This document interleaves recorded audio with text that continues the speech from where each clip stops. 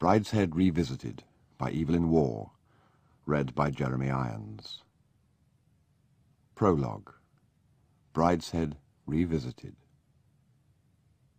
When I reached C Company lines, which were at the top of the hill, I paused and looked back at the camp, just coming into full view below me through the grey mist of the early morning.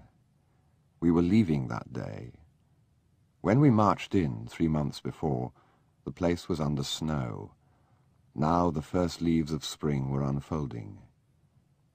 I had reflected then that whatever scenes of desolation lay ahead of us, I never feared one more brutal than this, and I reflected now that it had no single happy memory for me. Here love had died between me and the army. Here the tram lines ended, so that men returning fuddled from Glasgow could doze in their seats until roused by their journey's end. There was some way to go from the tram stop to the army gates, 1/4 of a mile in which they could button their blouses and straighten their caps before passing the guard-room, 1/4 of a mile in which concrete gave place to grass at the road's edge. This was the extreme limit of the city. Here the close, homogeneous territory of housing estates and cinemas ended, and the hinterland began. The camp stood where, until quite lately, had been pasture and ploughland. The farmhouse still stood in a fold of the hill and had served us for battalion offices. Ivy still supported part of what had once been the walls of a fruit garden. 1/2 an acre of mutilated old trees behind the wash-houses survived of an orchard. The place had been marked for destruction before the army came to it. Had there been another year of peace, there would have been no farmhouse, no wall, no apple trees.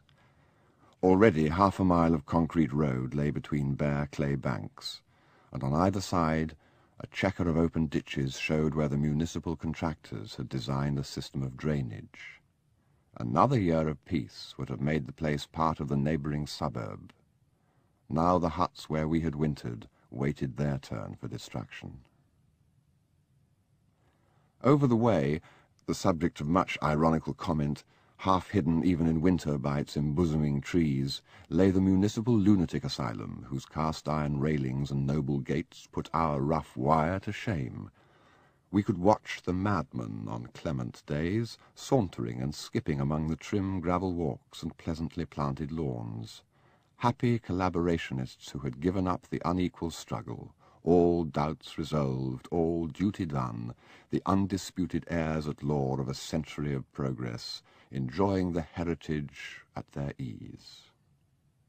As we marched past, the men used to shout greetings to them through the railings.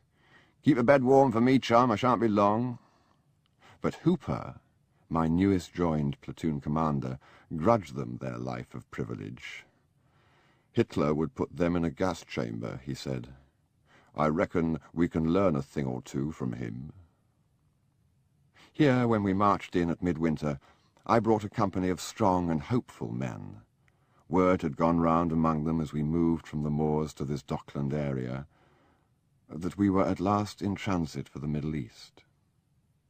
As the days passed, and we began clearing the snow and levelling a parade ground, I saw their disappointment change to resignation. They snuffed the smell of the fried fish shops and cocked their ears to familiar peacetime sounds of the works sirens and the dance-hall band. On off days they slouched now at street corners and sidled away at the approach of an officer for fear that by saluting they would lose face with their new mistresses. In the company office there was a crop of minor charges and requests for compassionate leave. While it was still half light, day began with the whine of the malingerer and the glum face and fixed eye of the man with a grievance. And I, who by every precept should have put heart into them, how could I help them, who could so little help myself? Here the colonel under whom we had formed was promoted out of our sight and succeeded by a younger and less lovable man, cross-posted from another regiment. There were few left in the mess now of a batch of volunteers who trained together at the outbreak of war. One way and another they were nearly all gone. Some had been invalided out, Some promoted to other battalions, some posted to staff jobs, some had volunteered for special service, one had got himself killed on a field firing range, one had been court-martialed, and their places were taken by conscripts. The wireless played incessantly in the anteroom nowadays, and much beer was drunk before dinner. It was not as it had been. Here, at the age of 39, I began to be old. I felt stiff and weary in the evenings, and reluctant to go out of camp. I developed proprietary claims to certain chairs and newspapers. I regularly drank 3 glasses of gin before dinner, never more or less, and went to bed immediately after the 9 o'clock news. I was always awake and fretful an hour before Reveille. Here my last love had died. There was nothing remarkable in the manner of its death. One day, not long before this last day in camp, as I lay awake before Reveille in the Nissen hut, gazing into the complete blackness amid the deep breathing and muttering of the 4 other occupants, turning over in my mind what I had to do that day, had I put in the names of 2 corporals for the weapon training course? Should I again have the largest number of men overstaying their leave in the batch due back that day? Could I trust Hooper to take the candidates' class out map reading?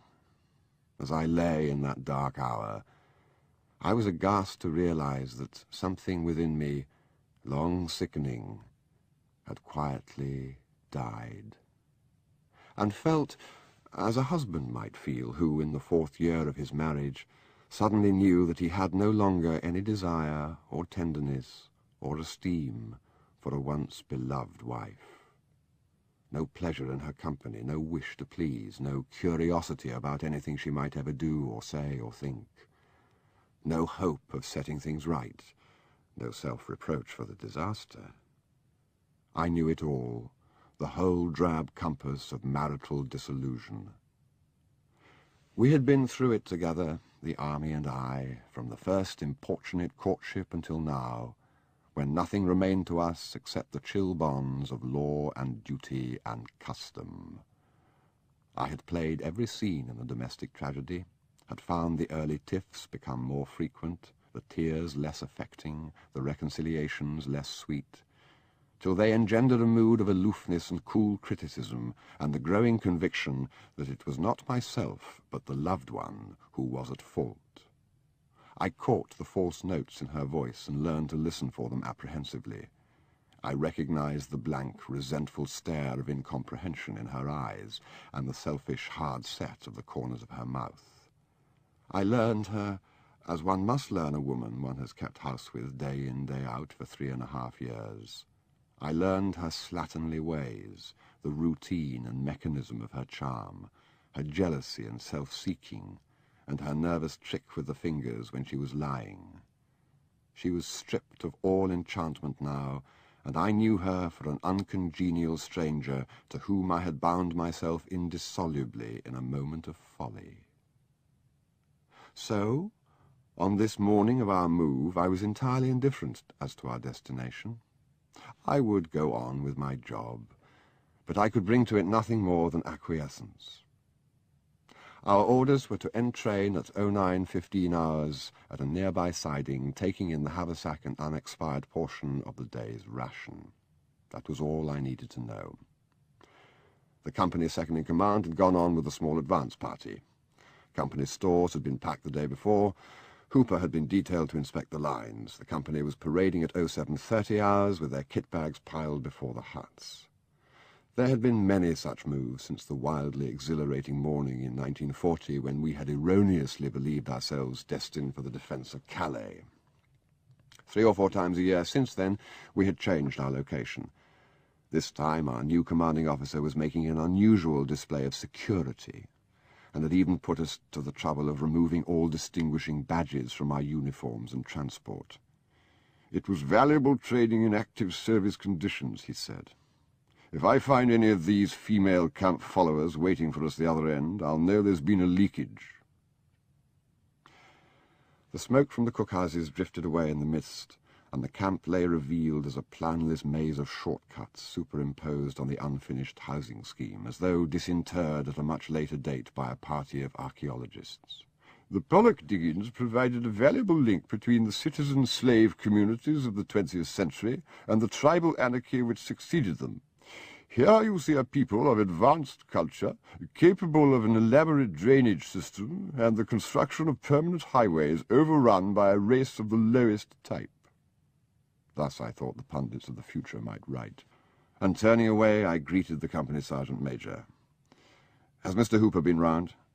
"Haven't seen him this morning at all, sir."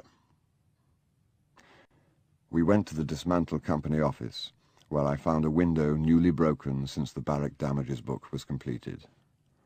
"Wind in the night, sir," said the sergeant major. All breakages were thus attributable, or to sapper's demonstration, sir. Hooper appeared. He was a sallow youth, with hair combed back without parting from his forehead, and a flat Midland accent. He had been in the company 2 months. The troops did not like Hooper because he knew too little about his work and would sometimes address them individually as George at stand-easies. But I had a feeling which almost amounted to affection for him, largely by reason of an incident on his first evening in mess. The new colonel had been with us less than a week at the time, and we had not yet taken his measure. He had been standing rounds of gin in the ante-room and was slightly boisterous when he first took notice of Hooper. "That young officer is one of yours, isn't he, Ryder?" he said to me. "His hair wants cutting." "It does, sir," I said. "It did. I'll see that it's done." The colonel drank more gin and began to stare at Hooper, saying audibly, "My God, the officers they send us now." Hooper seemed to obsess the colonel that evening. After dinner, he suddenly said very loudly, "In my late regiment, if a young officer turned up like that, the other subalterns would bloody well have cut his hair for him."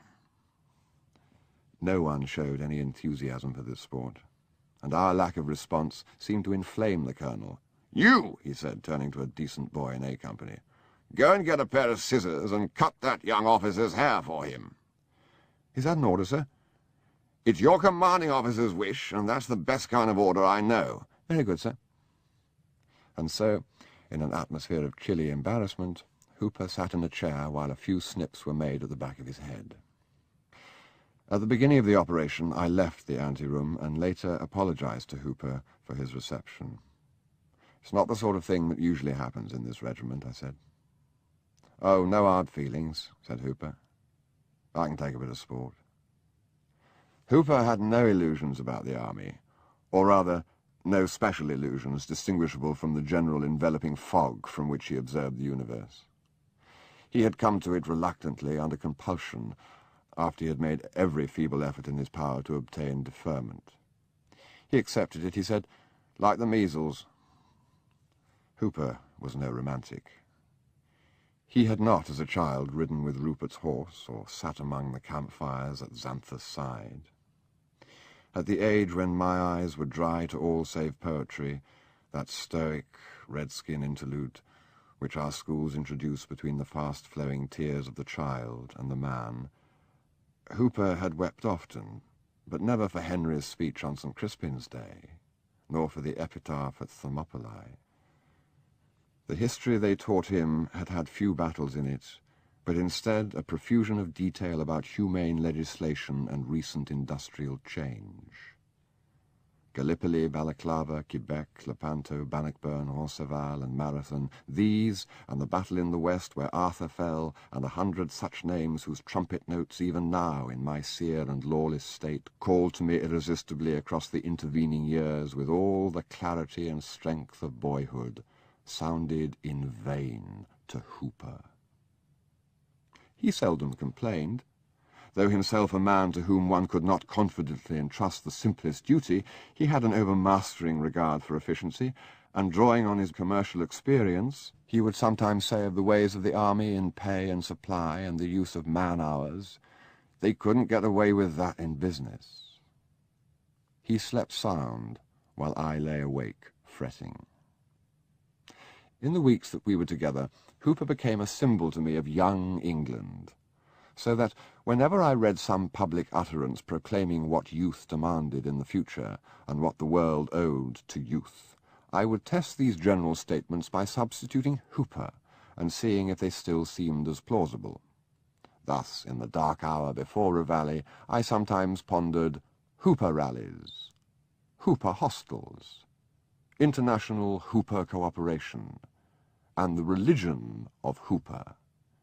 He was the acid test of all these alloys. So far as he had changed at all, he was less soldierly now than when he arrived from his OCTU. This morning, laden with full equipment, he looked scarcely human. He came to attention with a kind of shuffling dance step, and spread the wool-gloved palm across his forehead. "I want to speak to Mr. Hooper, Sergeant Major." "Well, where the devil have you been? I told you to inspect the lines." "Am I late? Sorry. Had a rush getting my gear together." "That's what you have a servant for." "Well, I suppose it is, strictly speaking. But you know how it is. He had all his own stuff to do. If you get on the wrong side of these fellows, they take it out of you in other ways. Well, go and inspect the lines now." "Rightio. And for Christ's sake, don't say rightio." "Sorry. I do try to remember. It just slips out." When Hooper left, the Sergeant Major returned. "CO just coming up the path, sir," he said. I went out to meet him. There were beads of moisture on the hog bristles of his little red moustache. "Well, everything's squared up here?" "Yes, I think so, sir." "Think so? You ought to know." His eyes fell on the broken window. "Has that been entered into the barrack damages?" "Not yet, sir." "Not yet? I wonder when it would have been if I hadn't seen it." He was not at ease with me, and much of his bluster rose from timidity, but I thought none the better of it for that. He led me behind the huts to a wire fence which divided my area from the carrier platoons, skipped briskly over, and made for an overgrown ditch and bank which had once been a field boundary on the farm. Here he began grubbing with his walking-stick like a truffling pig, and presently gave a cry of triumph. He had disclosed one of those deposits of rubbish which are dear to the private soldier's sense of order: the head of a broom, the lid of a stove, a bucket rusted through, a sock, a loaf of bread lay under the dock and nettle among cigarette packets and empty tins. "Look at that," said the commanding officer. "Fine impression that gives the regiment taking over from us." "Oh, that's bad, sir," I said. "It's a disgrace. See, everything there is burned before you leave camp." "Very good, sir. Sergeant Major, send over to the carrier platoon and tell Captain Brown that the CO wants this ditch cleared up." I wondered whether the colonel would take this rebuff. So did he. He stood a moment irresolutely prodding the muck in the ditch. Then he turned on his heel and strode away.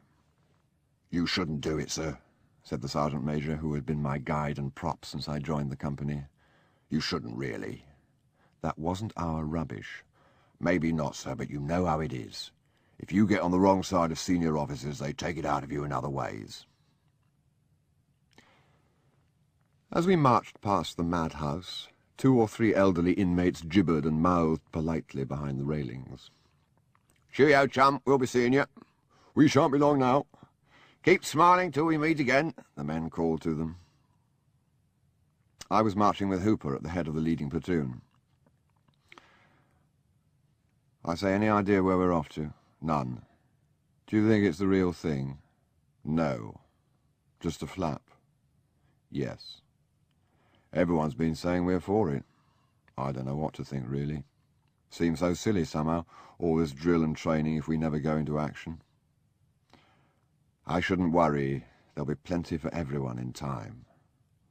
"Oh, I don't want much, you know. Just enough to say I've been in it." A train of antiquated coaches was waiting for us at the siding. An RTO was in charge. A fatigue party was loading the last of the kit bags from the trucks to the luggage vans. In half an hour we were ready to start, and in an hour we started.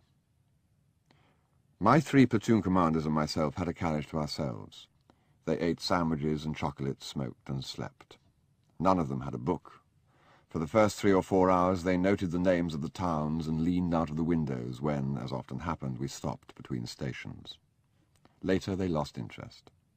At midday and again at dark, some tepid cocoa was ladled from a container into our mugs. The train moved slowly south through flat, drab, mainline scenery. The chief incident in the day was the CO's order group. We assembled in his carriage, at the summons of an orderly, and found him and the adjutant wearing their steel helmets and equipment. The first thing he said was, "This is an order group. I expect you to attend properly dressed. The fact that we happen to be in a train is immaterial." I thought he was going to send us back, but after glaring at us, he said, "Sit down. The camp was left in a disgraceful condition. Wherever I went, I found evidence that officers are not doing their duty. The state in which a camp is left is the best possible test of the efficiency of regimental officers. It is on such matters that the reputation of a battalion and its commander rests, and—" He did in fact say this, or am I finding words for the resentment in his voice and eye? I think he left it unsaid. "I do not intend to have my professional reputation compromised by the slackness of a few temporary officers." We sat with our notebooks and pencils, waiting to take down the details of our next jobs. A more sensitive man would have seen that he had failed to be impressive. Perhaps he saw, for he added in a petulant schoolmasterish way, "All I ask is loyal cooperation." Then he referred to his notes and read, "Orders. Information. The battalion is now in transit between location A and location B. This is a major L of C and is liable to bombing and gas attack from the enemy. Intention. I intend to arrive at location B. Method. Train will arrive at destination at approximately 23:15 hours," and so on. The sting came at the end under the heading Administration. C Company, less 1 platoon, was to unload the train on arrival at the siding where 3 3-tonners would be available for moving all stores to a battalion dump in the new camp. Work would continue until completed. The remaining platoon was to find a guard on the dump and perimeter sentries for the camp area. "Any questions?" "Can we have an issue of cocoa for the working party?" "No. Any more questions?" When I told the Sergeant Major of these orders, he said, "Poor old C Company. Struck unlucky again." And I knew this to be a reproach for my having antagonized the commanding officer. I told the platoon commanders. "I say," said Hooper, "it makes it awfully awkward with the chaps. They'll be fairly browned off. He always seems to pick on us for the dirty work. You'll do guard. Okie doke. But I say, how am I to find the perimeter in the dark?" Shortly after blackout, we were disturbed by an orderly making his way lugubriously down the length of the train with a rattle. One of the more sophisticated sergeants called out, "Deuxième service?"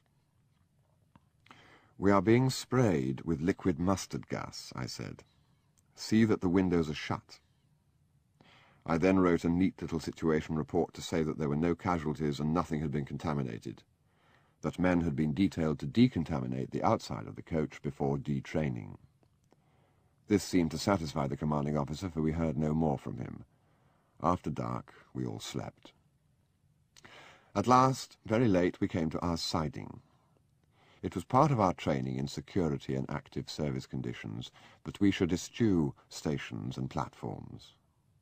The drop from the running board to the cinder track made for disorder and breakages in the darkness. "Fallen on the road below the embankment. C Company seem to be taking their time as usual, Captain Ryder." "Yes, sir, we're having a little difficulty with the bleach." "Bleach?" "For decontaminating the outside of the coaches, sir." "Oh, very conscientious, I'm sure. Skip it and get a move on." By now my half-awake and sulky men were clattering into shape on the road. Soon Hooper's platoon had marched off into the darkness. I found the lorries, organized lines of men to pass the stores from hand to hand down the steep bank, and presently, as they found themselves doing something with an apparent purpose in it, they got more cheerful. I handled stores with them for the first half-hour, then broke off to meet the company second-in-command, who came down with the first returning truck. "It's not a bad camp," he reported. "Big private house with 2 or 3 lakes. Looks as if we might get some duck if we're lucky. Village with 1 pub and a post office. No town within miles. I've managed to get a hut between the 2 of us." By 4 in the morning the work was done. I drove in the last lorry through tortuous lanes where the overhanging boughs whipped the windscreen. Somewhere we left the lane and turned into a drive. Somewhere we reached an open space where two drives converged, and a ring of storm lanterns marked the heap of stores. Here we unloaded the truck, and at long last followed the guides to our quarters, under a starless sky, with a fine drizzle of rain beginning now to fall. I slept until my servant called me, rose wearily, dressed and shaved in silence. It was not till I reached the door that I asked the second-in-command, "What's this place called?" He told me, and on the instant it was as though someone had switched off the wireless, and a voice that had been bawling in my ears incessantly, fatuously, for days beyond number, had been suddenly cut short. An immense silence followed, empty at first, but gradually, as my outraged sense regained authority, full of a multitude of sweet and natural and long-forgotten sounds. For he had spoken a name that was so familiar to me, a conjurer's name of such ancient power, that at its mere sound the phantoms of those haunted late years began to take flight. Outside the hut I stood bemused. The rain had ceased, but the clouds hung low and heavy overhead. It was a still morning, and the smoke from the cookhouse rose straight to the leaden sky. A cart track, once metalled, then overgrown, now rutted and churned to mud, followed the contour of the hillside and dipped out of sight below a knoll, and on either side of it lay the haphazard litter of corrugated iron, from which rose the rattle and chatter and whistling and catcalls, all the zoo noises of the battalion beginning a new day. Beyond and about us, more familiar still, lay an exquisite man-made landscape. It was a sequestered place, enclosed and embraced in a single winding valley. Our camp lay along one gentle slope. Opposite us the ground led, still unravished, to the neighbourly horizon, and between us flowed a stream. It was named the Bride, and rose not 2 miles away, at a farm called Bride Springs, where we used sometimes to walk to tea. It became a considerable river lower down before it joined the Avon, which had been dammed here to form 3 lakes, one no more than a wet slate among the reeds, but the others more spacious, reflecting the clouds and the mighty beeches at their margin. The woods were all of oak and beech, the oak grey and bare, the beech faintly dusted with green by the breaking buds. They made a simple, carefully designed pattern with the green glades and the wide green spaces. Did the fallow deer graze here still? And lest the eye wander aimlessly, a Doric temple stood by the water's edge, and an ivy-grown arch spanned the lowest of the connecting weirs. All this had been planned and planted a century and a half ago, so that, at about this date, it might be seen in its maturity. From where I stood, the house was hidden by a green spur, but I knew well how and where it lay, couched among the lime trees, like a hind in the bracken. Hooper came sidling up and greeted me with his much-imitated but inimitable salute. His face was grey from his night's vigil, and he had not yet shaved. "B Company relieved us. I've sent the chaps off to get cleaned up." "Good. The house is up there round the corner." "Yes," I said. "Brigade headquarters are coming here next week. Great barrack of a place. I've just had a snoop round. Very ornate, I call it. It's a queer thing, there's a sort of R.C. church attached. I looked in, and there was a kind of service going on. Just a padre and one old man. I felt very awkward. More in your line than mine." Perhaps I seemed not to hear.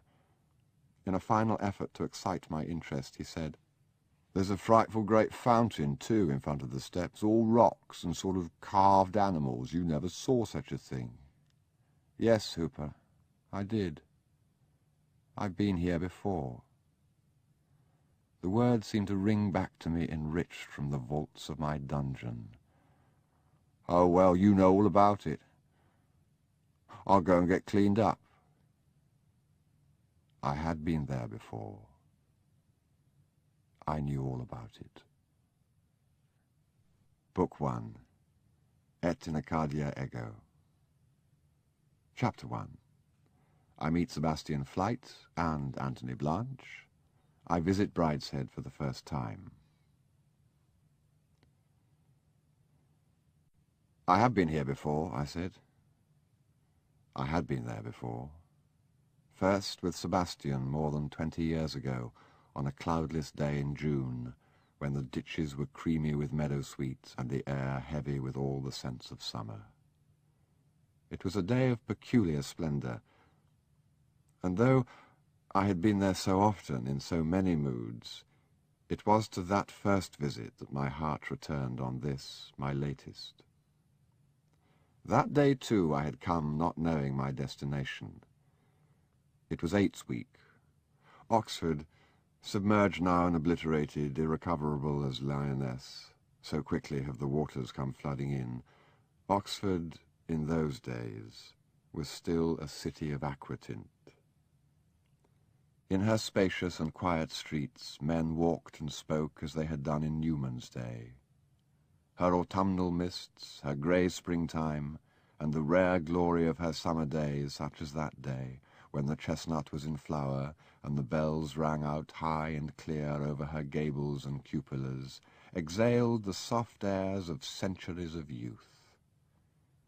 It was this cloistral hush which gave our laughter its resonance, and carried it still, joyously, over the intervening clamour. Here, discordantly, in Eights Week, came a rabble of womankind, some 100 strong, twittering and fluttering over the cobbles and up the steps, sightseeing and pleasure-seeking, drinking claret cup, eating cucumber sandwiches, pushed in punts about the river, herded in droves to the college barges.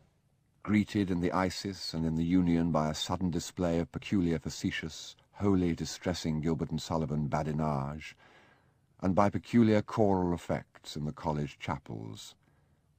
Echoes of the intruders penetrated every corner, and in my own college was no echo but an original fount of the grossest disturbance. We were giving a ball.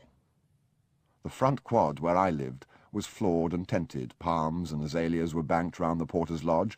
Worst of all, the Don who lived above me, a mouse of a man connected with the natural sciences, had lent his rooms for a lady's cloak-room, and a printed notice proclaiming this outrage hung not 6 inches from my oak. No one felt more strongly about it than my scout. "Gentlemen who haven't got ladies are asked as far as possible to take their meals out in the next few days," he announced despondently. "Will you be lunching in?" "No, Lunt." "So as to give the servants a chance, they say. What a chance! I've got to buy a pin-cushion for the ladies' cloak-room. What do they want with dancing? I don't see the reason in it. There never was dancing before in Eights Week. Commem now is another matter, being in vacation, but not in Eights Week. As if teas and the river wasn't enough. If you ask me, so it's all on account of the war. It couldn't have happened but for that." For this was 1923, and for Lunt, as for thousands of others, things could never be the same as they had been in 1914. "Now wine in the evening," he continued, as was his habit half in and half out of the door, "or 1 or 2 gentlemen to lunch, there's reason in, but not dancing. It all came in with the men back from the war. They were too old and they didn't know and they wouldn't learn, that's the truth. And there's some even goes dancing with the town at the Masonic, but the proctors will get them, you'll see. Well, here's Lord Sebastian. I mustn't stand here talking when there's pin-cushions to get." Sebastian entered. Dove-grey flannel, white crepe-de-chine shirt, a Charvet tie, my tie as it happened, a pattern of postage stamps. "Charles, what in the world's happening at your college? Is there a circus? I've seen everything except elephants. I must say the whole of Oxford has become most peculiar suddenly. Last night it was pullulating with women. You're to come away at once, out of danger. I've got a motor car and a basket of strawberries and a bottle of Chateau Paraguay, which isn't a wine you've ever tasted, so don't pretend. It's heaven with strawberries. Where are we going? To see a friend. Who? Name of Hawkins.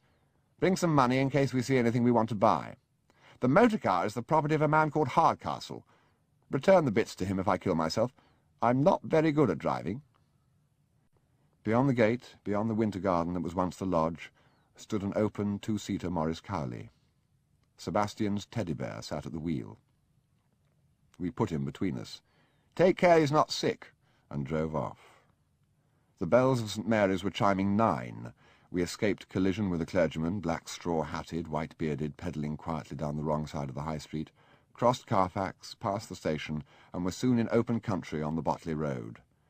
Open country was easily reached in those days. "Isn't it early?" said Sebastian. "The women are still doing whatever women do to themselves before they come downstairs. Sloth has undone them. We're away. God bless Hardcastle, whoever he may be. He thought he was coming with us. Sloth undid him too. Well, I did tell him 10. He's a very gloomy man in my college. He leads a double life, at least I assume he does. He couldn't go on being Hardcastle day and night, always, could he? Or he'd die of it. He says he knows my father, which is impossible. Why? No one knows, Papa. He's a social leper, hadn't you heard?" "It's a pity neither of us can sing," I said. At Swindon we turned off the main road, and as the sun mounted high, we were among dry stone walls and ashlar houses. It was about 11 when Sebastian, without warning, turned the car into a cart track and stopped. It was hot enough now to make us seek the shade. On a sheep-cropped knoll, under a clump of elms, we ate the strawberries and drank the wine. As Sebastian promised, they were delicious together, and we lit fat Turkish cigarettes and lay on our backs. Sebastian's eyes on the leaves above him, mine on his profile, while the blue-grey smoke rose, untroubled by any wind, to the blue-green shadows of the foliage, and the sweet scent of tobacco merged with the sweet summer scents around us, and the fumes of the sweet golden wine seemed to lift us a finger's breadth above the turf and hold us suspended. "Just the place to bury a crock of gold," said Sebastian. "I should like to bury something precious in every place where I've been happy, and then, when I was old and ugly and miserable, I could come back and dig it up and remember." This was my 3rd term since matriculation, but I date my Oxford life from my first meeting with Sebastian, which had happened by chance in the middle of the term before. We were in different colleges and came from different schools. I might well have spent my 3 or 4 years in the university and never met him, but for the chance of his getting drunk one evening in my college, and of my having ground-floor rooms in the front quadrangle. I had been warned against the dangers of these rooms by my cousin Jasper, who, alone when I first came up, thought me a suitable subject for detailed guidance. My father offered me none. Then, as always, he eschewed serious conversation with me. It was not until I was within a fortnight of going up that he mentioned the subject at all. Then he said, shyly and rather slyly, "I've been talking about you. I met your future warden at the Athenaeum. I wanted to talk about Etruscan notions of immortality. He wanted to talk about extension lectures for the working class, so we compromised and talked about you. I asked him what your allowance should be. He said, 300 a year. On no account give him more. That's all most men have." I thought that a deplorable answer. I had more than most when I was up, and my recollection is that nowhere else in the world, and at no other time, do a few £100, one way or the other, make so much difference to one's importance and popularity. "I toyed with the idea of giving you 600, said my father, snuffling a little as he did when he was amused. "But I reflected that, should the warden come to hear of it, it might sound deliberately impolite. So I shall give you 550. I thanked him. "Yeah, it's indulgent of me, but it comes out of capital, you know. I suppose this is the time I should give you advice. I never had any myself, except once from your cousin Alfred. Do you know, in the summer before I was going up, your cousin Alfred rode over to Bourton especially to give me a piece of advice? Do you know what that advice was? 'Ned,' he said, 'there's one thing I must beg of you. Always wear a tall hat on Sundays during term.' It is by that, more than anything, that a man is judged. And you know, continued my father, snuffling deeply, I always did. Some men did, some didn't. I never saw any difference between them or heard it commented on, but I always wore mine. It only shows what effect judicious advice can have, properly delivered at the right moment. I wish I had some for you, but I haven't. My cousin Jasper made good the loss. He was the son of my father's elder brother, to whom he referred more than once, often half facetiously, as the head of the family. He was in his 4th year, and the term before had come within appreciable distance of getting his rowing blue. He was secretary of the Canning and president of the JCR, a considerable person in college. He called on me formally during my first week and stayed to tea. He ate a very heavy meal of honey buns, anchovy toast, and Fuller's walnut cake. Then he lit his pipe and, lying back in the basket chair, laid down the rules of conduct which I should follow. He covered most subjects. Even today I could repeat much of what he said word for word. You're reading history? A perfectly respectable school. The very worst is English literature, and the next worst is modern greats. You want either a first or a fourth. There's no value in anything in between. Time spent on a good second is time thrown away. You should go to the best lectures, Arkwright on Demosthenes, for instance, irrespective of whether they're in your school or not. The clothes. Dress as you do in a country house. Never wear a tweed coat and flannel trousers, always a suit. And go to a London tailor. You get a better cut and longer credit. Clubs. Join the Carlton now and the Grid at the beginning of your 2nd year.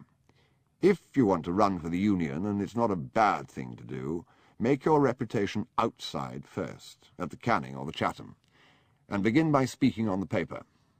Keep clear of Boar's Hill. The sky over the opposing gables glowed and then darkened. I put more coal on the fire and turned on the light, revealing in their respectability his London-made +4s and his Leander tie. Don't treat dons like schoolmasters. Treat them as you would the vicar at home. You'll find you spend half your 2nd year shaking off the undesirable friends you made in your 1st. Beware of the Anglo-Catholics. They're all sodomites with unpleasant accents. In fact, steer clear of all the religious groups. They do nothing but harm. Finally, just as he was going, he said, one last point. Change your rooms. They were large, with deeply recessed windows and painted 18th century panelling. I was lucky as a freshman to get them. I've seen many a man ruined through having ground-floor rooms in the front quad, said my cousin with deep gravity. People start dropping in. They leave their gowns here and come and collect them before hall. You start giving them sherry. Before you know where you are, you've opened a free bar for all the undesirables of the college. I do not know that I ever consciously followed any of his advice. I certainly never changed my rooms. There were gillyflowers growing below the windows, which on summer evenings filled them with fragrance. It is easy, retrospectively, to endow one's youth with a false precocity or a false innocence, to tamper with the dates marking one's stature on the edge of the door. I should like to think, indeed, I sometimes do think, that I decorated these rooms with Morris stuffs and Arundel prints, and that my shelves were filled with 17th century folios and French novels of the Second Empire in Russia leather and watered silk, but this was not the truth. On my first afternoon, I proudly hung a reproduction of Van Gogh's Sunflowers over the fire and set up a screen painted by Roger Fry with a Provençal landscape, which I had bought inexpensively when the Amiga workshops were sold up. I displayed also a poster by McKnight Kauffer and rhyme sheets from the poetry bookshop, and most painful to recall, a porcelain figure of Polly Peachum which stood between black tapers on the chimney-piece. My books were meagre and commonplace. Roger Fry's Vision and Design, the Medici Press edition of A Shropshire Lad, Eminent Victorians, some volumes of Georgian poetry, Sinister Street and South Wind. And my earliest friends fitted well into this background. They were Collins, a Wykehamist, an embryo Don, a man of solid reading and childlike humour, and a small circle of college intellectuals who maintained a middle course of culture between the flamboyant aesthetes and the proletarian scholars who scrambled fiercely for facts in the lodging-houses of the Iffley Road and Wellington Square. It was by this circle that I found myself adopted during my first term. They provided the kind of company I had enjoyed in the sixth form at school, for which the sixth form had prepared me, but even in the earliest days, when the whole business of living at Oxford with rooms of my own and my own cheque-book was a source of excitement, I felt at heart that this was not all which Oxford had to offer. At Sebastian's approach, these grey figures seemed quietly to fade into the landscape and vanish like Highland sheep in the misty heather. Collins had exposed the fallacy of modern aesthetics to me. The whole argument from significant form stands or falls by volume. If you allow Cézanne to represent a third dimension on his two-dimensional canvas, then you must allow Landseer his gleam of loyalty in the spaniel's eye. But it was not until Sebastian, idly turning the page of Clive Bell's art, read, "Does anyone feel the same kind of emotion for a butterfly or a flower that he feels for a cathedral or a picture? Yes, I do," that my eyes were opened. I knew Sebastian by sight long before I met him. That was unavoidable, for from his first week he was the most conspicuous man of his year by reason of his beauty, which was arresting, and his eccentricities of behaviour, which seemed to know no bounds. My first sight of him was in the door of Germa's, and on that occasion I was struck less by his looks than by the fact that he was carrying a large teddy-bear. "That," said the barber, as I took his chair, "was Lord Sebastian Flight, a most amusing young gentleman." "Apparently," I said coldly. "The Marquis of Marchmain's second boy. His brother, the Earl of Brideshead, went down last term. Now, he was very different, a very quiet gentleman, quite like an old man. What do you suppose Lord Sebastian wanted? A hairbrush for his teddy-bear. It had to have very stiff bristles, not, Lord Sebastian said, to brush him with, but to threaten him with a spanking when he was sulky. He brought a very nice one with an ivory back, and he's having Aloysius engraved on it. That's the bear's name." The man who in his time had had ample chance to tire of undergraduate fantasy was plainly captivated.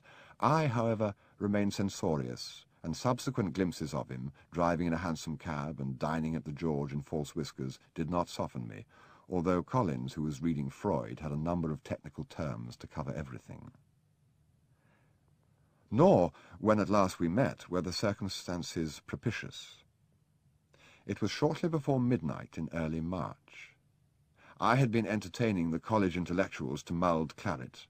The fire was roaring, the air in my room heavy with smoke and spice, and my mind weary with metaphysics. I threw open my windows, and from the quad outside came the not uncommon sounds of bibulous laughter and unsteady steps. A voice said, "Hold up," and another, "Come on," another, "Plenty of time, ours till Tom stops ringing," and another, clearer than the rest, "Do you know, I feel most unaccountably unwell. I must leave you a minute." And there appeared at my window the face I knew to be Sebastian's, but not, as I had formerly seen it, alive and alight with gaiety. He looked at me for a moment with unfocused eyes, and then, leaning forward well into the room, he was sick. It was not unusual for dinner parties to end in that way. There was, in fact, a recognized tariff for the Scout on such occasions. We were all learning by trial and error to carry our wine. There was also a kind of insane and endearing orderliness about Sebastian's choice, in his extremity, of an open window. But, when all is said, it remained an unpropitious meeting. His friends bore him to the gate, and in a few minutes his host, an amiable Etonian of my year, returned to apologize. He, too, was tipsy, and his explanations were repetitive, and towards the end, tearful. "The wines were too various," he said. "It was neither the quality nor the quantity that was at fault, it was the mixture. Grasp that, and you have the root of the matter. To understand all is to forgive all." "Yes," I said. But it was with a sense of grievance that I faced Lunt's reproaches next morning. "A couple of jugs of mild claret between the five of you," Lunt said, "and this had to happen. Couldn't even get to the window. Those that can't keep it down are better without it." "It wasn't one of my party, it was someone from out of college." "Well, it's just as nasty clearing it up, whoever it was." There's 5 shillings on the sideboard. So I saw, and thank you, but I'd rather not have the money and not have the mess any morning. I took my gown and left him to his task. I still frequented the lecture room in those days, and it was after 11 when I returned to college. I found my room full of flowers. What looked like, and in fact was, the entire day's stock of a market stall stood in every conceivable vessel in every part of the room. Lunt was secreting the last of them in brown paper preparatory to taking them home. Lunt, what is all this? The gentleman from last night, sir. He left a note for you. The note was written in Conte crayon on a whole sheet of my choice Watman HP drawing paper. I am very contrite. Aloysius won't speak to me until he sees I am forgiven, so please come to luncheon today. Sebastian Flight. It was typical of him, I reflected, to assume I knew where he lived, but then I did know. A most amusing gentleman. I'm sure it's quite a pleasure to clean up after him. I take it you're lunching out, sir? I told Mr. Collins and Mr. Partridge so. They wanted to have their commons in here with you. Yes, Lunt, lunching out. That luncheon party, for party it proved to be, was the beginning of a new epoch in my life. I went there uncertainly, for it was foreign ground, and there was a tiny, priggish warning voice in my ear, which in the tones of Collins told me it was seemly to hold back. But I was in search of love in those days, and I went full of curiosity, and of the faint, unrecognized apprehension that here, at last, I should find that low door in the wall, which others, I knew, had found before me, which opened on an enclosed and enchanted garden, which was somewhere, not overlooked by any window, in the heart of that great city. Sebastian lived at Christchurch, high in meadow buildings. He was alone when I came, peeling a plover's egg taken from a large nest of moss in the centre of his table. "I've just counted them," he said. "There were 5 each and 2 over, so I'm having the 2. I'm unaccountably hungry today. I put myself unreservedly in the hands of Dolbear and Goodall, and feel so drugged that I've begun to believe the whole of yesterday evening was a dream. Please don't wake me up." He was entrancing, with that epicene beauty which in extreme youth sings aloud for love, and withers at the first cold wind. His room was filled with a strange jumble of objects, a harmonium in a Gothic case, an elephant's foot waste-paper basket, a dome of wax fruit, 2 disproportionately large Sèvres vases, framed drawings by Daumier, made all the more incongruous by the austere college furniture and the large luncheon table. His chimney-piece was covered in cards of invitation from London hostesses. "That beast Hobson has put Aloysius next door," he said. "Perhaps it's as well, as there wouldn't have been any plover's eggs for him. Do you know, Hobson hates Aloysius. I wish I had a scout like yours. He was sweet to me this morning, where some people might have been quite strict." The party assembled. There were 3 Etonian freshmen, mild, elegant, detached young men who had all been to a dance in London the night before, and spoke of it as though it had been the funeral of a near but unloved kinsman. Each, as he came into the room, made first for the plover's eggs, then noticed Sebastian, and then myself, with a polite lack of curiosity which seemed to say we should not dream of being so offensive as to suggest that you never met us before. "The first this year," they said. "Where do you get 'em?" "Mummy sends 'em from Brideshead. They always lay early for her." When the eggs were gone, and we were eating the lobster Newburg, the last guest arrived. "My dear," he said, "I couldn't get away before. I was lunching with my preposterous tutor. He thought it very odd my leaving when I did. I told him I had to change for footer." He was tall, slim, rather swarthy, with large, saucy eyes. The rest of us wore rough tweeds and brogues. He had on a smooth chocolate-brown suit with loud white stripes, suede shoes, a large bow tie, and he threw off yellow wash-leather gloves as he came into the room. Part Gallic, part Yankee, part perhaps Jew. Wholly exotic. This, I did not need telling, was Anthony Blanche, the aesthete par excellence, a byword of iniquity from Cherwell Edge to Somerville. He had been pointed out to me often in the streets as he pranced along with his high peacock tread. I had heard his voice in the George challenging the conventions, and now, meeting him under the spell of Sebastian, I found myself enjoying him voraciously. After luncheon, he stood on the balcony with a megaphone which had appeared surprisingly among the bric-a-brac of Sebastian's room, and in languishing tones recited passages from the wasteland to the sweated and muffled throng that was on its way to the river. "I, Tiresias, have forsuffered all," he sobbed to them from the Venetian arches. "Enacted on this same divan or bed, I who have sat by Thebes below the wall, and walked among the lowest of the dead." And then, stepping lightly into the room, "How I have surprised them! All boatmen are great darlings to me." we sat on sipping Cointreau while the mildest and most detached of the Etonians sang "Home They Brought Her Warrior Dead" to his own accompaniment on the harmonium. It was 4 o'clock before we broke up. Anthony Blanche was the first to go. He took formal and complimentary leave of each of us in turn. To Sebastian he said, "My dear, I should like to stick you full of barbed arrows like a pincushion." And to me, "I think it's perfectly brilliant of Sebastian to have discovered you. Where do you lurk? I shall come down your burrow and chivvy you out like an old stoat." The others left soon after him. I rose to go with them, but Sebastian said, "Have some more Cointreau." So I stayed, and later he said, "I must go to the Botanical Gardens." "Why?" "To see the ivy." It seemed a good enough reason, and I went with him. He took my arm as we walked under the walls of Merton. "I've never been to the Botanical Gardens," I said. "Oh, Charles, what a lot you have to learn. There's a beautiful arch there, and more different kinds of ivy than I knew existed. I don't know where I should be without the Botanical Gardens." When at length I returned to my rooms and found them exactly as I had left them that morning, I detected a jejune air that had not irked me before. What was wrong? Nothing except the golden daffodils seemed to be real. Was it the screen? I turned it face to the wall. That was better.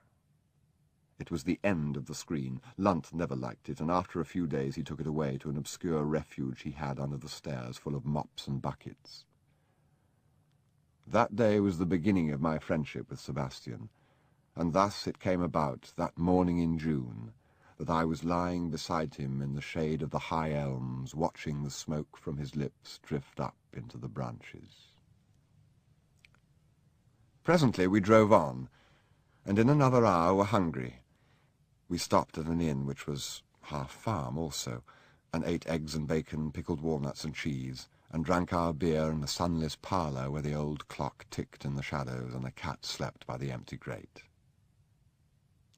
We drove on, and in the early afternoon came to our destination. Wrought iron gates and twin classical lodges on a village green, an avenue, more gates, open parkland, a turn in the drive, and suddenly a new and secret landscape opened before us. We were at the head of a valley, and below us, half a mile distant, grey and gold amid a screen of buskage, shone the dome and columns of an old house. "Well," said Sebastian, stopping the car. Beyond the dome lay receding steps of water, and round it, guarding and hiding it, stood the soft hills. "Well?" "What a place to live in," I said.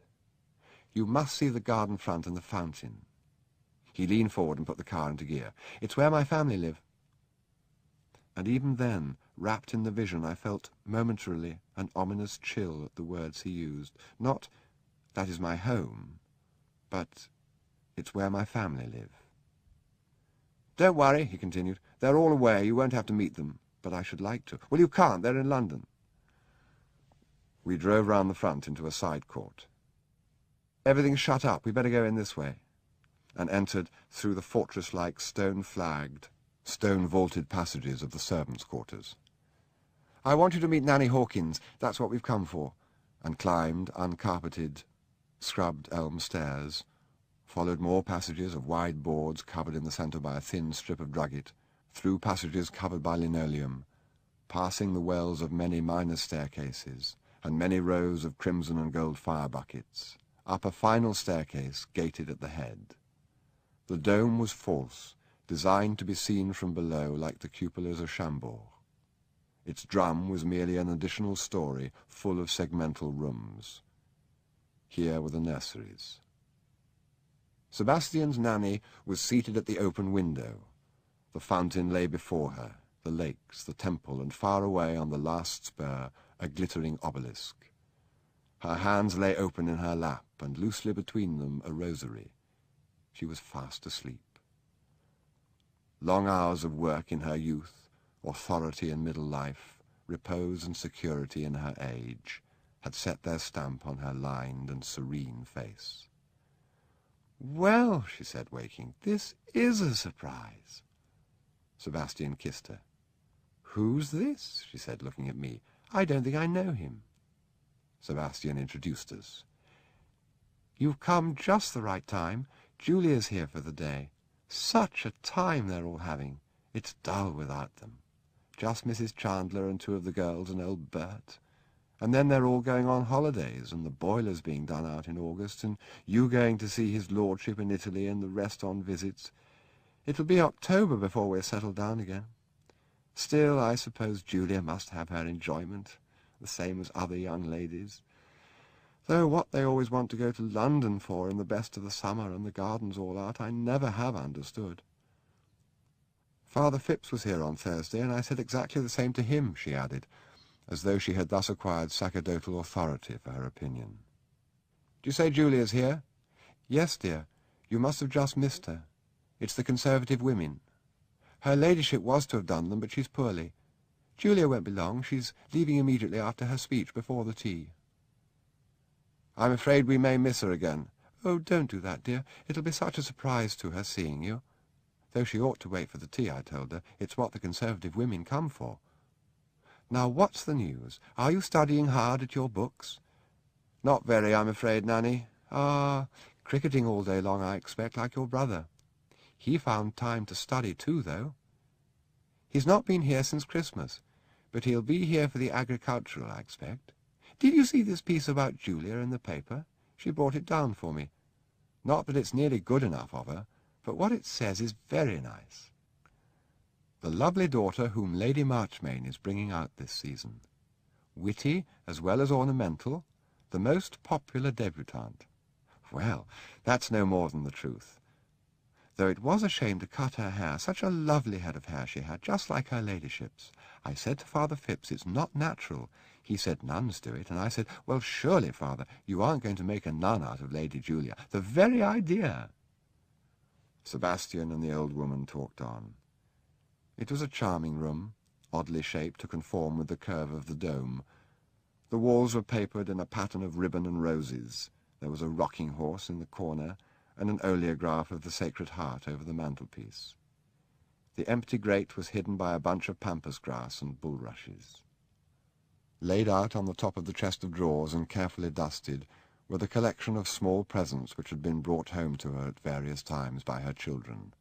Carved shell and lava, stamped leather, painted wood, china, bog oak, damascene silver, blue john, alabaster, coral, the souvenirs of many holidays. Presently, Nanny said, "Ring the bell, dear, and we'll have some tea. I usually go down to Mrs. Chandler, but we'll have it up here today. My usual girl has gone to London with the others. The new one is just up from the village. She didn't know anything at first, but she's coming along nicely. Ring the bell." But Sebastian said we had to go. "And Miss Julia, she will be upset when she hears. It would have been such a surprise for her." End of Side 1. Side 2. "Poor Nanny," said Sebastian when we left the nursery. "She does have such a dull life. I've a good mind to bring her here to Oxford to live with me, only she'd always be trying to send me to church. We must go quickly before my sister gets back." "Which are you ashamed of? her or me. I'm ashamed of myself, said Sebastian gravely. I'm not going to have you get mixed up with my family. They're so madly charming. All my life they've been taking things away from me. If they once got hold of you with their charm, they'd make you their friend, not mine, and I won't let them. All right, I said. I'm perfectly content. But am I not going to be allowed to see any more of the house? It's all shut up. We came to see Nanny. On Queen Alexandra's Day it's all open for a shilling. Well, come and look if you want to. He led me through a baize door into the dark corridor. I could dimly see a gilt cornice and vaulted plaster above. Then, opening a heavy, smooth-swinging mahogany door, he led me into a darkened hall. Light streamed through the cracks in the shutters. Sebastian unbarred one and folded it back. The mellow afternoon sun flooded in over the bare floor, the vast twin fireplaces of sculptured marble, the coved ceiling frescoed with classical deities and heroes, the gilt mirrors and scaglioli pilasters, the islands of sheeted furniture. It was a glimpse only, such as might be had from the top of an omnibus into a lighted ballroom. Then Sebastian quickly shut out the sun. You see, he said, it's like this. His mood had changed since we had drunk our wine under the elm trees, since we had turned the corner of the drive, and he said, well? You see, there's nothing to see. A few pretty things I'd like to show you one day, but not now. But there's the chapel. You must see that. It's a monument of Art Nouveau. The last architect to work at Brideshead had added a colonnade and flanking pavilions. One of these was the chapel. We entered it by the public porch. Another door led direct to the house. Sebastian dipped his fingers in the water stoop, crossed himself, and genuflected. I copied him. Why'd you do that? He asked crossly. Just good manners. Well, you needn't on my account. You wanted to do sightseeing. How about this? The whole interior had been gutted, elaborately refurnished and redecorated in the arts and crafts style of the last decade of the 19th century. Angels in printed cotton smocks, rambler roses, flower-spangled meadows, frisking lambs, texts in Celtic script, saints in armour covered the walls in an intricate pattern of clear, bright colours. There was a triptych of pale oak, carved so as to give it the peculiar property of seeming to have been moulded in plasticine. The sanctuary lamp and all the metal furniture were of bronze, hand-beaten to the patina of a pock-marked skin. The altar steps had a carpet of grass green, strewn with white and gold daisies. Golly, I said. It was Papa's wedding present to Mamma. Now, if you've seen enough, we'll go. On the drive, we passed a closed Rolls-Royce driven by a chauffeur. In the back was a vague, girlish figure who looked round at us through the window. Julia, said Sebastian, we only just got away in time. We stopped to speak to a man with a bicycle. That was old Bat, said Sebastian, and then were away, past the wrought iron gates, past the lodges, and out on the road heading back to Oxford. I'm sorry, said Sebastian after a time. I'm afraid I wasn't very nice this afternoon. Brideshead often has that effect on me. But I had to take you to see Nanny. Why, I wondered. But I said nothing. Sebastian's life was governed by a code of such imperatives. I must have pillar-box red pyjamas. I have to stay in bed until the sun works round to the windows. I've absolutely got to drink champagne tonight. Except it had quite the reverse effect on me. After a long pause, he said petulantly, I don't keep asking you questions about your family. Neither do I about yours. But you look inquisitive. Well, you're so mysterious about them. I hoped I was mysterious about everything. Perhaps I am rather curious about people's families. You see, it's not a thing I know about. There is only my father and myself. An aunt kept an eye on me for a time, but my father drove her abroad. My mother was killed in the war. Oh, how very unusual. She went to Serbia with the Red Cross. My father's been rather odd in the head ever since. He just lives alone in London with no friends and footles about collecting things. Sebastian said, You don't know what you've been saved. There are lots of us. Look them up in Brett. His mood was lightening now. The further we drove from Brideshead, the more he seemed to cast off his uneasiness, the almost furtive restlessness and irritability that had possessed him. The sun was behind us as we drove, so that we seemed to be in pursuit of our own shadows. "It's 5:30. We'll get to Godstow in time for dinner. Drink at the Trout, leave Hardcastle's motor car and walk back by the river. Wouldn't that be best?" That is the full account of my first brief visit to Brideshead. Could I have known then that it would one day be remembered with tears by a middle-aged captain of infantry? Chapter 2. My cousin Jasper's grand remonstrance, a warning against charm, Sunday morning in Oxford. Towards the end of that summer term I received the last visit and grand remonstrance of my cousin Jasper. I was just free of the schools, having taken the last paper of history previous on the afternoon before. Jasper's subfusk suit and white tie proclaimed him still in the thick of it. He had, too, the exhausted but resentful air of one who fears he has failed to do himself full justice on the subject of Pindar's orphism. Duty alone had brought him to my rooms that afternoon, at great inconvenience to himself and, as it happened, to me, who, when he caught me in the door, was on my way to make final arrangements about a dinner I was giving that evening. It was one of several parties designed to comfort Hardcastle, one of the tasks that had lately fallen to Sebastian and me, since, by leaving his car out, we had got him into grave trouble with the proctors. Jasper would not sit down. This was to be no cosy chat. He stood with his back to the fireplace and, in his own phrase, talked to me like an uncle. "I've tried to get in touch with you several times in the last week or two. In fact, I have the impression that you are avoiding me. If that is so, Charles, I can't say I'm surprised. You may think it none of my business, but I feel a sense of responsibility. You know as well as I do that since the war, your father has not really been in touch with things, lives in his own world. I don't want to sit back and see you making mistakes which a word in season might save you from. I expected you to make mistakes in your first year. We all do. I got in with some thoroughly objectionable OSCU men who ran a mission to hop-pickers during the long vac. But you, my dear Charles, whether you realize it or not, have gone straight, hook, line, and sinker, into the very worst set in the university. Now, you may think, living in digs, I don't know what goes on in college, but I hear things. In fact, I hear all too much. I find that I've become a figure of mockery on your account at the dining club. There's that chap Sebastian Flight you seem inseparable from. He may be all right, I don't know. His brother Brideshead was a very sound fellow, but this friend of yours looks odd to me, and he gets himself talked about. Of course, they're an odd family. The Marchmains have lived apart since the war, you know. An extraordinary thing.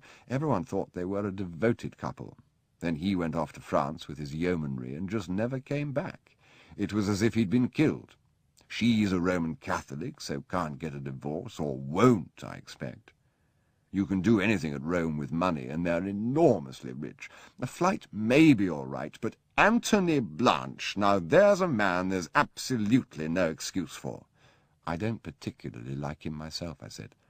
Well, he's always hanging around here, and the stiffer element in college don't like it. They can't stand him at the house. He was in Mercury again last night. None of these people you go about with pull any weight in their own colleges, and that's the real test.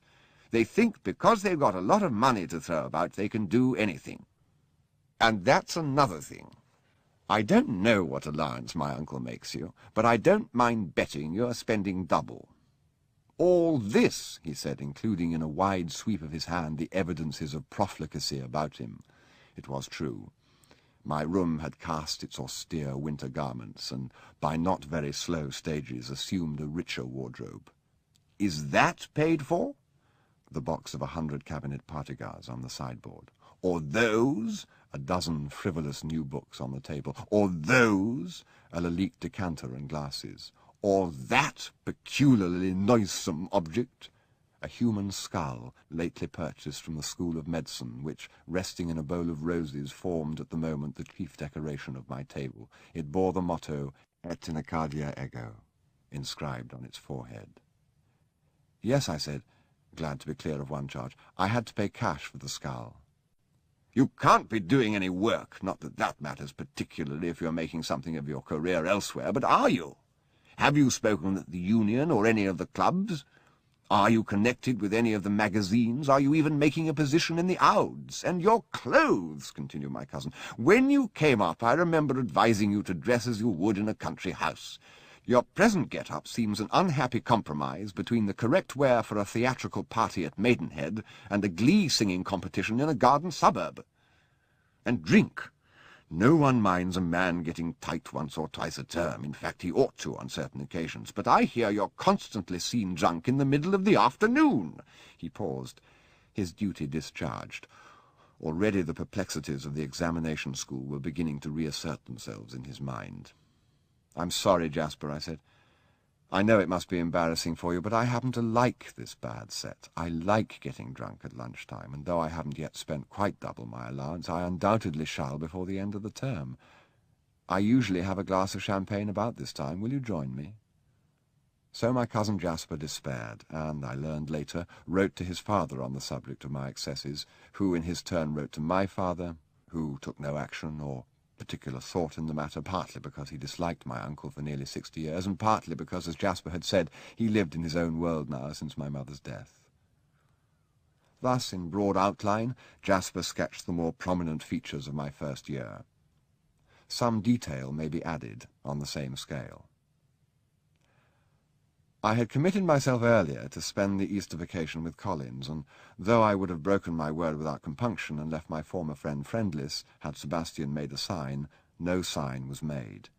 Accordingly, Collins and I spent several economical and instructive weeks together in Ravenna.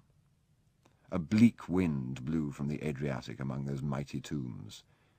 In an hotel bedroom designed for a warmer season, I wrote long letters to Sebastian and called daily at the post office for his answers.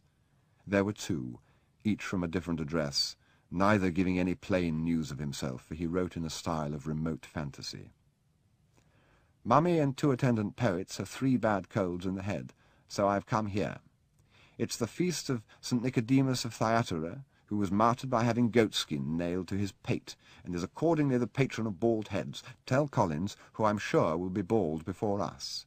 There are too many people here, but one, praise heaven, has an ear trumpet, and that keeps me in good humour. And now I must try to catch a fish. It's too far to send it to you, so I'll keep the backbone, which left me fretful. Collins made notes for a little thesis pointing out the inferiority of the original mosaics to their photographs. Here was planted the seed of what became his life's harvest. When, many years later, there appeared the first massive volume of his still unfinished work on Byzantine art, I was touched to find among 2 pages of polite preliminary acknowledgments of debt my own name. To Charles Ryder, with the aid of whose all-seeing eyes I first saw the mausoleum of Galla Placidia and San Vitale. I sometimes wonder whether, had it not been for Sebastian, I might have trodden the same path as Collins round the cultural water-wheel. My father, in his youth, sat for All Souls, and in a year of hot competition failed. Other successes and honours came his way later, but that early failure impressed itself on him, and through him on me, so that I came up with an ill-considered sense that there lay the proper and natural goal of the life of reason.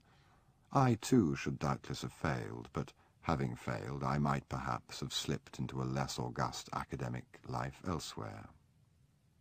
It is conceivable, but not, I believe, likely, for the hot spring of anarchy rose from depths where was no solid earth, and burst into the sunlight, a rainbow in its cooling vapours, with a power the rocks could not repress.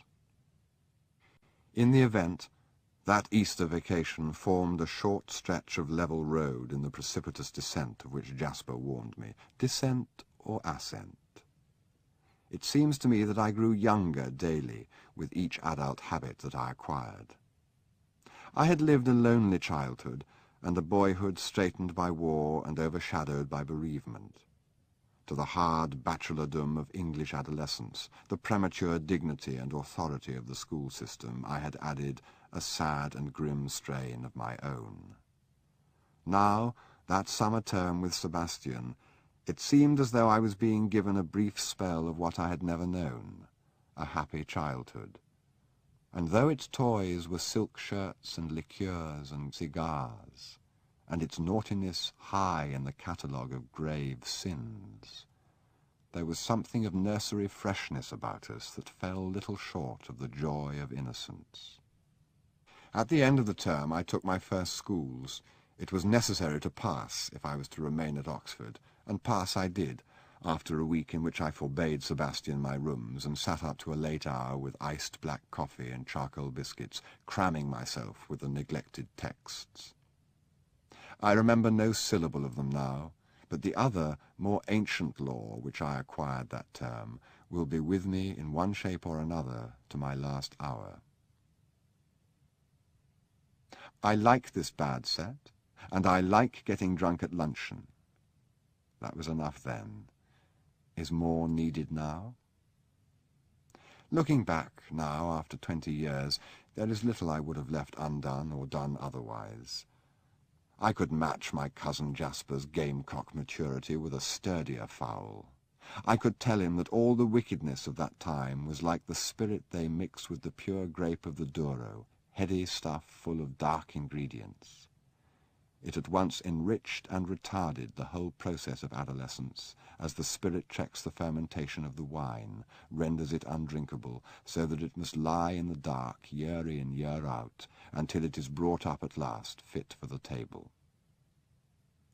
I could tell him, too, that to know and love one other human being is the root of all wisdom. But I felt no need for these sophistries as I sat before my cousin, saw him freed from his inconclusive struggle with Pinder, in his dark grey suit, his white tie, his scholar's gown, heard his grave tones, and all the time savoured the gillyflowers in full bloom under my windows. I had my secret and sure defence, like a talisman worn in the bosom, felt for in the moment of danger, found and firmly grasped. So I told him what was not in fact the truth, that I usually had a glass of champagne about that time, and asked him to join me. On the day after Jasper's grand remonstrance, I received another, in different terms and from an unexpected source. All the term I'd been seeing rather more of Anthony Blanche than my liking for him warranted. I lived now among his friends, but our frequent meetings were more of his choosing than mine, for I held him in considerable awe. In years he was barely my senior, but he seemed then to be burdened with the experience of the wandering Jew. He was indeed a nomad of no nationality. An attempt had been made in his childhood to make an Englishman of him. He was 2 years at Eton. Then, in the middle of the war, he had defied the submarines, rejoined his mother in the Argentine, and a clever and audacious schoolboy was added to the valet, the maid, the 2 chauffeurs, the Pekingese, and the second husband. Criss-cross about the world he travelled with them, waxing in wickedness like a Hogarthian page-boy. When peace came, they returned to Europe, to hotels and furnished villas, spas, casinos, and bathing beaches. At the age of 15, for a wager, he was disguised as a girl and taken to play at the big table in the Jockey Club at Buenos Aires. He dined with Proust and Gide, and was on closer terms with Cocteau and Diaghilev. Furbank sent him his novels with fervent inscriptions. He had aroused 3 irreconcilable feuds in Capri. By his own account, he had practised black art in Cefalù, and had been cured of drug-taking in California and of an Oedipus complex in Vienna. At times we all seemed children beside him. At most times, but not always, for there was a bluster and zest in Anthony which the rest of us had shed somewhere in our more leisured adolescence, on the playing field or in the schoolroom. His vices flourished less in the pursuit of pleasure than in the wish to shock. and in the midst of his polished exhibitions I was often reminded of an urchin I had once seen in Naples, capering derisively with obscene, unambiguous gestures before a party of English tourists. As he told the tale of his evening at the gaming table, one could see in the roll of his eye just how he had glanced covertly over the dwindling pile of chips at his stepfather's party, while we had been rolling one another in the mud at football and gorging ourselves with crumpets. Anthony had helped oil-fading beauties on subtropical sands and had sipped his aperitif in smart little bars, so that the savage we had tamed was still rampant in him. He was cruel, too, in the wanton, insect-maiming manner of the very young, and fearless like a little boy, charging head down, small fists whirling at the school prefects. He asked me to dinner, and I was a little disconcerted to find that we were to dine alone. "We're going to Tame," he said. "There's a delightful hotel there, which luckily doesn't appeal to the Bullingdon. We will drink Rhine wine and imagine ourselves where? Not on a jaunt with Jorrocks, anyway. But first we will have our aperitif." At the George Bar he ordered 4 Alexandra cocktails, please, ranged them before him with a loud "Yum, yum," which drew every eye outraged upon him. "I expect you would prefer sherry, but, my dear Charles, you are not going to have sherry. Isn't this a delicious concoction? You don't like it? Then I will drink it for you. 1, 2, 3, 4, down the red lane they go. How the students stare!" And he led me out to the waiting motor car. "I hope we shall find no undergraduates there. I'm a little out of sympathy with them for the moment. You heard about their treatment of me on Thursday. It was too naughty. Luckily I was wearing my oldest pyjamas, and it was an evening of oppressive heat, or I might have been seriously cross." Anthony had a habit of putting his face near one when he spoke. The sweet and creamy cocktail had tainted his breath. I leaned away from him in the corner of the hired car. "Picture me, my dear, alone and studious. I had just brought a rather forbidding book called Antic Hay, which I knew I must read before going to Garsington on Sunday, because everyone is bound to talk about it, and it's so banal saying you have not read the book of the moment if you haven't. The solution, I suppose, is not to go to Garsington, but that didn't occur to me until this moment. So, my dear, I had an omelette and a peach and a bottle of Vichy water, and put on my pyjamas and settled down to read. I must say my thoughts wandered, but I kept turning the pages and watching the light fade, which in Peckwater, my dear, is quite an experience. As darkness falls, the stone seems positively to decay under one's eyes. I was reminded of those leprous facades in the Vieux Port at Marseille, until suddenly I was disturbed by such a bawling and caterwauling as you never heard, and there, down on a little piazza, I saw a mob of about 20 terrible young men, and do you know what they were chanting? 'We want Blanche, we want Blanche,' in a kind of litany. Such a public declaration. Well, I saw it was all up with Mr. Huxley for the evening, and I must say I had reached a point of tedium where any interruption was welcome. I was stirred by the bellows, but do you know, the louder they shouted, the shyer they seemed. They kept saying, 'Where's Boy? He's Boy Mulcaster's friend. Boy must bring him down.' Of course you've met Boy. He's always popping in out of dear Sebastian's rooms. He's everything we Dagos expect of an English lord. A great parti, I can assure you. All the young ladies in London are after him. He's very hoity-toity with them, I'm told. My dear, he's scared, stiff, a great oaf, that's Mulcaster, and what's more, my dear, a cad. He came to Le Touquet at Easter, and in some extraordinary way I seem to have asked him to stay. He lost some infinitesimal sum at cards, and as a result expected me to pay for all his treats. Well, Mulcaster was in this party. I could see his ungainly form shuffling about below and hear him saying, 'It's no good, he's out. Let's go back and have a drink.' So then I put my head out of the window and called to him, 'Good evening, Mulcaster, old sponge, and Toady. Are you lurking among the hobbledehoys?' "Have you come to repay me the 300 francs I lent you for the poor drab you picked up in the casino? It was a niggardly sum for her trouble, and what a trouble, Malcaster! Come up and pay me, poor hooligan." That, my dear, seemed to put a little life into them, and up the stairs they came, clattering. About 6 of them came into my room. The rest stood mouthing outside. My dear, they looked too extraordinary. They had been having one of their ridiculous club dinners, and they were all wearing coloured tailcoats, a sort of livery. "My dears," I said to them, "you look like a lot of most disorderly footmen." Then one of them, rather a juicy little piece, accused me of unnatural vices. "My dear," I said, "I may be inverted, but I am not insatiable. Come back when you are alone." Then they began to blaspheme in a very shocking manner, and suddenly I, too, began to be annoyed. Really, I thought, when I think of all the hullabaloo there was when I was 17, and the Duc de Vincennes, old Arnaud, of course, not Philippe, challenged me to a duel for an affair of the heart, and very much more than the heart, I assure you, with the Duchess. Stephanie, of course, not old Poppy. Now, to submit to impertinence from these pimply, tipsy virgins. Well, I gave up the light, bantering tone and let myself be just a little offensive. Then they began saying, "Get hold of him, put him in Mercury." Now, as you know, I have 2 sculptures by Brancusi and several pretty things, and I did not want them to start getting rough, so I said pacifically, "Dear sweet clodhoppers, if you knew anything of sexual psychology, you would know that nothing could give me keener pleasure than to be manhandled by you meaty boys. It would be an ecstasy of the very naughtiest kind. So, if any of you wishes to be my partner in joy, come and seize me.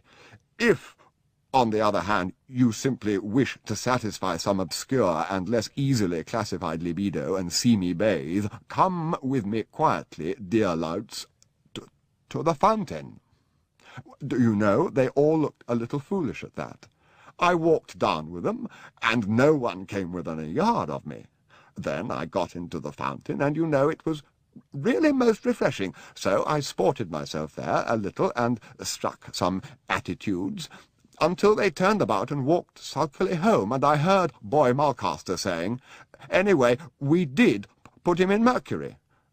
You know, Charles, that is what they'll be saying in 30 years' time, when they're all married to scraggy little women like hens and have cretinous porcine sons like themselves getting drunk at the same club dinner in the same coloured coats. They'll say, when my name is mentioned, "We put him in Mercury one night," and their barnyard daughters will snigger and think their father was quite a dog in his day, and what a pity he's grown so dull. Oh, la fatigue du Nord.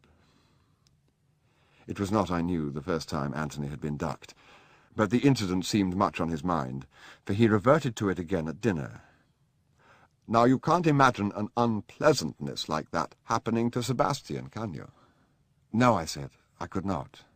No, Sebastian has charm. He held up his glass of hock to the candlelight and repeated, "Such charm.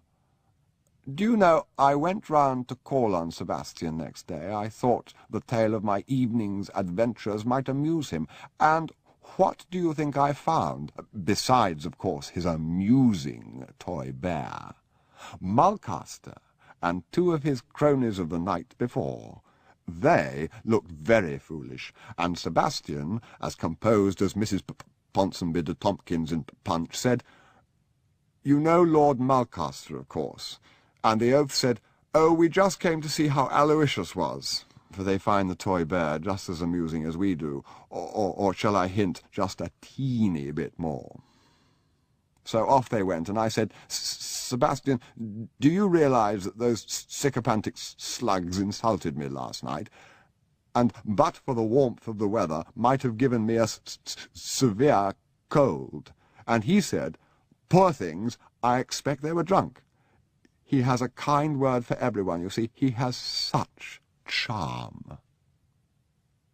"I can see he has completely captivated you, my dear Charles. Well, I'm not surprised. Of course, you haven't known him as long as I have. I was at school with him. You wouldn't believe it, but in those days people used to say he was a little bitch. Just a few unkind boys who knew him well. Everybody in Pop liked him, of course, and all the masters. I expect it was really that they were jealous of him. He never seemed to get into trouble. The rest of us were constantly being beaten in the most savage way, on the most frivolous pretext, but never Sebastian. He was the only boy in my house who was never beaten at all. I can see him now at the age of 15. He never had spots, you know. All the other boys were spotty. Boy Mulcaster was positively scrofulous, but not Sebastian. Or did he have one? Rather a stubborn one at the back of his neck. I think now that he did. Narcissus with one pustule. He and I were both Catholics, so we used to go to Mass together. He used to spend such a time in the confessional, I used to wonder what he had to say, because he never did anything wrong. Never quite. Well, at least he never got punished. Perhaps he was just being charming through the grill. I left under what is called a cloud, you know. I can't think why it is called that. It seemed to me such a glare of unwelcome light. The process involved a series of harrowing interviews with my tutor. It was disconcerting to find out how observant that mild old man proved to be. The things he knew about me, which I thought no one except possibly Sebastian knew. It was a lesson never to trust mild old men, or charming schoolboys, which... Should we have another bottle of this wine, or something different? Something different, some bloody old Burgundy, eh? You see, Charles, I understand all your tastes. You must come to France with me and drink the wine. We will go at the vintage. I will take you to stay at the Vincennes. It is all made up with them now, and he has the finest wine in France. He and the Prince de Portelon. I will take you there, too. I think they would amuse you, and of course they would love you. I want to introduce you to a lot of my friends. I've told Cocteau about you. He's all agog. You see, my dear Charles, you are that very rare thing, an artist. Oh, yes, you must not look bashful. Behind that cold English phlegmatic exterior, you are an artist. I've seen those little drawings you keep hidden away in your room. They are exquisite. And you, dear Charles, if you will understand me, are not exquisite, but not at all. Artists are not exquisite. I am. Sebastian, in a kind of way, is exquisite, but an artist is an eternal type, solid, purposeful, observant, and, beneath it all, passionate. Eh, Charles? But who recognizes you? The other day I was speaking to Sebastian about you, and I said, but you know, Charles is an artist. He draws like a young Ingres. And you know what Sebastian said. Yes, Aloysius draws very prettily too, but of course he's rather more modern. So charming, so amusing. Of course, those that have charm don't really need brains. Stephanie de Vincent really tickled me 4 years ago, my dear. I even used the same coloured varnish for my toenails. I used her words and lit my cigarette in the same way and spoke with her tone on the telephone, so that the Duke used to carry on long and intimate conversations with me, thinking that I was her. It was largely that which put his mind on pistol and sabres in such an old-fashioned manner. My stepfather thought it an excellent education for me. He thought it would make me grow out of what he calls my English habits. Poor man, he's very South American. I never heard anyone speak an ill word of Stephanie, except the Duke, and she, my dear, is positively cretinous. Antony had lost his stammer in the deep waters of his old romance. It came floating back to him momentarily with the coffee and liqueurs. Real green chartreuse, made before the expulsion of the monks. There are 5 distinct tastes as it trickles over the tongue. It's like swallowing a spectrum. Do you wish Sebastian was with us? Of course you do. Do I? I wonder. How our thoughts do run on that little bundle of charm, to be sure. I think you must be mesmerizing me, Charles. I bring you here at very considerable expense, my dear, simply to talk about myself, and I find I talk of no one except Sebastian. It's odd, because there's really no mystery about him, except how he came to be born of such a very sinister family. I forget if you know his family. I don't suppose he'll ever let you meet them. He's far too clever. They're quite gruesome. Do you ever feel there is something a teeny bit gruesome about Sebastian? No? Perhaps I imagine it. It's simply that he looks so like the rest of them sometimes. There's Brideshead, who is something archaic, out of a cave that's been sealed for centuries. He has the face as though an Aztec sculptor had attempted a portrait of Sebastian. He's a learned bigot, a ceremonious barbarian, a snowbound llama, well, anything you like. And Julia, you know what she looks like. Who could help it? Her photograph appears as regularly in the illustrated papers as the advertisements for Beecham's pills. A face of flawless Florentine Quattrocento beauty. Almost anyone else with those looks would have been tempted to become artistic. Not Lady Julia. She's as smart as, well, as smart as Stephanie. Nothing greenery-yallery about her. So gay, so correct, so unaffected. I wonder if she's incestuous. I doubt it. All she wants is power. There ought to be an inquisition especially set up to burn her. There's another sister, too, I believe, in the schoolroom. Nothing is known of her yet, except that her governess went mad and drowned herself not long ago. I'm sure she's abominable. So, you see, there was really very little for Sebastian to do except be sweet and charming. It's when one gets to the parents that a bottomless pit opens. My dear, such a pair. How does Lady Marchmain manage it? It is one of the questions of the age. You have seen her. They were very, very beautiful. No artifice. Her hair just turning grey in elegant silvery streaks. No rouge, very pale, huge-eyed. It is extraordinary how large those eyes look, and how the lids are veined blue, where anyone else would have touched them with a fingertip of paint. Pearls and a few great star-like jewels, heirlooms in ancient settings, a voice as quiet as a prayer and as powerful. And Lord Marchmain, well, a little fleshy perhaps, but very handsome, a magnifico, a voluptuary, Byronic, bored, infectiously slothful, not at all the sort of man you would expect to see easily put down. And that Reinhardt nun, my dear, has destroyed him, but utterly. He daren't show his great purple face anywhere. He is the last historic, authentic case of somebody being hounded out of society. Brideshead won't see him, the girls mayn't. Sebastian does, of course, because he's so charming. No one else goes near him.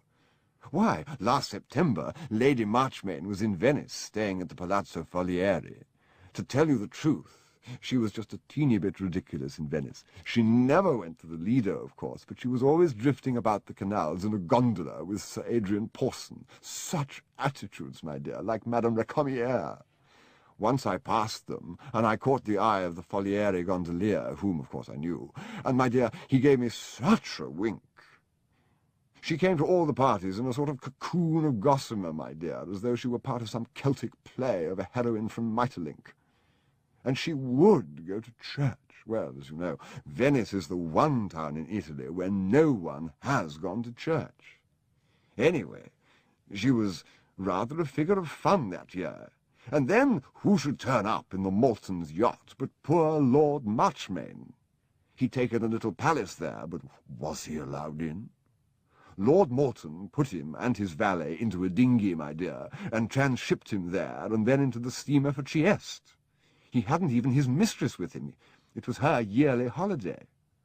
No one ever knew how they heard Lady Marchmain was there, and do you know, for a week Lord Malton slunk about as if he was in disgrace. And he was in disgrace. The Principessa Folieri gave a ball, and Lord Moulton was not asked, nor anyone from his yacht, even the de Parnassos. How does Lady Marchmain do it? She has convinced the world that Lord Marchmain is a monster. And what is the truth? They were married for 15 years or so, and then Lord Marchmain went to the war.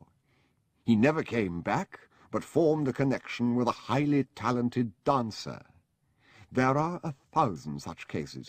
She refuses to divorce him because she is so pious. Well, there have been cases of that before. Usually it arouses sympathy for the adulterer, not for Lord Marchmain, though. You would think that the old reprobate had tortured her, stolen her patrimony, flung her out of doors, roasted, stuffed, and eaten his children, and gone frolicking about wreathed in all the flowers of Sodom and Gomorrah, instead of what? Begetting 4 splendid children by her, handing over to her Brideshead and Marchmain House in St. James's and all the money she can possibly want to spend, while he sits with a snowy shirt-front at LaRue's with a personable middle-aged lady of the theatre, in the most conventional Edwardian style. And she, meanwhile, keeps a small gang of enslaved and emaciated prisoners for her exclusive enjoyment. She sucks their blood. You can see the tooth marks all over Adrian Pawson's shoulders when he's bathing. And he, my dear, was the greatest, the only poet of our time. He's bled dry. There's nothing left of him. There are 5 or 6 others of all ages and sexes, like wraiths following her around. They never escape once she's had her teeth into them. It is witchcraft. There's no other explanation. So, you see, we mustn't blame Sebastian if at times he seems a little insipid. But then you don't blame him, do you, Charles? With that very murky background, what could he do except set up as being simple and charming? Particularly as he isn't very well endowed in the top story. We couldn't claim that for him, could we, much as we love him? Tell me candidly, have you ever heard Sebastian say anything you have remembered for 5 minutes? You know, when I hear him talk, I am reminded of that in some ways nauseating picture of Bubbles.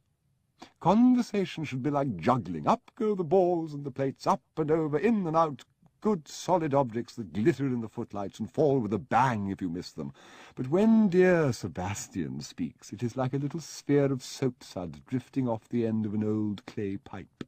Anywhere, full of rainbow light for a second, and then vanished, with nothing left at all. Nothing. And then Anthony spoke of the proper experiences of an artist, of the appreciation and criticism and stimulus he should expect from his friends, of the hazards he should take in the pursuit of emotion, of one thing and another, while I fell drowsy and let my mind wander a little. So we drove home, but his words as we swung over Magdalen Bridge recalled the central theme of our dinner. "Well, my dear, I've no doubt that first thing tomorrow you'll trot round to Sebastian and tell him everything I've said about him. And I will tell you 2 things. One, that it will not make the slightest difference to Sebastian's feeling for me, and secondly, my dear, and I beg you to remember this, though I have plainly bored you into a condition of coma, that he will immediately start talking about that amusing bear of his. Good night. Sleep innocently." But I slept ill. Within an hour of tumbling drowsily to bed, I was awake again, thirsty, restless, hot and cold by turns, and unnaturally excited. I had drunk a lot, but neither the mixture of wines, nor the Chartreuse, nor the Mavrodaphne trifle, nor even the fact that I had sat immobile and almost silent throughout the evening, instead of clearing the fumes as we normally did in puppyish romps and tumbles, explains the distress of that hag-ridden night. No dream distorted the images of the evening into horrific shapes. I lay awake and clear-headed. I repeated to myself Antony's words, catching his accent soundlessly and the stress and cadence of his speech. I saw his pale, candle-lit face as it had fronted me across the dinner table. Once, during the hours of darkness, I brought to light the drawings in my sitting room and sat at the open window turning them over. Everything was black and dead still in the quadrangle. Only at the quarter hours the bells awoke and sang over the gables. I drank soda water and smoked and fretted until light began to break and the rustle of a rising breeze turned me back to my bed. When I awoke, Lunt was at the open door. "I'll let you lie," he said. "I didn't think you'd be going to the corporate communion." "You were quite right." "Most of the freshmen went, quite a few second and third year men. It's all on account of the new chaplain. There never was a corporate communion before, just Holy Communion for those who wanted it, and the chapel and the evening chapel." It was the last Sunday of term, the last of the year. As I went to my bath, the quad filled with gowned and surpliced undergraduates drifting from chapel to hall. As I came back, they were standing in groups, smoking. Jasper had bicycled in from his digs to be among them. I walked down the empty Broad to breakfast, as I often did on Sundays, at a tea-shop opposite Balliol. The air was full of bells from the surrounding spires, and the sun, casting long shadows across the open spaces, dispelled the fears of the night. The tea-shop was hushed as a library. A few solitary men in bedroom slippers from Balliol and Trinity looked up as I entered, then turned back to their Sunday newspapers. I ate my scrambled eggs and bitter marmalade with the zest which in youth follows a restless night. I lit a cigarette and sat on, while one by one the Balliol and Trinity men paid their bills and shuffled away slip-slop across the street to their colleges. It was nearly 11 when I left, and during my walk I heard the change ringing cease, and all over the town give place to the single chime which warned the city that service was about to start.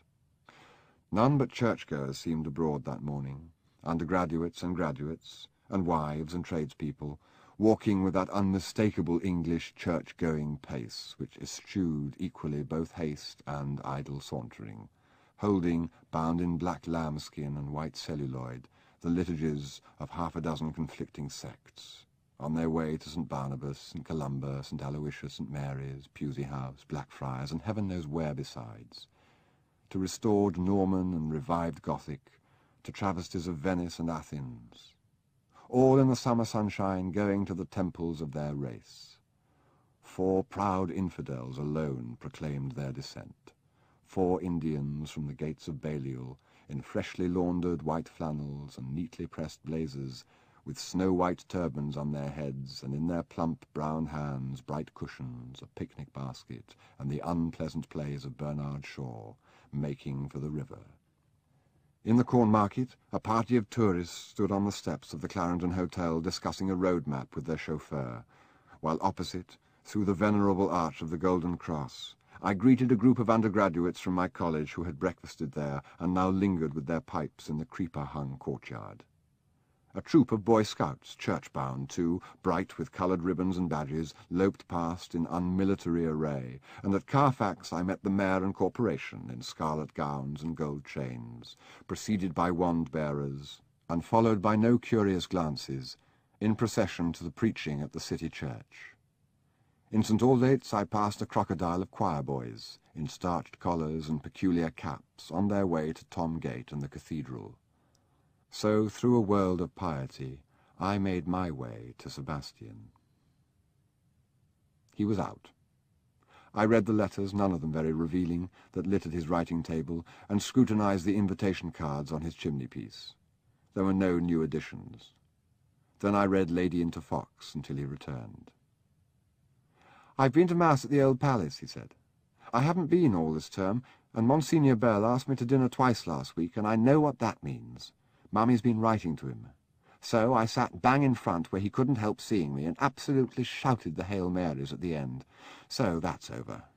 How was dinner with Antoine? What did you talk about?" "Well, he did most of the talking. Tell me, did you know him at Eton?" "He was sacked my first half. I remember seeing him about. He always has been a noticeable figure." "Did he go to church with you?" "I don't think so. Why?" "Has he met any of your family?" "Charles, how very peculiar you're being today. No, I don't suppose so." "Not your mother at Venice?" "I believe she did say something about it. I forget what.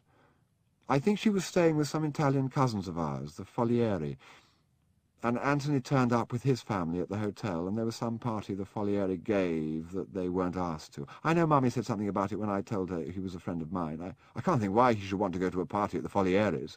The princess is so proud of her English blood that she talks of nothing else. Anyway, no one objected to Antoine, much, I gather.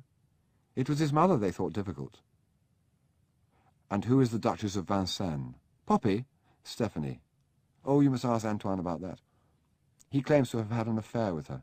Did he? I dare say. I think it's more or less compulsory at Cannes. Why all this interest? I just wanted to find out how much truth there was in what Anthony said last night. Oh, I shouldn't think a word. That's his great charm. You may think it's charming. I think it's devilish. Do you know he spent the whole of yesterday evening trying to turn me against you, and almost succeeded? Did he? How silly.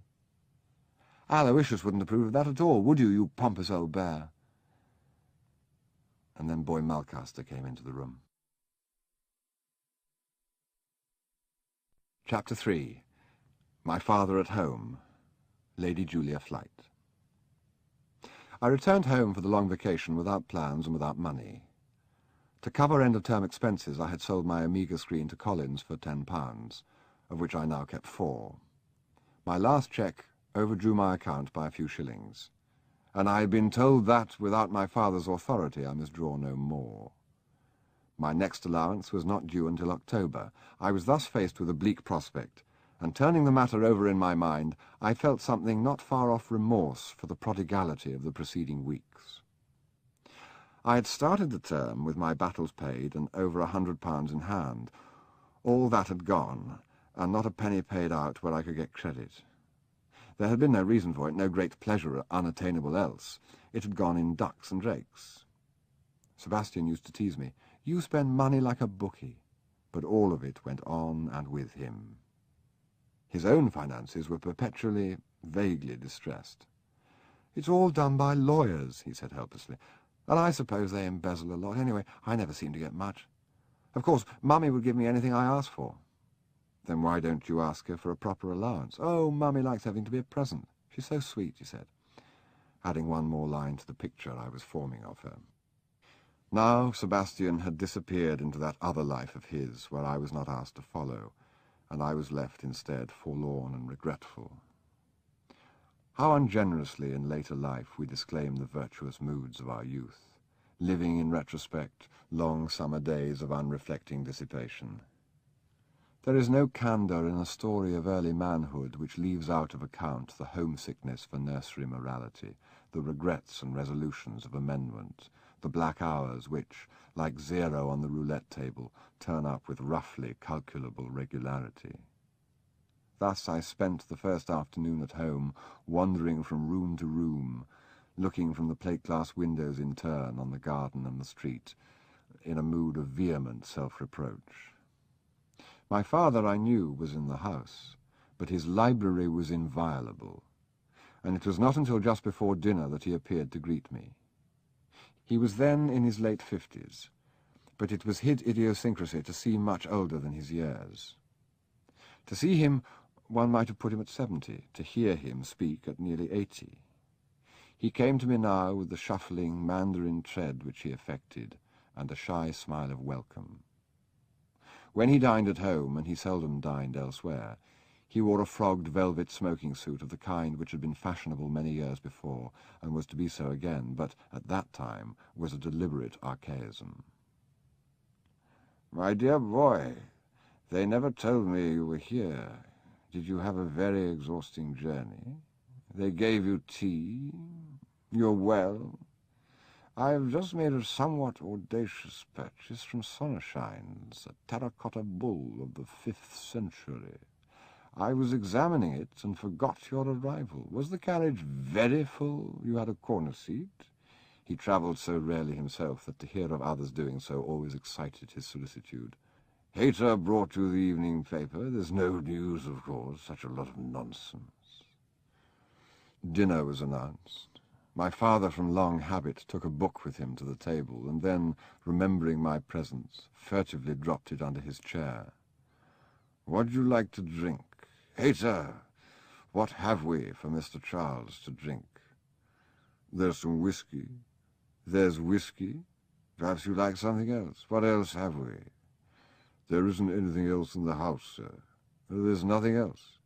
You must tell Hayter what you would like, and he will get it in. I never keep any wine now. I am forbidden it, and no one comes to see me. But while you are here, you must have what you like. You are here for long?"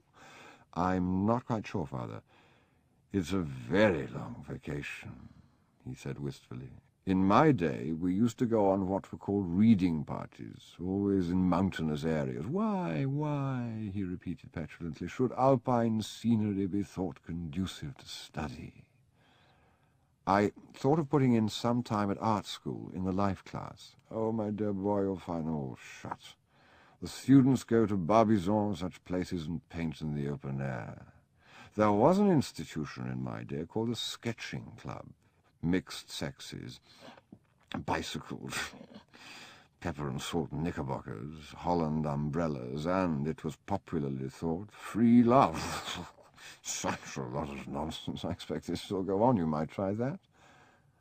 "One of the problems of the vacation is money, Father." "Oh, I shouldn't worry about a thing like that at your age. You see, I've run rather short." "Yes?" said my father without any sign of interest. In fact, I don't quite know how I'm going to get through the next 2 months." "Well, I'm the worst person to come to for advice. I've never been short, as you so painfully call it. And yet what else could you say? Hard up, penurious, distress, embarrassed, Stony Brook, on the rocks, in Queer Street. Well, let us say you are in Queer Street and leave it at that. Your grandfather once said to me, 'Live within your means, but if you do get into difficulties, come to me, don't go to the Jews.' Such a lot of nonsense. You try. Go to those gentlemen in Jermyn Street who offer advances on note of hand only. My dear boy, they won't give you a sovereign." "Then what do you suggest my doing?" "Your cousin Melchior was imprudent with his investments and got into a very queer street. He went to Australia." I had not seen my father so gleeful since he found 2 pages of 2nd-century papyrus between the leaves of a Lombardic breviary. "Hater, I've dropped my book." It was recovered for him from under his feet and propped against the epergne. For the rest of dinner he was silent, save for an occasional snuffle of merriment which could not, I thought, be provoked by the work he read. Presently we left the table and sat in the garden-room, and there, plainly, he put me out of his mind. His thoughts, I knew, were far away, in those distant ages where he moved at ease, where time passed in centuries, and all the figures were defaced, and the names of his companions were corrupt readings of words of quite other meaning. He sat in an attitude which to anyone else would have been one of extreme discomfort, askew in his upright armchair, with his book held high and obliquely to the light. Now and then he took a gold pencil case from his watch chain and made an entry in the margin. The windows were open to the summer night, the ticking of the clocks, the distant murmur of traffic on the Bayswater Road, and my father's regular turning of the pages were the only sounds. I had thought it impolite to smoke a cigar while pleading poverty. Now, in desperation, I went to my room and fetched one. My father did not look up. I pierced it, lit it, and with renewed confidence said, "Father, you surely don't want me to spend the whole vacation here with you?" "Eh? Won't you find it rather a bore having me at home for so long?" "I trust I should not betray such an emotion, even if I felt it," said my father mildly, and turned back to his book. The evening passed. Eventually, all over the room, clocks of diverse pattern musically chimed 11. My father closed his book and removed his spectacles. "You're very welcome, my dear boy," he said. "Stay as long as you find it convenient." At the door he paused and turned back. "Your cousin Melchior worked his passage to Australia before the mast."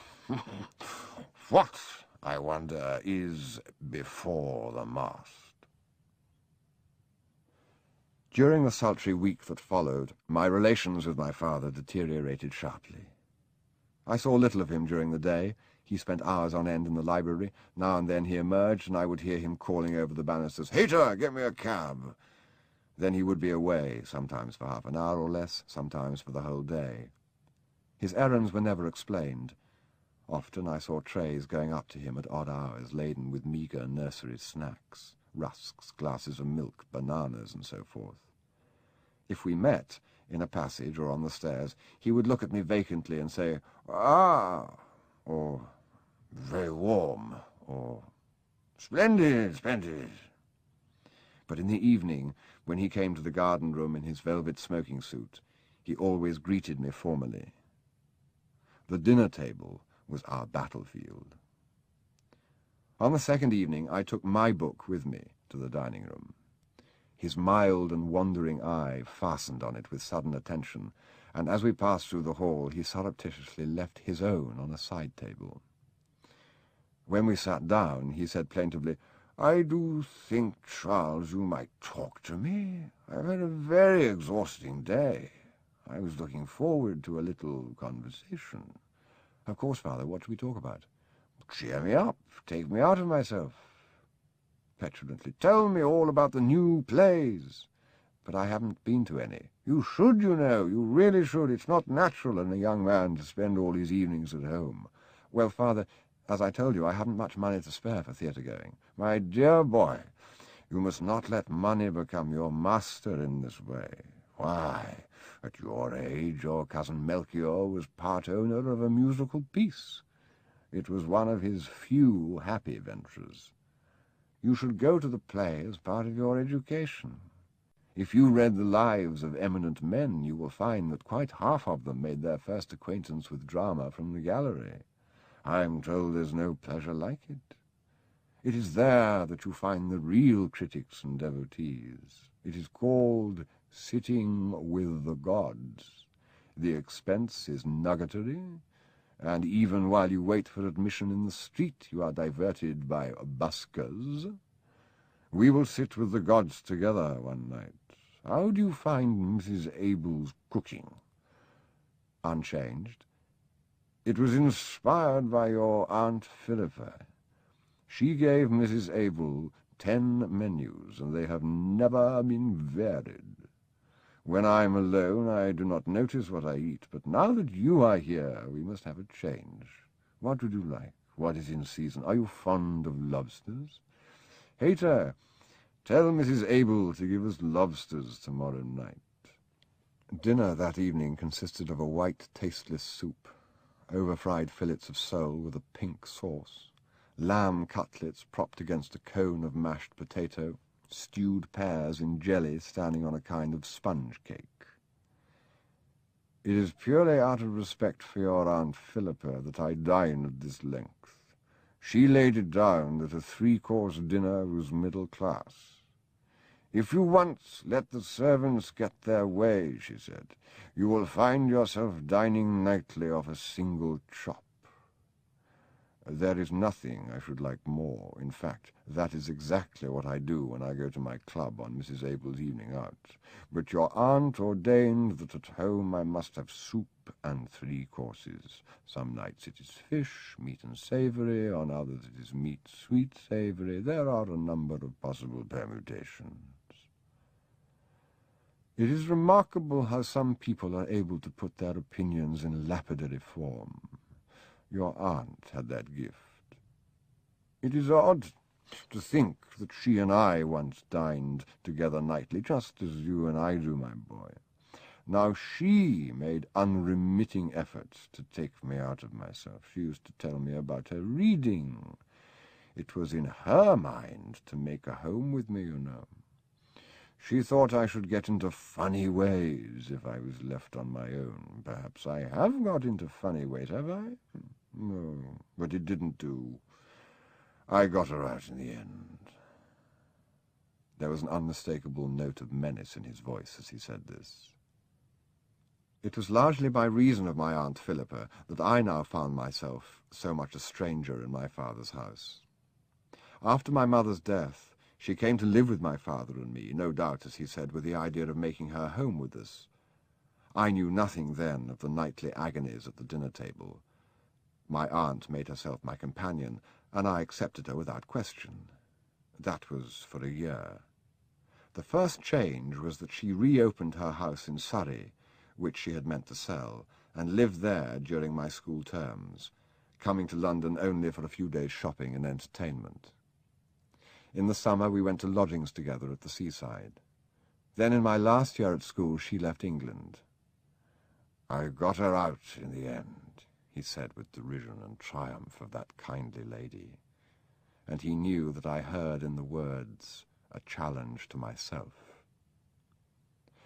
As we left the dining room, my father said, "Hayter, have you yet said anything to Mrs. Abel about the lobsters I ordered for tomorrow?" "No, sir." "Do not do so." "Very good, sir." And when we reached our chairs in the garden-room, he said, "I wonder whether Hayter had any intention of mentioning lobsters. I rather think not.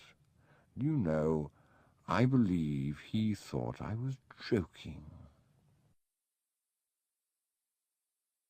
End of Side 2. Side 3. Next day, by chance, a weapon came to hand. I met an old acquaintance of school days, a contemporary of mine named Jorkins. I never had much liking for Jorkins. Once, in my Aunt Philippa's day, he had come to tea, and she had condemned him as being probably charming at heart, but unattractive at first sight. Now I greeted him with enthusiasm, and asked him to dinner. He came, and showed little alteration. My father must have been warned by Hayter that there was a guest, for instead of his velvet suit he wore a tailcoat. This, with a black waistcoat, very high collar, and a very narrow white tie, was his evening dress. He wore it with an air of melancholy, as though it were court mourning, which he had assumed in early youth, and, finding the style sympathetic, had retained. He never possessed a dinner jacket. "Good evening, good evening. So nice of you to come all this way." "Oh, it wasn't far," said Jorkins, who lived in Sussex Square. "Science annihilates distance," said my father disconcertingly. "You are over here on business?" "Well, I'm in business, if that's what you mean." "I had a cousin who was in business. You wouldn't know him, it was before your time. I was telling Charles about him only the other night. He has been very much in my mind. He came—" My father paused to give full weight to the bizarre word. "A cropper." Jorkins giggled nervously. My father fixed him with a look of reproach. "You find his misfortune a subject of mirth? Or perhaps the word I used was unfamiliar. You, no doubt, would say that he folded up." My father was master of the situation. He had made a little fantasy for himself that Jorkins should be an American, and throughout the evening he played a delicate, one-sided parlour game with him, explaining any peculiarly English terms that occurred in the conversation, translating pounds into dollars, and courteously deferring to him with such phrases as, "Of course, by your standards. All this must seem very parochial to Mr. Jorkins. In the vast spaces to which you are accustomed." So that my guest was left with the vague sense that there was a misconception somewhere as to his identity, which he never got the chance of explaining. Again and again during dinner he sought my father's eye, thinking to read there the simple statement that this form of address was an elaborate joke, but met instead a look of such mild benignity that he was left baffled. Once I thought my father had gone too far when he said, "I am afraid that living in London you must sadly miss your national game." "My national game?" asked Jorkins, slow in the uptake, but scenting that here at last was the opportunity for clearing the matter up. My father glanced from him to me, and his expression changed from kindness to malice, then back to kindness again as he turned once more to Jorkins. It was the look of a gambler who lays down fours against a full house. "Your national game," he said gently. "Cricket." And he snuffled uncontrollably, shaking all over and wiping his eyes with his napkin. "Surely, working in the city, you find your time on the cricket field greatly curtailed." At the door of the dining-room he left us. "Good night, Mr. Jorkins," he said. "I hope you will pay us another visit when you next cross the herring pond." I say, what did your governor mean by that? He seemed almost to think I was American. He's rather odd at times. I mean, all that about advising me to visit Westminster Abbey, it seemed rum. Yes, I can't quite explain. I almost thought he was pulling my leg, said Jorkins in puzzled tones. My father's counterattack was delivered a few days later. He sought me out and said, "Mr. Jorkins is still here?" "No, father, of course not. He only came to dinner." "Oh, I hoped he was staying with us. Such a versatile young man. But you will be dining in?" "Yes." "I'm giving you a little dinner party to diversify the rather monotonous series of your evenings at home. You think Mrs. Abel is up to it?" "No. But our guests are not exacting. Sir Cuthbert and Lady Orme Herrick are what might be called the nucleus. I hope for a little music afterwards. I have included in the invitations some young people for you." My presentiment of my father's plan was surpassed by the actuality. As the guests assembled in the room which my father, without self-consciousness, called the gallery, it was plain to me that they had been carefully chosen for my discomfort. The young people were Miss Gloria Orme Herrick, a student of the cello, her fiancé, a bald young man from the British Museum, and a monoglot Munich publisher. I saw my father snuffling at me from behind a case of ceramics as he stood with them. That evening he wore, like a chivalric badge of battle, a small red rose in his buttonhole. Dinner was long and chosen, like the guests, in a spirit of careful mockery. It was not of Aunt Philippa's choosing, but had been reconstructed from a much earlier period, long before he was of an age to dine downstairs. The dishes were ornamental in appearance and regularly alternated in colour between red and white. They and the wine were equally tasteless. After dinner, my father led the German publisher to the piano, and then, while he played, left the drawing-room to show Sir Cuthbert Orme Herrick the Etruscan bull in the gallery.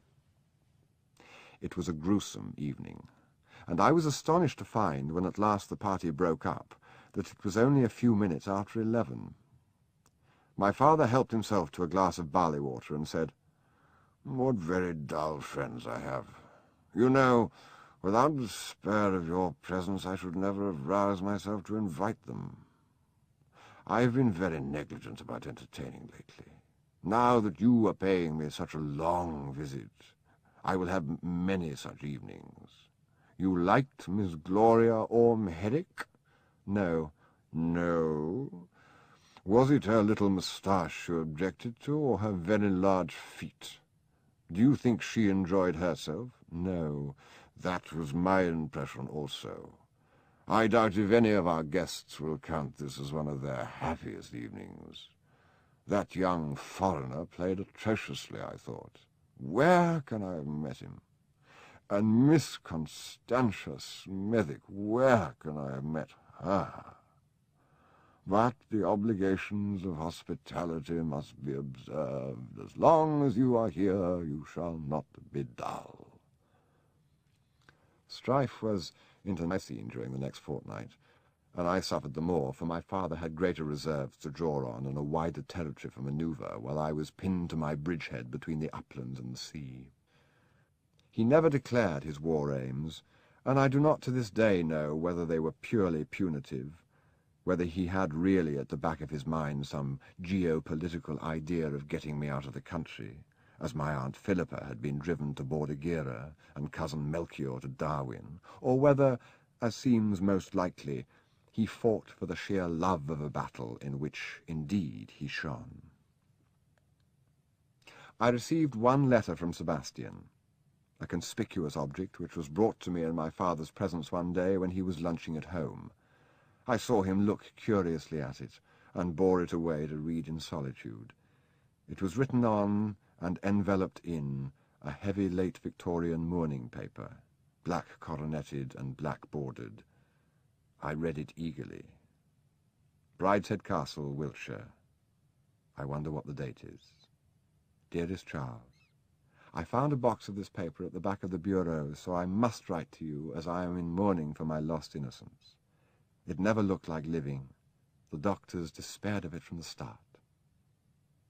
Soon I am off to Venice to stay with my papa in his palace of sin. I wish you were coming. I wish you were here. I am never quite alone. Members of my family keep turning up and collecting luggage and going away again, but the white raspberries are ripe. I have a good mind not to take Aloysius to Venice. I don't want him to meet a lot of horrid Italian bears and pick up bad habits. Love, or what you will, S. I knew his letters of old. I'd had them at Ravenna. I should not have been disappointed, but that day, as I tore the stiff sheet across and let it fall into the basket and gazed resentfully across the grimy gardens and irregular backs of Bayswater at the jumble of soil pipes and fire escapes and protuberant little conservatories, I saw in my mind's eye the pale face of Anthony Blanche, peering through the straggling leaves as it had peered through the candle flames at Thame, and heard, above the murmur of traffic, his clear tones, "You mustn't blame Sebastian if at times he seems a little insipid.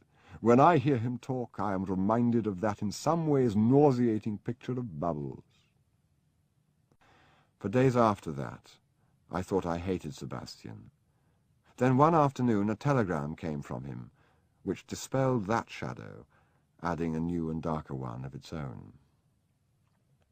My father was out, and returned to find me in a condition of feverish anxiety. He stood in the hall with his Panama hat still on his head and beamed at me. "You'll never guess how I have spent the day. I have been to the zoo. It was most agreeable. The animals seemed to enjoy the sunshine so much." "Father, I've got to leave at once." "Yes?" "A great friend of mine. He's had a terrible accident. I must go to him at once. Hayter's packing for me now. There's a train in half an hour." I showed him the telegram, which read simply, "Gravely injured. Come at once. Sebastian." "Well," said my father, "I'm sorry you're upset. Reading this message, I should not say that the accident was as serious as you seem to think. Otherwise it would hardly be signed by the victim himself. Still, of course, he may be fully conscious but blind or paralyzed with a broken back. Why exactly is your presence so necessary? You have no medical knowledge. You are not in holy orders. Do you have a legacy?" "I told you, he's a great friend." "Well, Orm Herrick is a great friend of mine, but I should not go tearing off to his deathbed on a warm Sunday afternoon. I doubt whether Lady Orm Herrick would welcome me. However, I see you have no such doubts. I shall miss you, my dear boy, but do not hurry back on my account." Paddington Station on that August Sunday evening, with the sun streaming through the obscure panes of its roof, the bookstalls shut, and the few passengers strolling unhurried beside their porters, would have soothed the mind less agitated than mine. The train was nearly empty. I had my suitcase put in the corner of a third-class carriage and took a seat in the dining car. "First dinner after Reading, sir, about 7 o'clock. Can I get you anything now?" I ordered a gin and vermouth. It was brought to me as we pulled out of the station. The knives and forks set up their regular jingle. The bright landscape rolled past the windows. But I had no mind for these smooth things. Instead, fear worked like yeast in my thoughts, and the fermentation brought to the surface in great gobs of scum the images of disaster. A loaded gun held carelessly at a stile, a horse rearing and rolling over, a shaded pool with a submerged stake, an elm bough falling suddenly on a still morning, a car at a blind corner. All the catalogue of threats to civilized life rose and haunted me. I even pictured a homicidal maniac mouthing in the shadows, swinging a length of lead pipe. The cornfields and heavy woodlands sped past, deep in the golden evening, and the throb of the wheels repeated monotonously in my ears, "You've come too late, you've come too late. He's dead, he's dead, he's dead."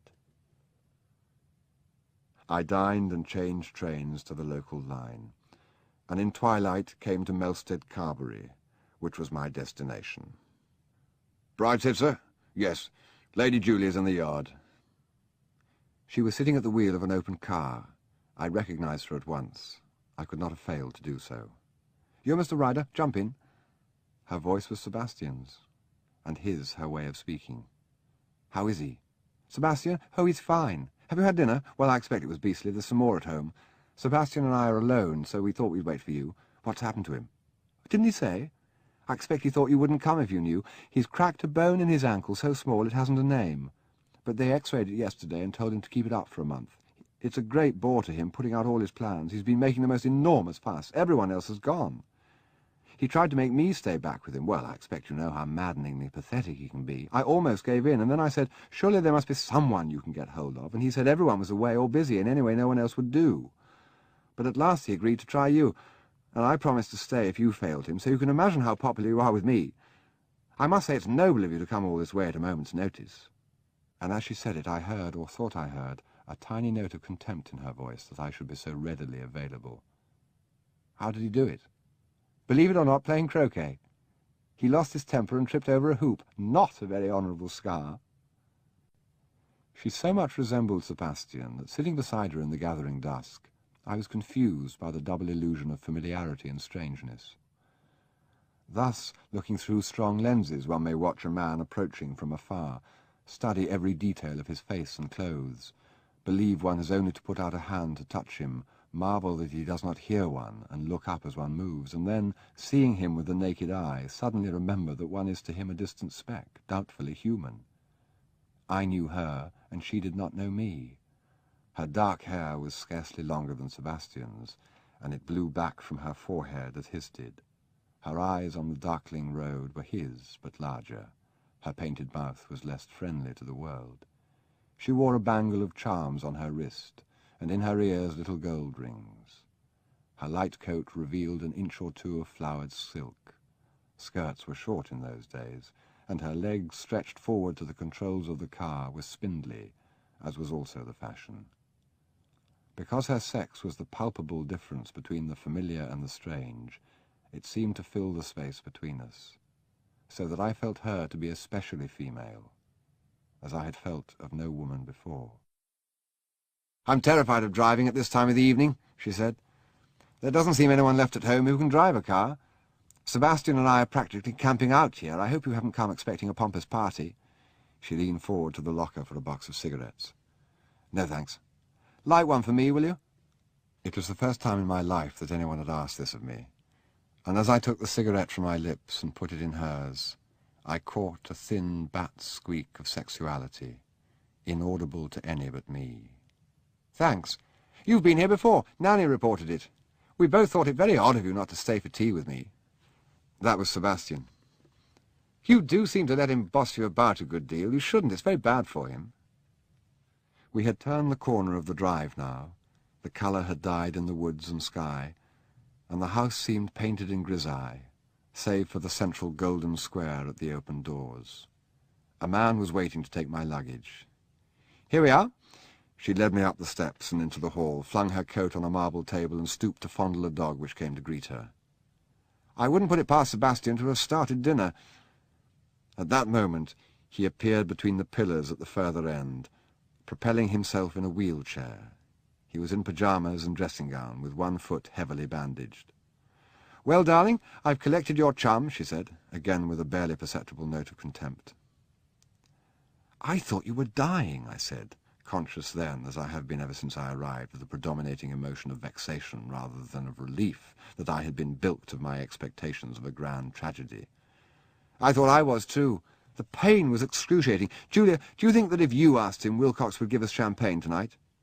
"I hate champagne, and Mr. Ryder has had dinner." "Mr. Ryder? Mr. Ryder? Charles drinks champagne at all hours. Do you know, seeing this great swaddled foot of mine, I can't get it out of my mind that I have gout, and that gives me a craving for champagne." We dined in a room they called the Painted Parlour. It was a spacious octagon, later in design than the rest of the house. Its walls were adorned with wreathed medallions, and across its dome prim Pompeian figures stood in pastoral groups.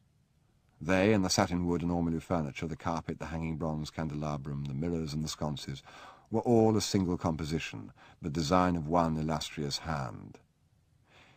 "We usually eat here when we're alone," said Sebastian. "It's so cosy."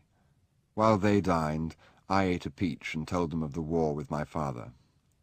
"He sounds a perfect poppet," said Julia. "And now I'm going to leave you, boys." "Where are you off to?" "The nursery. I promised Nanny a last game of halma." She kissed the top of Sebastian's head. I opened the door for her. "Good night, Mr. Ryder, and good-bye. I don't suppose we'll meet tomorrow. I'm leaving early. I can't tell you how grateful I am to you for relieving me at the sickbed. My sister's very pompous tonight, said Sebastian when she was gone. I don't think she cares for me, I said. I don't think she cares for anyone much. I love her. She's so like me.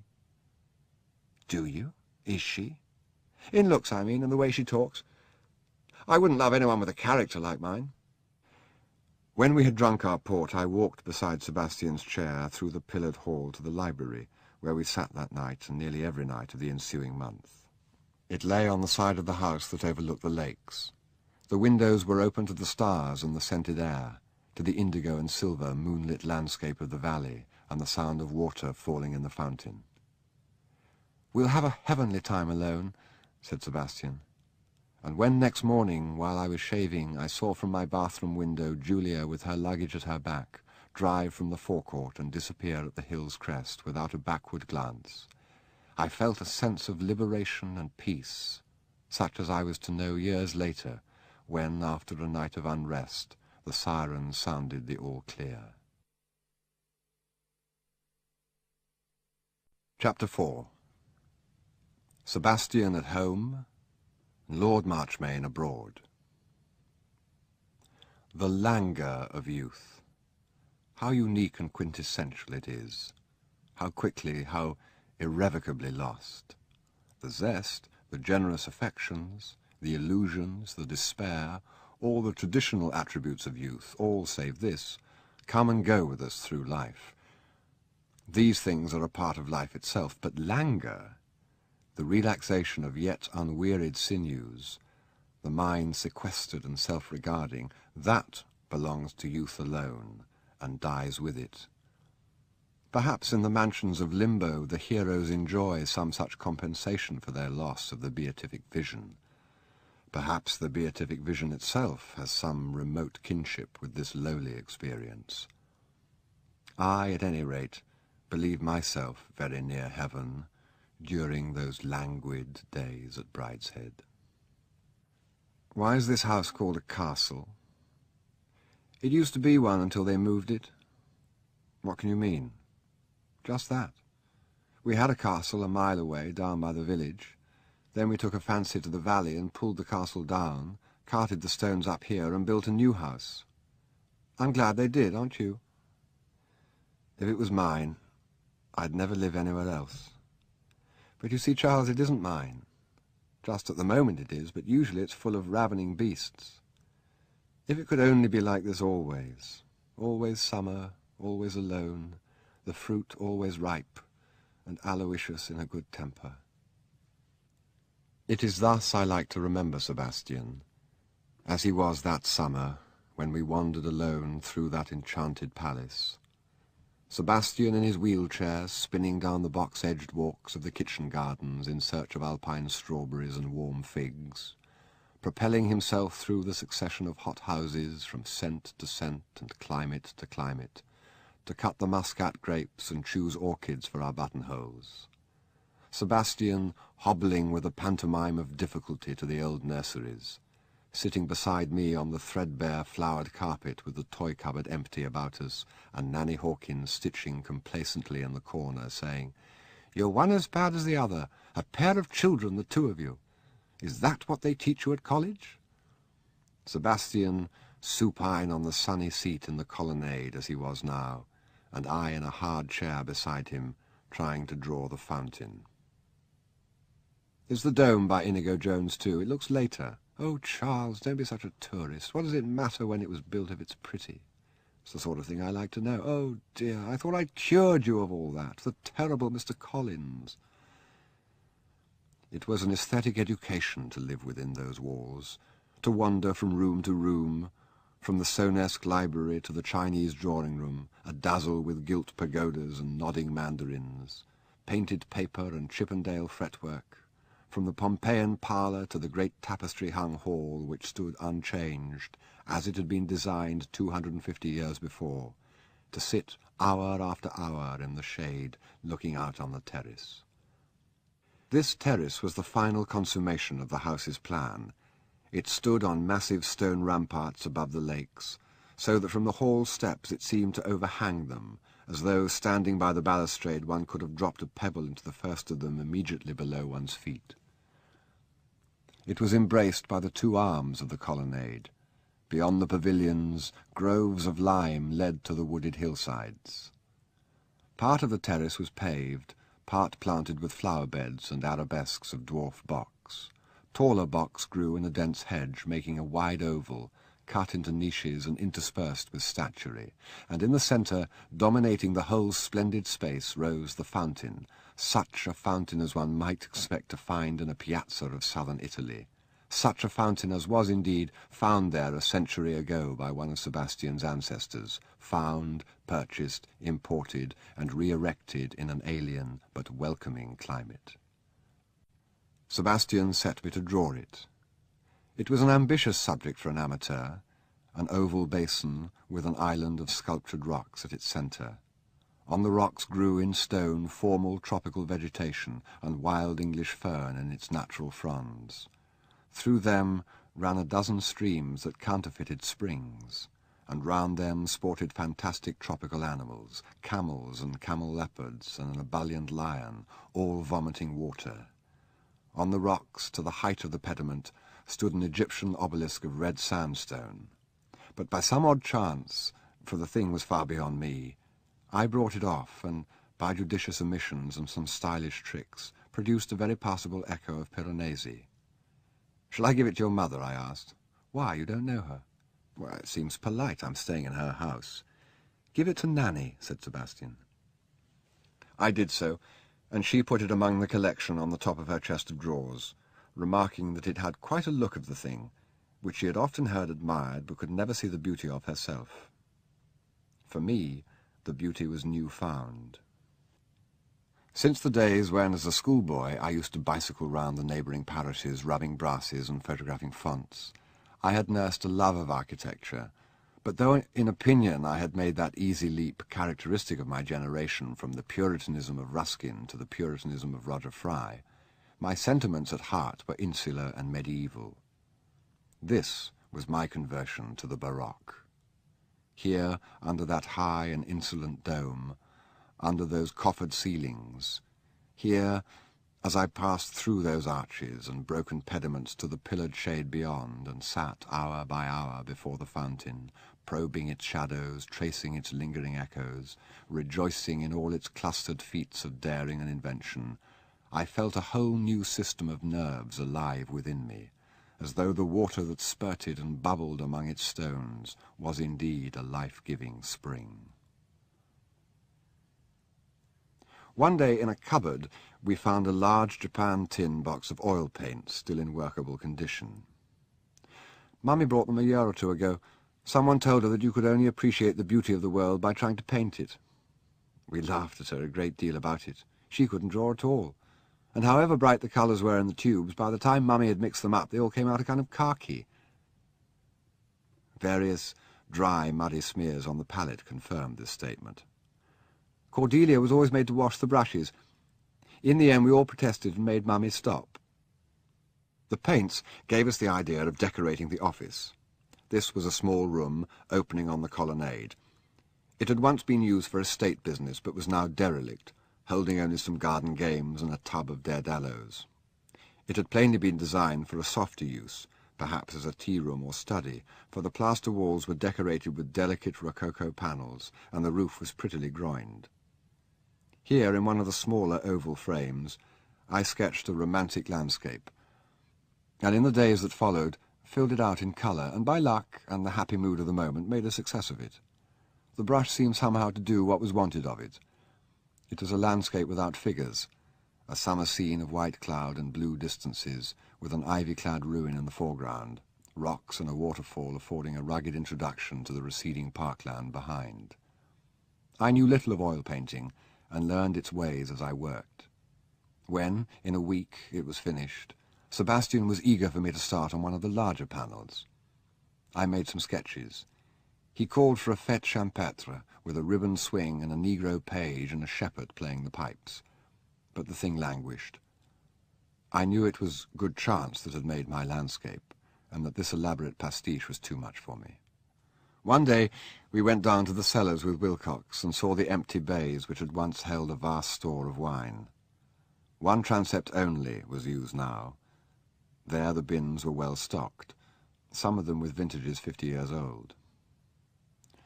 "There's been nothing added since his lordship went abroad," said Wilcox. "A lot of the old wine wants drinking up. We ought to have laid down the 18s and 20s.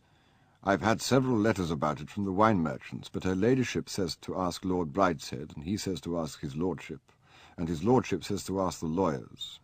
That's how we get low. There's enough here for 10 years at the rate it's going, but how shall we be then?"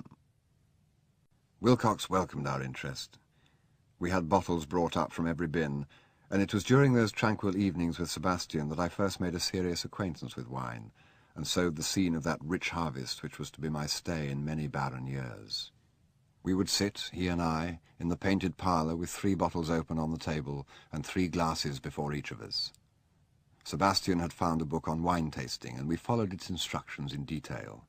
We warmed the glass slightly at a candle, filled it a third high, swirled the wine round, nursed it in our hands, held it to the light, breathed it, sipped it, filled our mouths with it and rolled it over the tongue, ringing it on the palate like a coin on a counter, tilting our heads back and let it trickle down the throat. Then we talked of it, and nibbled Bath Oliver biscuits, and passed on to another wine, then back to the first, then on to another, until all 3 were in circulation, and the order of glasses got confused, and we fell out over which was which, and we passed the glasses to and fro between us until there were 6 glasses, some of them with mixed wines in them, which we had filled from the wrong bottle, till we were obliged to start again with 3 clean glasses each, and the bottles were empty, and our praise of them wilder and more exotic. "It is a little shy wine, like a gazelle, like a leprechaun, dappled in a tapestry meadow, like a flute by still water. And this is a wise old wine, a prophet in a cave, and this is a necklace of pearls on a white neck, like a swan, like the last unicorn." And we would leave the candlelight of the dining-room for the starlight outside, and sit on the edge of the fountain, cooling our hands in the water and listening drunkenly to its splash and gurgle over the rocks. "Ought we to be drunk every night?" Sebastian asked one morning. "Yes, I think so." "I think so too." We saw few strangers. There was the agent, a lean and pouchy colonel, who crossed our path occasionally and once came to tea. Usually we managed to hide from him. On Sundays a monk was fetched from a neighbouring monastery to say mass and breakfast with us. He was the first priest I ever met. I noticed how unlike he was to a parson, but Brideshead was a place of such enchantment to me that I expected everything and everyone to be unique. Father Phipps was in fact a bland, bun-faced man with an interest in county cricket which he obstinately believed us to share. "You know, Father, Charles and I simply don't know about cricket." "I wish I'd seen Tennyson make that 58 last Thursday. That must have been an innings. The account in the Times was excellent. Did you see him against the South Africans?" "I've never seen him." "Neither have I. I haven't seen a first-class match for years. Not since Father Graves took me when we were passing through Leeds, after we'd been to the induction of the Abbot of Ampleforth. Father Graves managed to look up a train which gave us 3 hours to wait on the afternoon of the match against Lancashire. That was an afternoon. I remember every ball of it. Since then I've had to go by the papers. You seldom go to see cricket?" "Never," I said. And he looked at me with the expression I have since seen in the religious of innocent wonder that those who expose themselves to the dangers of the world should avail themselves so little of its varied solace. Sebastian always heard his mass, which was ill-attended. Brideshead was not an old-established centre of Catholicism. Lady Marchmain had introduced a few Catholic servants, but the majority of them and all the cottagers prayed, if anywhere, among the flight tombs in the little grey church at the gates. Sebastian's faith was an enigma to me at that time, but not one which I felt particularly concerned to solve. I had no religion. I was taken to church weekly as a child, and at school attended chapel daily, but as though in compensation, From the time I went to my public school, I was excused church in the holidays. The masters who taught me divinity told me that biblical texts were highly untrustworthy. They never suggested I should try to pray. My father did not go to church except on family occasions, and then with derision. My mother, I think, was devout. It once seemed odd to me that she should have thought it her duty to leave my father and me and go off with an ambulance to Serbia, to die of exhaustion in the snow in Bosnia. But later I recognized some such spirit in myself. Later, too, I have come to accept claims which then, in 1923, I never troubled to examine, and to accept the supernatural as the real. I was aware of no such needs that summer at Brideshead. Often, almost daily, since I had known Sebastian, some chance word in his conversation had reminded me that he was a Catholic, but I took it as a foible, like his teddy bear. We never discussed the matter until on the second Sunday at Brideshead, when Father Phipps had left us and we sat in the colonnade with the papers, he surprised me by saying, "Oh dear, it's very difficult being a Catholic. Does it make much difference to you?" "Of course, all the time." "Well, I can't say I've noticed it. Are you struggling against temptation? You don't seem much more virtuous than me." "I'm very, very much wickeder," said Sebastian indignantly. "Well then, who was it used to pray, 'Oh God, make me good, but not yet'?" "I don't know. You, I should think." "Why, yes, I do, every day. But it isn't that." He turned back to the pages of the News of the World and said, "Another naughty scoutmaster." "I suppose they try to make you believe an awful lot of nonsense." "Is it nonsense? I wish it were. It sometimes sounds terribly sensible to me." "But my dear Sebastian, you can't seriously believe it all." "Can't I? I mean about Christmas and the star and the three kings and the ox and the ass." "Oh, yes, I believe that. It's a lovely idea." "But you can't believe things because they're a lovely idea." "But I do. That's how I believe." "And in prayers? You think you can kneel down in front of a statue and say a few words, not even out loud, just in your mind, and change the weather? Or that some saints are more influential than others, and you must get hold of the right one to help you on the right problem?" "Oh, yes. Don't you remember last term when I took Aloysius and left him behind I didn't know where? I prayed like mad to St. Anthony of Padua that morning, and immediately after lunch there was Mr. Nichols at Canterbury Gate with Aloysius in his arms, saying I'd left him in his cab." "Well," I said, "if you can believe all that and you don't want to be good, where's the difficulty about your religion?" "If you can't see, you can't." "Well, where?" "Oh, don't be a bore, Charles. I want to read about a woman in Hull who's been using an instrument." "You started the subject. I was just getting interested." "I'll never mention it again. 38 other cases were taken into consideration in sentencing her to 6 months. Golly!" But he did mention it again, some 10 days later, as we were lying on the roof of the house, sunbathing and watching through a telescope the agricultural show which was in progress in the park below us. It was a modest 2-day show, serving the neighbouring parishes, and surviving more as a fair and social gathering than as a centre of serious competition. A ring was marked out in flags, and round it had been pitched 6 tents of varying size. There was a judge's box and some pens for livestock. The largest marquee was for refreshments, and there the farmers congregated in numbers. Preparations had been going on for a week. "We shall have to hide," said Sebastian, as the day approached. "My brother will be here. He's a big part of the agricultural show." So we lay on the roof under the balustrade.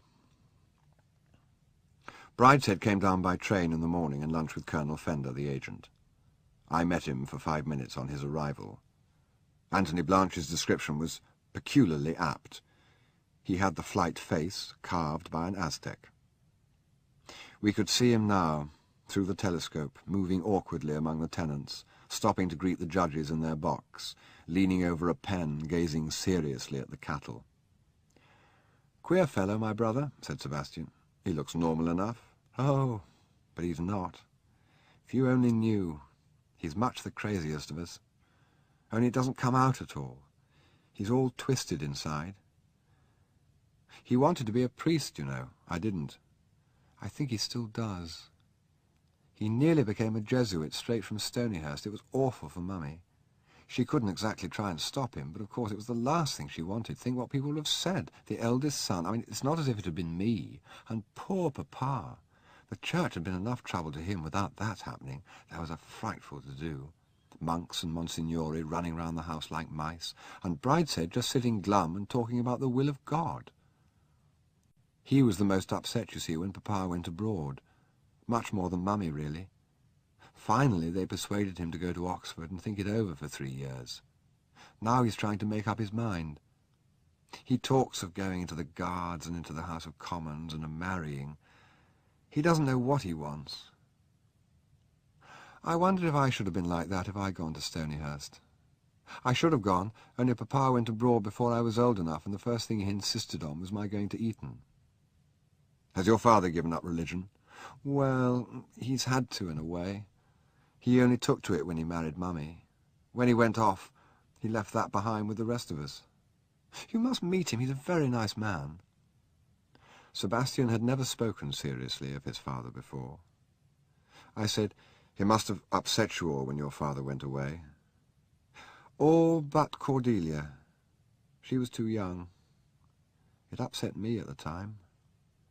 Mummy tried to explain it to the 3 eldest of us so that we wouldn't hate Papa. I was the only one who didn't. I believe she wishes I did. I was always his favourite. I should be staying with him now if it wasn't for this foot. I'm the only one who goes. Why don't you come too? You'd like him." A man with a megaphone was shouting the results of the last event in the field below. His voice came faintly to us. So, you see, we're a mixed family religiously. Brideshead and Cordelia are both fervent Catholics. He's miserable, she's bird-happy. Julia and I are half heathen. I am happy. I rather think Julia isn't. Mummy is popularly believed to be a saint, and Papa is excommunicated.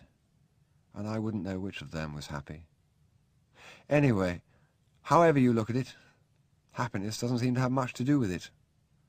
And that's all I want. I wish I liked Catholics more. They seem just like other people. My dear Charles, that's exactly what they're not, particularly in this country where they're so few. It's not just that they're a clique. As a matter of fact, there are at least 4 cliques, all blackguarding each other half the time. But they've got an entirely different outlook on life. Everything they think important is different from other people. They try to hide it as much as they can, but it comes out all the time. It's quite natural, really, that they should. But you see, it's difficult for semi-heathens like Julia and me.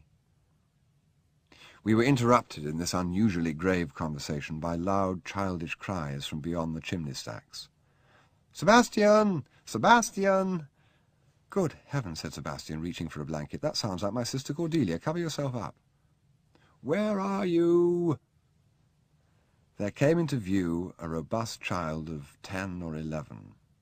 She had the unmistakable family characteristics, but had them ill-arranged in a frank and chubby plainness.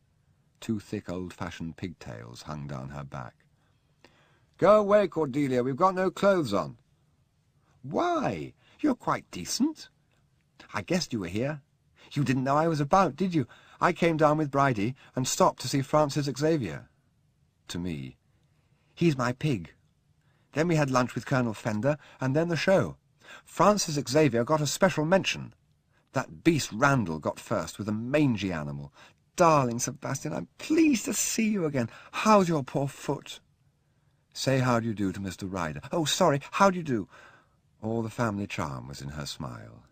"They're all getting pretty boozy down there, so I came away. I say, who's been painting the office? I went in to look for a shooting stick and saw it." "Be careful what you say. It's Mr. Ryder." "But it's lovely. I say, did you really? You are clever. Why don't you both dress and come down? There's no one about." Bridie's sure to bring the judges in. "Oh, but he won't. I heard him making plans not to. He's very sour today. He didn't want me to have dinner with you, but I fixed that.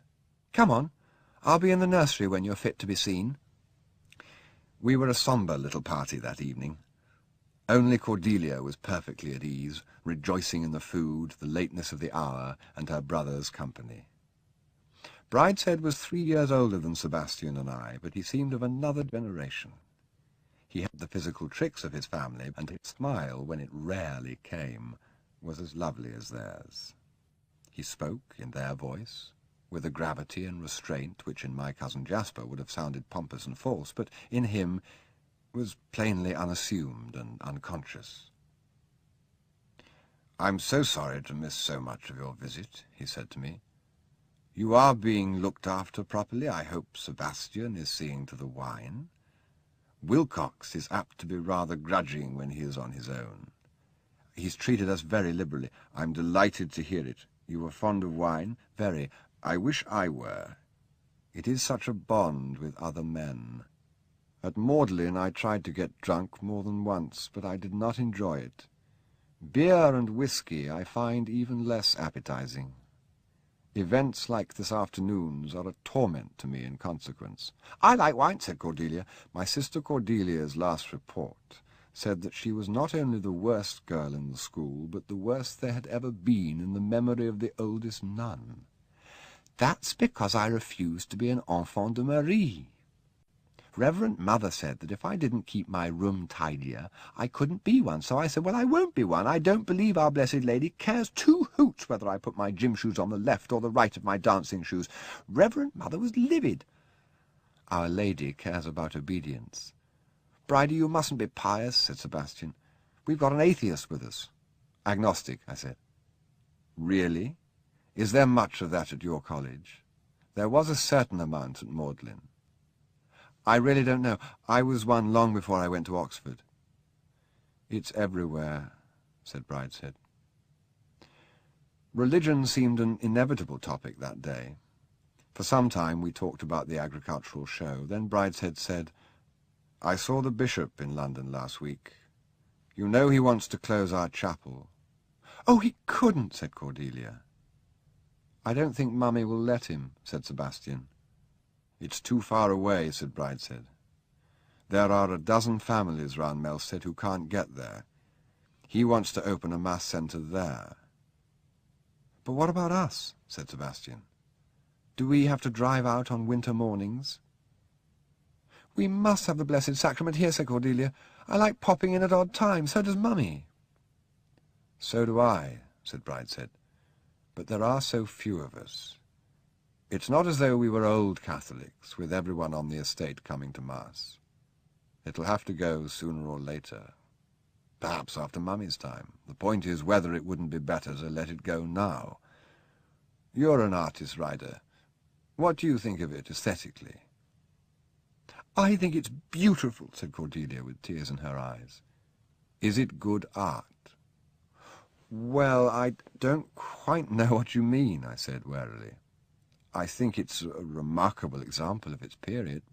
Probably in 80 years it'll be greatly admired." "But surely it can't be good 20 years ago, and good in 80 years, and not good now." "Well, it may be good now. All I mean is I don't happen to like it much." "But is there a difference between liking a thing and thinking it good?" "Bridie, don't be so Jesuitical," said Sebastian.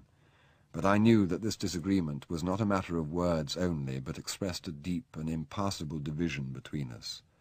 Neither had any understanding of the other, nor ever could. "Isn't that just the distinction you made about wine?" "No. I like and think good the end to which wine is sometimes the means, the promotion of sympathy between man and man. But in my own case it does not achieve that end, so I neither like it nor think it good for me." "Bridie, do stop." "I'm sorry," he said. "I thought it rather an interesting point." "Thank God I went to Eton," said Sebastian. After dinner, Brideshead said, "I'm afraid I must take Sebastian away for half an hour. I shall be busy all day tomorrow, and I'm off immediately after the show. I've a lot of papers for Father to sign. Sebastian must take them out and explain them to him. It's time you were in bed, Cordelia." "Must digest first," she said. "I'm not used to gorging like this at night. I'll talk to Charles."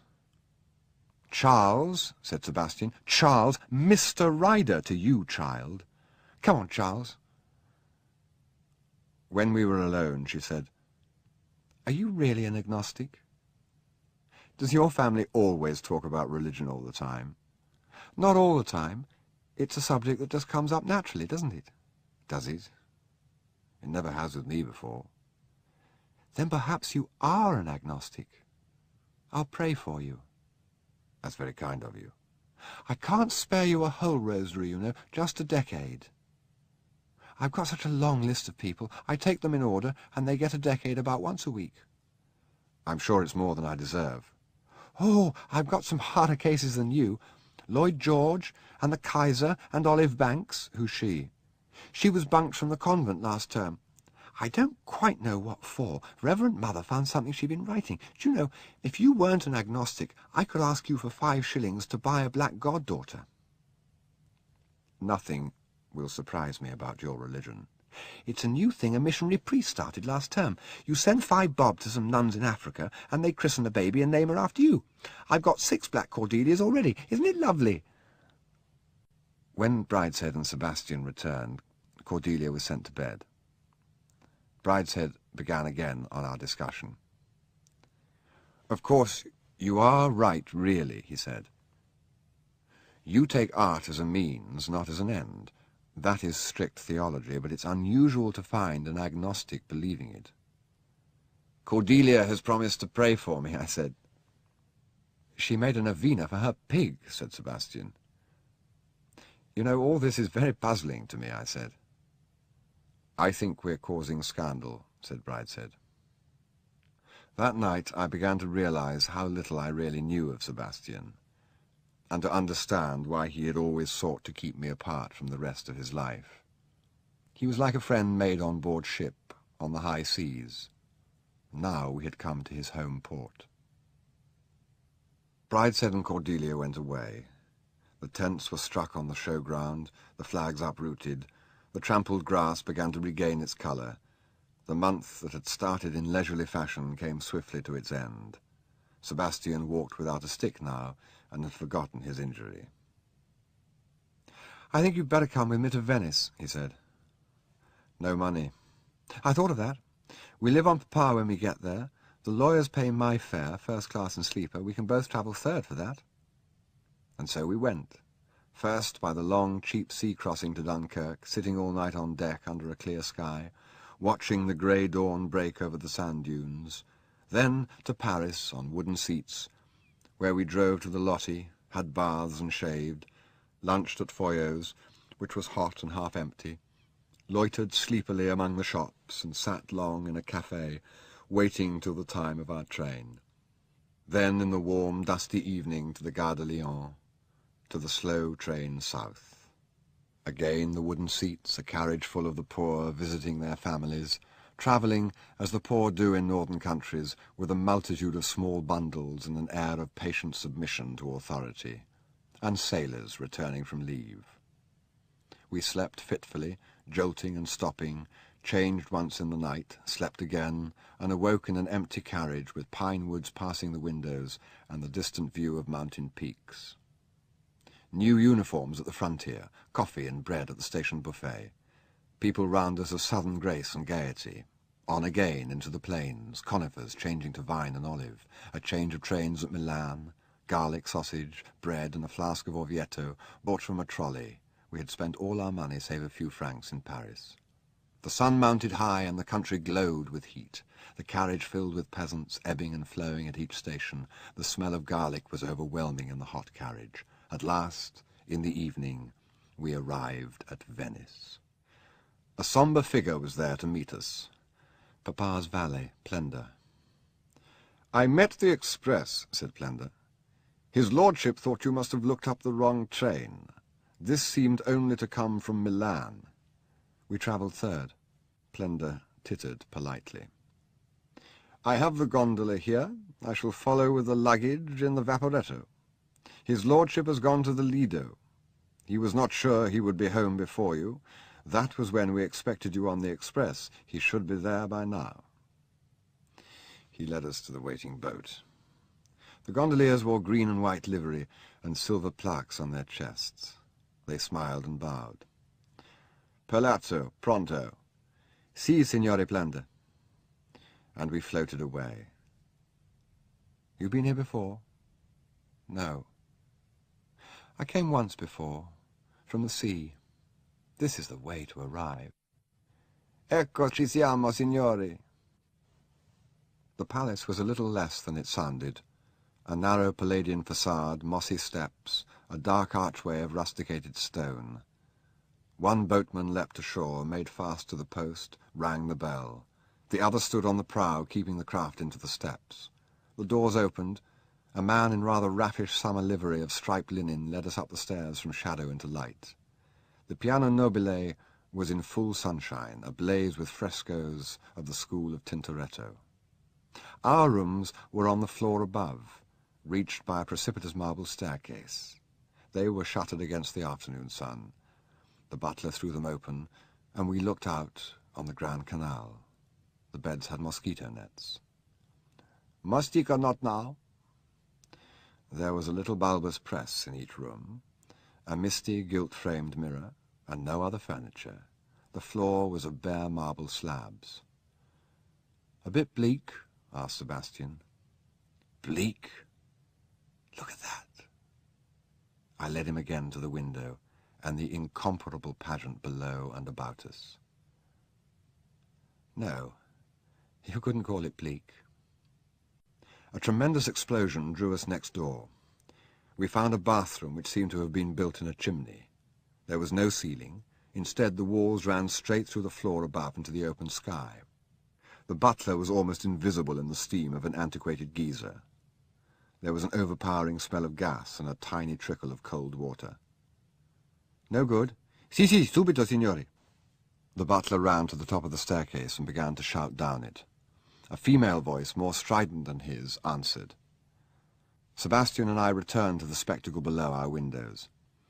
Presently the argument came to an end, and a woman and child appeared, who smiled at us, scowled at the butler, and put on Sebastian's press a silver basin and a ewer of boiling water. The butler, meanwhile, unpacked and folded our clothes, and lapsing into Italian, told us of the unrecognized merits of the geyser, until, suddenly cocking his head sideways, he became alert, said, "Il Marchese," and darted downstairs. "We better look respectable before meeting Papa," said Sebastian. "We needn't dress. I gather he's alone at the moment." I was full of curiosity to meet Lord Marchmain. When I did so, I was first struck by his normality, which, as I saw more of him, I found to be studied. It was as though he were conscious of a Byronic aura, which he considered to be in bad taste and was at pains to suppress. He was standing on the balcony of the saloon, and as he turned to greet us, his face was in deep shadow. I was aware only of a tall and upright figure. "Darling Papa," said Sebastian, "how young you are looking." He kissed Lord Marchmain on the cheek, and I, who had not kissed my father since I left the nursery, stood shyly behind him. "This is Charles. Don't you think my father very handsome, Charles?" Lord Marchmain shook my hand. "Whoever looked up your train," he said, and his voice also was Sebastian's, "made a bêtise. There's no such one." "We came on it." "You can't have. There was only a slow train from Milan at that time. I was at the Lido. I've taken to playing tennis there with the professional in the early evening. It's the only time of day when it's not too hot. I hope you boys will be fairly comfortable upstairs. This house seems to have been designed for the comfort of only one person, and I am that one. I have a room the size of this and a very decent dressing-room. Cara has taken possession of the other sizable room." I was fascinated to hear him speak of his mistress, so simply and casually. Later, I suspected that it was done for effect, for me. "How is she?" "Cara? Well, I hope. She will be back with us tomorrow. She's visiting some American friends at the villa on the Brenta Canal. Where shall we dine? We might go to the Luna, but it's filling up with English now. Would you be too dull at home? Cara is sure to want to go out tomorrow, and the cook here is really quite excellent." He had moved away from the window, and now stood in the full evening sunlight, with the red damask of the walls behind him. It was a noble face, a controlled one, just, it seemed, as he had planned it to be. Slightly weary, slightly sardonic, slightly voluptuous. He seemed in the prime of life. It was odd to think that he was only a few years younger than my father. We dined at a marble table in the windows. Everything was either of marble, or velvet, or dull gilt gesso in this house. Lord Marchmain said, "And how do you plan your time here? Bathing or sightseeing?" "Some sightseeing, anyway," I said. "Cara will like that. She, as Sebastian will have told you, is your hostess here. You can't do both, you know. Once you go to the Lido, there's no escaping. You play backgammon, you get caught at the bar, you get stupefied by the sun. Stick to the churches." "Charles is very keen on painting," said Sebastian. "Yes?" I noticed the hint of deep boredom, which I knew so well from my own father. "Yes? Any particular Venetian painter?" "Bellini," I answered rather wildly. "Yes? Which?" "I'm afraid I didn't know there were two of them. 3, to be precise. You will find that in the great ages painting was very much a family business. How did you leave England?" "It's been lovely," said Sebastian. "Was it? Was it? It has been my tragedy that I abominate the English countryside. I suppose it is a disgraceful thing to inherit great responsibilities and to be entirely indifferent to them. I am all the socialists would have me be, and a great stumbling block to my own party. Well, my eldest son will change all that, I've no doubt, if they leave him anything to inherit. Why, I wonder, are Italian sweets always thought to be so good? There was always an Italian pastry cook at Brideshead until my father's day. He had an Austrian, so much better. And now, I suppose, there is some British matron with beefy forearms." After dinner, we left the palace by the street door and walked through a maze of bridges and squares and alleys to Florian's for coffee, and watched the grave crowds crossing and recrossing under the campanili. "There's nothing quite like a Venetian crowd," said Lord Marchmain. "The city is crawling with anarchists, but an American woman tried to sit here the other night with bare shoulders, and they drove her away by coming to stare at her quite silently. They were like circling gulls coming back and back to her, until she left. Our countrymen are much less dignified when they attempt to express moral disapproval." An English party had just then come from the waterfront, made for a table near us, and then suddenly moved to the other side, where they looked askance at us and talked with their heads close together. "That is a man and his wife I used to know when I was in politics. A prominent member of your church, Sebastian." As we went up to bed that night, Sebastian said, "He's rather a poppet, isn't he?" End of Side 3. Side 4. Lord Marchmain's mistress arrived next day. I was 19 years old and completely ignorant of women. I could not with any certainty recognize a prostitute in the streets. I was therefore not indifferent to the fact of living under the roof of an adulterous couple, but I was old enough to hide my interest. Lord Marchmain's mistress, therefore, found me with a multitude of conflicting expectations about her, all of which were, for the moment, disappointed by her appearance. She was not a voluptuous Toulouse-Lautrec odalisque. She was not a little bit of fluff. She was a middle-aged, well-preserved, well-dressed, well-mannered woman, such as I had seen in countless public places and occasionally met. Nor did she seem marked by any social stigma. On the day of her arrival, we lunched at the Lido, where she was greeted at almost every table. "Vittoria Corombona has asked us to her ball on Saturday." "It's very kind of her. You know I do not dance," said Lord Marchmain. "But for the boys, it is a thing to be seen, the Corombona Palace lit up for the ball. One does not know how many such balls there will be in the future. The boys can do as they like. We must refuse. And I have asked Mrs. Hacking-Brunner to luncheon. She has a charming daughter. Sebastian and his friend will like her." "Sebastian and his friend are more interested in Bellini than in heiresses." "But that is what I have always wished," said Cara, changing her point of attack adroitly. "I have been here more times than I can count, and Alex has not once let me inside San Marco even. We will become tourists, yes? We became tourists. Cara enlisted as guide a midget Venetian nobleman to whom all doors were open, and with him at her side and a guidebook in her hand, she came with us, flagging sometimes, but never giving up, a neat, prosaic figure amid the immense splendours of the place. The fortnight at Venice passed quickly and sweetly, perhaps too sweetly. I was drowning in honey, stingless. On some days life kept pace with the gondola as we nosed through the side canals and the boatman uttered his plaintive musical bird cry of warning. On other days, with the speedboat bouncing over the lagoon in a stream of sunlit foam, it left a confused memory of fierce sunlight on the sands and cool marble interiors, of water everywhere, lapping on smooth stone, reflected in a dapple of light on painted ceilings, of a night at the Corombona Palace, such as Byron might have known, and another Byronic night fishing for scampi in the shallows of Chioggia. The phosphorescent wake of the little ship, the lantern swinging in the prow, and the net coming up full of weed and sand and floundering fishes, of melon and prosciutto on the balcony in the cool of the morning, of hot cheese sandwiches and champagne cocktails at Harry's bar. I remember Sebastian looking up at the Colleone statue and saying, "It's rather sad to think that whatever happens, you and I can never possibly get involved in a war." I remember most particularly one conversation towards the end of my visit. Sebastian had gone to play tennis with his father, and Cara at last admitted to fatigue. We sat in the late afternoon at the windows overlooking the Grand Canal, she on the sofa with a piece of needlework, I in an armchair, idle. It was the first time we had been alone together. "I think you are very fond of Sebastian," she said.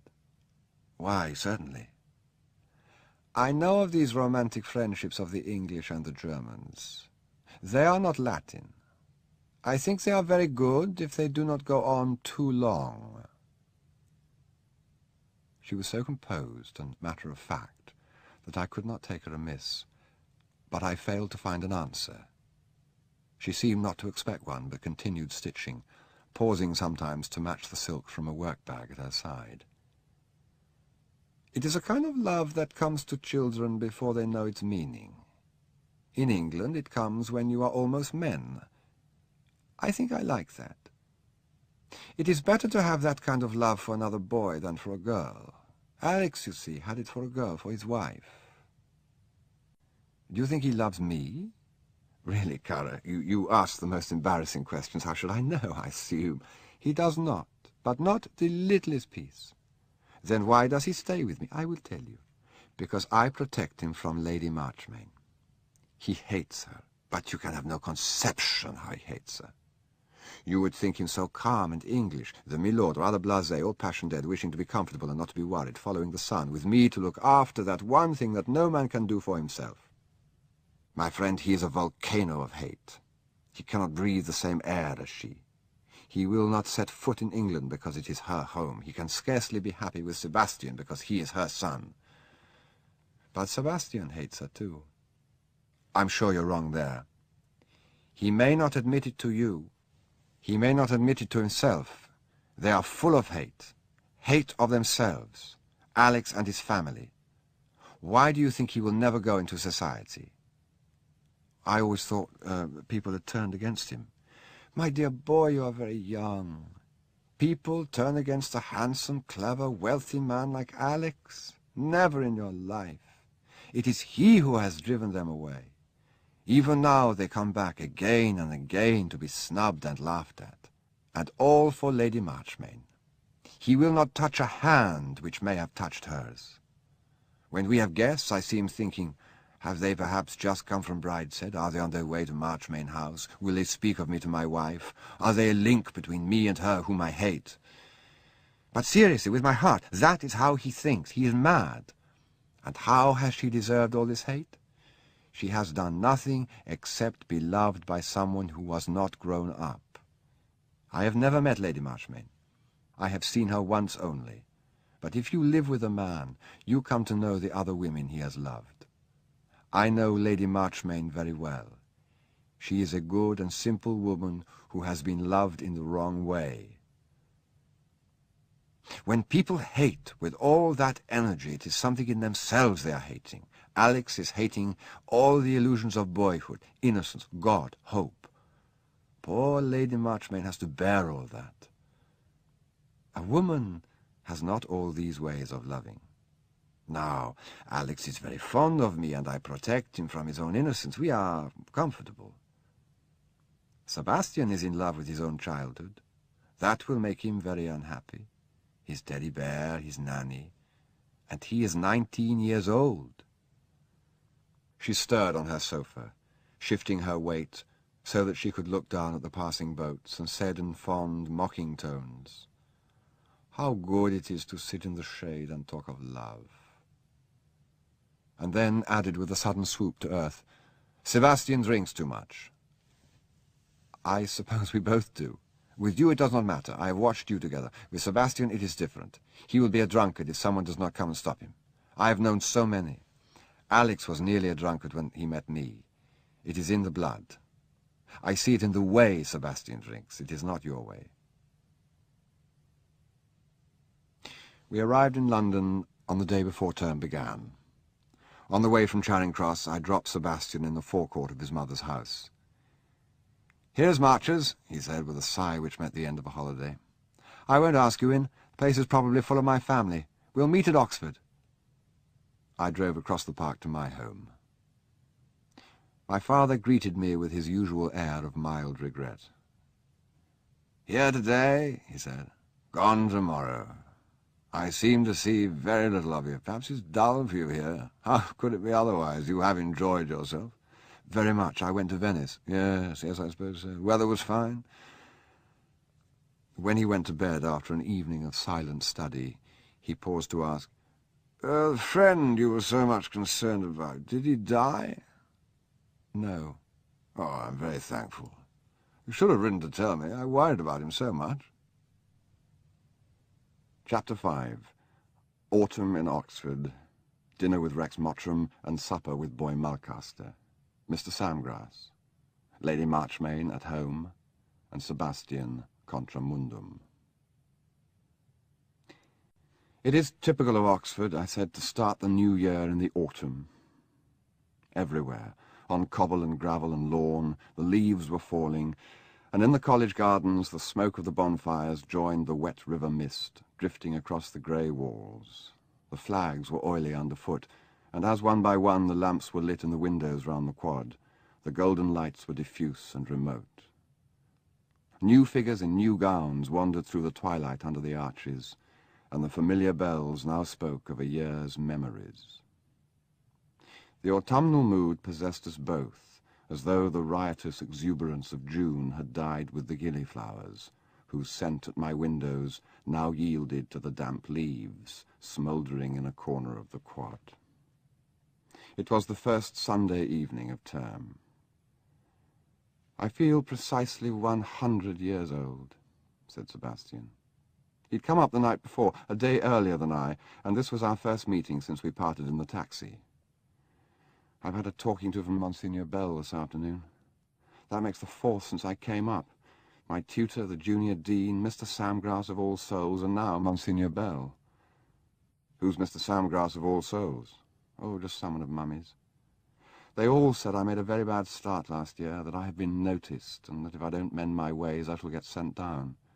How does one mend one's ways? I suppose one joins the League of Nations Union, and reads the ISIS every week, and drinks coffee in the morning at the Cadena Cafe, and smokes a great pipe, and plays hockey, and goes out to tea on Boar's Hill, and to lectures at Keble, and rides a bicycle with a little tray full of notebooks, and drinks cocoa in the evening, and discusses sex seriously. Oh, Charles, what has happened since last term? I feel so old."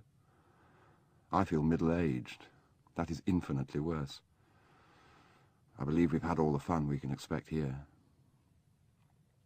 We sat silent in the firelight as darkness fell. "Anthony Blanche has gone down." "Why?" "He wrote to me. Apparently he's taken a flat in Munich, and he's formed an attachment to a policeman there." "I shall miss him." "I suppose I shall too, in a way." We fell silent again, and sat so still in the firelight that a man who came in to see me stood for a moment in the door and then went away, thinking the room empty. "This is no way to start a new year," said Sebastian. But this sombre October evening seemed to breathe its chill, moist air over the succeeding weeks. All that term and all that year, Sebastian and I lived more and more in the shadows, and like a fetish, hidden first from the missionary and at length forgotten, the toy bear Aloysius sat unregarded on the chest of drawers in Sebastian's bedroom. There was a change in both of us. We had lost the sense of discovery which had infused the anarchy of our first year. I began to settle down. Unexpectedly, I missed my cousin Jasper, who had got his first in Greats and was now cumbrously setting about a life of public mischief in London. I needed him to shock. Without that massive presence, the college seemed to lack solidity. It no longer provoked and gave point to outrage as it had done in the summer. Moreover, I had come back glutted and a little chastened, with the resolve to go slow. Never again would I expose myself to my father's humour. His whimsical persecution had convinced me, as no rebuke could have done, of the folly of living beyond my means. I had had no talking to this term. My success in history previous and a beta minus in one of my collections papers had put me on easy terms with my tutor, which I managed to maintain without undue effort. I kept a tenuous connection with the history school, wrote my 2 essays a week and attended an occasional lecture. Besides this, I started my second year by joining the Ruskin School of Art. 2 or 3 mornings a week we met, about a dozen of us, half at least the daughters of North Oxford, among the casts from the antique at the Ashmolean Museum. Twice a week we drew from the nude in a small room over a tea shop. Some pains were taken by the authorities to exclude any hint of lubricity on these evenings, and the young woman who sat to us was brought from London for the day and not allowed to reside in the university city. One flank, that nearer the oil stove, I remember, was always rosy, and the other mottled and puckered as though it had been plucked. There, in the smell of the oil lamp, we sat astride the donkey stools and evoked a barely visible wraith of Trilby. My drawings were worthless. In my own rooms I designed elaborate little pastiches, some of which, preserved by friends of the period, come to light occasionally to embarrass me. We were instructed by a man of about my age, who treated us with defensive hostility. He wore very dark blue shirts, a lemon-yellow tie, and horn-rimmed glasses, and it was largely by reason of this warning that I modified my own style of dress until it approximated to what my cousin Jasper would have thought suitable for country house visiting. Thus, soberly dressed and happily employed, I became a fairly respectable member of my college. With Sebastian it was different. His year of anarchy had filled a deep interior need of his, the escape from reality. And as he found himself increasingly hemmed in, where he once felt himself free, he became at times listless and morose, even with me. We kept very much to our own company that term, each so much bound up in the other that we did not look elsewhere for friends. My cousin Jasper had told me that it was normal to spend one's second year shaking off the friends of one's first, and it happened as he said. Most of my friends were those I had made through Sebastian. Together we shed them and made no others. There was no renunciation. At first we seemed to see them as often as ever. We went to parties, but gave few of our own. I was not concerned to impress the new freshmen, who, like their London sisters, were here being launched in society. There were strange faces now at every party, and I, who a few months back had been voracious of new acquaintances, now felt surfeited. Even our small circle of intimates, so lively in the summer sunshine, seemed dimmed and muted now in the pervading fog, the river-borne twilight that softened and obscured all that year for me. Anthony Blanche had taken something away with him when he went. He had locked a door and hung the key on his chain, and all his friends, among whom he had always been a stranger, needed him now. The charity matinee was over, I felt. The impresario had buttoned his astrakhan coat and taken his fee, and the disconsolate ladies of the company were without a leader. Without him they forgot their cues and garbled their lines. They needed him to ring the curtain up at the right moment. They needed him to direct the limelights. They needed his whisper in the wings, and his imperious eye on the leader of the band. Without him there were no photographers from the weekly press, no prearranged goodwill and expectation of pleasure. No stronger bond held them together than common service. Now the gold lace and velvet were packed away and returned to the costumier, and the drab uniform of the day put on in its stead. For a few happy hours of rehearsal, for a few ecstatic minutes of performance, they had played splendid parts, their own great ancestors, the famous paintings they were thought to resemble. Now it was over, and in the bleak light of day they must go back to their homes, to the husband who came to London too often, to the lover who lost at cards, and to the child who grew too fast. Anthony Blanche's set broke up and became a bare dozen lethargic adolescent Englishmen. Sometimes in later life they would say, "Do you remember that extraordinary fellow we used all to know at Oxford, Anthony Blanche? I wonder what became of him." They lumbered back into the herd from which they had been so capriciously chosen, and grew less and less individually recognizable. The change was not so apparent to them as to us, and they still congregated on occasions in our rooms, but we gave up seeking them. Instead, we formed the taste for lower company and spent our evenings as often as not in Hogarthian little inns in St. Ebbs and St. Clement's, and the streets between the Old Market and the canal, where we managed to be gay and were, I believe, well liked by the company. The Gardener's Arms and the Nag's Head, the Druid's Head near the theatre, and the Turf in Hell Passage knew us well.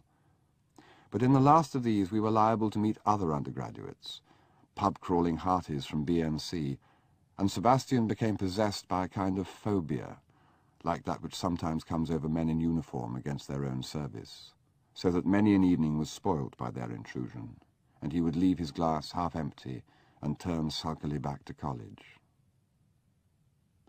It was thus that Lady Marchmain found us when, early in that Michaelmas term, she came for a week to Oxford. She found Sebastian subdued, with all his host of friends reduced to one, myself.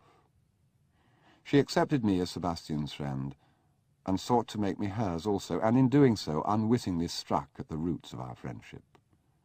That is the single reproach I have to set against her abundant kindness to me.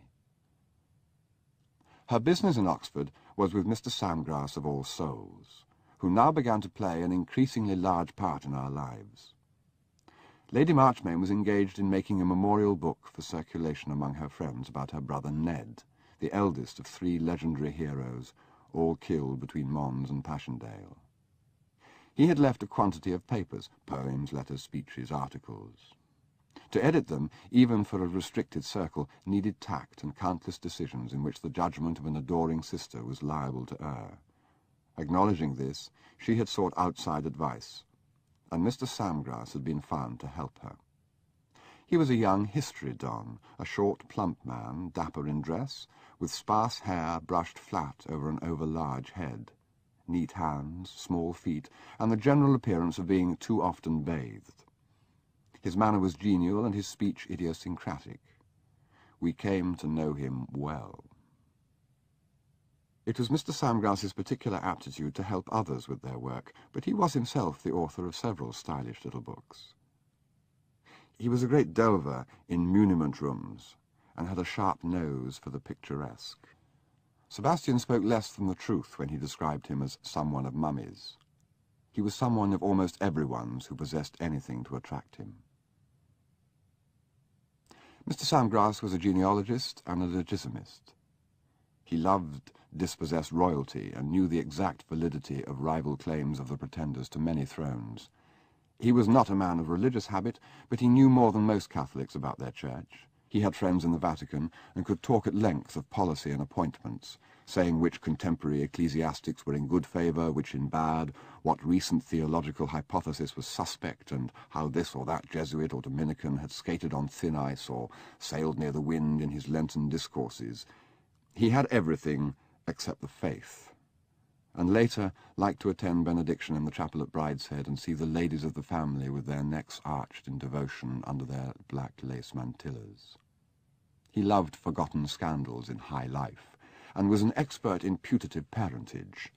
He claimed to love the past, but I always felt that he thought that all the splendid company, living or dead, with whom he associated, slightly absurd. It was Mr. Sandgrass who was real. The rest were an insubstantial pageant. He was the Victorian tourist, solid and patronizing, for whose amusement these foreign things were paraded. And there was something a little too brisk about his literary manners. I suspected the existence of a dictaphone somewhere in his panelled rooms. He was with Lady Marchmain when I first met them, and I thought then that she could not have found a greater contrast to herself than this intellectual on the make, nor a better foil to her own charm. It was not her way to make a conspicuous entry into anyone's life, but towards the end of that week Sebastian said rather sourly, "You and Mummy seem very thick," and I realized that in fact I was being drawn into intimacy by swift, imperceptible stages, for she was impatient of any human relationship that fell short of it.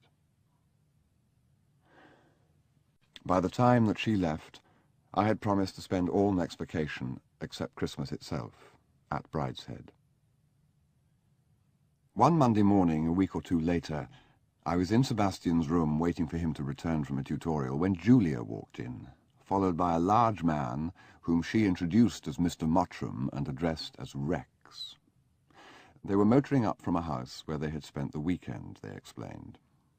Rex Mottram was warm and confident in a check ulster, Julia cold and rather shy in furs. She made straight for the fire and crouched over it, shivering.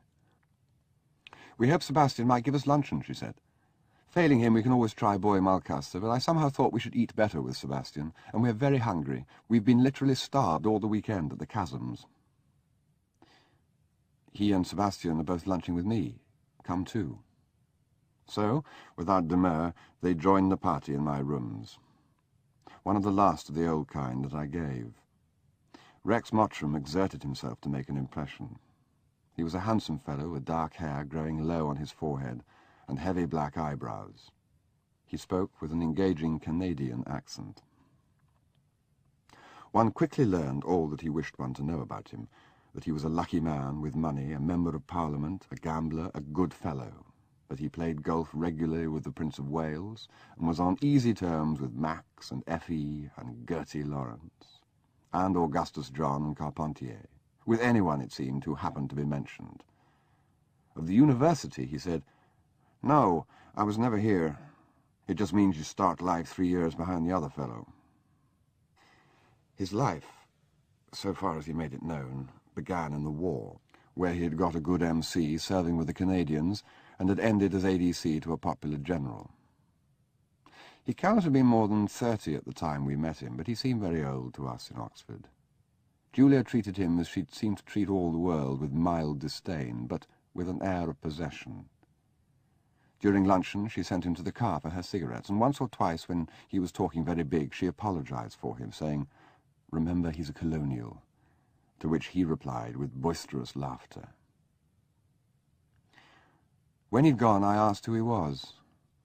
"Oh, just someone of Julia's," said Sebastian. We were slightly surprised a week later to get a telegram from him asking us and Boy Mulcaster to dinner in London on the following night for a party of Julia's. "I don't think he knows anyone young," said Sebastian. "All his friends are leathery old sharks in the City and the House of Commons. Shall we go?" We discussed it, and because our life at Oxford was now so much in the shadows, we decided that we would. "Why does he want Boy?" "Julia and I have known him all our lives. I suppose finding him at lunch with you, he thought he was a chum." We had no great liking for Mulcaster, but the three of us were in high spirits when, having got leave from our colleges, we drove off on the London road in Hardcastle's car. We were to spend the night at Marchmain House.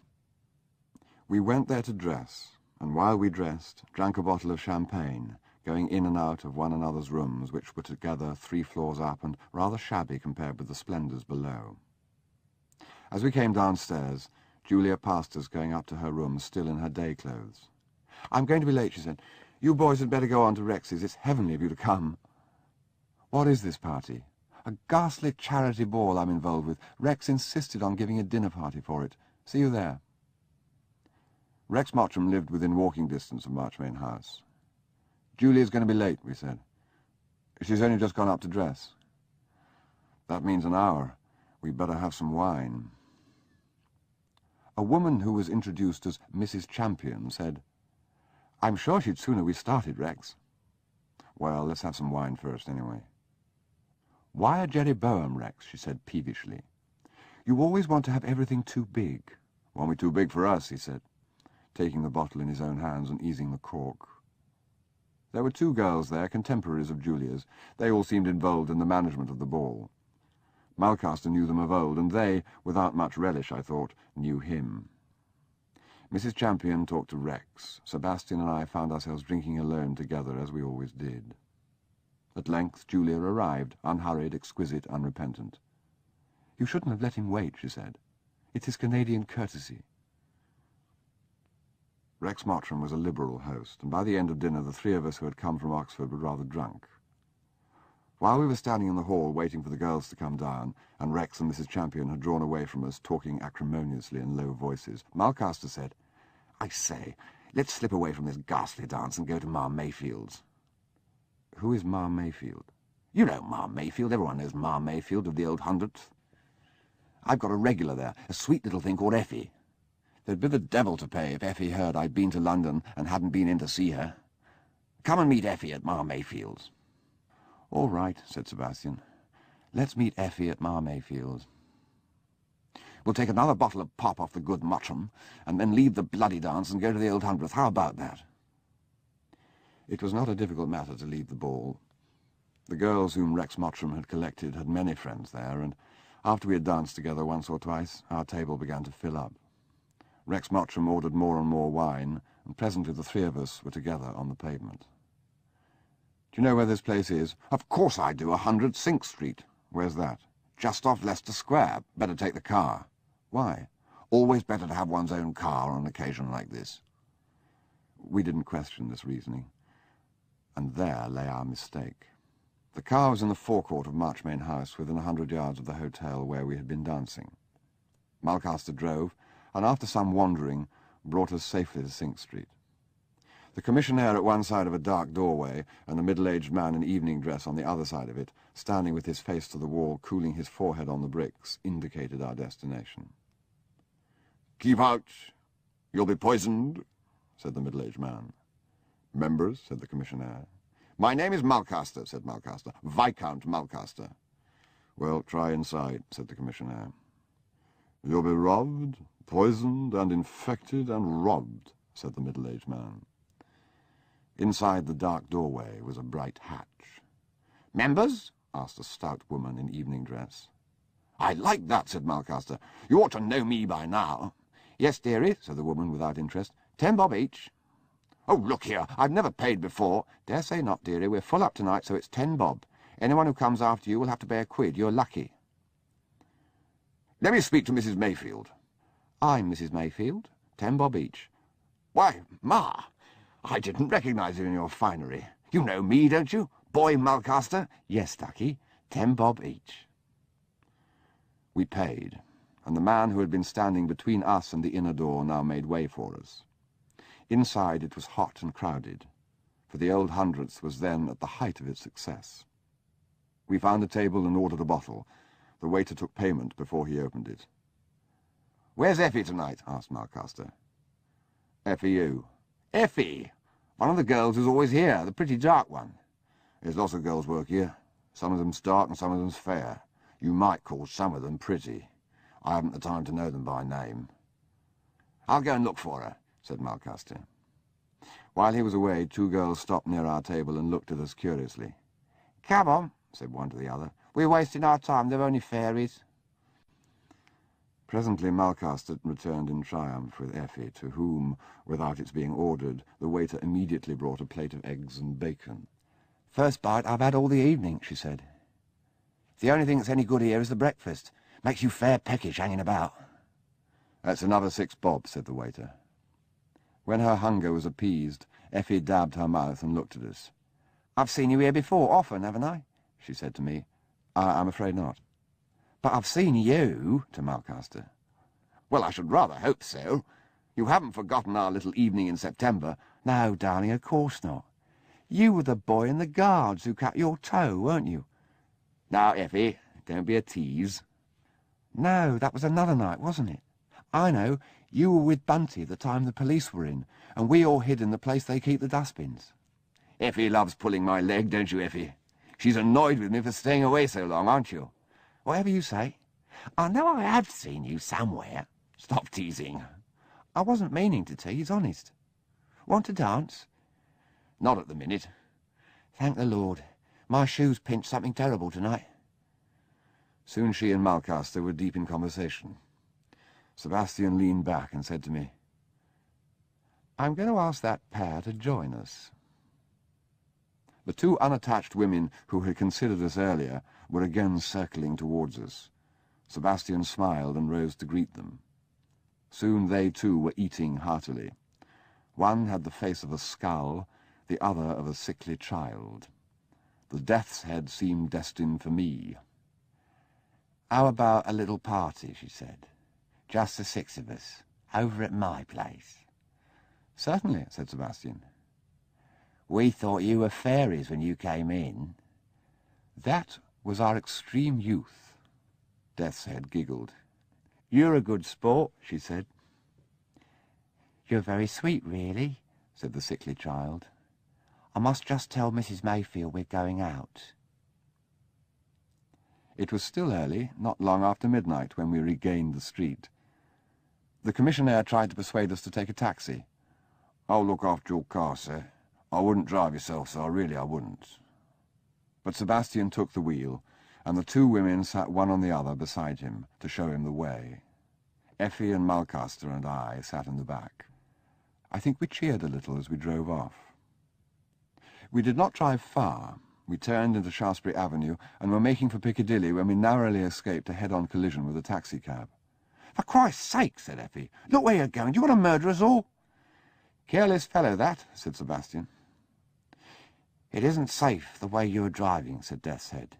Besides, we ought to be on the other side of the road. So we should, said Sebastian, swinging abruptly across. Here, stop. I'd sooner walk. Stop? Certainly. He put on the brakes, and we came abruptly to a halt, broadside across the road. Two policemen quickened their stride and approached us. Let me out of this, said Effie, and made her escape with a leap and a scamper. The rest of us were caught. I'm sorry if I am impeding the traffic, officer, said Sebastian with care. But the lady insisted on my stopping for her to get out. She would take no denial. As you will have observed, she was pressed for time. A matter of nerves, you know. Let me talk to him, said Death's Head. Be a sport, handsome. No one's seen anything but you. The boys don't mean any harm. I'll get them into a taxi and see them home quiet. The policemen looked us over, deliberately, forming their own judgment. Even then, everything might have been well had not Malcaster joined in. Look here, my good man, he said. There's no need for you to notice anything. We've just come from Ma Mayfield's. I reckon she pays you a nice retainer to keep your eyes shut. Well, you can keep 'em shut on us, too, and you won't be the losers by it. That resolved any doubts which the policeman may have felt. In a short time, we were in the cells. I remember little of the journey there or of the process of admission. Malcaster, I think, protested vigorously, and when we were made to empty our pockets, accused his jailers of theft. Then we were locked in, and my first clear memory is of tiled walls with a lamp set high up under thick glass, a bunk, and a door which had no handle on my side. Somewhere to the left of me, Sebastian and Malcaster were raising Cain. Sebastian had been steady on his legs and fairly composed on the way to the station. Now, shut in, he seemed in a frenzy and was pounding on the door and shouting, "Damn you, I'm not drunk! Open this door! I insist on seeing the doctor! I tell you I'm not drunk!" While Malcaster, beyond, cried, "My God, you'll pay for this! You're making a great mistake, I can tell you. Telephone the Home Secretary. Send for my solicitors. I will have habeas corpus." Groans of protest rose from the other cells, where various tramps and pickpockets were trying to get some sleep. "Oh, pipe down. Give a man some peace, can't you? Is this a blinking lock-up or loony house?" And the sergeant, going his rounds, admonished them through the grill. "You'll be here all night if you don't sober up." I sat on the bunk in low spirits and dozed a little. Presently the racket subsided, and Sebastian called, "I say, Charles, you there?" "Here I am." "This is a hell of a business." "Can't we get bail or something?" Mulcaster seemed to have fallen asleep. "I tell you the man, Rex Mottram. He be in his element here." We had some difficulty in getting into touch with him. It was half an hour before the policeman in charge answered my bell. At last he consented, rather sceptically, to send a telephone message to the hotel where the ball was being held. There was another long delay, and then our prison doors were open. Seeping through the squalid air of the police station, the sour smell of dirt and disinfectant, came the sweet, rich smoke of a Havana cigar, of 2 Havana cigars, for the sergeant in charge was smoking also. Rex stood in the charge room, looking the embodiment, indeed the burlesque, of power and prosperity. He wore a fur-lined overcoat with broad astrakhan lapels and a silk hat. The police were deferential and eager to help. "We had to do our duty," they said. "Took the young gentlemen into custody for their own protection." Mulcaster looked crapulous and began a confused complaint that he had been denied legal representation and civil rights. Rex said, "Better leave all the talking to me." I was clear-headed now, and watched and listened with fascination while Rex settled our business. He examined the charge sheets, spoke affably to the men who had made the arrest. With the slightest perceptible nuance he opened the way for bribery and quickly covered it when he saw that things had now lasted too long and the knowledge had been too widely shared. He undertook to deliver us at the magistrate's court at 10 next morning, and then led us away. His car was outside. "It's no use discussing things tonight. Where are you sleeping?" "Marsh's," said Sebastian. "You better come to me. I can fix you up for tonight. Leave everything to me." It was plain that he rejoiced in his efficiency. Next morning the display was even more impressive. I awoke with the startled and puzzled sense of being in a strange room, and in the first few seconds of consciousness the memory of the evening before returned, first as though of a nightmare, then of reality.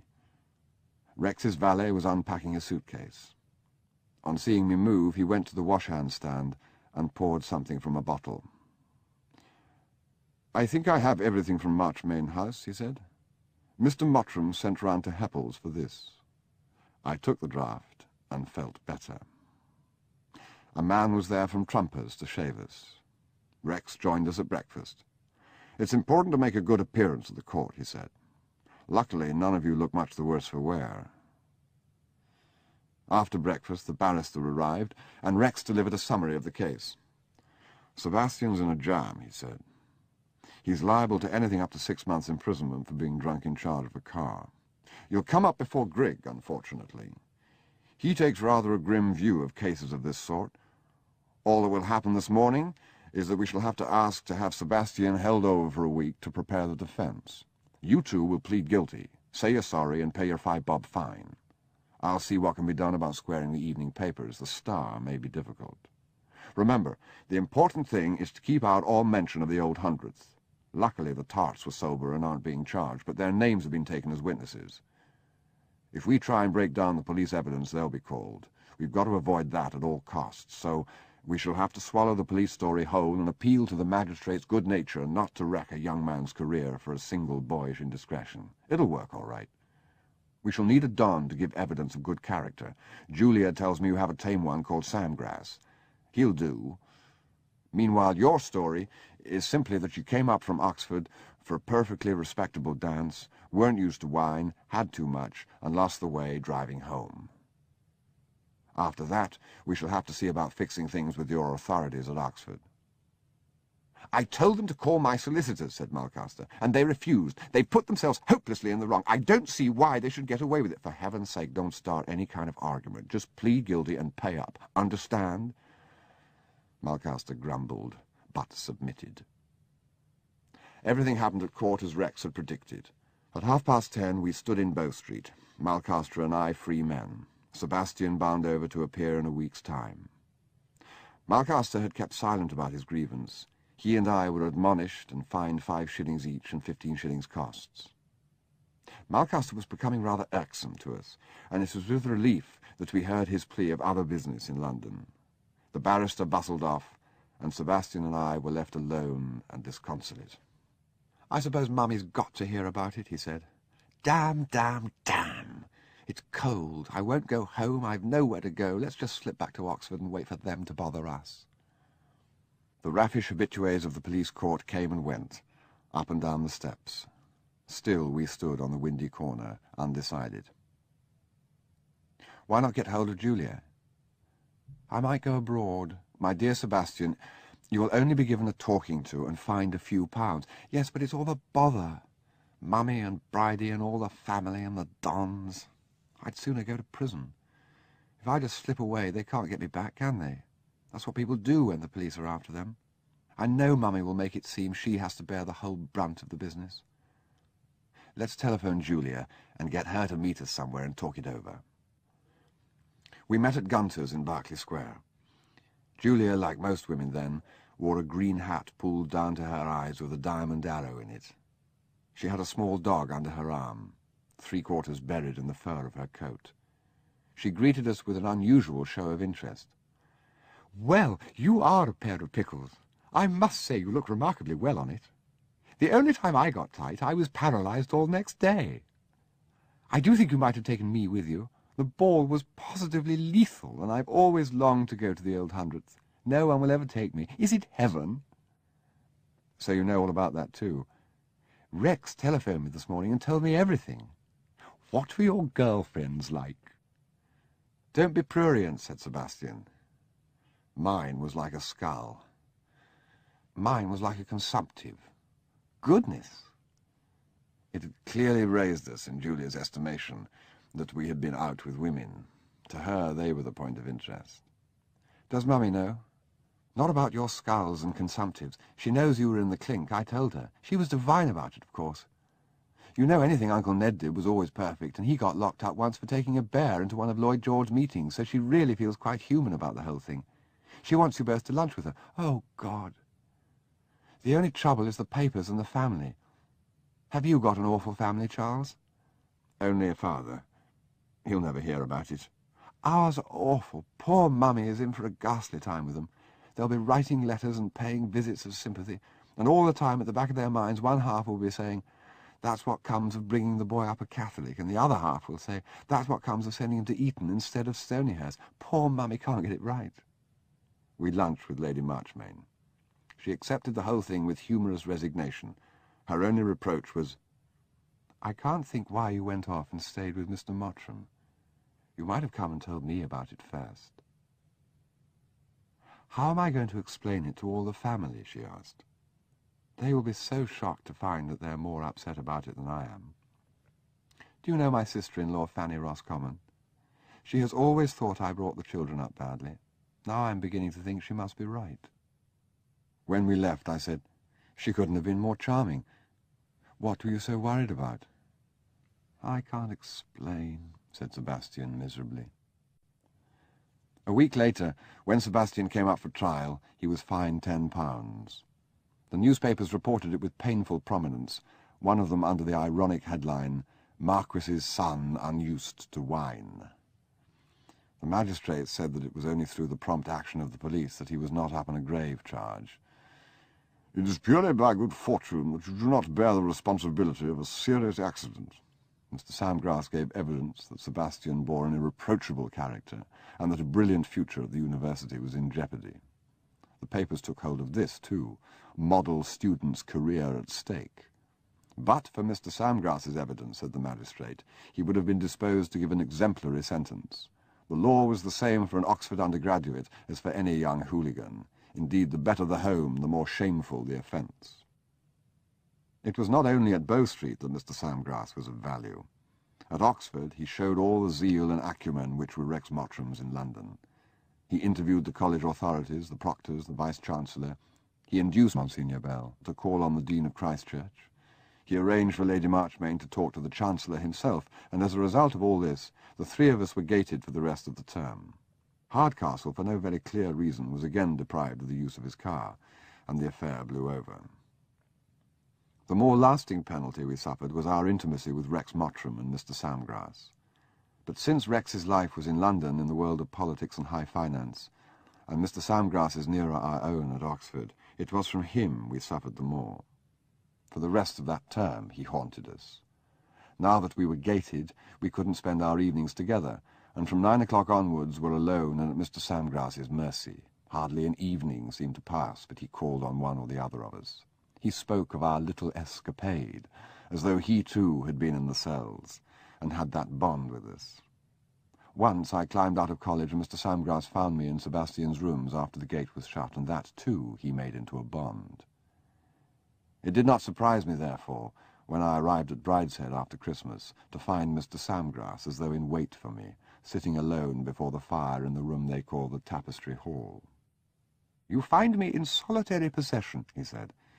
And indeed he seemed to possess the hall and the sombre scenes of venery that hung round it, to possess the caryatids on either side of the fireplace, to possess me, as he rose to take my hand and greeted me like a host.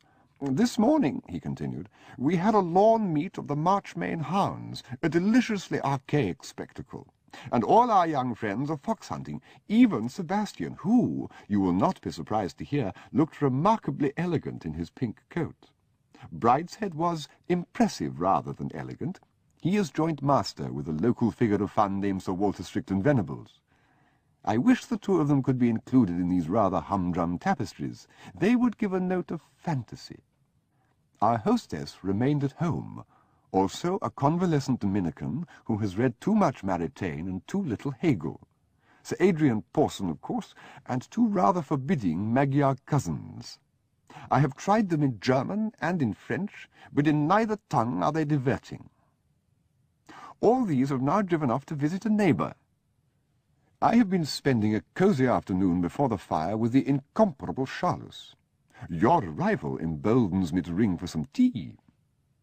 How can I prepare you for the party? Alas, it breaks up tomorrow. Lady Julia departs to celebrate the New Year elsewhere, and takes the beau monde with her. I shall miss the pretty creatures about the house, particularly one Celia.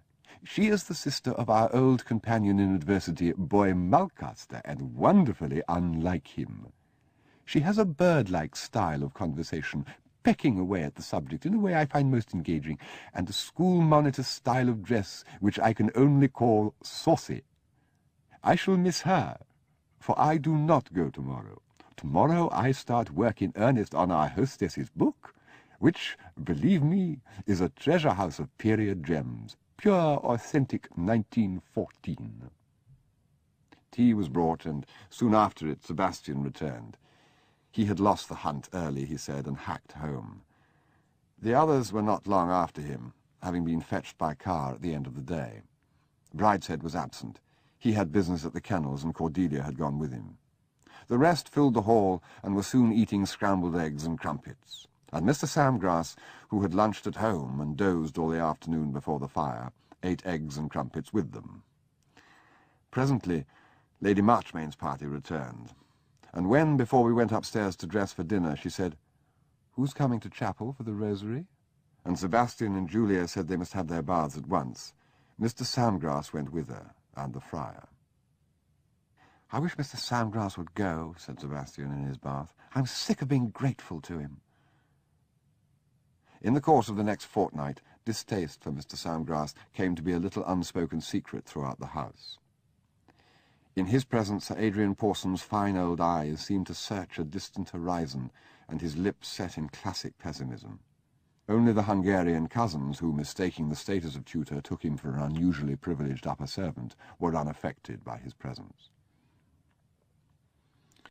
Mr. Samgrass, Sir Adrian Pawson, the Hungarians, the friar, Brideshead, Sebastian, Cordelia, were all who remained of the Christmas party. Religion predominated in the house, not only in its practices, the daily mass and rosary, morning and evening in the chapel, but in all its intercourse. "We must make a Catholic of Charles," Lady Marchmain said, and we had many little talks together during my visits when she delicately steered the subject into a holy quarter. After the first of these, Sebastian said, "Has Mummy been having one of her little talks with you? She's always doing it. I wish to hell she wouldn't." One was never summoned for a little talk or consciously led to it. It merely happened when she wished to speak intimately that one found oneself alone with her. If it was summer, in a secluded walk by the lakes or in a corner of the walled rose gardens; if it was winter, in her sitting-room on the first floor. This room was all her own. She had taken it for herself and changed it so that, entering, one seemed to be in another house. She had lowered the ceiling, and the elaborate cornice which in one form or another graced every room was lost to view. The walls, once panelled in brocade, were stripped and washed blue and spotted with innumerable little watercolours of fond association. The air was sweet with the fresh scent of flowers and musty potpourri. Her library in soft leather covers, well-read works of poetry and piety, filled a small rosewood bookcase. The chimney-piece was covered with small personal treasures, an ivory Madonna, a plaster St. Joseph, posthumous miniatures of her 3 soldier brothers. When Sebastian and I lived alone at Brideshead during that brilliant August, we had kept out of his mother's room. Scraps of conversation came back to me with the memory of her room. I remember her saying, "When I was a girl, we were comparatively poor, but still much richer than most of the world. And when I married, I became very rich. It used to worry me, and I thought it wrong to have so many beautiful things when others had nothing. Now I realize it is possible for the rich to sin by coveting the privileges of the poor. The poor have always been the favorites of God and his saints, but I believe that it is one of the special achievements of grace to sanctify the whole of life, riches included. Wealth in pagan Rome was necessarily something cruel. It's not any more." I said something about a camel and the eye of a needle, and she rose happily to the point. "But of course," she said, "it's very unexpected for a camel to go through the eye of a needle. But the gospel is simply a catalogue of unexpected things. It's not to be expected that an ox and an ass should worship at the crib. Animals are always doing the oddest things in the lives of the saints. It's all part of the poetry, the Alice in Wonderland side of religion." But I was as untouched by her faith as I was by her charm, or rather, I was touched by both alike. I had no mind then for anything except Sebastian, and I saw him already as being threatened, though I did not yet know how black was the threat. His constant, despairing prayer was to be let alone. By the blue waters and rustling palm of his own mind he was happy and harmless as a Polynesian. Only when the big ship dropped anchor beyond the coral reef, and the cutter beached in the lagoon, and up the slope that had never known the print of a boot there trod the grim invasion of trader, administrator, missionary, and tourist, only then was it time to disinter the archaic weapons of the tribe and sound the drums in the hills, or, more easily, to turn from the sunlit door and lie alone in the darkness, where the impotent, painted deities paraded the walls in vain, and cough his heart out among the rum bottles.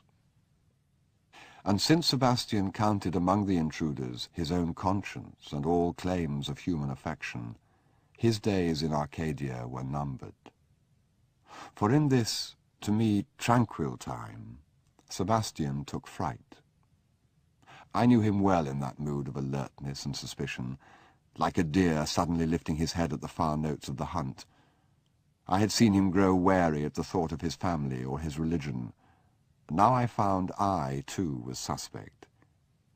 He did not fail in love, but he lost his joy of it, for I was no longer part of his solitude. As my intimacy with his family grew, I became part of the world which he sought to escape. I became one of the bonds which held him. That was the part for which his mother, in all our little talks, was seeking to fit me. Everything was left unsaid. It was only dimly and at rare moments that I suspected what was afoot. Outwardly, Mr. Samgrass was the only enemy. For a fortnight, Sebastian and I remained at Brideshead, leading our own life. His brother was engaged in sport and estate management. Mr. Samgrass was at work in the library on Lady Marchmain's book. Sir Adrian Pawson demanded most of Lady Marchmain's time. We saw little of them except in the evenings. There was room under that wide roof for a wide variety of independent lives. After a fortnight, Sebastian said, "I can't stand Mr. Samgrass any more. Let's go to London." So he came to stay with me, and now began to use my home in preference to March's. My father liked him. "I think your friend very amusing," he said. "Ask him often." Then, back at Oxford, we took up again the life that seemed to be shrinking in the cold air. The sadness that had been strong in Sebastian the term before gave place to a kind of sullenness even towards me. He was sick at heart somewhere. I did not know how, and I grieved for him, unable to help. When he was gay now, it was usually because he was drunk, and when drunk he developed an obsession with mocking Mr. Samgrass. He composed a ditty of which the refrain was "Green arse, Samgrass, Samgrass, green arse," sung to the tune of St. Mary's chime, and he would thus serenade him perhaps once a week under his windows. Mr. Samgrass was distinguished as being the first Don to have a private telephone installed in his rooms. Sebastian, in his cups, used to ring him up and sing him this simple song, and all this Mr. Samgrass took in good part, as it is called, smiling obsequiously when we met, but with growing confidence, as though each outrage in some way strengthened his hold on Sebastian. It was during this term that I began to realize that Sebastian was a drunkard in quite a different sense to myself. I got drunk often, but through an excess of high spirits, in the love of the moment and the wish to prolong and enhance it. Sebastian drank to escape. As we together grew older and more serious, I drank less, he more. I found that sometimes after I had gone back to my college, he sat up late and alone, soaking.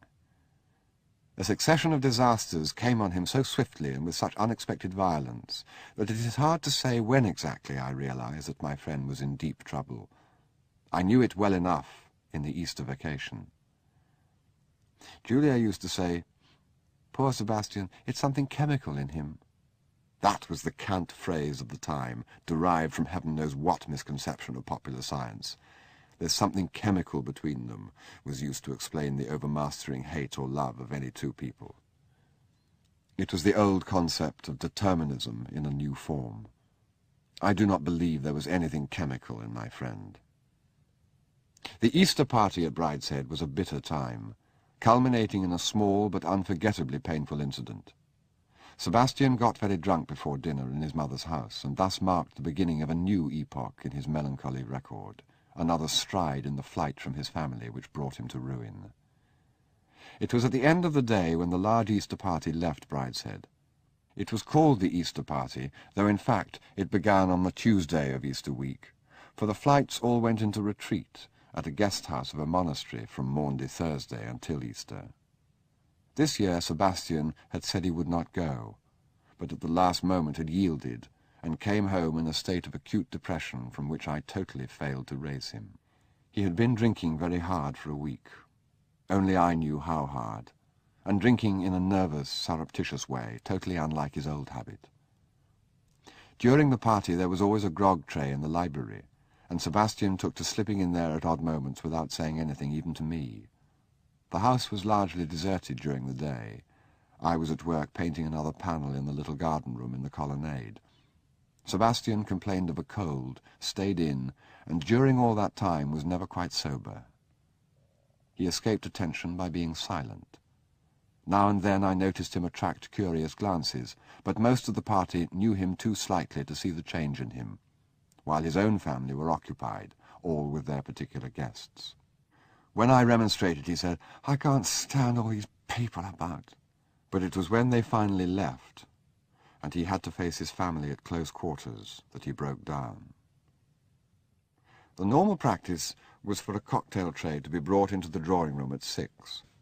We mixed our own drinks, and the bottles were removed when we went to dress. Later, just before dinner, cocktails appeared again, this time handed round by the footman. Sebastian disappeared after tea. The light had gone, and I spent the next hour playing mahjong with Cordelia.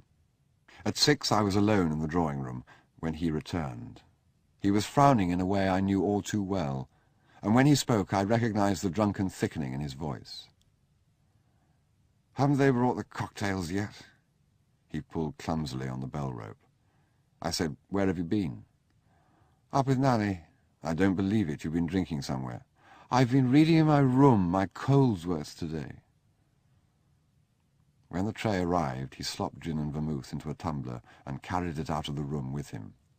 I followed him upstairs, where he shut his bedroom door in my face and turned the key.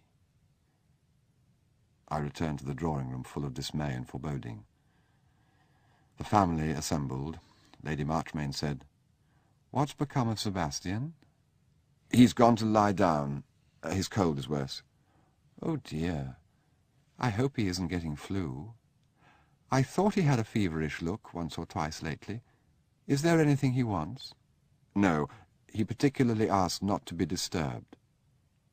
I wondered whether I ought to speak to Brideshead, but that grim rock-crystal mask forbade all confidence. Instead, on the way upstairs to dress, I told Julia. "Sebastian's drunk." "He can't be. He didn't even come for a cocktail." "He's been drinking in his room all afternoon." "How very peculiar. What a bore he is. Will he be all right for dinner?" "No." "Well, you must deal with him. It's no business of mine. Does he often do this?" "He has lately." "How very boring." I tried Sebastian's door, found it locked, and hoped he was sleeping. But when I came back from my bath, I found him sitting in the armchair before my fire. He was dressed for dinner, all but his shoes, but his tie was awry and his hair on end. He was very red in the face and squinting slightly. He spoke indistinctly. "Charles, what you said was quite true. Not with Nanny. Been drinking whiskey up here. None in the library now, party's gone. Now party's gone and only Mummy, feeling rather drunk. Think I'd better have something on a tray up here, not dinner with Mummy." "Go to bed," I told him. "I'll say your cold's worse." "Much worse." I took him to his room, which was next to mine, and tried to get him to bed, but he sat in front of his dressing-table, squinning at himself in the glass, trying to remake his bow tie. On the writing-table by the fire was a half-empty decanter of whiskey. I took it up, thinking he would not see, but he spun round from the mirror and said, "You put that down!" "Don't be an ass, Sebastian. You've had enough." "What the devil's it got to do with you? You're only a guest here, my guest. I drink when I want to in my own house." He would have fought me for it at that moment. "Very well," I said, putting the decanter back. "Only for God's sake keep it out of sight." "Oh, mind your own business. You came in as my friend, now you're spying on me for my mother. I know. Well, you can get out, and tell her from me that I'll choose my friends and she her spies in future." So I left him and went down to dinner. "I've been in to Sebastian," I said. "His cold has come on rather badly. He's gone to bed and says he doesn't want anything." "Poor Sebastian," said Lady Marchmain. "He'd better have a glass of hot whiskey. I'll go and have a look at him." "Don't, Mummy, I'll go," said Julia, rising. "I'll go," said Cordelia, who was dining down that night for a treat to celebrate the departure of the guests. She was at the door and through it before anyone could stop her. Julia caught my eye and gave a tiny, sad shrug. In a few minutes Cordelia was back, looking grave. "No, he doesn't seem to want anything," she said. "How was he?" "Well, I don't know, but I think he's very drunk," she said. "Cordelia!" Suddenly the child began to giggle. "Marquis's son unused to wine," she quoted. "Model student's career threatened." "Charles, is this true?" asked Lady Marchmain. "Yes." Then dinner was announced, and we went into the dining-room where the subject was not mentioned. When Brideshead and I were left alone, he said, Did you say Sebastian was drunk? Yes. Extraordinary time to choose. Couldn't you stop him? No. No, said Brideshead. I don't suppose you could. I once saw my father drunk, in this room. I wasn't more than about 10 at the time. You can't stop people if they want to get drunk. My mother couldn't stop my father, you know. He spoke in his odd, impersonal way. The more I saw of this family, I reflected, the more singular I found them. I shall ask my mother to read to us tonight. End of Side 4. Side 5. It was the custom, I learned later, always to ask Lady Marchmain to read aloud on evenings of family tension. She had a beautiful voice and a great humour of expression. That night she read part of The Wisdom of Father Brown. Julia sat with a stool covered with manicure things and carefully revarnished her nails. Cordelia nursed Julia's Pekingese. Brideshead played Patience. I sat unoccupied, studying the pretty group they made, and mourning my friend upstairs. But the horrors of that evening were not yet over. It was sometimes Lady Marchmain's practice, when the family were alone, to visit the chapel before going to bed. She had just closed her book and proposed going there when the door opened and Sebastian appeared. He was dressed as I had last seen him, but now, instead of being flushed, he was deathly pale. "Come to apologize," he said. "Sebastian, dear, go back to your room," said Lady Marchmain. "We can talk about it in the morning." "Not you. I come to apologize to Charles. I was bloody to him, and he's my guest. He's my guest and my only friend. I was bloody to him." A chill spread over us. I led him back to his room. His family went to their prayers. I noticed when we got upstairs that the decanter was now empty. "It's time you were in bed," I said. Sebastian began to weep. "Why do you take their side against me? I knew you would if I let you meet them. Why do you spy on me?" He said more than I can bear to remember, even at 20 years' distance. At last I got him to sleep, and very sadly went to bed myself. Next morning he came to my room very early while the house still slept. He drew the curtains, and the sound of it woke me, to find him there, fully dressed, smoking, with his back to me, looking out of the windows to where the long dawn shadows lay across the dew and the first birds were chattering in the budding treetops. When I spoke, he turned a face which showed no ravages of the evening before, but was fresh and sullen as a disappointed child's. "Well," I said, "how do you feel?" "Rather odd. I think perhaps I'm still a little drunk. I've just been down to the stables trying to get a car, but everything was locked. We're off." He drank from the water bottle by my pillow, threw his cigarette from the window, and lit another with hands which trembled like an old man's. "Where are you going?" "I don't know. London, I suppose. Can I come and stay with you?" "Of course." "Well, get dressed. They can send our luggage on by train." "We can't just go like this." "We can't stay." He sat on the window seat looking away from me out of the window. Presently he said, "There's smoke coming from some of the chimneys. They must have opened the stables now. Come on." "I can't go," I said. "I must say goodbye to your mother." "Sweet bulldog." "Well, I don't happen to like running away." "And I couldn't care less.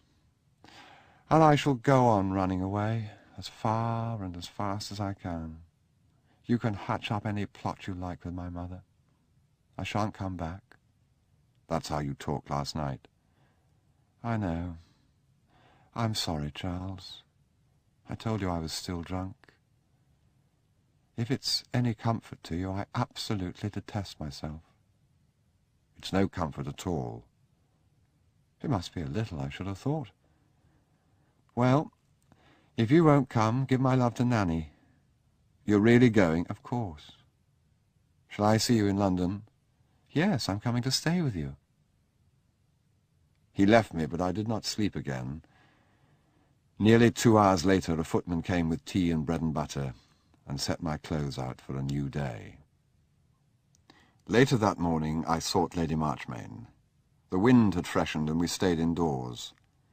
I sat near her before the fire in her room while she bent over her needlework and the budding creeper rattled on the window panes. "I wish I had not seen him," she said. "That was cruel. I do not mind the idea of his being drunk. It is a thing all men do when they are young. I am used to the idea of it. My brothers were wild at his age. What hurt last night was that there was nothing happy about him." "I know," I said. "I've never seen him like that before." "And last night of all nights, when everyone had gone and there were only ourselves here. You see, Charles, I look on you very much as one of ourselves. Sebastian loves you. When there was no need for him to make an effort to be gay. And he wasn't gay. I slept very little last night, and all the time I kept coming back to that one thing. He was so unhappy." It was impossible for me to explain to her what I only half understood myself. Even then, I felt, she will learn it soon enough. Perhaps she knows it now. "It was horrible," I said. "But please don't think that's his usual way." "Mr. Samgrass told me he was drinking too much all last term." "Yes, but not like that, never before." "Then why now, here, with us? All night I have been thinking and praying and wondering what I was to say to him. And now, this morning, he isn't here at all. That was cruel of him, leaving without a word. I don't want him to be ashamed. It's being ashamed that makes it all so wrong of him." "He's ashamed of being unhappy," I said. "Mr. Samgrass says he is noisy and high-spirited. I believe," she said, with a faint light of humour streaking the clouds, "I believe you and he tease Mr. Samgrass rather. It's naughty of you. I'm very fond of Mr. Samgrass, and you should be too, after all he's done for you. But I think perhaps if I were your age and a man, I might be just a little inclined to tease Mr. Samgrass myself. No, I don't mind that. But last night and this morning are something quite different. You see, it's all happened before." "I can only say that I've seen him drunk often, and I've been drunk with him often. But last night was quite new to me." "Oh, I don't mean with Sebastian. I mean years ago. I've been through it all with someone else whom I loved. Well, you must know what I mean. With his father. He used to be drunk in just that way. Someone told me he's not like that now. I pray God it's true, and thank God for it with all my heart if it is. But the running away. He ran away too, you know. It was just as you said just now. He was ashamed of being unhappy. Both of them are unhappy, ashamed, and running away. It's too pitiful. The men I grew up with," and her great eyes moved from the embroidery to the 3 miniatures in the folding leather case on the chimney-piece, "were not like that. I simply don't understand it. Do you, Charles?" "Only very little. And yet Sebastian is fonder of you than any of us, you know. You've got to help him. I can't." I have here compressed into a few sentences what there required many. Lady Marchmain was not diffuse, but she took hold of her subject in a feminine, flirtatious way, circling, approaching, retreating, feinting. She hovered over it like a butterfly. She played grandmother's steps with it, getting nearer the real point imperceptibly while one's back was turned, standing rooted when she was observed. The unhappiness, the running away, these made up her sorrow, and in her own way she exposed the whole of it before she was done. It was an hour before she had said all she meant to say. Then, as I rose to leave her, she added, as though in an afterthought, "I wonder if you had seen my brother's book. It has just come out." I told her I had looked through it in Sebastian's rooms. "I should like you to have a copy. May I give you one?" They were 3 splendid men. Ned was the best of them. He was the last to be killed. And when the telegram came, as I knew it would come, I thought, now it's my son's turn to do what Ned can never do now. I was alone then. He was just going to Eton. If you read Ned's book, you'll understand. She had a copy lying ready on her bureau. I thought at the time she planned this parting before ever I came in. Had she rehearsed all the interview? If things had gone differently, would she have put the book back in the drawer? She wrote her name and mine on the flyleaf, the date and place. I prayed for you too in the night, she said. I closed the door behind me, shutting out the bondieuserie, the low ceiling, the chintz, the lambskin bindings, the views of Florence, the bowls of hyacinths and potpourri, the petit point, the intimate feminine modern world, and was back under the coved and coffered roof, the columns and entablature of the central hall in the august, masculine atmosphere of a better age. I was no fool. I was old enough to know that an attempt had been made to suborn me, and young enough to have found the experience agreeable. I did not see Julia that morning, but just as I was leaving, Cordelia ran to the door of the car and said, "Will you be seeing Sebastian? Please give him my special love, will you remember? My special love." In the train to London, I read the book Lady Marchmain had given me. The frontispiece reproduced the photograph of a young man in grenadier uniform, and I saw plainly revealed there the origin of that grim mask which in Brideshead overlaid the greatest features of his father's family. This was a man of the woods and caves, a hunter, a judge of the tribal council, the repository of the harsh traditions of a people at war with their environment. There were other illustrations in the book, snapshots of the three brothers on holiday, and in each I traced the same archaic lines, and remembering Lady Marchmain, starry and delicate, I could find no likeness to her in these sombre men. She appeared seldom in the book.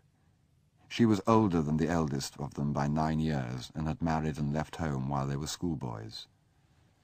Between her and them stood 2 other sisters. After the birth of a 3rd daughter, there had been pilgrimages and pious benefactions in request for a son, for theirs was a wide property and an ancient name. Male heirs had come late, and when they came, in a profusion which at the time seemed to promise continuity to the line which, in the tragic event, ended abruptly with them. The family history was typical of the Catholic squires of England. From Elizabeth's reign to Victoria's, they lived sequestered lives among their tenantry and kinsmen, sending their sons to school abroad, often marrying there, intermarrying, if not, with a score of families like themselves, debarred from all preferment, and learning in those lost generations lessons which could still be read in the lives of the last 3 men of the house. Mr. Samgrass's deft editorship had assembled and arranged a curiously homogeneous little body of writing, poetry, letters, scraps of a journal, an unpublished essay or 2, which all exhaled the same high-spirited, serious, chivalrous, otherworldly air, and the letters from their contemporaries, written after their deaths, all in varying degrees of articulateness, told the same tale of men who were, in all the full flood of academic and athletic success, of popularity, and the promise of great rewards ahead, seen somehow as set apart from their fellows, garlanded victims, devoted to the sacrifice. These men must die to make a world for Hooper. They were the aborigines, vermin by right of law, to be shot off at leisure, so that things might be safe for the travelling salesman, with his polygonal pince-nez, his fat wet handshake, his grinning dentures.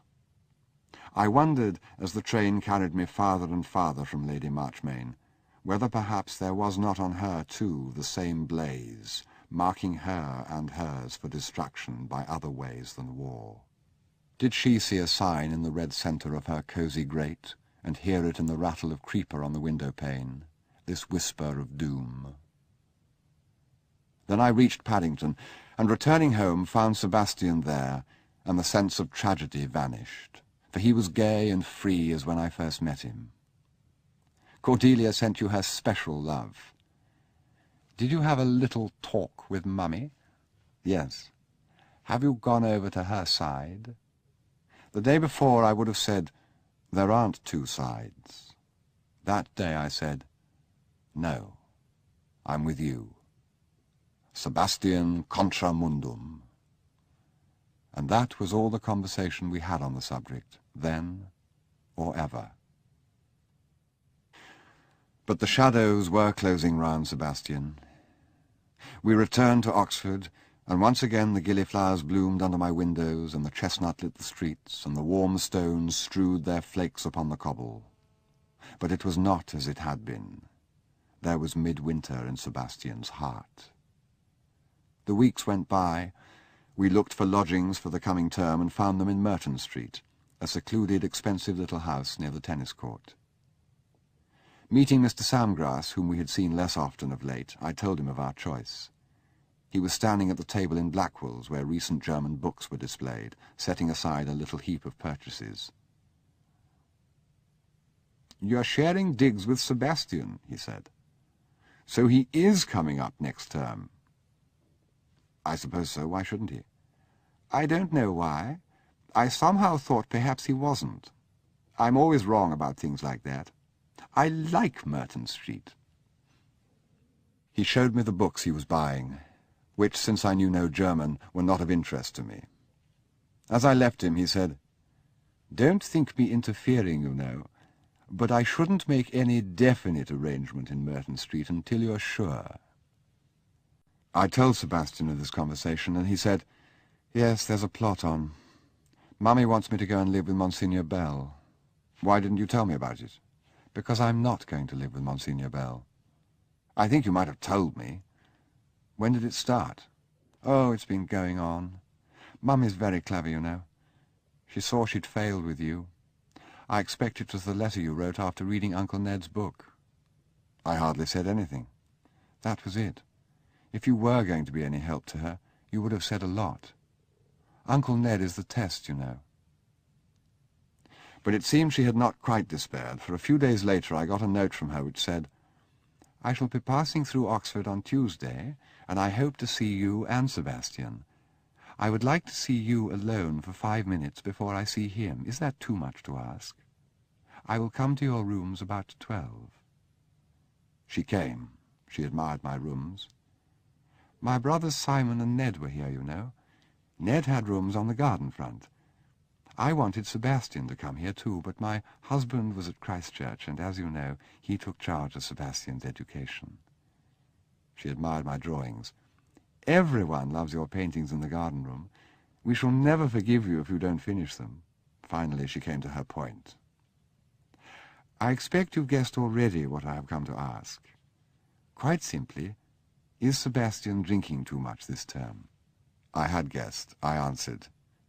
If he were, I shouldn't answer. As it is, I can say no. She said, "I believe you. Thank God." And we went together to luncheon at Christchurch.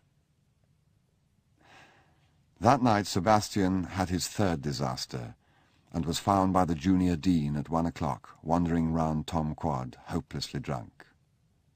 I had left him morose but completely sober at a few minutes before 12. In the succeeding hour he had drunk half a bottle of whisky alone. He did not remember much about it when he came to tell me next morning. "Have you been doing that a lot?" I asked. "Drinking by yourself after I've gone?" "About twice, perhaps 4 times. It's only when they start bothering me. I'd be all right if they'd only leave me alone." "They won't now," I said. "I know." We both knew that this was a crisis. I had no love for Sebastian that morning. He needed it, but I had none to give. "Really," I said, "if you're going to embark on a solitary bout of drinking every time you see a member of your family, it's perfectly hopeless." "Oh, yes," said Sebastian with great sadness. "I know. It's hopeless." But my pride was stung because I had been made to look a liar, and I could not respond to his need. "Well, what do you propose to do?" "I shan't do anything. They'll do it all." And I let him go without comfort. Then the machinery began to move again, and I saw it all repeated as it had happened in December. Mr. Samgrass and Monsignor Bell saw the Dean of Christchurch. Brideshead came up for the night. The heavy wheels stirred and the small wheels spun. Everyone was exceedingly sorry for Lady Marchmain, whose brother's name stood in letters of gold on the war memorial, whose brother's memory was fresh in many breasts. She came to see me, and again I must reduce to a few words a conversation which took us from Holywell to the Parks, through Mesopotamia and over the ferry to North Oxford, where she was staying the night with a houseful of nuns who were in some way under her protection. "You must believe," I said, "that when I told you Sebastian was not drinking, I was telling you the truth, as I knew it." "I know you wish to be a good friend to him. That is not what I mean.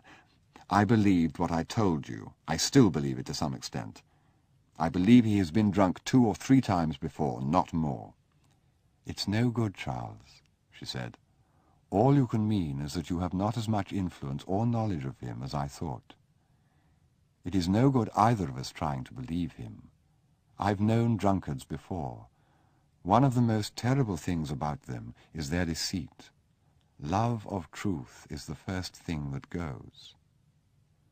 After that happy luncheon together, when you left, he was so sweet to me, just as he used to be as a little boy, and I agreed to all he wanted. You know I had been doubtful about his sharing rooms with you. I know you'll understand me when I say that. You know that we are all fond of you, apart from your being Sebastian's friend. We should miss you so much if you ever stopped coming to stay with us. But I want Sebastian to have all sorts of friends, not just one. Monsignor Bell tells me he never mixes with the other Catholics, never goes to the Newman, very rarely goes to Mass even. Heaven forbid that he should only know Catholics, but he must know some. It needs a very strong faith to stand entirely alone, and Sebastian isn't strong. But I was so happy at luncheon on Tuesday that I gave up all my objections. I went round with him and saw the rooms you had chosen. They are charming. And we decided on some furniture you could have from London to make them nicer. And then, on the very night after I had seen him, no, Charles, it is not in the logic of the thing. As she said it, I thought, that's a phrase she's picked up from one of her intellectual hangers-on. "Well," I said, "have you a remedy?" "The college are being extraordinarily kind. They say they will not send him down, provided he goes to live with Monsignor Bell.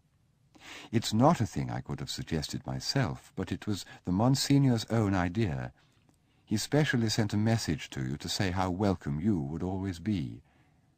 There's not room for you actually in the old palace, but I dare say you wouldn't want that yourself."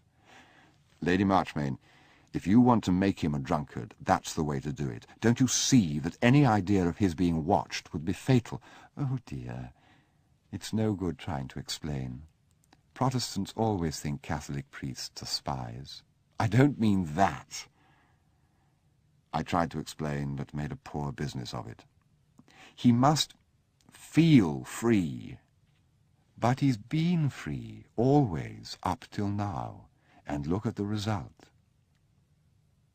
We had reached the ferry. We had reached a deadlock. With scarcely another word I saw her to the convent, then took the bus back to Carfax. Sebastian was in my rooms waiting for me. "I'm going to cable to Papa," he said. "He won't let them force me into this priest's house." "But if they make it a condition of your coming up—" "I shan't come up. Can you imagine me, serving Mass twice a week, helping at tea parties for shy Catholic freshmen, dining with the visiting lecturer at the Newman, drinking a glass of port when we have guests, with Monsignor Bell's eye on me to see I don't get too much, being explained when I was out of the room as the rather embarrassing local inebriate who's being taken in because his mother is so charming?" "I told her it wouldn't do," I said. "Shall we get really drunk tonight?" "It's the one time it could do no conceivable harm," I said. "Contra mundum." "Contra mundum." "Bless you, Charles. There aren't many evenings left to us." And that night, the first time for many weeks, We got deliriously drunk together. I saw him to the gate as all the bells were striking midnight, and reeled back to my rooms under a starry heaven which swam dizzily among the towers, and fell asleep in my clothes as I had not done for a year. Next day Lady Marchmain left Oxford, taking Sebastian with her. Brideshead and I went to his rooms to sort out what he would have sent on and what leave behind. Brideshead was as grave and impersonal as ever. "It's a pity Sebastian doesn't know Monsignor Bell better," he said. "He'd find him a charming man to live with. I was there my last year. My mother believes Sebastian is a confirmed drunkard. Is he?" "He's in danger of becoming one." "I believe God prefers drunkards to a lot of respectable people." "For God's sake," I said, for I was near to tears that morning, "why bring God into everything?" "I'm sorry, I forgot. But you know, that's an extremely funny question." "Is it?" "To me, not to you. No, not to me. It seems to me that without your religion, Sebastian would have the chance to be a happy and healthy man." "It's arguable," said Brideshead. "Do you think he will need this elephant's foot again?" That evening I went across the quad to visit Collins. He was alone with his texts, working by the failing light at his open window. "Hello," he said. "Come in. I haven't seen you all the term. I'm afraid I've nothing to offer you. Why have you deserted the smart set?" "I'm the loneliest man in Oxford," I said. "Sebastian Flight's been sent down." Presently I asked him what he was doing in the long vacation. He told me. It sounded excruciatingly dull. Then I asked him if he had got digs for next term. Yes, he told me, rather far out, but very comfortable. He was sharing with Tyngate, the secretary of the College Essay Society. "There's one room we haven't filled yet. Barker was coming, but he feels, now he's standing for president of the union, he ought to be nearer in." It was in both our minds that perhaps I might take that room. "Where are you going?" "I was going to Merton Street with Sebastian Flight. That's no use now." Still, neither of us made the suggestion, and the moment passed. When I left, he said, "I hope you find someone for Merton Street." And I said, "I hope you find someone for Iffley Road." And I never spoke to him again. There was only 10 days of term to go. I got through them somehow, and returned to London as I had done in such different circumstances the year before, with no plans made. "That very good-looking friend of yours," asked my father, "is he not with you?" "No." "I quite thought he'd taken this over as his home. I'm sorry, I liked him." "Father, do you particularly want me to take my degree?" "I want you? Good gracious, why should I want such a thing? No use to me. Not much use to you either, as far as I've seen." "That's exactly what I've been thinking. I thought perhaps it was rather a waste of time going back to Oxford." Until then, my father had taken only a limited interest in what I was saying. Now he put down his book, took off his spectacles, and looked at me hard. "You've been sent down," he said. "My brother warned me of this." "No, I've not." "Well, then what's all the talk about?" he asked testily, resuming his spectacles, searching for his place on the page. "Everyone stays up at least 3 years. I knew one man who took 7 to get a pass degree in theology." "I only thought that if I was not going to take up one of the professions where a degree is necessary, it might be best to start now on what I intend doing. I intend to be a painter." But to this my father made no answer at the time. The idea, however, seemed to take root in his mind. By the time we spoke of the matter again, it was firmly established. "When you're a painter," he said suddenly at Sunday lunchtime, "you'll need a studio." "Yes." "Well, there isn't a studio here. There isn't even a room you could decently use as a studio. I'm not going to have you painting in the gallery." "No, I never meant to." "Nor will I have undraped models all over the house, nor critics with their horrible jargon. And I don't like the smell of turpentine. I presume you intend to do the thing thoroughly and use oil paint?" My father belonged to a generation which divided painters into the serious and the amateur, according as they used oil or water. I don't suppose I should do much painting in the first year. Anyway, I should be working at a school. Abroad? Asked my father hopefully. There are some excellent schools abroad, I believe. It was all happening rather faster than I'd intended. Abroad or here. I should have to look round first. Look around abroad, he said. Then you agree to my leaving Oxford? Agree? My dear boy, you're 22. 20, I said. 21 in October. Is that all? Seems much longer. A letter from Lady Marchmain completes this episode. My dear Charles, she wrote, Sebastian left me this morning to join his father abroad. Before he went, I asked him if he had written to you. He said no, so I must write, though I can hardly hope to say in a letter what I could not say on our last walk. But you must not be left in silence. The college has sent Sebastian down for a term only, and will take him back after Christmas on condition he goes to live with Monsignor Bell. It is for him to decide. Meanwhile, Mr. Samgrass has very kindly consented to take charge of him. As soon as his visit to his father is over, Mr. Samgrass will pick him up, and they will go together to the Levant, where Mr. Samgrass has long been anxious to investigate a number of orthodox monasteries. He hopes this may be a new interest for Sebastian. Sebastian's stay here has not been happy. When they come home at Christmas, I know Sebastian will want to see you, and so shall we all. I hope your arrangements for next term have not been too much upset, and that everything will go well with you. Yours sincerely, Teresa Marchmain. I went to the garden room this morning, and was so very sorry. Book 2, Brideshead Deserted. Chapter 1. Samgrass revealed. I take leave of Brideshead. Rex revealed. "And when we reached the top of the pass," said Mr. Samgrass, "we heard the galloping horses behind, and 2 soldiers rode up to the head of the caravan and turned us back. The general had sent them, and they reached us only just in time. There was a band not a mile ahead." He paused, and his small audience sat silent, conscious that he had sought to impress them, but in doubt as to how they could politely show their interest. "A band?" said Julia. "Goodness!" Still he seemed to expect more. At last Lady Marchmain said, "I suppose the sort of folk music you get in those parts is very monotonous." "Dear Lady Marchmain, a band of brigands!" Cordelia, beside me on the sofa, began to giggle noiselessly. "The mountains are full of them, stragglers from Kemel's army, Greeks who got cut off in the retreat, very desperate fellows, I assure you." "Do pinch me," whispered Cordelia.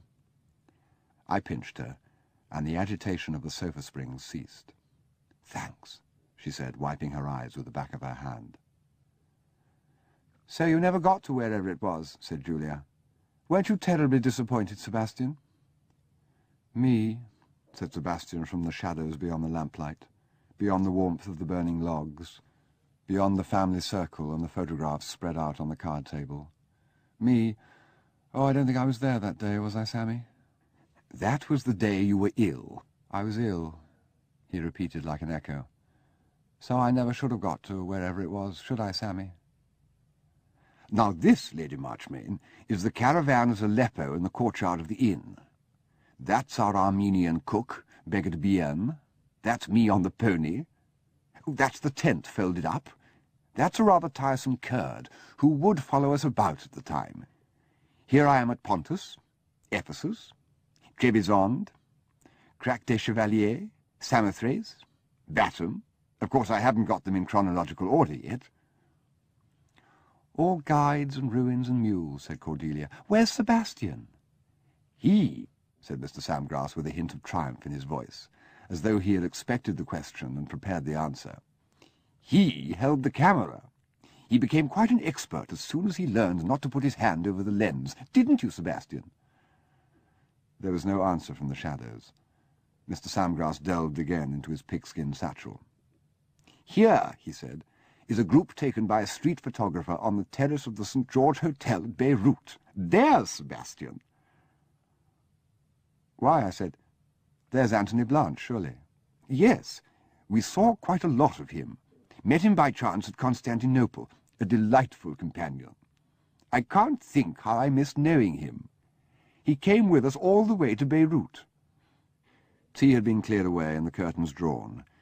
It was 2 days after Christmas, the first evening of my visit, the first two of Sebastian's and Mr. Samgrass's, whom to my surprise I had found on the platform when I arrived. Lady Marchmain had written 3 weeks before. "I have just heard from Mr. Samgrass that he and Sebastian will be home for Christmas as we hoped. I had not heard from them for so long that I was afraid they were lost, and did not want to make any arrangements until I knew. Sebastian will be longing to see you. Do come to us for Christmas if you can manage it, or as soon after as you can." Christmas with my uncle was an engagement I could not break, so I travelled across country and joined the local train midway, expecting to find Sebastian already established.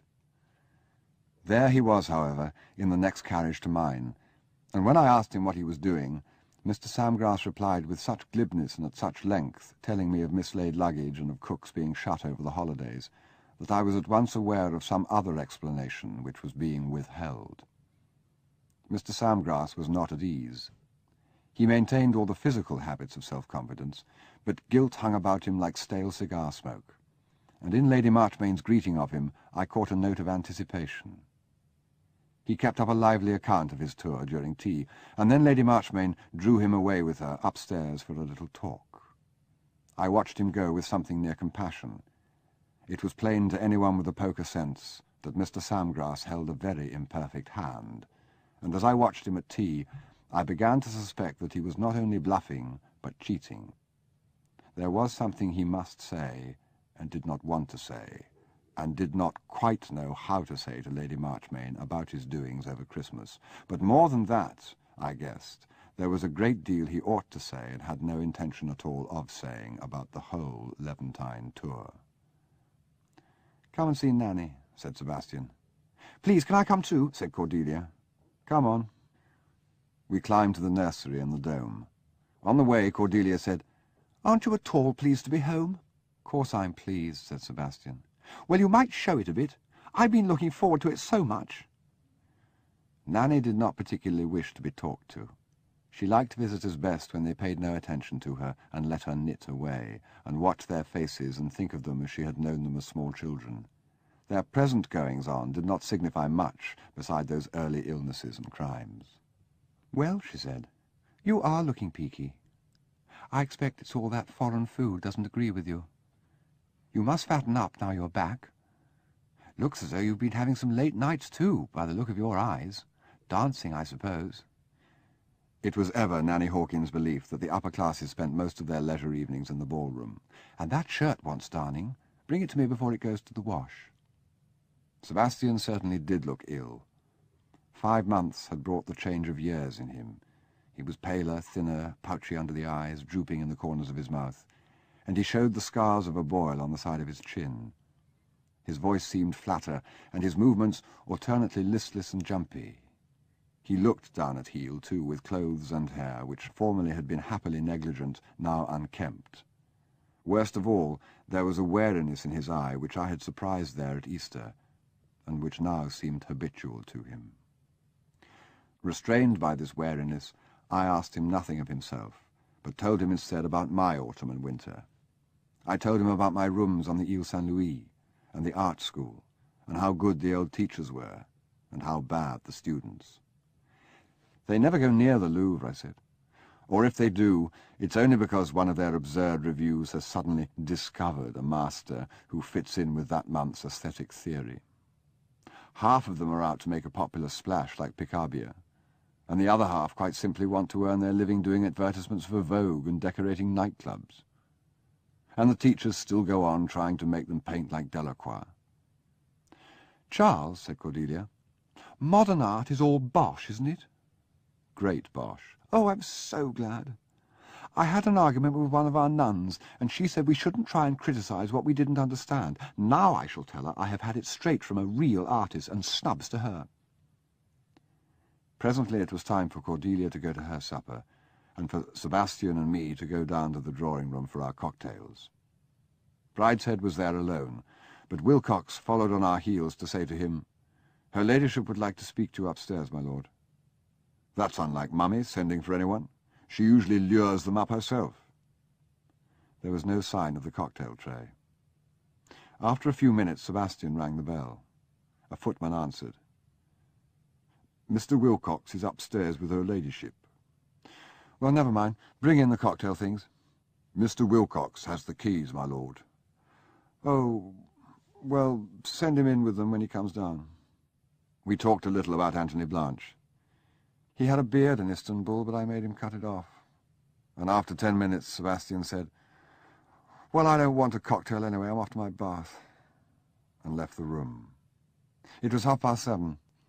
I supposed the others had gone to dress, but as I was going to follow them, I met Brideshead coming down.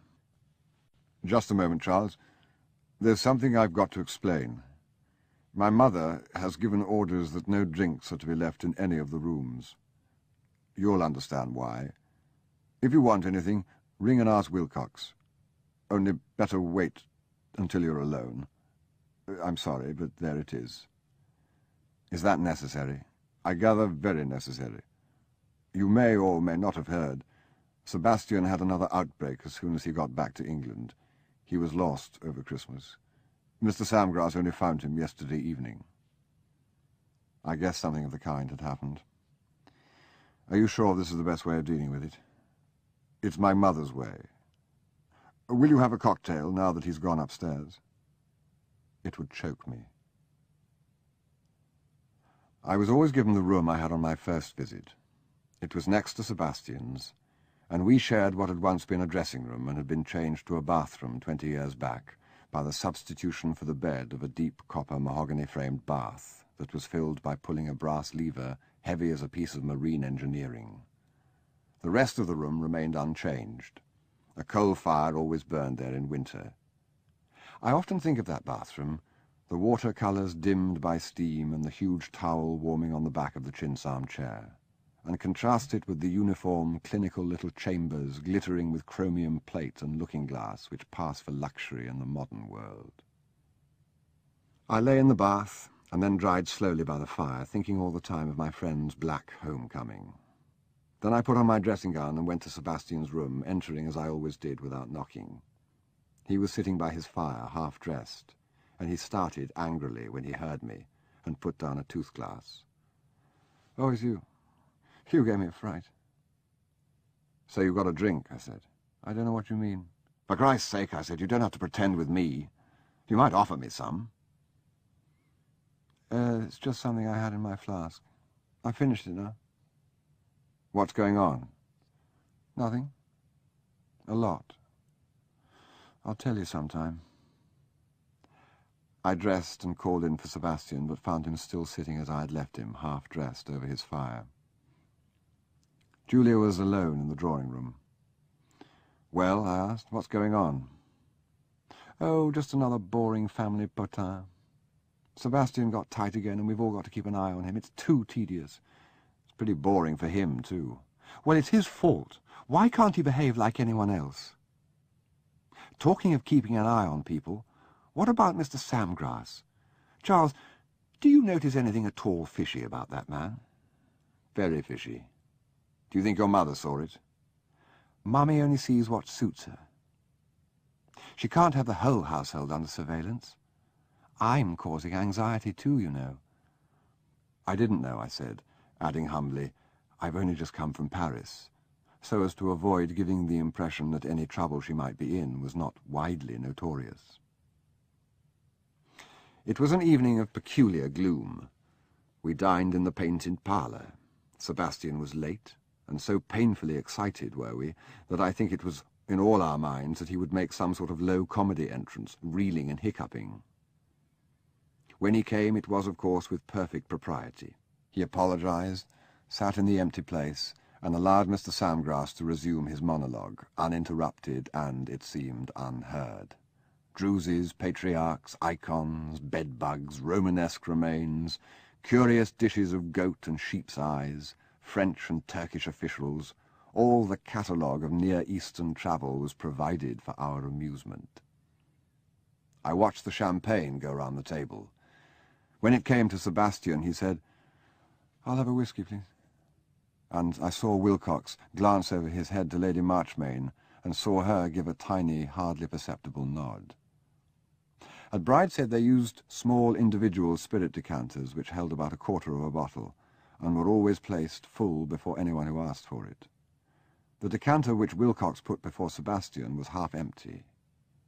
Sebastian raised it very deliberately, tilted it, looked at it, and then in silence poured the liquor into his glass, where it covered 2 fingers. We all began talking at once, all except Sebastian, so that for a moment Mr. Samgrass found himself talking to no one, telling the candlesticks about the Maronites. But soon we fell silent again, and he had the table until Lady Marchmain and Julia left the room. "Don't be long, Bridie," she said, at the door, as she always said, and that evening we had no inclination to delay. Our glasses were filled with port, and the decanter at once taken from the room. We drank quickly, and went to the drawing-room where Brideshead asked his mother to read, and she read the diary of a nobody with great spirit until 10 o'clock, when she closed the book and said she was unaccountably tired, so tired that she would not visit the chapel that night. "Who's hunting tomorrow?" she asked. "Cordelia," said Brideshead. "I'm taking that young horse of Julia's just to show him the hounds. I shan't keep him out more than a couple of hours." "Rex is arriving sometime," said Julia. "I'd better stay in to greet him." "Where's the meet?" said Sebastian suddenly. "Just here at Flight St. Mary." "Then I'd like to hunt, please, if there's anything for me." "Of course, that's delightful. I'd have asked you, only you used always to complain so of being made to go out. You can have Tinkerbell. He's been going very nicely this season." Everyone was suddenly pleased that Sebastian wanted to hunt. It seemed to undo some of the mischief of the evening. Brideshead rang the bell for whisky. "Anyone else want any?"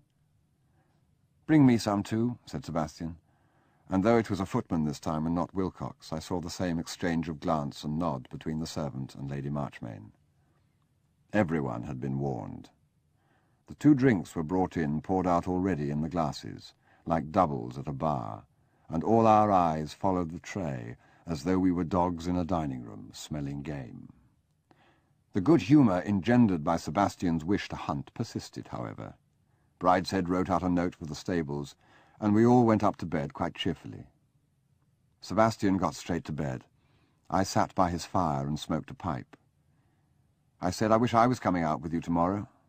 "Well," he said, "you wouldn't see much sport. I can tell you exactly what I'm going to do. I shall leave Bridie at the first covert, hack over to the nearest good pub and spend the entire day quietly soaking in the bar parlour. If they treat me like a dipsomaniac, they can bloody well have a dipsomaniac. I hate hunting anyway." "Well, I can't stop you." "You can, as a matter of fact, by not giving me any money. They stopped my banking account, you know, in the summer. It's been one of my chief difficulties. I pawned my watch and cigarette case to ensure a happy Christmas. So I shall have to come to you tomorrow for my day's expenses." "I won't. You know perfectly well I can't." "Won't you, Charles?" "Well, I dare say I shall manage on my own somehow. I've got rather clever at that lately, managing on my own. I've had to." "Sebastian, what have you and Mr. Samgrass been up to?" "He told you at dinner. Ruins and guides and mules, and that's what Sammy's been up to. We decided to go our own ways, that's all. Poor Sammy's really behaved rather well so far. I hoped he would keep it up, but he seems to have been very indiscreet about my happy Christmas. I suppose he thought if he gave too good an account of me, he might lose his job as keeper. He makes quite a good thing out of it, you know. I don't mean he steals. I should think he's fairly honest about money. He certainly keeps an embarrassing little notebook in which he notes down all the travellers' cheques he cashes and what he spends it on, for Mummy and the lawyer to see. But he wanted to go to all these places, and it's very convenient for him to have me to take him in comfort instead of going as dons usually do. The only disadvantage was having to put up with my company, and we soon solved that for him. We began very much on a grand tour, you know, with letters to all the chief people everywhere, and stayed with the military governor at Rhodes and the ambassador at Constantinople. That was what Sammy had signed on for in the first place. Of course, he had his work cut out keeping his eye on me, but he warned all our hosts beforehand that I was not responsible. Sebastian, not quite responsible. And as I had no money to spend, I couldn't get away very much. He even did the tipping for me, put the note into the man's hand and jotted the amount down then and there in his notebook. My lucky time was at Constantinople. I managed to make some money at cards one evening when Sammy wasn't looking. Next day I gave him the slip and was having a very happy hour in the bar at the Tocatlian, when who should come in but Anthony Blanche, with a beard and a Jew boy. Anthony lent me a tenner just before Sammy came panting in and recaptured me. After that I didn't get a minute out of sight. The embassy staff put us in a boat to Piraeus and watched us sail away. But in Athens it was easy. I simply walked out of the legation one day before lunch, changed my money at Cook's, and asked about sailings to Alexandria just to fox Sammy. Then went down to the port in a bus, found a sailor who spoke American, lay up with him till his ship sailed, and popped back to Constantinople, and that was that. Anthony and the Jew boy shared a very nice tumble-down house near the bazaars. I stayed there till it got too cold. Then Anthony and I drifted south till we met Sammy by appointment in Syria 3 weeks ago. Didn't Sammy mind? Oh, I think he quite enjoyed himself in his own ghastly way. Only, of course, there was no more high life for him. I think he was a bit anxious at first.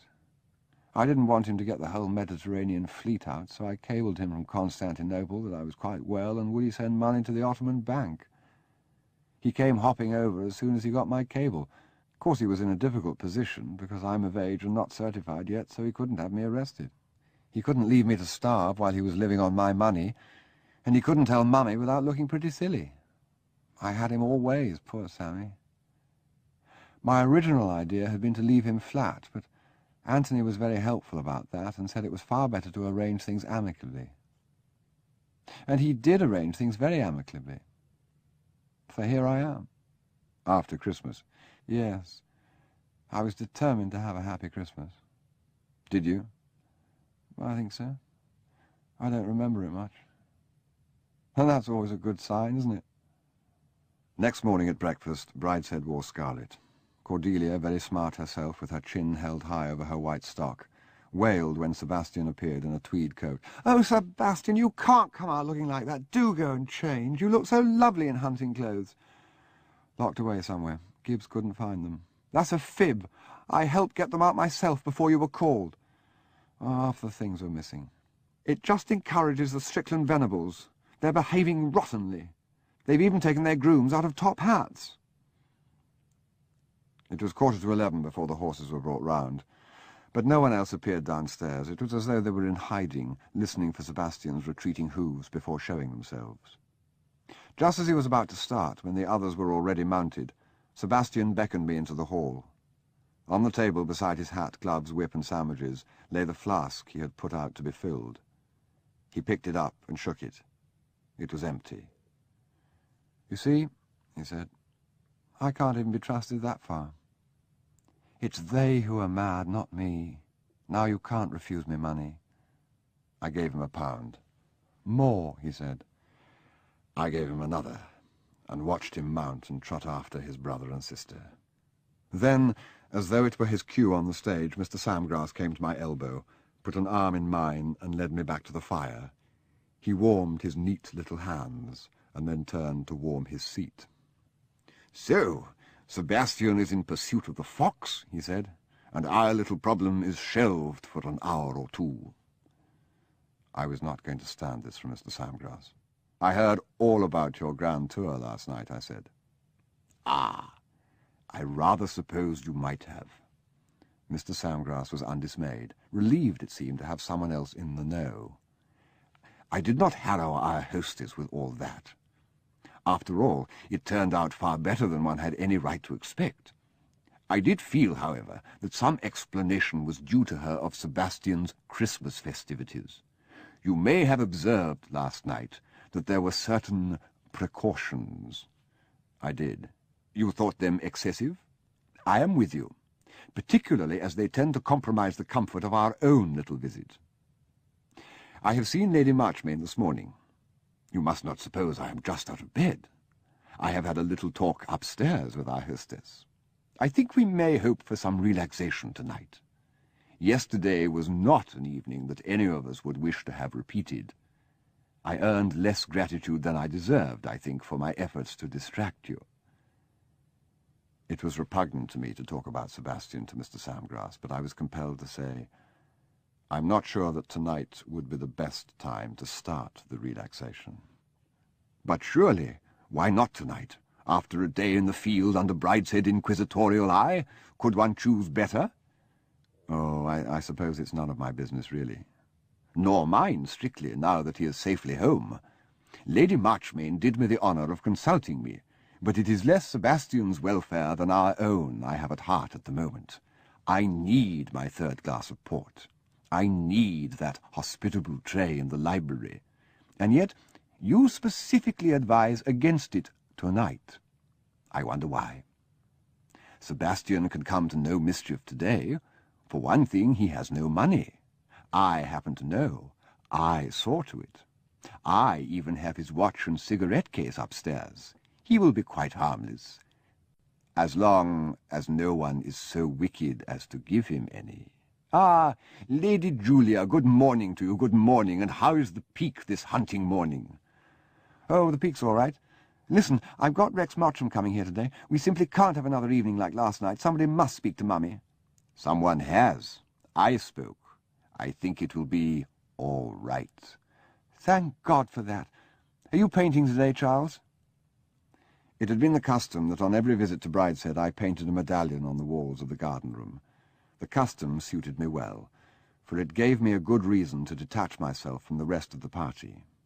When the house was full, the garden room became a rival to the nursery, where from time to time people took refuge to complain about the others.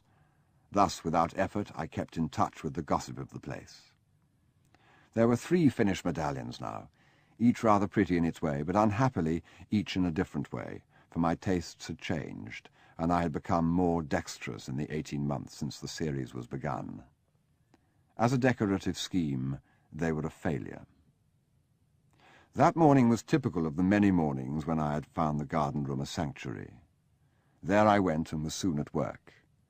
Julia came with me to see me started, and we talked inevitably of Sebastian. "Don't you get bored with the subject?" she asked. "Why must everyone make such a thing about it?" "Just because we're fond of him." "Well, I'm fond of him too, in a way, I suppose. Only I wish he'd behave like anybody else. I've grown up with one family skeleton, you know, Papa. Not to be talked of before the servants, not to be talked of before us when we were children. If Mummy is going to start making a skeleton out of Sebastian, it's too much. If he wants to be always tight, why doesn't he go to Kenya or somewhere where it doesn't matter?" "Why does it matter less being unhappy in Kenya than anywhere else?" "Oh, don't pretend to be stupid, Charles. You understand perfectly." "You mean there won't be so many embarrassing situations for you?" "Well, all I was trying to say was that I'm afraid there may be an embarrassing situation tonight if Sebastian gets the chance. He's in a bad mood." "Oh, a day's hunting will put that all right." It was touching to see the faith which everyone put in the value of a day's hunting. Lady Marchmain, who looked in on me during the morning, mocked herself for it with that delicate irony for which she was famous.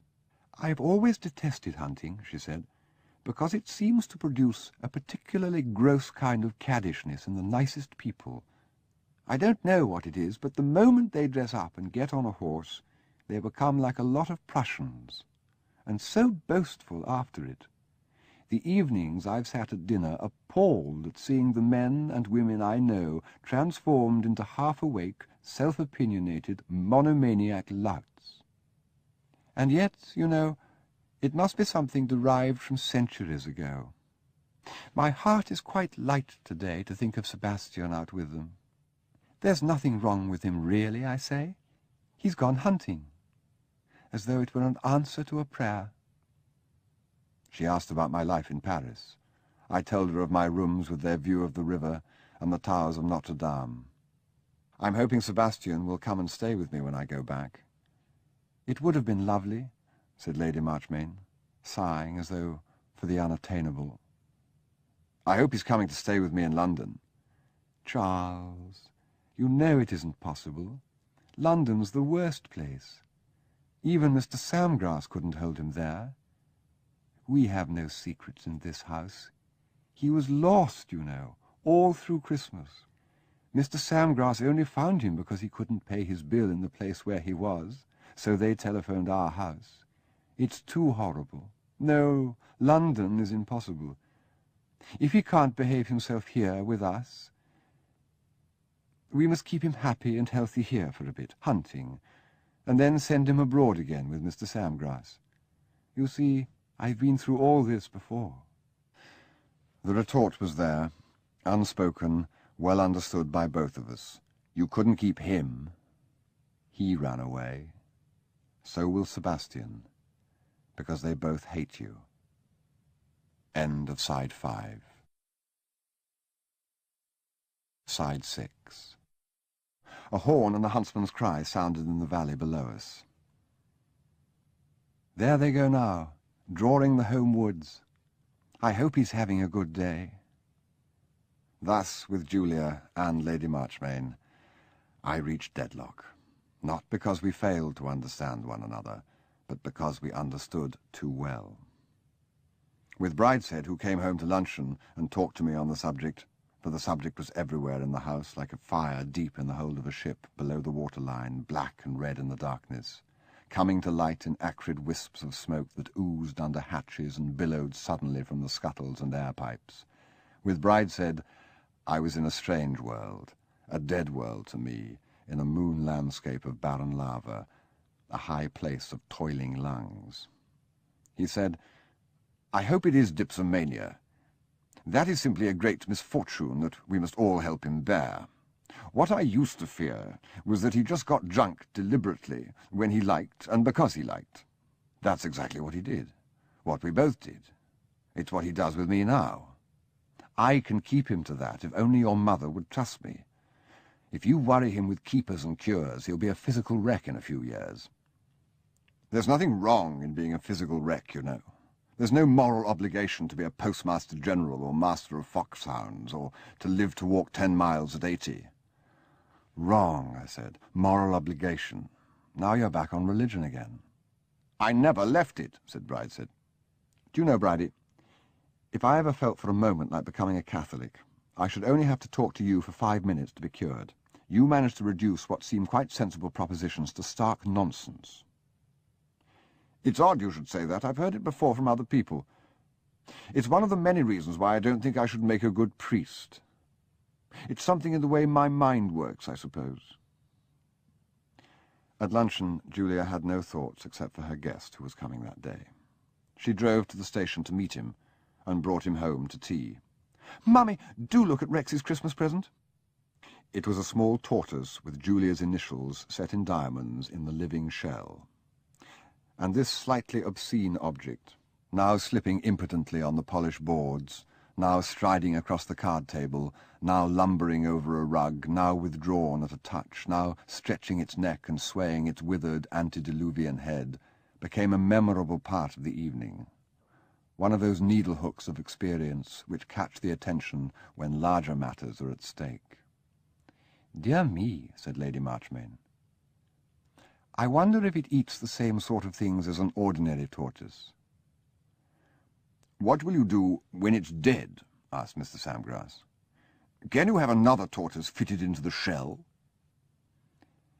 Rex had been told about the problem of Sebastian he could scarcely have endured in that atmosphere without, and had a solution pat. He propounded it cheerfully and openly at tea, and after a day of whispering it was a relief to hear the thing discussed. "Send him to Boretha's at Zurich. Boretha's is the man. He works miracles every day at that sanatorium of his. You know how Charlie Kilcartney used to drink?" "No," said Lady Marchmain with that sweet irony of hers. No, I'm afraid I don't know how Charlie Kilcartney drank. Julia, hearing her lover mocked, frowned at the tortoise, but Rex Mottram was impervious to such delicate mischief. 2 wives despaired of him, he said. When he got engaged to Sylvia, she made it a condition that he should take the cure at Zurich, and it worked. He came back in 3 months a different man, and he hasn't touched a drop since, even though Sylvia walked out on him. Why did she do that? Well, poor Charlie got rather a bore when he stopped drinking, but that's not really the point of the story. No, I suppose not. In fact, I suppose, really, it's meant to be an encouraging story. Julia scowled at her jewelled tortoise. He takes sex cases too, you know. Oh dear. What very peculiar friends poor Sebastian will make in Zurich. He's booked up for months ahead, but I think he'd find room if I asked him. I could telephone him from here tonight.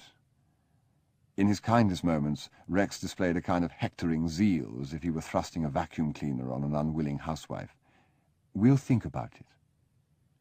And we were thinking about it when Cordelia returned from hunting. Oh, Julia, what's that? How beastly! It's Rex's Christmas present. Oh, sorry. I'm always putting my foot in it. But how cruel. It must have hurt frightfully. They can't feel. How do you know? Bet they can. She kissed her mother, whom she had not seen that day, shook hands with Rex and rang for eggs. I had 1 tea at Mrs. Barney's, where I telephoned for the car, but I'm still hungry. It was a spiffing day. Jean Strickland Venables fell in the mud.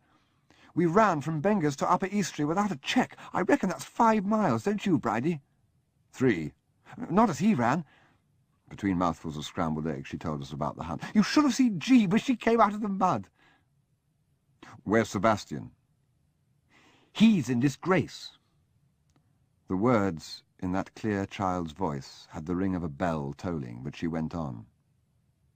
Coming out in that beastly rat-catcher's coat and mean little tie, like something from Captain Morven's riding academy. I just didn't recognise him at the meet, and I hope nobody else did. Isn't he back? I expect he got lost. When Wilcox came to clear the tea, Lady Marchmain asked, "No sign of Lord Sebastian?" "No, my lady." "He must have stopped for tea with someone. How very unlike him." Half an hour later, when Wilcox brought in the cocktail tray, he said, "Lord Sebastian has just rung up to be fetched from South Twining." "South Twining? Who lives there?" "He was speaking from the hotel, my lady." "South Twining?" said Cordelia. "Goodness, he did get lost." When he arrived, he was flushed, and his eyes were feverishly bright. I saw that he was 2/3 drunk. "Dear boy," said Lady Marchmain, "how nice to see you looking so well again. Your day in the open has done you good. The drinks are on the table. Do help yourself." There was nothing unusual in her speech, but the fact of her saying it. 6 months ago it would not have been said. "Thanks," said Sebastian. "I will." A blow, expected, repeated, falling on a bruise, with no smart or shock of surprise, only a dull and sickening pain and the doubt whether another like it could be borne. That was how it felt, sitting opposite Sebastian at dinner that night, seeing his clouded eye and groping movements, hearing his thickened voice breaking in ineptly after long brutish silences. When at length Lady Marchmain and Julia and the servants left us, Brideshead said, "You'd best go to bed, Sebastian." "Have some port first?" "Yes, have some port if you want it, but don't come into the drawing-room." "Too bloody drunk," said Sebastian, nodding heavily. "It's like olden times. Gentlemen always too drunk to join ladies in olden times." "And yet, you know, it wasn't," said Mr. Samgrass, trying to be chatty with me about it afterwards. "It wasn't at all like olden times. I wonder where the difference lies. The lack of good humour? The lack of companionship? You know, I think he must have been drinking by himself today. Where did he get the money?" "Sebastian's gone up," said Brideshead when we reached the drawing-room. Yes? Shall I read? Julia and Rex played bezique. The tortoise, teased by the Pekingese, withdrew into his shell. Lady Marchmain read the Diary of a Nobody aloud until quite early she said it was time for bed. Can't I stay up and play a little longer, Mummy? Just 3 games. Very well, darling. Come in and see me before you go to bed. I shan't be asleep. It was plain to Mr. Samgrass and me that Julia and Rex wanted to be left alone. So we went too. It was not plain to Brideshead, who settled down to read the Times, which he had not seen that day. Then, going to our side of the house, Mr. Samgrass said, "It wasn't at all like olden times." Next morning I said to Sebastian, "Tell me honestly, do you want me to stay on here?" "No, Charles, I don't believe I do." "I'm no help?" "No help." So I went to make my excuses to his mother. "There's something I must ask you, Charles. Did you give Sebastian money yesterday?" "Yes." "Knowing how he was likely to spend it?" "Yes." "I don't understand it," she said. "I simply don't understand how anyone can be so callously wicked." She paused, but I do not think she expected any answer. There was nothing I could say unless I were to start all over again on that familiar, endless argument. "I'm not going to reproach you," she said. "God knows it's not for me to reproach anyone. Any failure in my children is my failure. But I don't understand it. I don't understand how you can have been so nice in so many ways, and then do something so wantonly cruel. I don't understand how we all liked you so much. Did you hate us all the time? I don't understand how we deserved it." I was unmoved. There was no part of me remotely touched by her distress. It was as I had often imagined being expelled from school. I almost expected to hear her say, "I have already written to inform your unhappy father." But as I drove away and turned back in the car to take what promised to be my last view of the house, I felt that I was leaving part of myself behind, and that, wherever I went afterwards, I should feel the lack of it, and search for it hopelessly, as ghosts are said to do, frequenting the spots where they buried material treasures without which they cannot pay their way to the nether world. I shall never go back, I said to myself. A door had shut. The low door in the wall I had sought and found in Oxford. Open it now, and I should find no enchanted garden.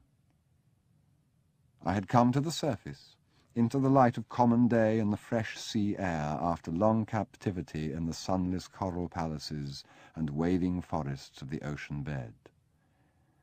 I had left behind me, what? Youth, adolescence, romance. The conjuring stuff of these things, the young magician's compendium, that neat cabinet where the ebony wand had its place beside the delusive billiard balls, the penny that folded double and the feather flowers that could be drawn into a hollow candle. I have left behind illusion, I said to myself. Henceforth, I live in a world of 3 dimensions, with the aid of my 5 senses.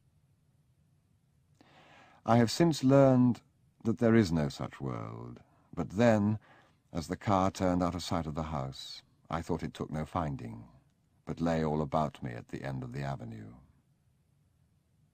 Thus I returned to Paris, and to the friends I had found there and the habits I had formed. I thought I should hear no more of Brideshead, but life has few separations as sharp as that. It was not 3 weeks before I received a letter in Cordelia's Frenchified convent hand.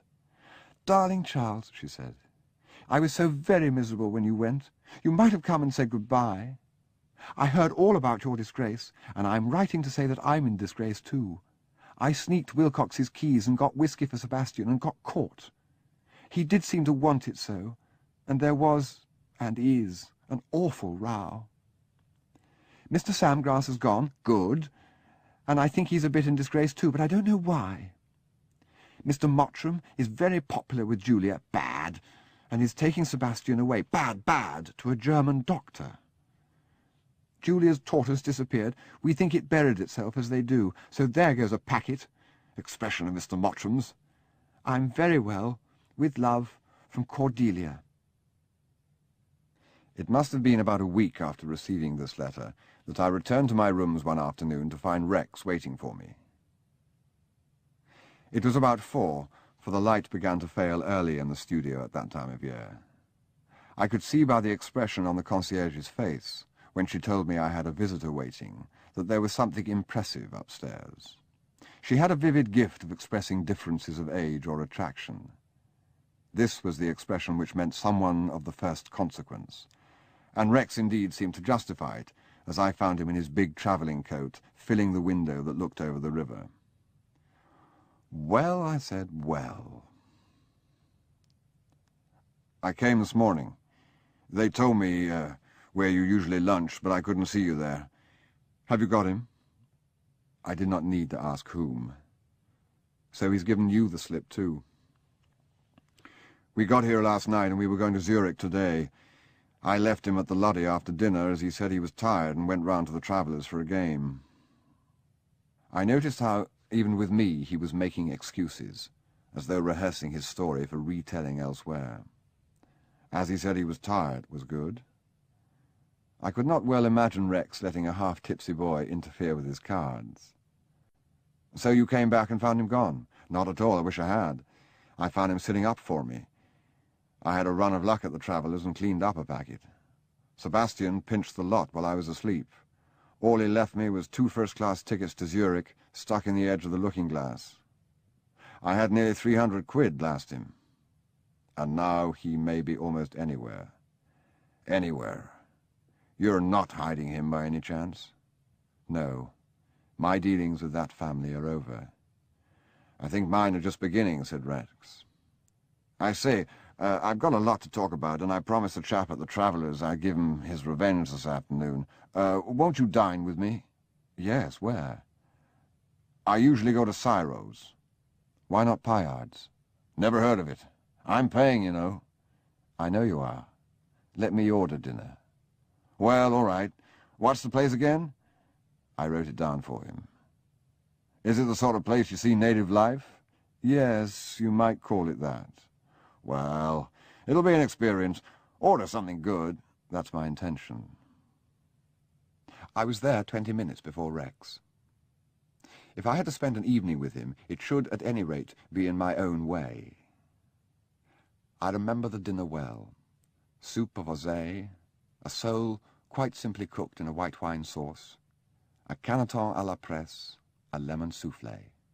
At the last minute, fearing that the whole thing was too simple for Rex, I added caviar au blini, and for wine I let him give me a bottle of 1906 Montrachet, then at its prime, and, with the duck, a Clos de Bez of 1904. Living was easy in France then. With the exchange as it was, my allowance went a long way, and I did not live frugally. It was very seldom, however, that I had a dinner like this, and I felt well disposed to Rex when at last he arrived and gave up his hat and coat with the air of not expecting to see them again. He looked round the sombre little place with suspicion, as though hoping to see Apaches or a drinking party of students. All he saw was 4 senators with napkins tucked under their beards, eating in absolute silence. I could imagine him telling his commercial friends later, "Interesting fellow I know, an art student living in Paris, took me to the funny little restaurant, sort of place you'd pass without looking at, where there was some of the best food I ever ate. There were half a dozen senators there, too, which shows you it was the right place. Wasn't at all cheap, either." "Any sign of Sebastian?" he asked. "There won't be," I said, "until he needs money." "It's a bit thick going off like that. I was rather hoping that if I made a good job of him, it might do me a bit of good in another direction." He plainly wished to talk of his own affairs. They could wait, I thought, for the hour of tolerance and repletion for the cognac. They could wait until the attention was blunted and one could listen with half the mind only. Now, in the keen moment when the maître d'hôtel was turning the blinis over in the pan, and in the background 2 humbler men were preparing the press, we would talk of myself. Did you stay long at Brideshead? Was my name mentioned after I left? Was it mentioned? I got sick of the sound of it, old boy. The Marchioness got what she called a bad conscience about you. She piled it on pretty thick, I gather, at your last meeting. Callously wicked, wantonly cruel. Hard words. It doesn't matter what people call you, unless they call you pigeon pie and eat you up. Eh? It's a saying. Ah. The cream and hot butter mingled and overflowed, separating each glaucous bead of caviar from its fellows, capping it in white and gold. I like a bit of chopped onion with mine, said Rex. Chap who knew told me it brought out the flavour. Try it without first, I said, and tell me more news of myself. Well, of course, Greenacre, or whatever he was called, the snooty Don, he came a cropper. That was well received by all. He was the blue-eyed boy for a day or two after you left. Shouldn't wonder if he hadn't put the old girl up to pitching you out. He was always being pushed down our throats, so in the end Julia couldn't bear it any more and gave him away. Julia did? Well, he'd begun to stick his nose into our affairs, you see. Julia spotted he was a fake, and one afternoon when Sebastian was tight, he was tight most of the time, she got the whole story of the Grand Tour out of him, and that was the end of Mr. Samgrass. After that, the Marchioness began to think she might have been a bit rough with you. And what about the row with Cordelia? Well, that eclipsed everything. That kid's a walking marvel. She'd been feeding Sebastian whiskey right under our noses for a week. We couldn't think where he was getting it. That's when the Marchioness finally crumbled. The soup was delicious after the rich blinis. Hot, thin, bitter, frothy. I'll tell you a thing, Charles, that Ma Marchmain hasn't let on to anyone. She's a very sick woman. Might peg out at any minute. George Anstruther saw her in the autumn and put it at 2 years. How on earth do you know? It's the kind of thing I hear. With the way her family are going on at the moment, I wouldn't give her a year. I know just the man for her in Vienna. He put Sonia Bamscher on her feet when everyone, including Anstruther, had despaired of her. But Ma Marchmain won't do anything about it. I suppose it's something to do with her crack-brain religion, not to take care of the body. The soul was so simple and unobtrusive that Rex failed to notice it. We ate to the music of the press, the crunch of the bones, the drip of blood and marrow, the tap of the spoon basting the thin slices of breast. There was a pause here of 1/4 of an hour, while I drank the first glass of the Clos de Bez, and Rex smoked his first cigarette. He leaned back, blew a cloud of smoke across the table, and remarked, "You know, the food here isn't half bad. Someone ought to take this place up and make something of it." Presently he began again on the Marchmains. "I'll tell you another thing, too. They'll get a jolt financially soon if they don't look out." I thought they were enormously rich. Well, they are rich in the way people are who just let their money sit quiet. Everyone of that sort is poorer than they were in 1914. And the Flights don't seem to realize it. I reckon those lawyers who manage their affairs find it convenient to give them all the cash they want and no questions asked. Look at the way they live. Brideshead and Marchmain House both going full blast. Pack of foxhounds, no rents raised, nobody sacked. Dozens of old servants doing damn all, being waited on by other servants. And then besides all that, there's the old boy setting up a separate establishment. And setting it up on no humble scale either. Do you know how much they're overdrawn? Of course I don't. Jolly near 100,000 in London. I don't know what they owe elsewhere. Well, that's quite a package, you know, for people who aren't using their money. 98,000 last November. It's the kind of thing I hear. Those were the kind of things he heard. Mortal illness and debt, I thought. I rejoiced in the Burgundy. It seemed a reminder that the world was an older and better place than Rex knew, that mankind in its long passion had learned another wisdom than his. By chance, I met this same wine again, lunching with my wine merchant in St. James's Street in the first autumn of the war. It had softened and faded in the intervening years, but it still spoke in the pure, authentic accent of its prime the same words of hope. I don't mean that they'll be paupers.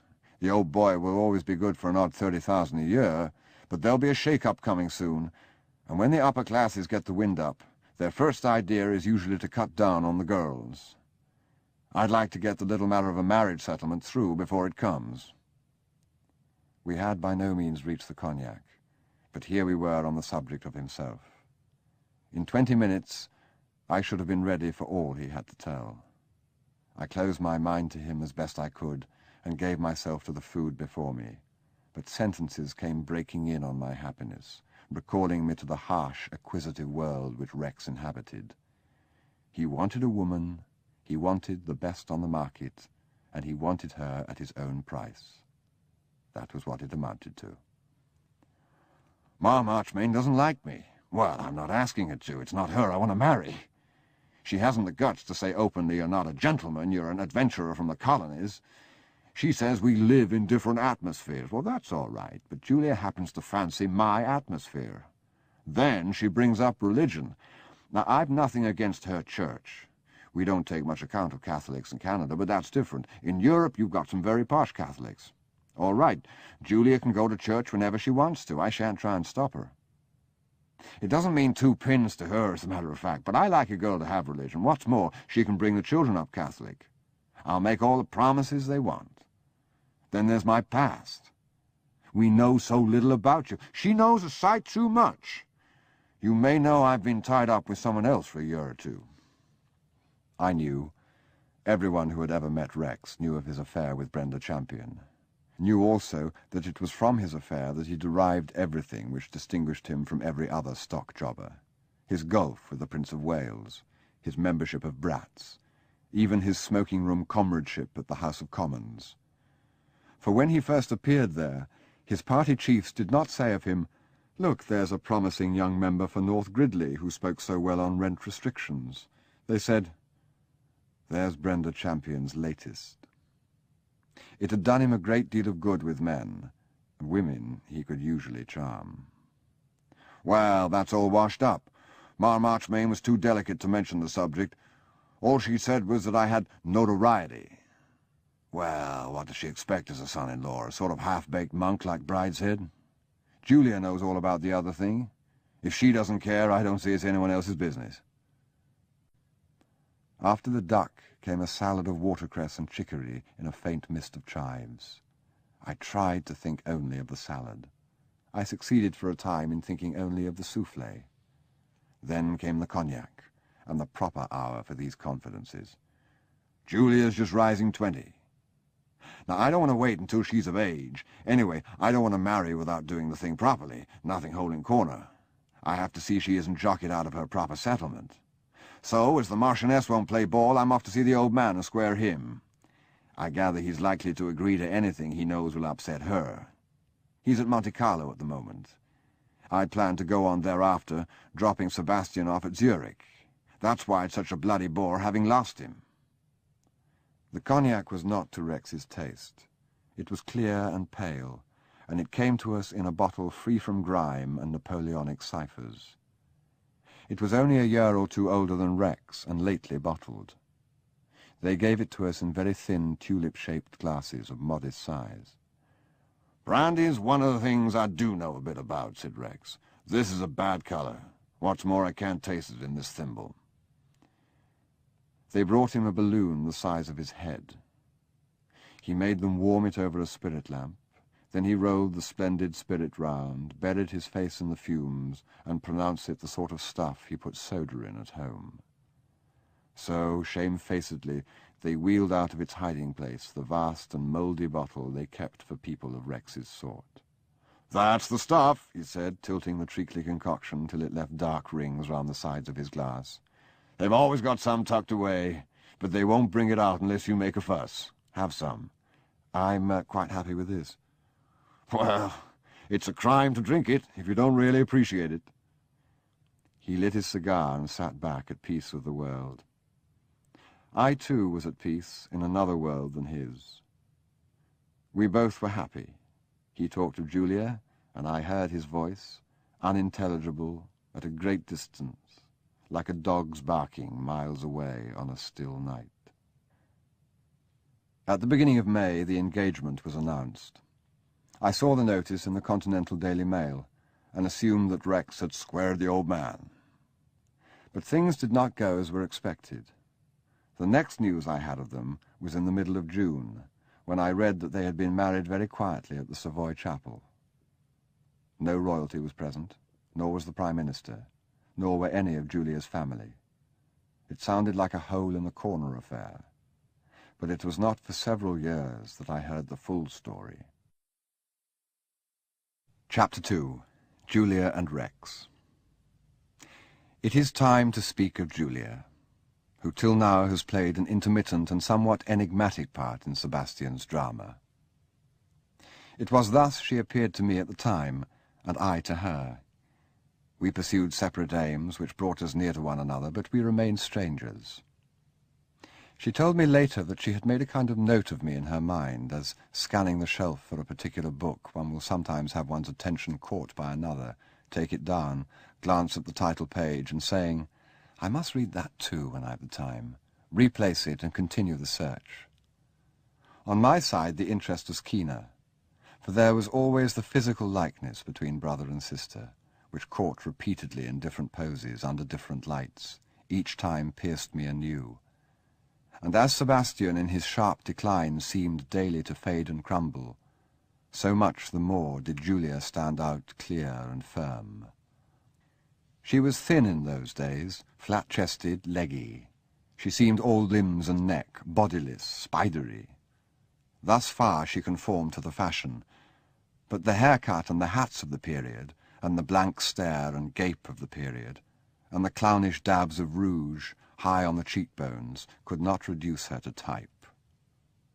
When I first met her, when she met me in the station yard, and drove me home through the twilight that high summer of 1923, she was just 18 and fresh from her first London season.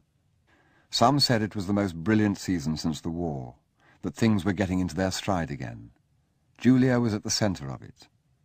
There were then remaining perhaps half a dozen London houses which could be called historic. Marchmain House in St. James's was one of them, and the ball given for Julia, in spite of the ignoble costume of the time, was by all accounts a splendid spectacle. Sebastian went down for it and half-heartedly suggested my coming with him. I refused and came to regret my refusal, for it was the last ball of its kind given there, the last of a splendid series. How could I have known? There seemed time for everything in those days. The world was open to be explored at leisure. I was so full of Oxford that summer. London could wait, I thought. The other great houses belonged to kinsmen or to childhood friends of Julia's, and besides them there were countless substantial houses in the squares of Mayfair and Belgravia, alight and thronged, one or other of them, night after night. Foreigners, returning on post from their own wastelands, wrote home that here they seemed to catch a glimpse of the world they had believed lost forever among the mud and wire. And through those halcyon weeks Julia darted and shone, part of the sunshine between the trees, part of the candlelight and the mirror's spectrum, so that elderly men and women sitting aside with their memories saw her as herself the bluebird. "Bridie Marchmain's eldest girl," they said. "Pity he can't see her tonight." That night, and the night after, and the night after, wherever she went, always in her own little circle of intimates, she brought a moment of joy, such as strikes deep to the heart on the river's bank when the kingfisher suddenly flares across the water. This was the creature, neither child nor woman, that drove me through the dusk that summer evening. Untroubled by love, taken aback by the power of her own beauty, hesitating on the cool edge of life. One who had suddenly found herself armed, unawares, the heroine of a fairy story turning over in her hands the magic ring.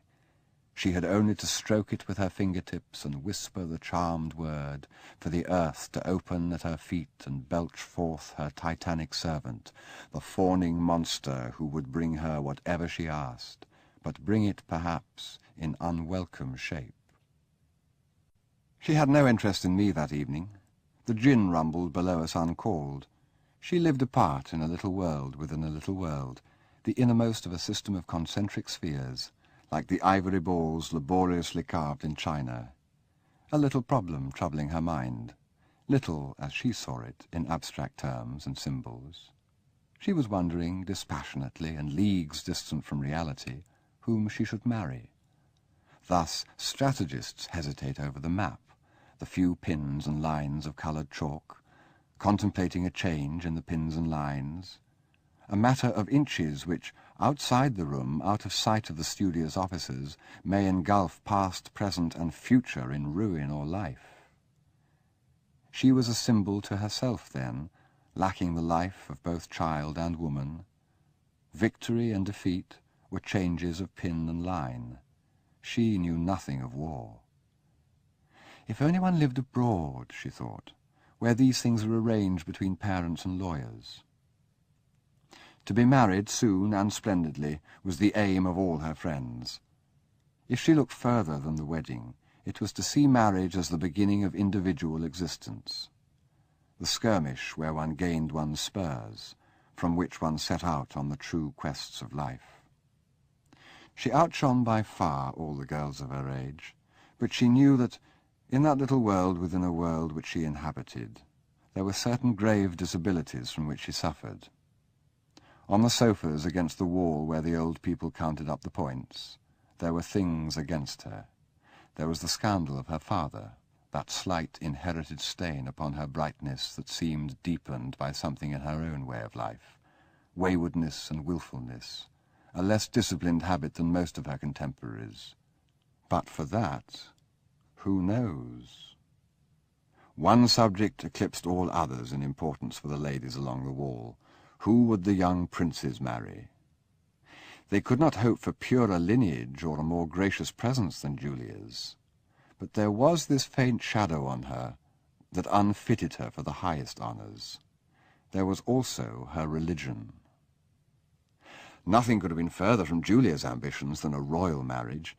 She knew, or thought she knew, what she wanted, and it was not that. But wherever she turned, it seemed her religion stood as a barrier between her and her natural goal. As it seemed to her, the thing was a dead loss.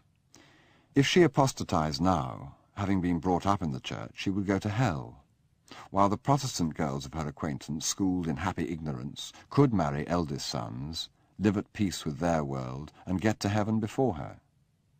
There could be no eldest son for her. The younger sons were indelicate things, necessary, but not to be much spoken of. Younger sons had none of the privileges of obscurity. It was their plain duty to remain hidden until some disaster perchance promoted them to their brothers' places. And since this was their function, it was desirable that they should keep themselves wholly suitable for succession. Perhaps in a family of 3 or 4 boys, a Catholic might get the youngest without opposition. There were, of course, the Catholics themselves, but these came seldom into the little world Julia had made for herself. Those who did were her mother's kinsmen, who, to her, seemed grim and eccentric. Of the dozen or so rich and noble Catholic families, none at that time had an heir of the right age. Foreigners, there were many among her mother's family, were tricky about money, odd in their ways, and a sure mark of failure in the English girl who wed them. What was there left? This was Julia's problem after her weeks of triumph in London. She knew it was not insurmountable. There must, she thought, be a number of people outside her own world who were well qualified to be drawn into it. The shame was that she must seek them. Not for her the cruel, delicate luxury of choice, the indolent cat-and-mouse pastimes of the hearthrug. No Penelope she. She must hunt in the forest. She had made a preposterous little picture of the kind of man who would do. He was an English diplomat of great but not very virile beauty, now abroad, with a house smaller than Brideshead, nearer to London. He was old, 32 or 3, and had been recently and tragically widowed. Julia thought she would prefer a man a little subdued by earlier grief. He had a great career before him, but had grown listless in his loneliness. She was not sure he was not in danger of falling into the hands of an unscrupulous foreign adventuress. He needed a new infusion of young life to carry him to the embassy in Paris. While professing a mild agnosticism himself, he had a liking for the shows of religion and was perfectly agreeable to having his children brought up Catholic. He believed, however, in the prudent restriction of his family to 2 boys and a girl, comfortably spaced over 12 years, and did not demand, as a Catholic husband might, yearly pregnancies. He had 12,000 a year, above his pay, and no near relations. Someone like that would do, Julia thought. And she was in search of him when she met me at the railway station. I was not her man. She told me as much without a word when she took the cigarette from my lips. All this I learned about Julia bit by bit, as one does learn the former, as it seems at the time, the preparatory life of a woman one loves, so that one thinks of oneself as having been part of it, directing it by devious ways towards oneself. Julia left Sebastian and me at Brideshead and went to stay with an aunt, Lady Roscommon, in her villa at Cap Ferrat. All the way she pondered her problem. She had given a name to her widower diplomat. She called him Eustace, and from that moment he became a figure of fun to her, a little interior, incommunicable joke, so that when at last such a man did cross her path, though he was not a diplomat but a wistful major in the Life Guards, and fall in love with her and offer her just those gifts she had chosen, she sent him away moodier and more wistful than ever. For by that time she had met Rex Mottram. Rex's age was greatly in his favour, for among Julia's friends there was a kind of gerontophilic snobbery. Young men were held to be gauche and pimply. It was thought very much more chic to be seen lunching alone at the Ritz, a thing in any case allowed to few girls of that day, to the tiny circle of Julia's intimates, a thing looked at askance by the elders who kept the score, chatting pleasantly against the walls of the ballrooms. At the table on the left as you came in, with a starched and wrinkled old roue, whom your mother had been warned of as a girl, than in the centre of the room with the party of exuberant young bloods. Rex, indeed, was neither starched nor wrinkled. His seniors thought him a pushful young cad, but Julia recognized the unmistakable chic, the flavour of Max and F.E., the Prince of Wales, of the big table in the sporting club, the second magnum and the 4th cigar, of the chauffeur kept waiting hour after hour without compunction, which her friends would envy. His social position was unique. It had an air of mystery, even of crime, about it. People said Rex went about armed.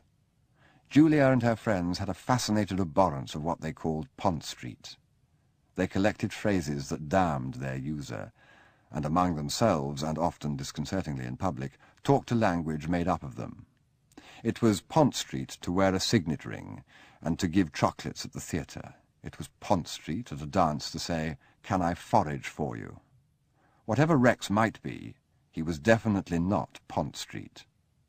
He had stepped straight from the underworld into the world of Brenda Champion, who was herself the innermost of a number of concentric ivory spheres.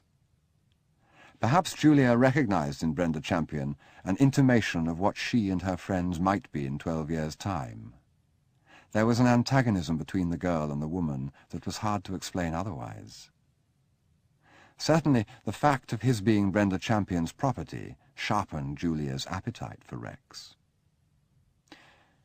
Rex and Brenda Champion were staying at the next villa on Cap Ferrat, taken that year by a newspaper magnate and frequented by politicians. They would not normally have come within Lady Roscommon's ambit, but living so close, the parties mingled, and at once Rex began warily to pay his court. All that summer he had been feeling restless. Mrs. Champion had proved a dead end. It had all been intensely exciting at first, but now the bonds had begun to chafe. Mrs. Champion lived, as he found the English seemed apt to do, in a little world within a little world. Rex demanded a wider horizon. He wanted to consolidate his gains, to strike the black ensign, go ashore, hang the cutlass up over the chimney, and think about the crops. It was time he married. He, too, was in search of a Eustace. But living as he did, he met few girls. He knew of Julia. She was by all accounts top debutante, a suitable prize. With Mrs. Champion's cold eyes watching behind her sunglasses, there was little Rex could do at Cap Ferrat except establish a friendliness which could be widened later. He was never entirely alone with Julia, but he saw to it that she was included in most things they did. He taught her chemin de fer. He arranged that it was always in his car that they drove to Monte Carlo or Nice. He did enough to make Lady Roscommon write to Lady Marchmain, and Mrs. Champion move him sooner than they had planned to Antibes. Julia went to Salzburg to join her mother. "Aunt Fanny tells me you've made great friends with Mr. Mottram. I'm sure he can't be very nice." "I don't think he is," said Julia. "I don't know that I like nice people." There is proverbially a mystery among most men of new wealth, how they made their first 10,000. It is the qualities they showed then, before they became bullies, when every man was someone to be placated, when only hope sustained them, and they could count on nothing from the world but what could be charmed from it, that make them, if they survive their triumph, successful with women. Rex, in the comparative freedom of London, became abject to Julia. He planned his life about hers, going where he would meet her, ingratiating himself with those who could report well of him to her. He sat on a number of charitable committees in order to be near Lady Marchmain. He offered his services to Brideshead in getting him a seat in Parliament, but was there rebuffed. He expressed a keen interest in the Catholic Church, until he found that this was no way to Julia's heart. He was always ready to drive her in his Hispano wherever she wanted to go. He took her and parties of her friends to ringside seats at prize fights, and introduced them afterwards to the pugilists. And all the time he never once made love to her. From being agreeable, he became indispensable to her. From having been proud of him in public, she became a little ashamed. But by that time, between Christmas and Easter, he had become indispensable. And then, without in the least expecting it, she suddenly found herself in love. It came to her, this disturbing and unsought revelation, one evening in May, when Rex had told her he would be busy at the house, and driving by chance down Charles Street, she saw him leaving what she knew to be Brenda Champion's house. She was so hurt and angry that she could barely keep up appearances through dinner. As soon as she could, she went home and cried bitterly for 10 minutes. Then she felt hungry, wished she had eaten more at dinner, ordered some bread and milk, and went to bed, saying, "When Mr. Mottram telephones in the morning, whatever time it is, say I am not to be disturbed." Next day she breakfasted in bed as usual, read the papers, telephoned to her friends. Finally she asked, "Did Mr. Mottram ring up by any chance?" "Oh, yes, my lady, 4 times. Shall I put him through when he rings again?" "Yes, no. Say I've gone out." When she came downstairs, there was a message for her on the hall table. "Mr. Mottram expects Lady Julia at the Ritz at 1:30. "I shall lunch at home today," she said. That afternoon she went shopping with her mother. They had tea with an aunt and returned at 6. "Mr. Mottram is waiting, my lady. I've shown him into the library." "Oh, Mummy, I can't be bothered with him. Do tell him to go home." "That's not at all kind, Julia. I've often said he's not my favourite among your friends, but I have grown quite used to him, almost to like him. You really mustn't take people up and drop them like this, particularly people like Mr. Mottram." "Oh, Mummy, must I see him? There'll be a scene if I do." "Nonsense, Julia. You twist that poor man round your finger." So Julia went into the library and came out an hour later, engaged to be married. "Oh, Mummy, I warned you this would happen if I went in there." "You did nothing of the kind. You merely said there would be a scene. I never conceived of a scene of this kind." "Anyway, you do like him, Mummy. You said so." "He has been very kind in a number of ways. I regard him as entirely unsuitable as your husband. So will everyone." "Damn everybody." "We know nothing about him. He may have black blood. In fact, he is suspiciously dark. Darling, the whole thing's impossible. I can't see how you can have been so foolish." Well, what right have I got otherwise to be angry with him if he goes with that horrible old woman?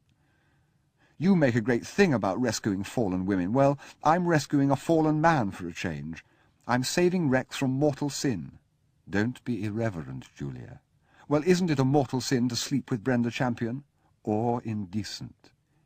He's promised never to see her again. I couldn't ask him to do that unless I admitted I was in love with him, could I? Mrs. Champion's morals, thank God, are not my business. Your happiness is. If you must know, I think Mr. Mottram a kind and useful friend, but I wouldn't trust him an inch. And I'm sure he'll have very unpleasant children. They always revert. I've no doubt you'll regret the whole thing in a few days. Meanwhile, nothing is to be done. No one must be told anything or allowed to suspect. You must stop lunching with him. You may see him here, of course, but nowhere in public. You had better send him to me, and I will have a little talk to him about it. Thus began a year's secret engagement for Julia, a time of great stress. For Rex made love to her that afternoon for the first time, not, as had happened to her once or twice before, with sentimental and uncertain boys, but with a passion that disclosed the corner of something like it in her. Their passion frightened her, and she came back from the confessional one day, determined to put an end to it. "Otherwise I must stop seeing you," she said.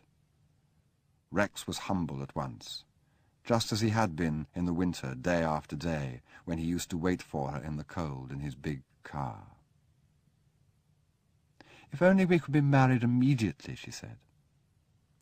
For 6 weeks they remained at arm's length, kissing when they met and parted, sitting meantime at a distance, talking of what they would do and where they would live and of Rex's chances of an under-secretaryship.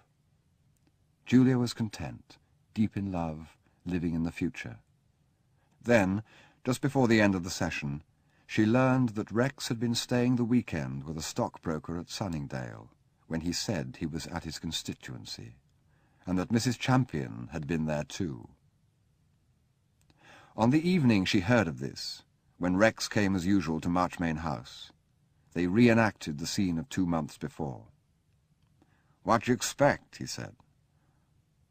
"What right have you to ask so much when you give so little?" She took her problem to Farm Street and propounded it in general terms, not in the confessional, but in a dark little parlour kept for such interviews. "Surely, Father, it can't be wrong to commit a small sin myself in order to keep him from a much worse one." But the gentle old Jesuit was unyielding. She barely listened to him. He was refusing her what she wanted. That was all she needed to know. When he had finished, he said, "Now you'd better make your confession." "No, thank you," she said, as though refusing the offer of something in a shop. "I don't think I want to today," and walked angrily home. From that moment she shut her mind against her religion. And Lady Marchmain saw this, and added it to her new grief for Sebastian and her old grief for her husband and to the deadly sickness in her body, and took all these sorrows with her daily to church. It seemed her heart was transfixed with the swords of her dolors, a living heart to match the plaster and paint. What comfort she took home with her, God knows. So the year wore on, and the secret of the engagement spread from Julia's confidants to their confidants, until, like ripples at last breaking on the mud verge, there were hints of it in the press, and Lady Roscommon, in waiting, was closely questioned about it, and something had to be done. Then, after Julia had refused to make her Christmas communion, and Lady Marchmain had found herself betrayed first by me, then by Mr. Samgrass, then by Cordelia, in the first grey days of 1925, she decided to act. She forbade any talk of an engagement. She forbade Julia and Rex ever to meet. She made plans for shutting Marchmain House for 6 months, and taking Julia on a tour of visits to their foreign kinsmen. It was characteristic of an old atavistic callousness that went with her delicacy, that even at this crisis she did not think it unreasonable to put Sebastian in Rex's charge on the journey to Dr. Beretha's, and Rex, having failed her in that matter, went on to Monte Carlo, where he completed her route. Lord Marchmain did not concern himself with the finer points of Rex's character. Those, he believed, were his daughter's business. Rex seemed a rough, healthy, prosperous fellow whose name was already familiar to him from reading the political reports. He gambled in an open-handed but sensible manner. He seemed to keep reasonably good company. He had a future. Lady Marchmain disliked him. Lord Marchmain was, on the whole, relieved that Julia should have chosen so well, and gave his consent to an immediate marriage. Rex gave himself to the preparations with gusto. He bought her a ring not, as she expected, from a tray at Cartier's, but in a back room in Hatton Garden, from a man who brought stones out of a safe in little bags and displayed them for her on a writing desk.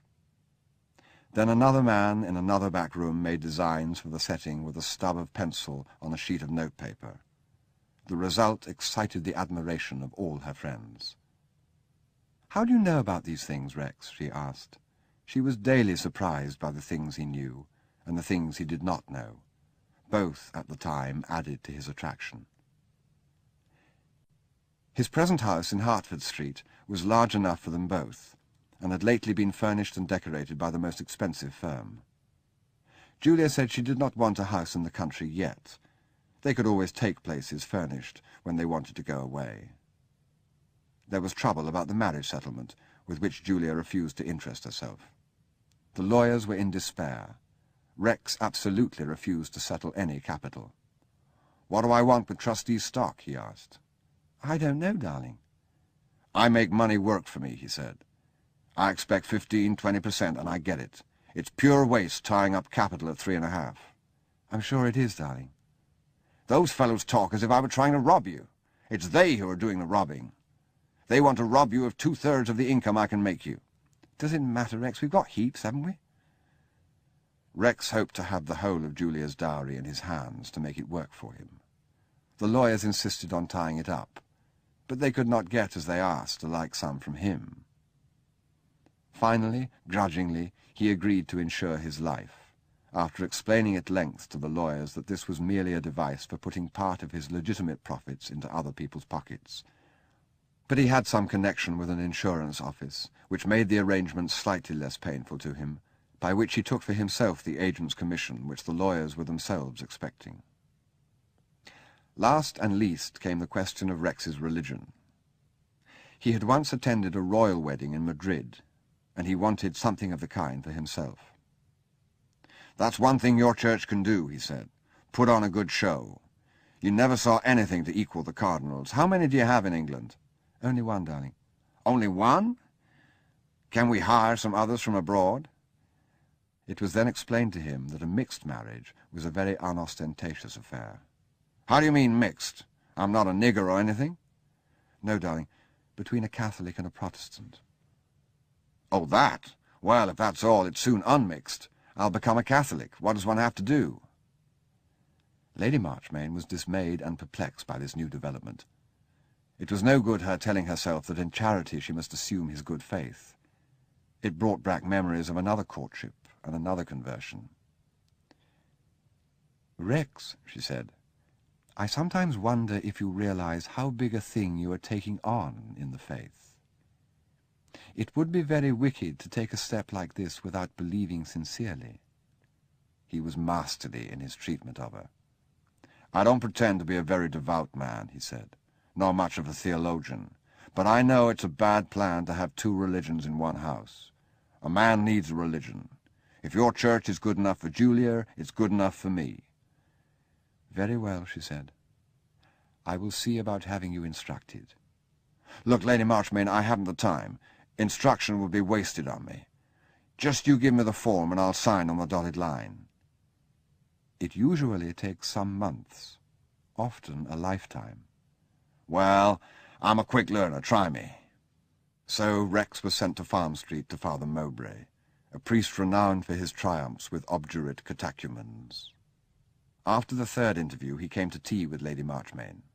"Well, how do you find my future son-in-law?" "He's the most difficult convert I've ever met." "Oh dear, I thought he was going to make it so easy." That's exactly it.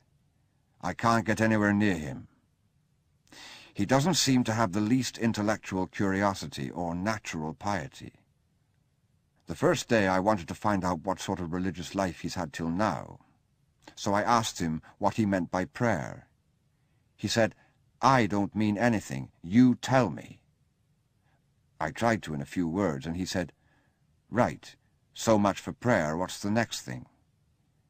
I gave him the catechism to take away. Yesterday I asked him whether our Lord had more than one nature. He said, "Just as many as you say, Father." Then again I asked him, supposing the Pope looked up and saw a cloud and said, "It's going to rain," would that be bound to happen? "Oh, yes, Father. But supposing it didn't?"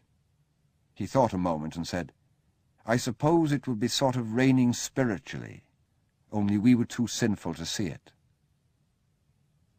Lady Marchmain, he doesn't correspond to any degree of paganism known to the missionaries. "Julia," said Lady Marchmain when the priest had gone, "are you sure that Rex isn't doing this thing purely with the idea of pleasing us?" "I don't think it enters his head," said Julia. "He's really sincere in his conversion. He's absolutely determined to become a Catholic, Mummy." And to herself she said, "In her long history, the Church must have had some pretty queer converts. I don't suppose all Clovis's army were exactly Catholic-minded. One more won't hurt." Next week the Jesuit came to tea again. It was Easter holidays, and Cordelia was there too. "Lady Marchmain," he said, "you should have chosen one of the younger fathers for this task. I shall be long dead before Rex is a Catholic." "Oh dear, I thought it was going so well." "It was, in a sense. He was exceptionally docile. Said he accepted everything I told him, remembered bits of it, asked no questions. I wasn't happy about him. He seemed to have no sense of reality. But I knew he was coming under a steady Catholic influence, so I was willing to receive him. One has to take a chance sometimes, with semi-imbeciles, for instance. You never know quite how much they have understood. As long as you know there's someone to keep an eye on them, you do take the chance." "How I wish Rex could hear this," said Cordelia. "But yesterday I got a regular eye-opener. The trouble with modern education is you never know how ignorant people are. With anyone over 50, you can be fairly confident what's been taught and what's been left out. But these young people have such an intelligent, knowledgeable surface, and then the crust suddenly breaks and you look down into the depths of confusion you didn't know existed. Now take yesterday. He seemed to be doing very well. He'd learned large bits of the Catechism by heart, and the Lord's Prayer and the Hail Mary. Then I asked him, as usual, if there was anything troubling him. He looked at me in a crafty way and said, "Look, Father, I don't think you're being straight with me. I want to join your church, and I'm going to join your church, but you're holding too much back." I asked what he meant, and he said, "I've had a long talk with a Catholic, a very pious, well-educated one, and I've learned a thing or two. For instance, that you have to sleep with your feet pointing east because that's the direction of heaven, and if you die in the night you can walk there. Now, I'll sleep with my feet pointing any way that suits Julia, but do you expect a grown man to believe about walking to heaven? And what about the Pope who made one of his horses a cardinal? And what about the box you keep in the church porch, and if you put in a £1 note with someone's name on it, they get sent to hell? I don't say there mayn't be good reason for all this," he said, "but you ought to tell me about it, and not let me find out for myself." "What can the poor man have meant?" said Lady Marchmain. "You see, he's a long way from the church yet," said Father Mowbray. "But who can he have been talking to? Did he dream it all? Cordelia, what's the matter?" "What a chump! Oh, Mummy, what a glorious chump! Cordelia, it was you! Oh, Mummy, who could have dreamed he'd swallow it? I told him such a lot besides, about the sacred monkeys in the Vatican, all kinds of things." "Well, you've considerably increased my work," said Father Mowbray. "Poor Rex," said Lady Marchmain. "You know, I think it makes him rather lovable. You must treat him like an idiot child, Father Mowbray." So the instruction was continued, and Father Mowbray at length consented to receive Rex a week before his wedding. "You'd think they'd be all over themselves to have me in," Rex complained. I can be a lot of help to them one way or another. Instead, they're like the chaps who issue cards for a casino. What's more," he added, "Cordelia's got me so muddled, I don't know what's in the catechism and what she's invented." Thus things stood 3 weeks before the wedding.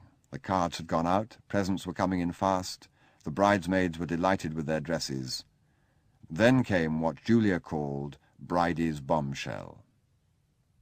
With characteristic ruthlessness, he tossed his load of explosive without warning into what till then had been a happy family party. The library at Marchmain House was being devoted to wedding presents. Lady Marchmain, Julia, Cordelia, and Rex were busy unpacking and listing them. Brideshead came in and watched them for a moment. "Chinky vases from Aunt Betty," said Cordelia. "Old stuff. I remember them on the stairs at Buckbourne." "What's all this?" asked Brideshead. "Mr., Mrs. and Miss Pendle Garthwaite. One early morning tea set. Goods 30 shillings. Jolly mean." "You'd better pack all that stuff up again." "Bridie, what do you mean?" "Only that the wedding's off." "Bridie!" "I thought I'd better make some inquiries about my prospective brother-in-law, as no one else seemed interested," said Brideshead. "I got the final answer tonight. He was married in Montreal in 1915 to a Miss Sarah Evangeline Cutler, who is still living there." "Rex, is this true?" Rex stood with the jade dragon in his hand, looking at it critically. Then he set it carefully on its ebony stand and smiled openly and innocently at them all. "Sure it's true," he said. "What about it? What are you all looking so hit up about? She isn't a thing to me. She never meant any good. I was only a kid anyhow. The sort of mistake anyone might make. I got my divorce back in 1919. I didn't even know where she was living till Bridie here told me. What's all the rumpus?" "You might have told me," said Julia. "You never asked. Honest, I've not given her a thought in years." His sincerity was so plain that they had to sit down and talk about it calmly. "Don't you realize, you poor, sweet oaf," said Julia, "that you can't get married as a Catholic when you've another wife alive?" "But I haven't. Didn't I just tell you we were divorced 6 years ago?" "But you can't be divorced as a Catholic." "I wasn't a Catholic, and I was divorced. I've got the papers somewhere." "But didn't Father Mowbray explain to you about marriage?" "He said I wasn't to be divorced from you. Well, I don't want to be. I can't remember all he told me. Sacred monkeys, plenary indulgences, 4 last things. If I remembered all he told me, I shouldn't have time for anything else. Anyhow, what about your Italian cousin Francesca? She married twice." "She had an annulment." "All right, then I'll get an annulment. What does it cost? Who do I get it from? Has Father Mowbray got one? I only want to do what's right. Nobody told me." It was a long time before Rex could be convinced of the existence of a serious impediment to his marriage. The discussion took them to dinner, lay dormant in the presence of the servants, started up again as soon as they were alone, and lasted long after midnight. Up, down, and round the argument circled and swooped like a gull, now out to sea, out of sight, cloud-bound, among irrelevancies and repetitions, now right on the patch where the offal floated. "What do you want me to do? Who should I see?" Rex kept asking. "Don't tell me there isn't someone who can fix this." "There's nothing to do, Rex," said Brideshead. "It simply means your marriage can't take place. I'm sorry from everyone's point of view that it's come so suddenly. You ought to have told us yourself." "Look," said Rex, "maybe what you say is right. Maybe strictly by law I shouldn't get married in your cathedral. But the cathedral is booked. No one there is asking any questions. The Cardinal knows nothing about it. Father Mowbray knows nothing about it. Nobody except us knows a thing. So why make a lot of trouble? Just stay mum and let the thing go through as if nothing had happened. Who loses anything by that? Maybe I risk going to hell. Well, I'll risk it. What's it got to do with anyone else?" "Why not?" said Julia. "I don't believe these priests know everything. I don't believe in hell for things like that. I don't know that I believe in it for anything. Anyway, that's our lookout. We're not asking you to risk your souls. Just keep away." "Julia, I hate you," said Cordelia, and left the room. "We're all tired," said Lady Marchmain. "If there was anything to say, I'd suggest our discussing it in the morning." "But there's nothing to discuss," said Brideshead, "except what is the least offensive way we can close the whole incident. Mother and I will decide that. We must put a notice in the Times and the Morning Post. The presents will have to go back. I don't know what is usual about the bridesmaids' dresses." "Just a moment," said Rex, "just a moment. Maybe you can stop us marrying in your cathedral. All right, to hell, we'll be married in a Protestant church." "I can stop that too," said Lady Marchmain. "But I don't think you will, Mummy," said Julia. "You see, I've been Rex's mistress for some time now, and I shall go on being, married or not. Rex, is this true?" "No, damn it, it's not," said Rex. "I wish it were." "I see we shall have to discuss it again in the morning," said Lady Marchmain faintly. "I can't go on any more now." And she needed her son's help up the stairs. "What on earth made you tell your mother that?" I asked when, years later, Julia described the scene to me. "That's exactly what Rex wanted to know. I suppose because I thought it was true. I didn't know how else to express it. I meant I was much too deep with Rex just to be able to say the marriage arranged will not now take place and leave it at that. I wanted to be made an honest woman. I've been wanting it ever since, come to think of it." "And then?" "And then the talks went on and on. Poor Mummy. And priests came into it, and aunts came into it. There were all kinds of suggestions, that Rex should go to Canada, that Father Mowbray should go to Rome and see if there were any possible grounds for an annulment, that I should go abroad for a year. In the middle of it, Rex just telegraphed to Papa, 'Julia and I prefer wedding ceremony to take place by Protestant rites. Have you any objection?' He answered, delighted, and that settled the matter as far as Mummy stopping us legally went. There was a lot of personal appeal after that. I was sent to talk to priests and nuns and aunts. Rex just went on quietly, or fairly quietly, with the plans. Oh, Charles, what a squalid wedding! The Savoy Chapel was the place where divorced couples got married in those days. A poky little place, not at all what Rex had intended. I wanted just to slip into a registry office one morning and get the thing over with a couple of charwomen as witnesses. But nothing else would do, but Rex had to have bridesmaids and orange blossom and the wedding march. It was gruesome.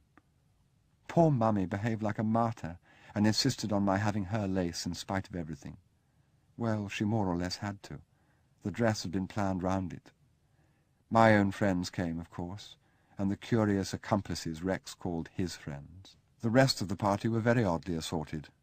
None of Mummy's family came, of course, one or two of Papa's. All the stuffy people stayed away, you know, the Anchorages and the Chasms and Banburas. And I thought, thank God for that. They always looked down their noses at me anyhow. But Rex was furious, because it was just them he wanted, apparently. I hoped at one moment there'd be no party at all. Mummy said we couldn't use marchers, and Rex wanted to telegraph Papa and invade the place with an army of caterers headed by the family solicitor. In the end, it was decided to have a party the evening before at home to see the presents. Apparently that was all right, according to Father Mowbray. Well, no one can ever resist going to see her own presents, so it was quite a success. But the reception Rex gave next day at the Savoy for the wedding guests was very squalid. There was great awkwardness about the tenants. In the end, Bridie went down and gave them a dinner and bonfire there, which wasn't at all what they expected in return for their silver soup tureen. Poor Cordelia took it hardest. She'd looked forward so much to being my bridesmaid. It was a thing we used to talk about long before I came out. And of course she was a very pious child, too. At first she wouldn't speak to me. Then on the morning of the wedding, I'd moved to Aunt Fanny Roscommon's the evening before. It was thought more suitable. She came bursting in before I was up, straight from Farm Street, in floods of tears, begged me not to marry, then hugged me, gave me a dear little brooch she'd bought, and said she'd prayed I'd always be happy. Always happy, Charles. It was an awfully unpopular wedding, you know. Everyone took Mummy's side, as everyone always did. Not that she got any benefit from it. All through her life, Mummy had all the sympathy of everyone except those she loved. They all said I'd behaved abominably to her. In fact, poor Rex found he'd married an outcast, which is exactly the opposite of all he'd wanted. So, you see, things never looked like going right. There was a hoodoo on us from the start, but I was still nuts about Rex. Funny to think of, isn't it? You know, Father Mowbray hit on the truth about Rex at once, that it took me a year of marriage to see. He simply wasn't all there. He wasn't a complete human being at all. He was a tiny bit of one, unnaturally developed. Something in a bottle, an organ kept alive in a laboratory. I thought he was a sort of primitive savage, but he was something absolutely modern and up-to-date that only this ghastly age could produce. A tiny bit of a man pretending he was the whole. Well, it's all over now. It was 10 years later that she said this to me, in a storm, in the Atlantic. End of Side 6. Side 7. Chapter 3. Mulcaster and I in defence of our country. Sebastian abroad. I take leave of Marchmain House. I returned to London in the spring of 1926 for the general strike. It was the topic of Paris. The French, exultant as always at the discomfiture of their former friends, and transposing into their own precise terms our mistier notions from across the Channel, foretold revolution and civil war. Every evening the kiosks displayed texts of doom, and in the cafes acquaintances greeted one half derisively with, "Ah, my friend, you are better off here than at home, are you not?" Until I and several friends in circumstances like my own came seriously to believe that our country was in danger and that our duty lay there. We were joined by a Belgian futurist who lived under the, I think, assumed name of Jean de Brissac-Lamotte, and claimed the right to bear arms in any battle, anywhere, against the lower classes. We crossed together, in a high-spirited male party, expecting to find unfolding before us at Dover the history so often repeated of late with so few variations from all parts of Europe, that I, at any rate, had formed in my mind a clear composite picture of revolution, the red flag on the post office, the overturned tram, the drunken NCOs, the jail open and gangs of released criminals prowling the streets, the train from the capital that did not arrive. One had read it in the papers, seen it in the films, heard it at the cafe tables again and again for 6 or 7 years now, till it had become part of one's experience at second hand, like the mud of Flanders and the flies of Mesopotamia. Then we landed and met the old routine of customs sheds, the punctual boat train, the porters lining the platform at Victoria and converging on the first-class carriages, the long line of waiting taxis. "We'll separate," we said, "and see what's happening. We'll meet and compare notes at dinner." But we knew already in our hearts that nothing was happening, nothing at any rate which needed our presence. "Oh dear," said my father, meeting me by chance on the stairs. "How delightful to see you again so soon."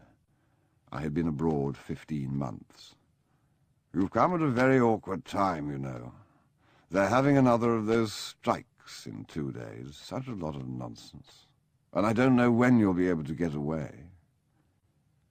I thought of the evening I was foregoing, with the lights coming out along the banks of the Seine, and the company I should have had there, for I was at the time concerned with 2 emancipated American girls who shared a garçonnière in Auteuil, and wished I had not come.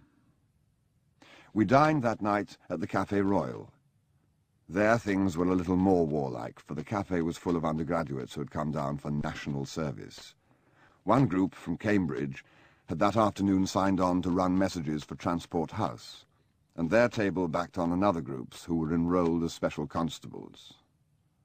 Now and then one or other party would shout provocatively over the table, but it is hard to come into serious conflict back to back, and the affair ended with their giving each other tall glasses of lager beer.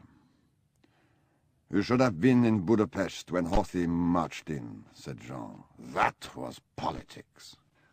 A party was being given that night in Regent's Park for the Blackbirds, who had newly arrived in England. One of us had been asked, and thither we all went.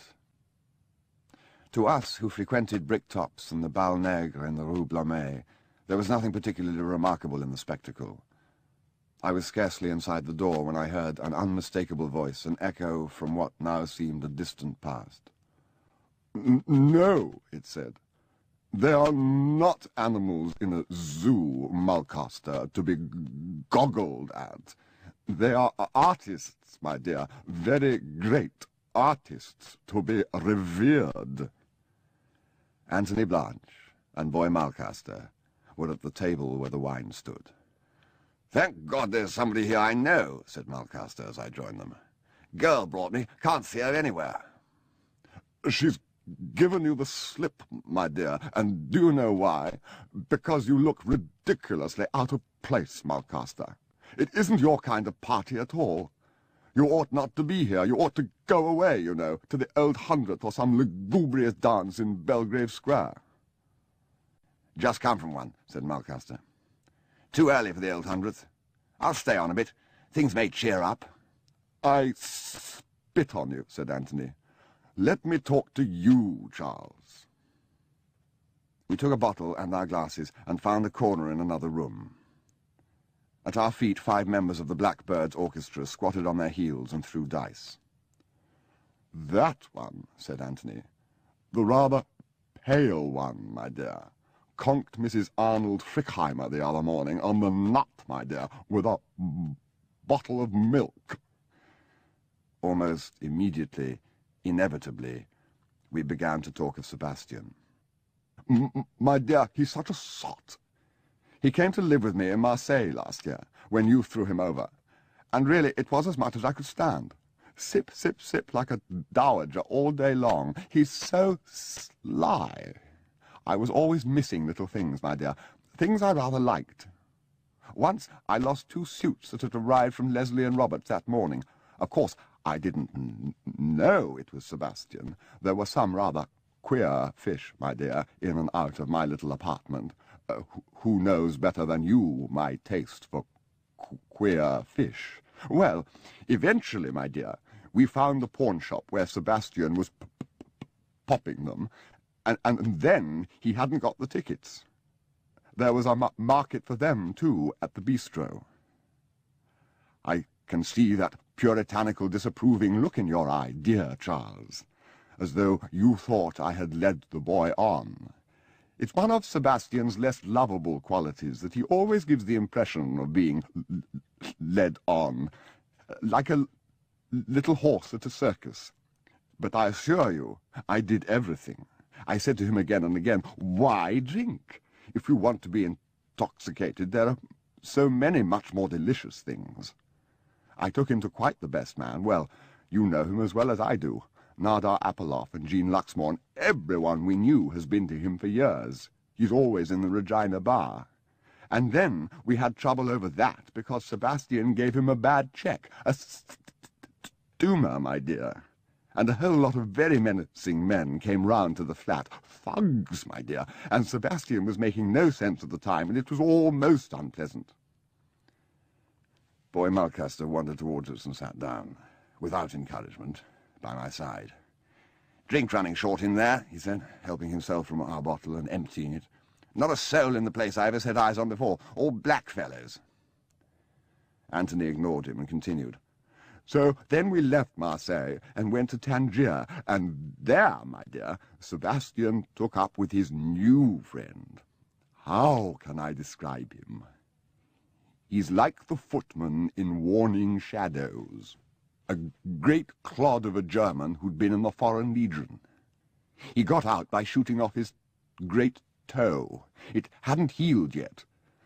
Sebastian found him, serving as a tout to one of the houses in the Kasbah, and brought him to stay with us. It was too macabre. So back I came, my dear, to good old England. Good old England, he repeated, embracing with a flourish of his hand the negroes gambling at our feet. Mulcaster staring blankly before him, and our hostess, who, in pyjamas, now introduced herself to us. "Never seen you before," she said. "Never asked you. Who are all this white trash, anyway? Seems to me I must be in the wrong house." "A time of national emergency," said Mulcaster. "Anything may happen." "Is the party going well?" she asked anxiously. "Do you think Florence Mills would sing? We've met before," she added to Anthony. Often, my dear, but you never asked me tonight." "Oh, dear. Perhaps I don't like you. I thought I liked everyone." "Do you think," asked Mulcaster when our hostess had left us, "that it might be witty to give the fire alarm?" "Yes, boy. Run away and ring it." "Might cheer things up, I mean." Exactly. So Mulcaster left us in search of the telephone. "I think Sebastian and his lame chum went to French Morocco," continued Anthony. "They were in trouble with the Tangier police when I left them. The Marchioness has been a positive pest ever since I came to London, trying to make me get in touch with them. What a time that poor woman's having. It only shows there's some justice in life." Presently Miss Mills began to sing, and everyone except the crap players crowded into the next room. "That's my girl," said Mulcaster. "Over there with that black fellow. That's the girl who brought me." "She seems to have forgotten you now." "Yes. I wish I hadn't come. Let's go on somewhere." 2 fire engines drove up as we left, and a host of helmeted figures joined the throng upstairs. "That chap Blanche," said Mulcaster, "not a good fellow. I put him in Mercury once." We went to a number of nightclubs. In 2 years Mulcaster seemed to have attained his simple ambition of being known and liked in such places. At the last of them he and I were kindled by a great flame of patriotism. "You and I," he said, "were too young to fight in the war. Now other chaps fought, millions of them dead. Not us. We'll show 'em. We'll show the dead chaps we can fight too." "That's why I'm here," I said. "Come from overseas, rallying to the old country in hour of need." "Like Australians." "Like the poor dead Australians." "What are you in?" "Nothing yet. War not ready." "Only one thing to join. Bill Meadows' show. Defence Corps, all good chaps, being fixed in brats." "I'll join." "You remember brats?" "No. I'll join that too." "That's right. All good chaps like the dead chaps." So I joined Bill Meadows' show, which was a flying squad protecting food deliveries in the poorer parts of London. First I was enrolled in the Defence Corps, took an oath of loyalty, and was given a helmet and a truncheon. Then I was put up for Brat's Club, and, with a number of other recruits, elected at a committee meeting specially called for the occasion. For a week we sat under orders in Brat's, and thrice a day we drove out in a lorry at the head of a convoy of milk vans. We were jeered at, and sometimes pelted with muck, but only once did we go into action. We were sitting round after luncheon that day when Bill Meadows came back from the telephone in high spirits. "Come on," he said. "There's a perfectly good battle over in Commercial Road." We drove at great speed and arrived to find a steel hawser stretched between lamppost, an overturned truck, and a policeman alone on the pavement being kicked by half a dozen youths. On either side of this centre of disturbance, and at a little distance from it, 2 opposing parties had formed. Near us, as we disembarked, a second policeman was sitting on the pavement, dazed, with his head in his hands and blood running through his fingers. 2 or 3 sympathisers were standing over him. On the other side of the hawser was a hostile knot of young dockers. We charged in cheerfully, relieved the policeman, and were just falling upon the main body of the enemy when we came into collision with a party of local clergy and town councillors who arrived simultaneously by another route to try persuasion. They were our only victims, for just as they went down there was a cry of, "Look out, the coppers!" and a lorry-load of police drew up in our rear. The crowd broke and disappeared. We picked up the peacemakers. Only one of them was seriously hurt. Patrolled some of the side streets, looking for trouble and finding none, and at length returned to Brat's. Next day the general strike was called off, and the country everywhere, except in the coalfields, returned to normal. It was as though a beast long fabled for its ferocity had emerged for an hour, scented danger, and slunk back into its lair. It had not been worth leaving Paris. Jean, who had joined another company, had a pot of ferns dropped on his head by an elderly widow in Camden Town and was in hospital for a week. It was through my membership of Bill Meadows' squad that Julia learned I was in England. She telephoned to say her mother was anxious to see me. "You'll find her terribly ill," she said. I went to Marchmain House on the first morning of peace. Sir Adrian Pawson passed me in the hall, leaving as I arrived. He held a bandana handkerchief to his face and felt blindly for his hat and stick. He was in tears. I was shown into the library, and in less than a minute Julia joined me. She shook hands with a gentleness and gravity that were unfamiliar. In the gloom of that room she seemed a ghost. "It's sweet of you to come. Mummy has kept asking for you, but I don't know if she'll be able to see you now, after all. She's just said goodbye to Adrian Pawson, and it's tired her." "Goodbye?" "Yes. She's dying. She may live a week or two, or she may go at any minute. She's so weak. I'll go and ask Nurse." The stillness of death seemed in the house already. No one ever sat in the library at Marchmain House. It was the one ugly room in either of their houses. The bookcase of Victorian oak held volumes of Hansard and obsolete encyclopedias that were never opened.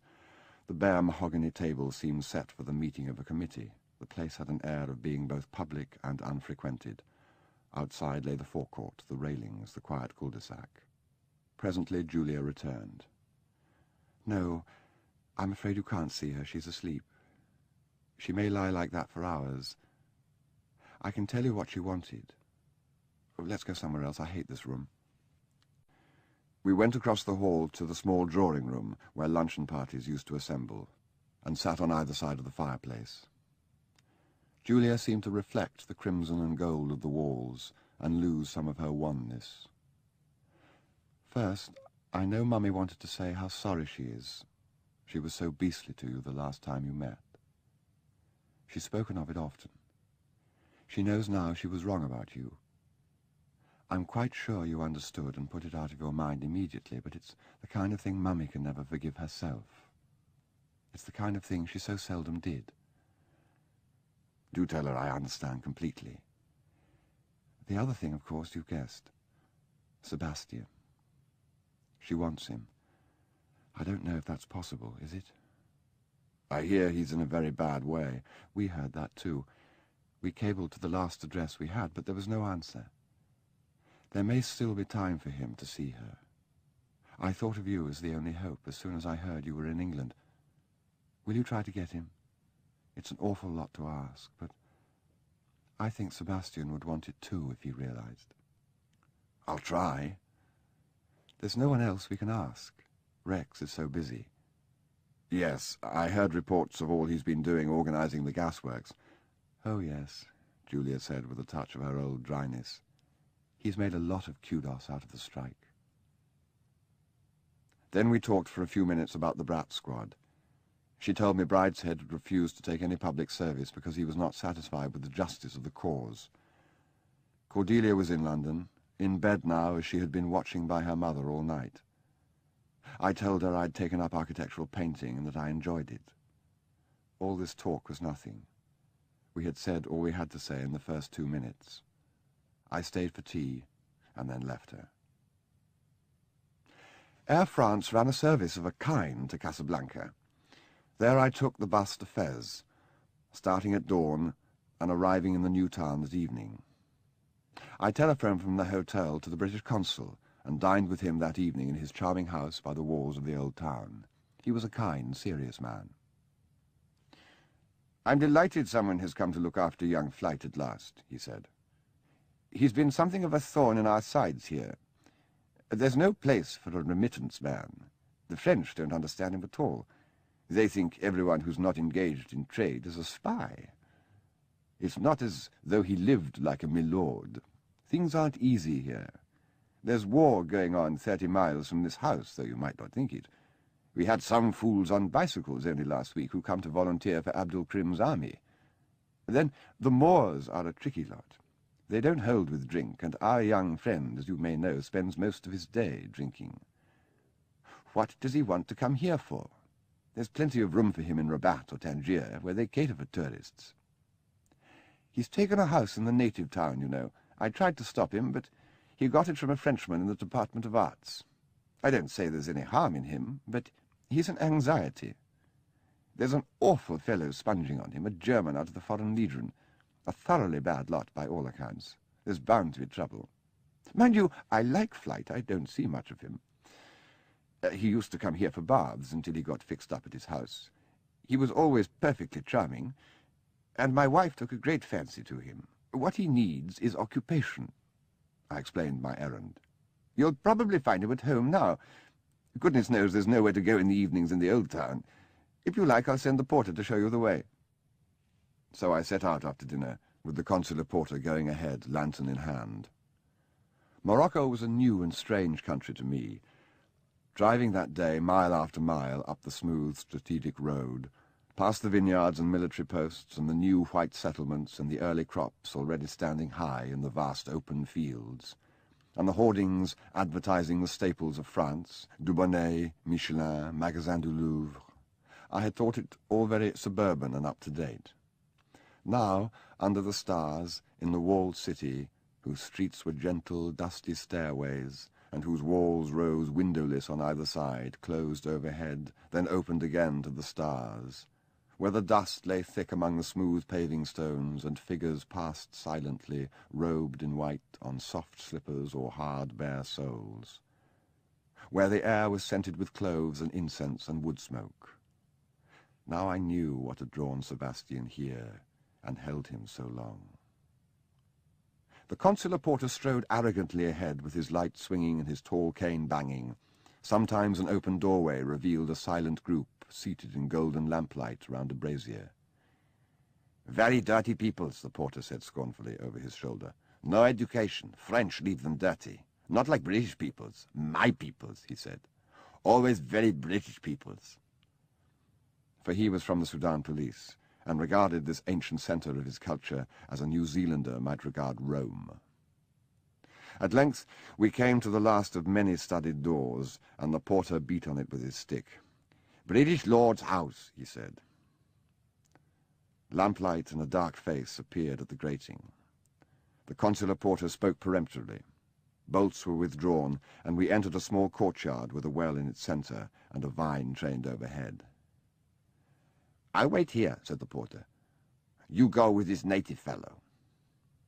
We entered the house, down a step, and into the living room.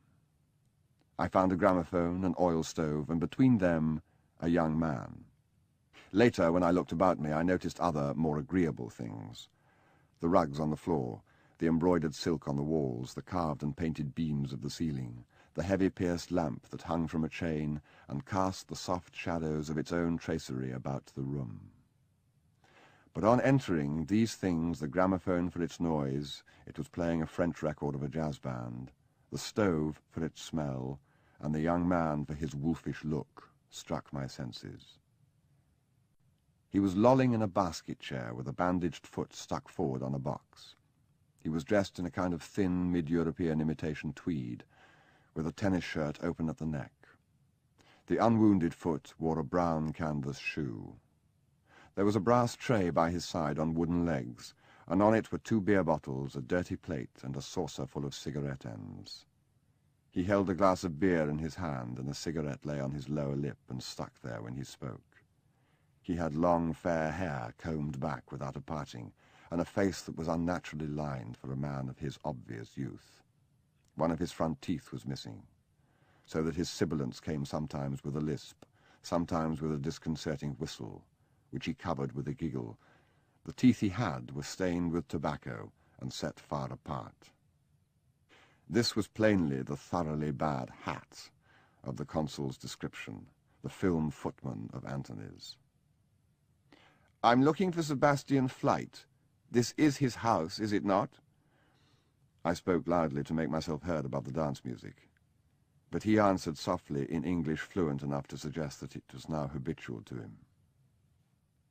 "Yes, but he isn't here. There's no one here but me. I've come from England to see him on important business. Can you tell me where I can find him? The record came to its end. The German turned it over, wound up the machine and started it playing again before answering. Sebastian's sick. The brothers took him away to the infirmary. Maybe they'll let you see him, maybe not. I got to go there myself one day soon to have my foot dressed. I'll ask them then. When he's better, they'll let you see him, maybe. There was another chair, and I sat down on it. Seeing that I meant to stay, the German offered me some beer. You're not Sebastian's brother, he said. Cousin, maybe? Maybe you married his sister. I'm only a friend. We were at university together. I had a friend at the university. We studied history. My friend was cleverer than me, a little weak fellow. I used to pick him up and shake him when I was angry, but so clever. Then one day we said, what the hell, there is no work in Germany. Germany is down the drain. So we said goodbye to our professors, and they said, yes, Germany is down the drain. There is nothing for students to do here now. And we went away and walked, and at last we came here. Then we said, there is no army in Germany now, but we must be soldiers. So we joined the Legion. My friend died of dysentery last year, campaigning in the Atlas. When he was dead, I said, what the hell? So I shot my foot. It is now full of pus, so I have done it 1 year. Yes, I said, that's very interesting. But my immediate concern is with Sebastian. Perhaps you would tell me about him. He is a very good fellow, Sebastian. He is all right for me. Tangier was a stinking place. He brought me here. Nice house, nice food, nice servant. Everything is all right for me here, I reckon. I like it all right. His mother is very ill, I said. I've come to tell him. She rich? Yes. Why don't you give him more money? Then we could live in Casablanca, maybe, a nice flat. You know her well? You could make her give him more money? What's the matter with him? I don't know, maybe he drinks too much. The brothers will look after him. It's all right for him there. The brothers are good fellows, very cheap there. He clapped his hands and ordered more beer. You see, a nice servant to look after me. It is all right. When I got the name of the hospital, I left. Tell Sebastian I'm still here and all right. I reckon he's worrying about me, maybe. The hospital, where I went next morning, was a collection of bungalows between the old and the new towns. It was kept by Franciscans. I made my way through a crowd of diseased Moors to the doctor's room. He was a layman, clean-shaven, dressed in white, starched overalls. We spoke in French, and he told me Sebastian was in no danger, but quite unfit to travel. He had had the grippe, with one lung slightly affected. He was very weak, he lacked resistance. What could one expect? He was an alcoholic. The doctor spoke dispassionately, almost brutally, with the relish men of science sometimes have for limiting themselves to inessentials, for pruning back their work to the point of sterility. But the bearded, barefooted brother in whose charge he put me, the man of no scientific pretensions who did the dirty jobs of the ward, had a different story. He's so patient. Not like a young man at all. He lies there, he never complains, and there is much to complain of. We have no facilities. The government give them what they can spare from the soldiers. And he is so kind. There is a poor German boy with a foot that will not heal and secondary syphilis who comes here for treatment. Lord Flight found him starving in Tangier and took him in and gave him a home, a real Samaritan.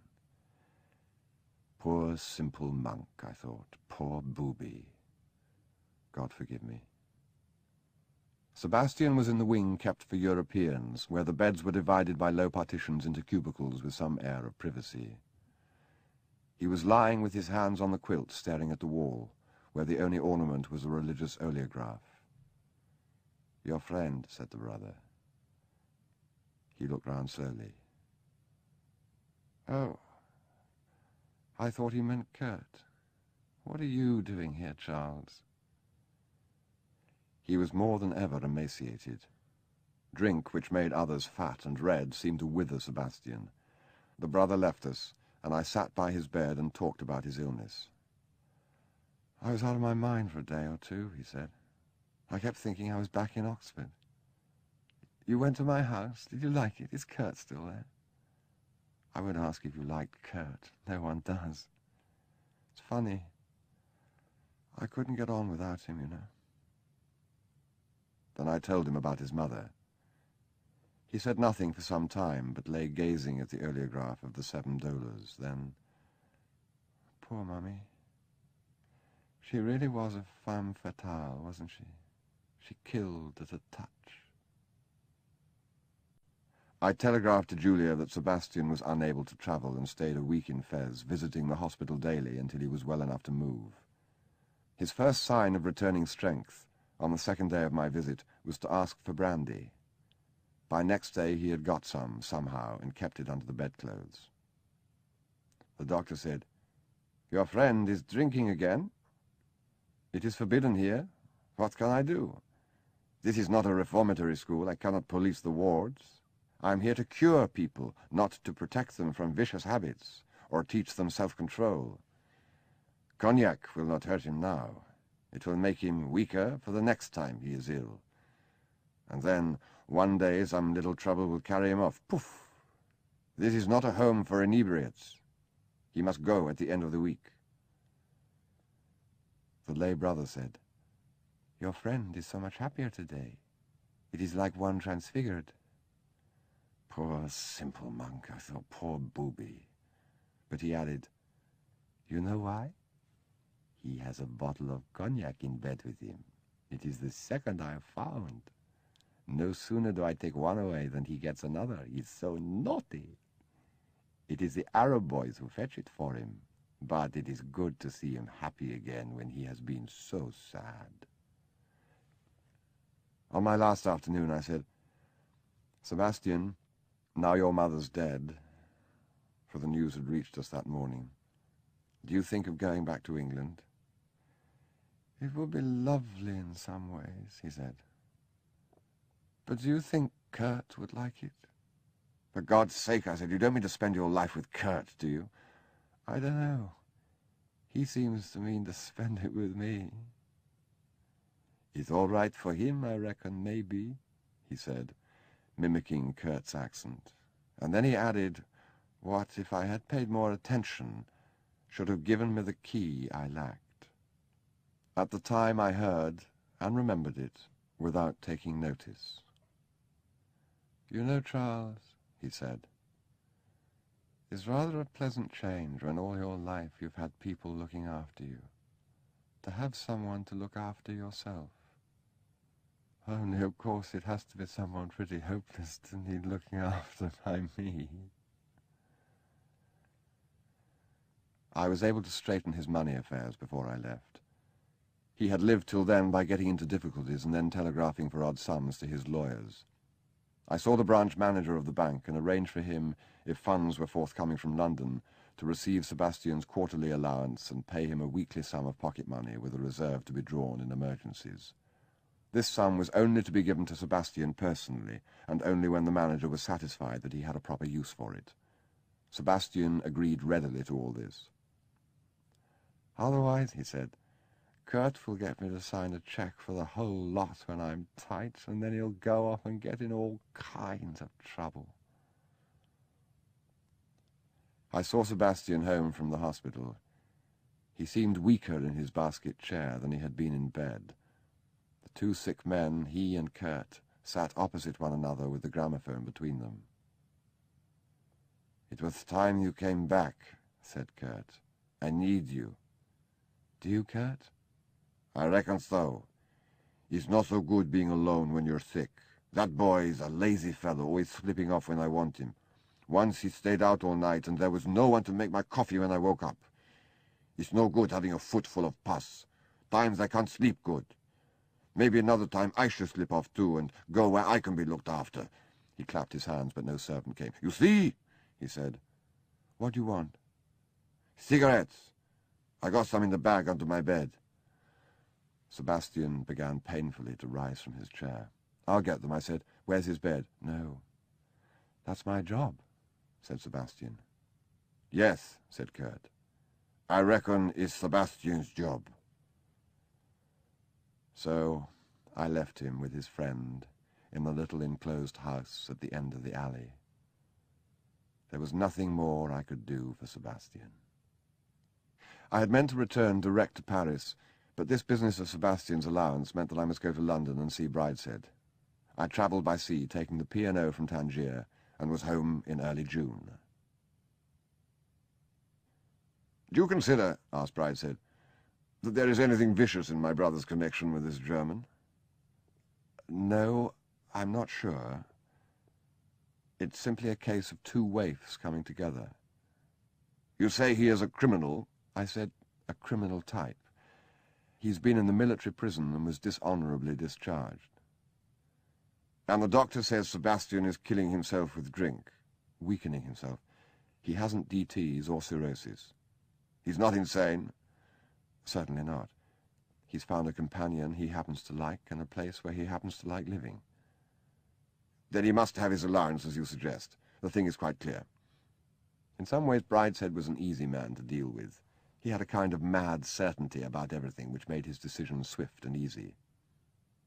"Would you like to paint this house?" he asked suddenly. "A picture of the front, another of the back on the park, another of the staircase, another of the big drawing-room. 4 small oils. That is what my father wants done for the record, to keep at Brideshead. I don't know any painters. Julia said you specialized in architecture." "Yes," I said. "I should like to very much." "You know it's being pulled down. My father's selling it. They're going to put up a block of flats here. They're keeping the name. We can't stop them, apparently." What a very sad thing. "Well, I'm sorry, of course. But you think it good architecturally?" "One of the most beautiful houses I know." "Can't see it. I've always thought it rather ugly. Perhaps your pictures will make me see it differently." This was my first commission. I had to work against time, for the contractors were only waiting for the final signature to start their work of destruction. In spite, or perhaps because of that, for it is my vice to spend too long on a canvas, never content to leave well alone, those 4 paintings are particular favourites of mine, and it was their success, both with myself and others, that confirmed me in what has since been my career. I began in the long drawing-room, for they were anxious to shift the furniture, which has stood there since it was built.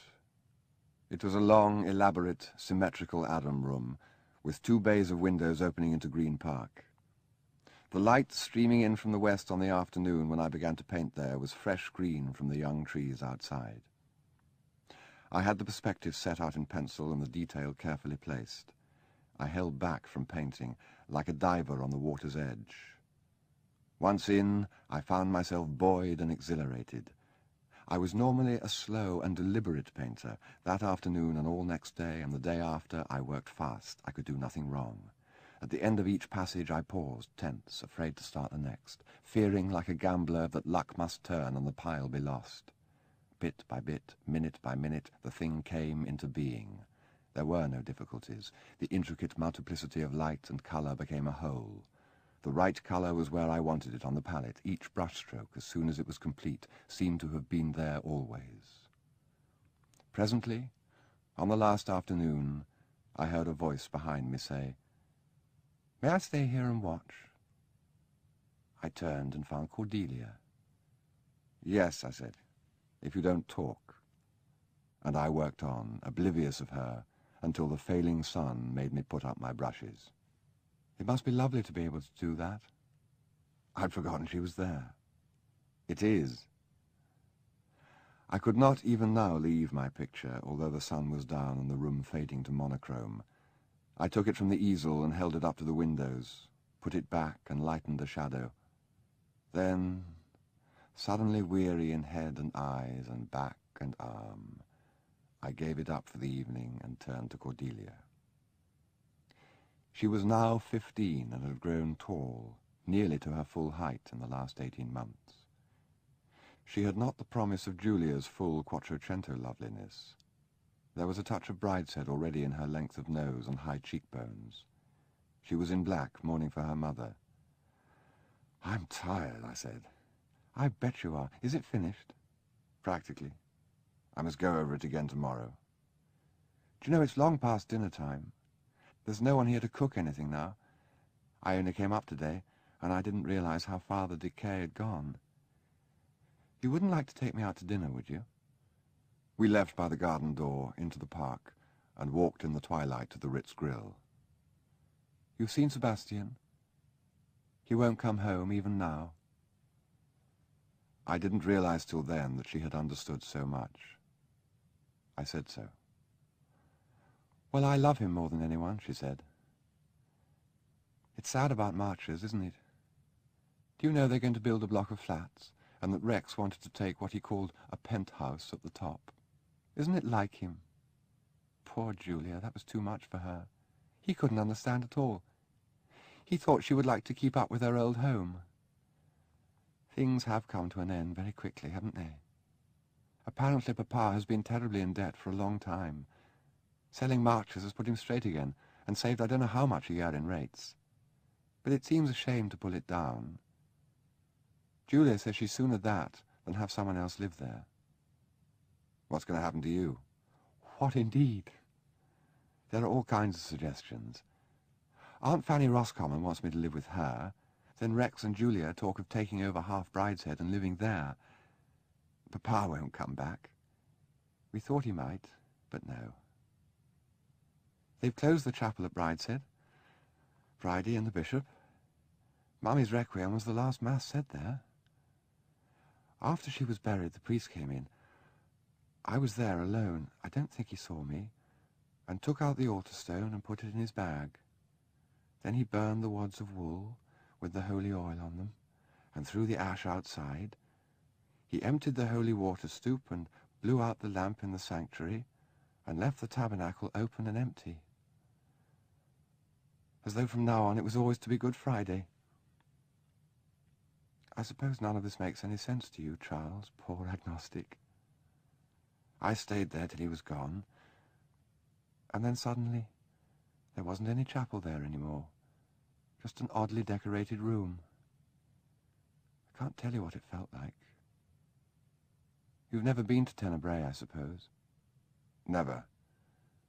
Well, if you had, you'd know what the Jews felt about their temple. Quomodo sedet solar civitas. It's a beautiful chant.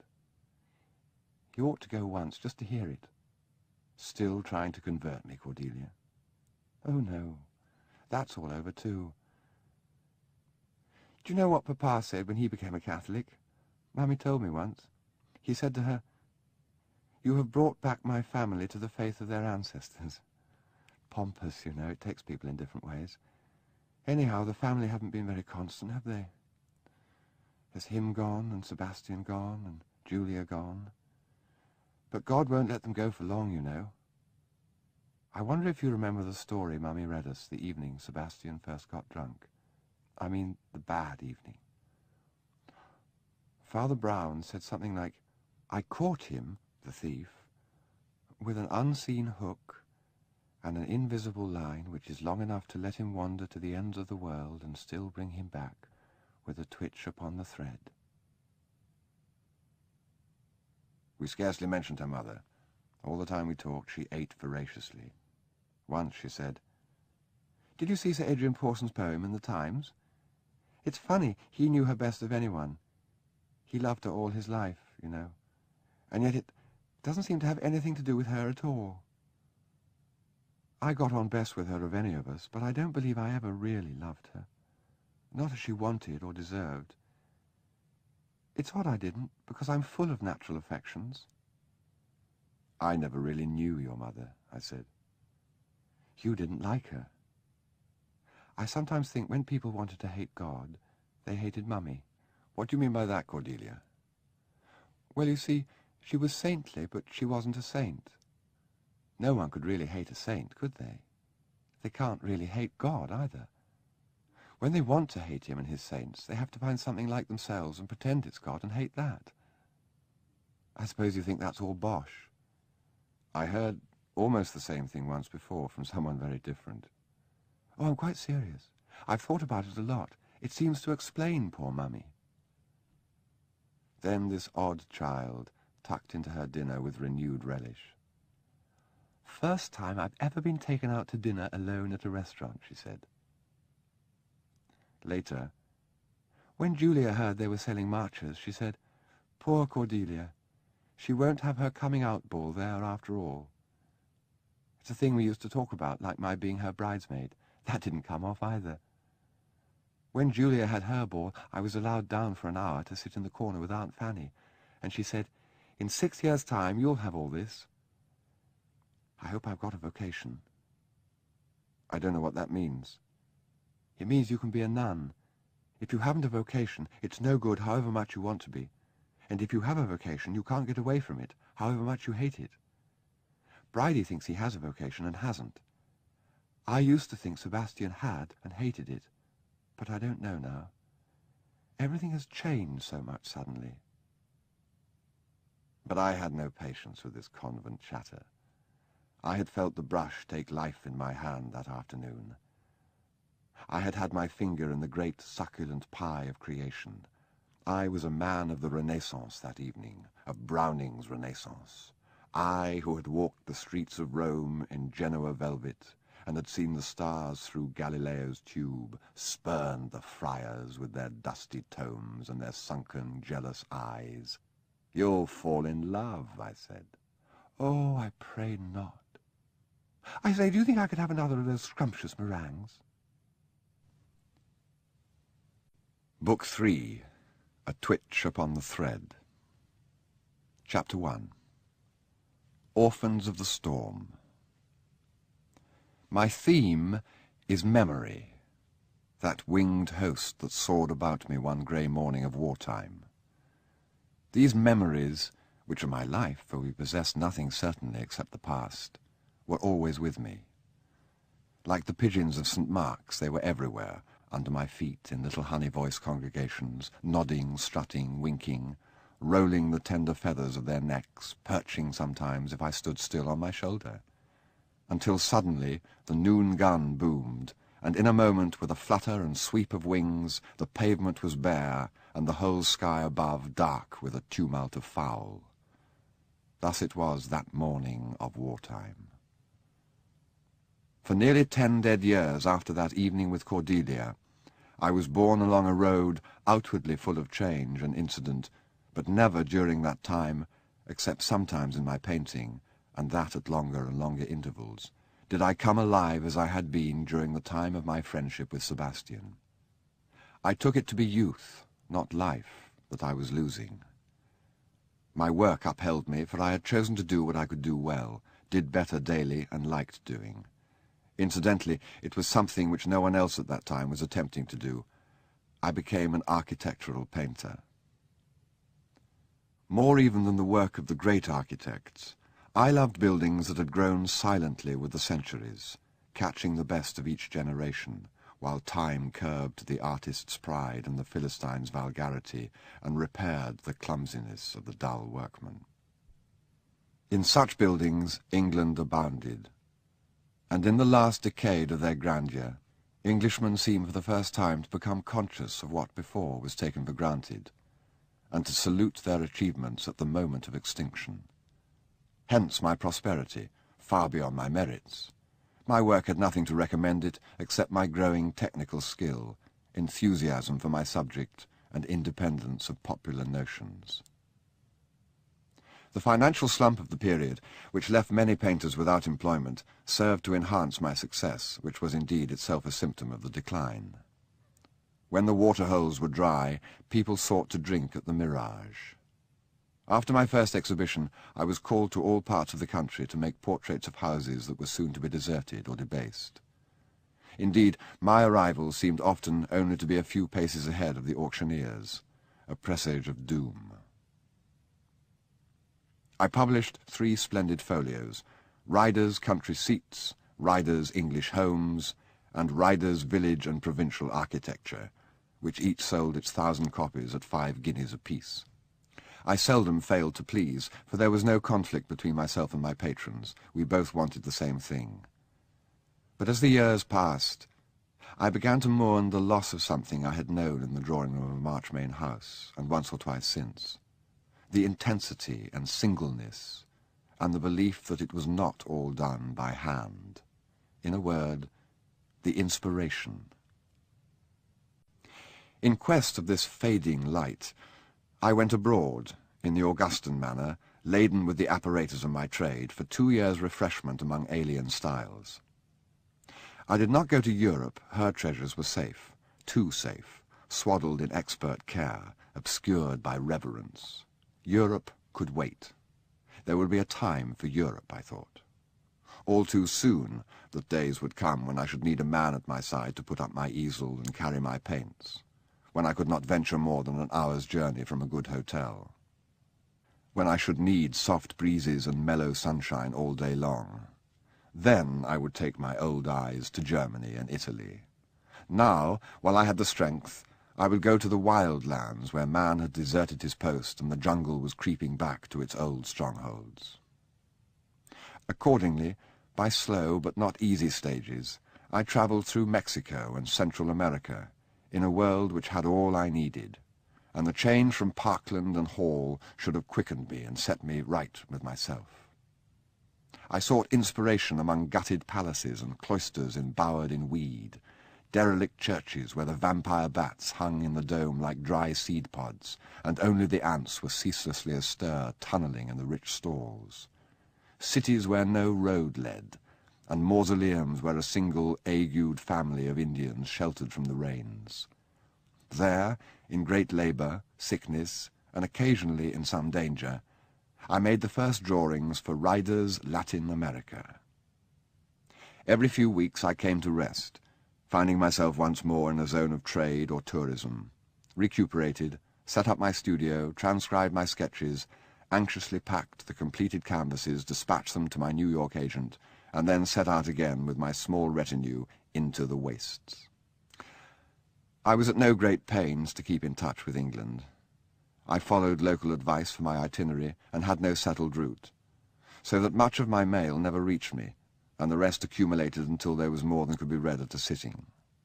I used to stuff a bundle of letters into my bag and read them when I felt inclined, which was in circumstances so incongruous, swinging from my hammock under the net by the light of a storm lantern, drifting down river amidships in the canoe, with the boys astern of me lazily keeping our nose out of the bank, with the dark water keeping pace with us, in the green shade with the great trees towering above us and the monkeys screeching in the sunlight high overhead among the flowers on the roof of the forest, on the veranda of a hospital ranch where the ice and the dice clicked and a tiger cat played with its chain on the mowed grass, that they seemed voices so distant as to be meaningless.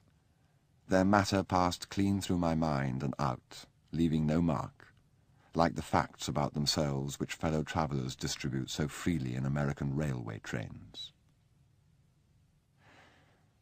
But despite this isolation and this long sojourn in a strange world, I remained unchanged, still a small part of myself pretending to be whole.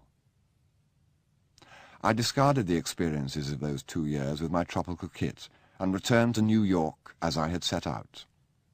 I had a fine haul, 11 paintings and 50-odd drawings, and when eventually I exhibited them in London, the art critics, many of whom hitherto had been patronizing in tone as my success invited, acclaimed a new and richer note in my work.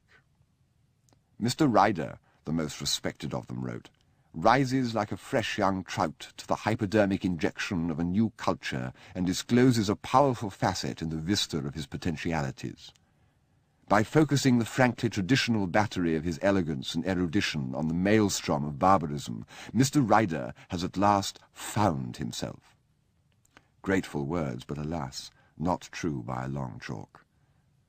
My wife, who had crossed to New York to meet me, and saw the fruits of our separation displayed in my agent's office, summed the thing up better by saying, "Of course, I can see they're perfectly brilliant and really rather beautiful in a sinister way, but somehow I don't feel they're quite you." In Europe, my wife was sometimes taken for an American, because of her dapper and jaunty way of dressing, and the curiously hygienic quality of her prettiness. In America she assumed an English softness and reticence. She arrived a day or two before me, and was on the pier when my ship docked. "It has been a long time," she said fondly when we met. She had not joined the expedition. She explained to our friends that the country was unsuitable, and she had her son at home. There was also a daughter now, she remarked, and it came back to me that there had been talk of this before I started, as an additional reason for her staying behind. There had been some mention of it, too, in her letters. "I don't believe you read my letters," she said that night, when at last, after a dinner party and some hours at a cabaret, we found ourselves alone in our hotel bedroom. "Oh, some went astray. I remember distinctly your telling me that the daffodils in the orchard were a dream, that the nursery maid was a jewel, and that the Regency four-poster was a find. But frankly, I do not remember hearing that your new baby was called Caroline. Why did you call it that?" "After Charles, of course." "Ah." "I made Bertha Van Hout godmother. I thought she was safe for a good present. What do you think she gave?" "Bertha Van Hout is a well-known trap. What?" "A 15-shilling book token. Now that John has a companion—" "Who?" "Your son, darling. You haven't forgotten him, too." "For Christ's sake," I said, "why do you call him that?" "It's the name he invented for himself. Don't you think it sweet? Now that John has a companion, I think we'd better not have any more for some time, don't you?" "Just as you please." John talks of you such a lot. He prays every night for your safe return." She talked in this way while she undressed, with an effort to appear at ease. Then she sat at the dressing-table, ran a comb through her hair, and with her bare back towards me, looking at herself in the glass, said, "Shall I put my face to bed?" It was a familiar phrase, one that I did not like. She meant, should she remove her makeup, cover herself with grease, and put her hair in a net. "No," I said, "not at once." Then she knew what was wanted. She had neat, hygienic ways for that, too. But there were both relief and triumph in her smile of welcome. Later we parted and lay in our twin beds a yard or two distant, smoking. I looked at my watch. It was 4 o'clock, but neither of us was ready to sleep.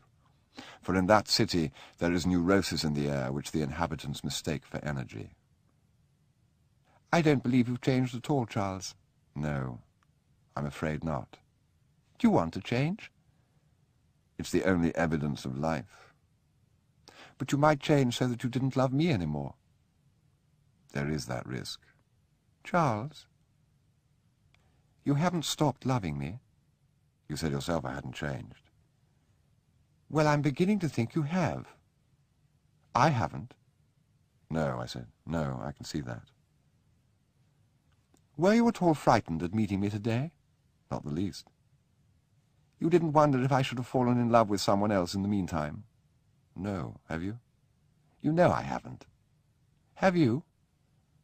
"No. I'm not in love." My wife seemed content with this answer. She had married me 6 years ago at the time of my first exhibition, and had done much since then to push our interests.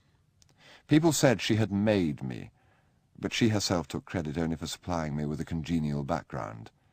She had firm faith in my genius and in the artistic temperament, and in the principle that things done on the sly are not really done at all.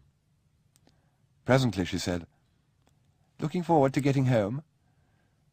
My father gave me as a wedding present the price of a house, and bought an old rectory in my wife's part of the country.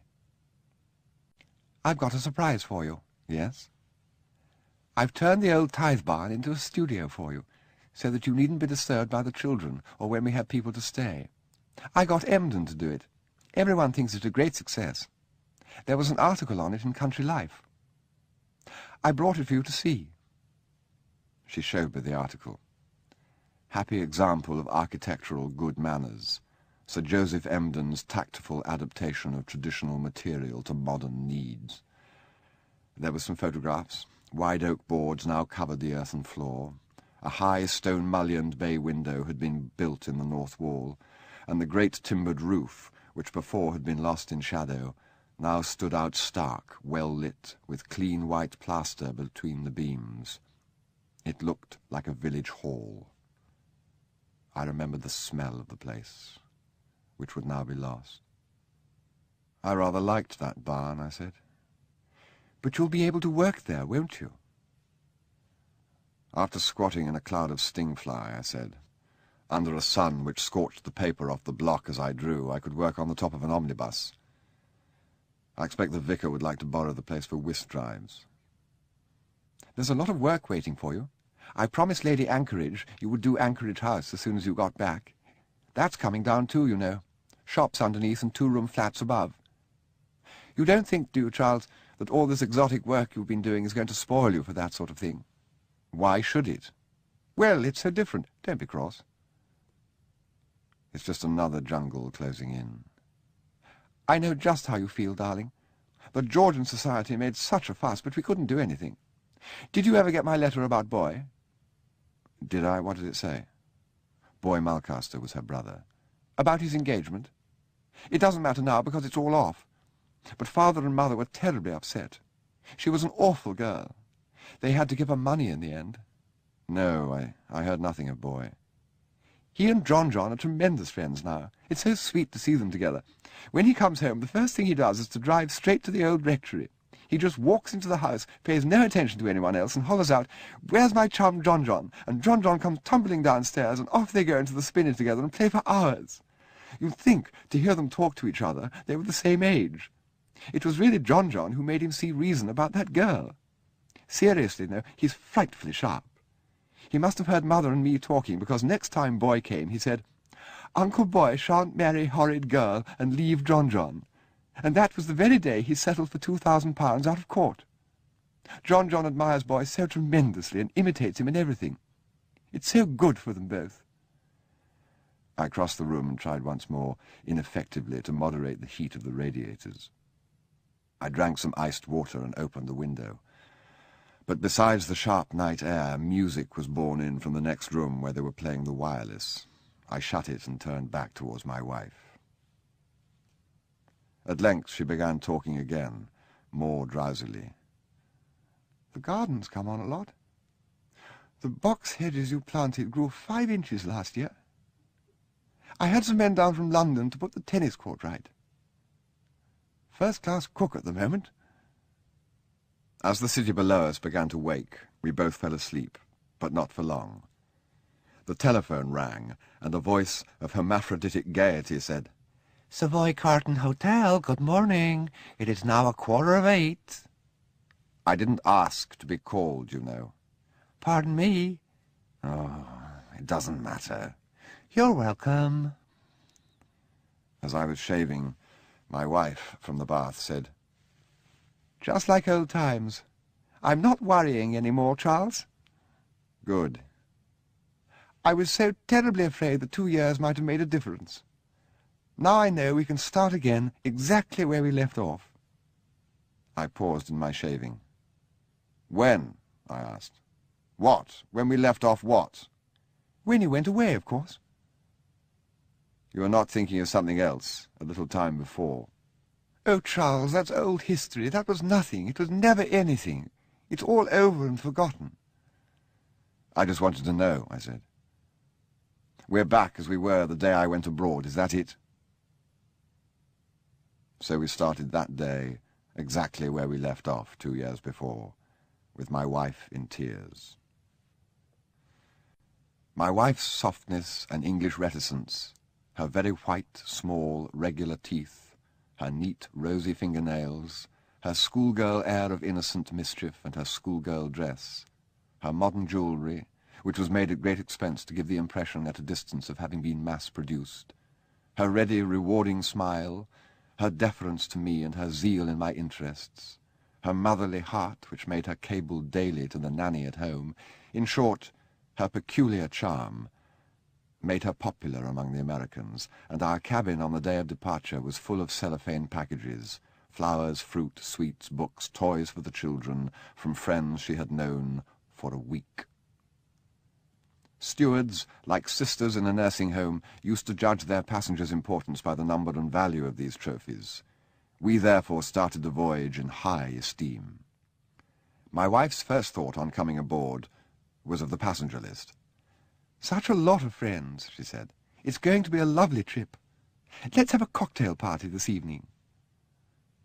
The companionways were no sooner cast off than she was busy on the telephone.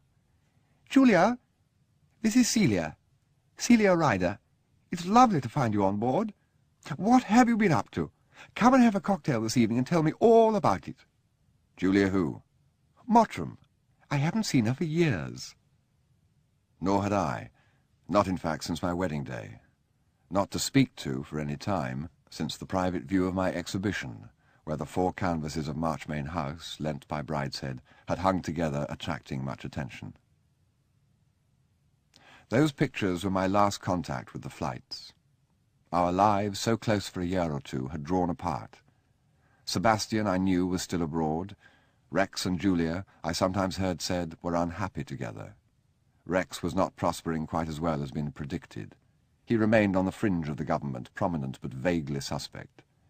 He lived among the very rich, and in his speeches seemed to incline to revolutionary policies, flirting with communists and fascists. I had heard the Mottrams' names in conversation. I saw their faces now and again peeping from the Tatler as I turned the pages impatiently waiting for someone to come. But they and I had fallen apart, as one could in England, and only there, into separate worlds, little spinning planets of personal relationship. There is probably a perfect metaphor for the process to be found in physics, from the way in which I dimly apprehend particles of energy group and regroup themselves in separate magnetic systems. A metaphor ready to hand for the man who can speak of these things with assurance, not for me, who can only say that England abounded in these small companies of intimate friends, so that, as in this case of Julia and myself, we could live in the same street in London, see at times a few miles distant the same rural horizon, could have a liking one for the other, a mild curiosity about the other's fortunes, a regret even that we should be separated, and the knowledge that either of us had only to pick up the telephone and speak by the other's pillow, enjoy the intimacies of the levee, coming in, as it were, with the morning orange juice and the sun, yet be restrained from doing so by the centripetal force of our own worlds, and the cold interstellar space between them. My wife, perched on the back of the sofa in a litter of cellophane and silk ribbons, continued telephoning, working brightly through the passenger list. "Yes, of course bring him. I'm told he's sweet. Yes, I've got Charles back from the wilds at last. Isn't it lovely? What a treat seeing your name on the list. It's made my trip. Darling, we were at the Savoy Carlton too. How can we have missed you?" Sometimes she turned to me and said, "I have to make sure you're still really there. I haven't got used to it yet." I went up and out, as we steamed slowly down the river, to one of the great glass cases where the passengers stood to watch the land slip by. "Such a lot of friends," my wife had said. They looked a strange crowd to me. The emotions of leave-taking were just beginning to subside. Some of them, who had been drinking till the last moment with those who were seeing them off, were still boisterous. Others were planning where they would have their deck chairs. The band played unnoticed. All were as restless as ants. I turned into some of the halls of the ship, which were huge without any splendour, as though they had been designed for a railway coach and preposterously magnified. I passed through vast bronze gates, on which paper-thin Assyrian animals cavorted. I trod carpets the colour of blotting paper. The painted panels of the walls were like blotting paper too, kindergarten work in flat, drab colours. And between the walls were yards and yards of biscuit-coloured wood, which no carpenter's tool had ever touched. Wood that had been bent round corners, invisibly joined, strip to strip, steamed and squeezed and polished. All over the blotting paper carpet were strewn tables designed perhaps by a sanitary engineer, and square blocks of stuffing, with square holes for sitting in, upholstered, it seemed, in blotting paper also. The light of the hall was suffused from scores of hollows, giving an even glow, casting no shadows. The whole place hummed from its 100 ventilators and vibrated with the turn of the great engines below. Here I am, I thought. Back from the jungle, back from the ruins. Here where wealth is no longer gorgeous and power has no dignity. Quo modo sedet sola civitas. For I had heard that great lament which Cordelia once quoted to me from the drawing-room of Marchmain House, sung by a half-caste choir in Guatemala nearly a year ago. A steward came up to me. "Can I get you anything, sir?" "A whiskey and soda, not iced." "I'm sorry, sir, all the soda is iced." "Is the water iced, too?" "Oh, yes, sir." "Well, it doesn't matter." He trotted off, puzzled, soundless in the pervading hum. "Charles?" I looked behind me. Julia was sitting in a cube of blotting paper, her hands folded in her lap, so still that I had passed by without noticing her. "I heard you were here. Celia telephoned to me. It's delightful." "What are you doing?" She opened the empty hands in her lap with a little eloquent gesture. "Waiting. My maid's unpacking. She's been so disagreeable ever since we left England.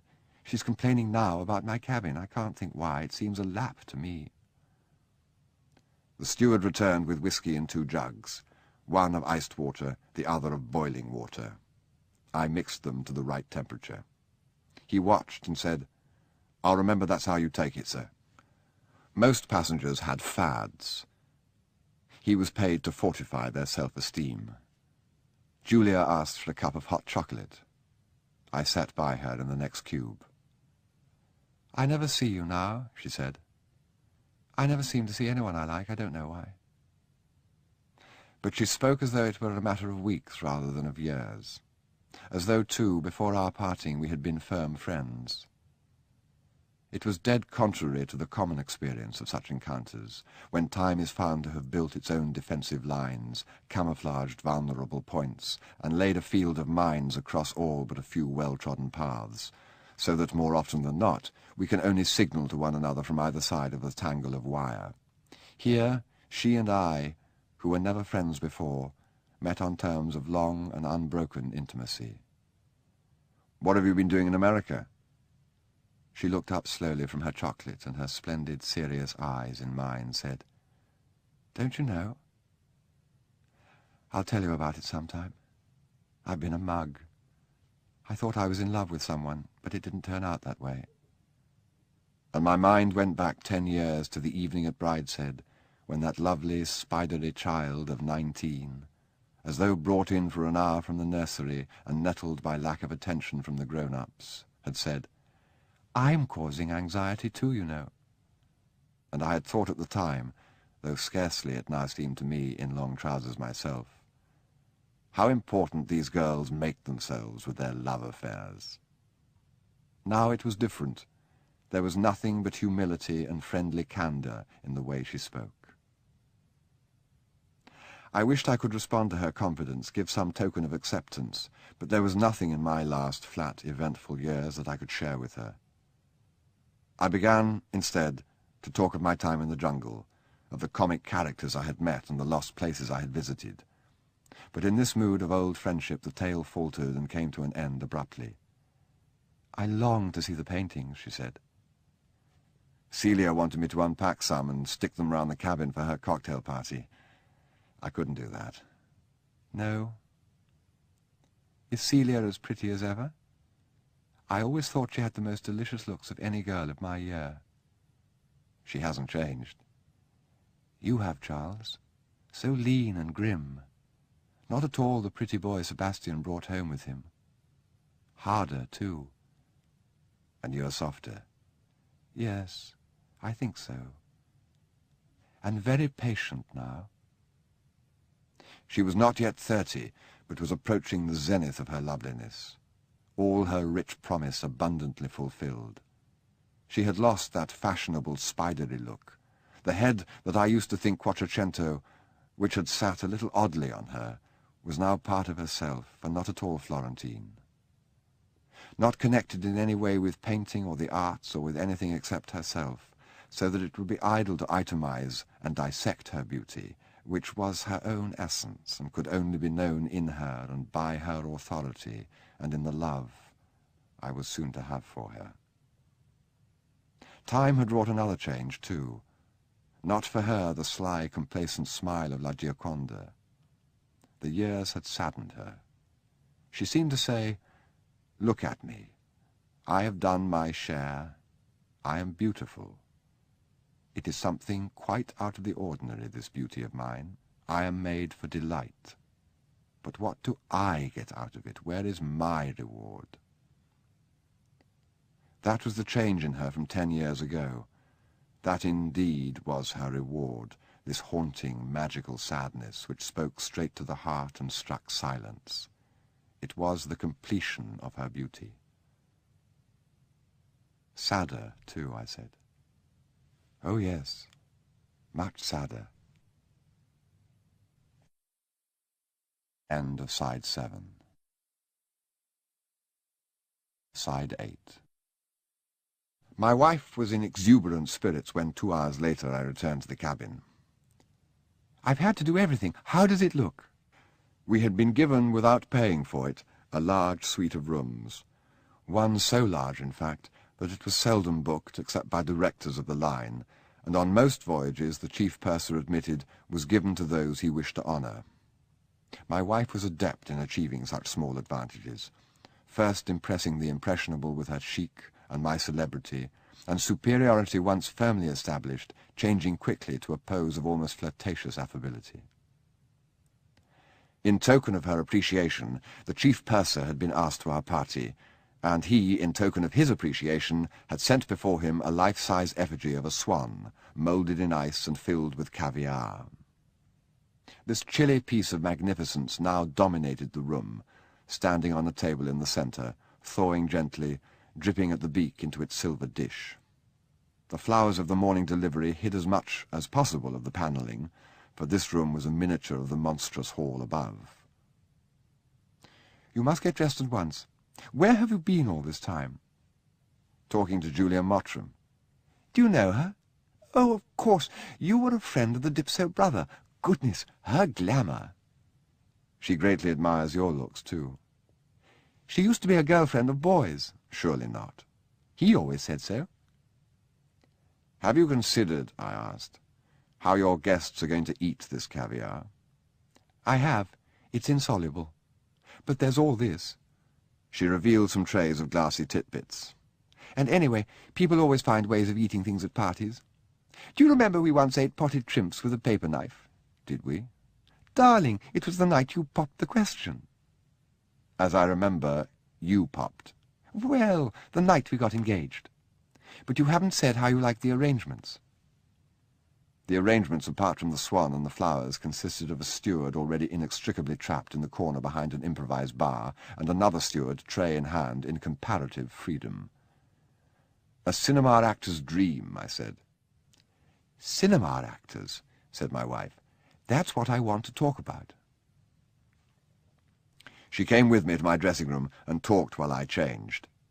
It had occurred to her that with my interest in architecture, my truer métier was designing scenery for the films, and she had asked 2 Hollywood magnates to the party, with whom she wished to ingratiate me. We returned to the sitting-room. "Darling, I believe you've taken against my bird. Don't be beastly about it in front of the purser. It was sweet of him to think of it. Besides, you know, if you had read about it in a description of a 16th century banquet in Venice, you would have said those were the days to live." In 16th century Venice it would have been a somewhat different shape. "Here is Father Crispus. We were just in raptures over your swan." The chief purser came into the room and shook hands powerfully. "Dear Lady Celia," he said, "if you'll put on your warmest clothes and come on an expedition into the cold storage with me tomorrow, I can show you a whole Noah's Ark of such objects. The toast will be along in a minute. They're keeping it hot." "Toast," said my wife, as though this was something beyond the dreams of gluttony. "Do you hear that, Charles? Toast!" Soon the guests began to arrive. There was nothing to delay them. "Celia," they said, "what a grand cabin, and what a beautiful swan!" And for all that it was one of the largest in the ship, our room was soon painfully crowded. They began to put out their cigarettes in the little pool of ice water which now surrounded the Swan. The purser made a sensation, as sailors like to do, by predicting a storm. "How can you be so beastly?" asked my wife, conveying the flattering suggestion that not only the cabin and the caviar, but the waves too, were at his command. "Anyway, storms don't affect a ship like this, do they?" "Might hold us back a bit." "But it wouldn't make us sick." "Depends if you're a good sailor. I'm always sick in storms, ever since I was a boy." "I don't believe it. He's just being sadistic. Come over here. There's something I want to show you." It was the latest photograph of her children.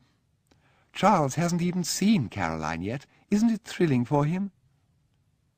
There were no friends of mine there, but I knew about a third of the party. I talked away civilly enough. An elderly woman said to me, "So you're Charles. I feel I know you through and through. Celia's talked so much about you." Through and through, I thought. Through and through is a long way, madam. Can you indeed see into those dark places where my own eyes seek in vain to guide me?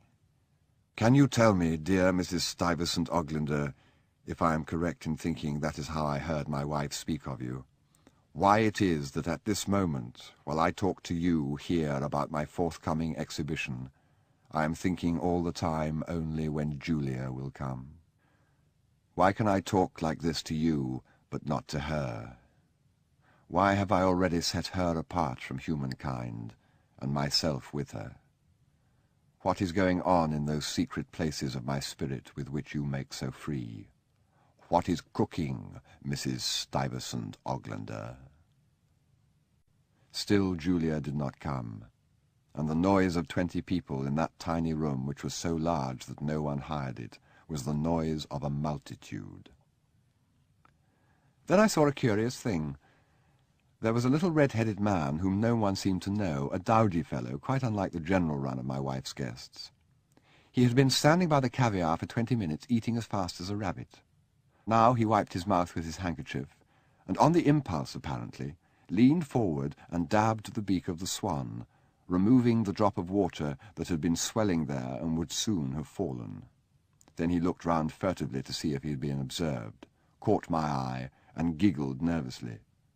"This has been wanting to do that for a long time," he said. "Bet you don't know how many drops to the minute. I do. I counted." "I've no idea." "Yes. Tell me if you're wrong. $half if you're right. That's fair." "3, I said. "Cool, you're a sharp one. Been counting him yourself?"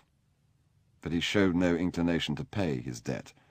Instead, he said, "How do you figure this out? I'm an Englishman, born and bred, but this is my first time on the Atlantic." "You flew out, perhaps?" "No, nor over it." "Then I presume you went round the world and came across the Pacific." "You are a sharp one, no mistake. I've made quite a bit getting into arguments over that one." "What was your route?" I asked, wishing to be agreeable. "Ah, that'll be telling. Well, I must skedaddle. So long." "Charles," said my wife, "this is Mr. Cram, of Interastral Films." "So, you're Mr. Charles Ryder," said Mr. Cram. "Yes." "Well, well, well." He paused. I waited. "The purser says we're heading for dirty weather. What you know about that?"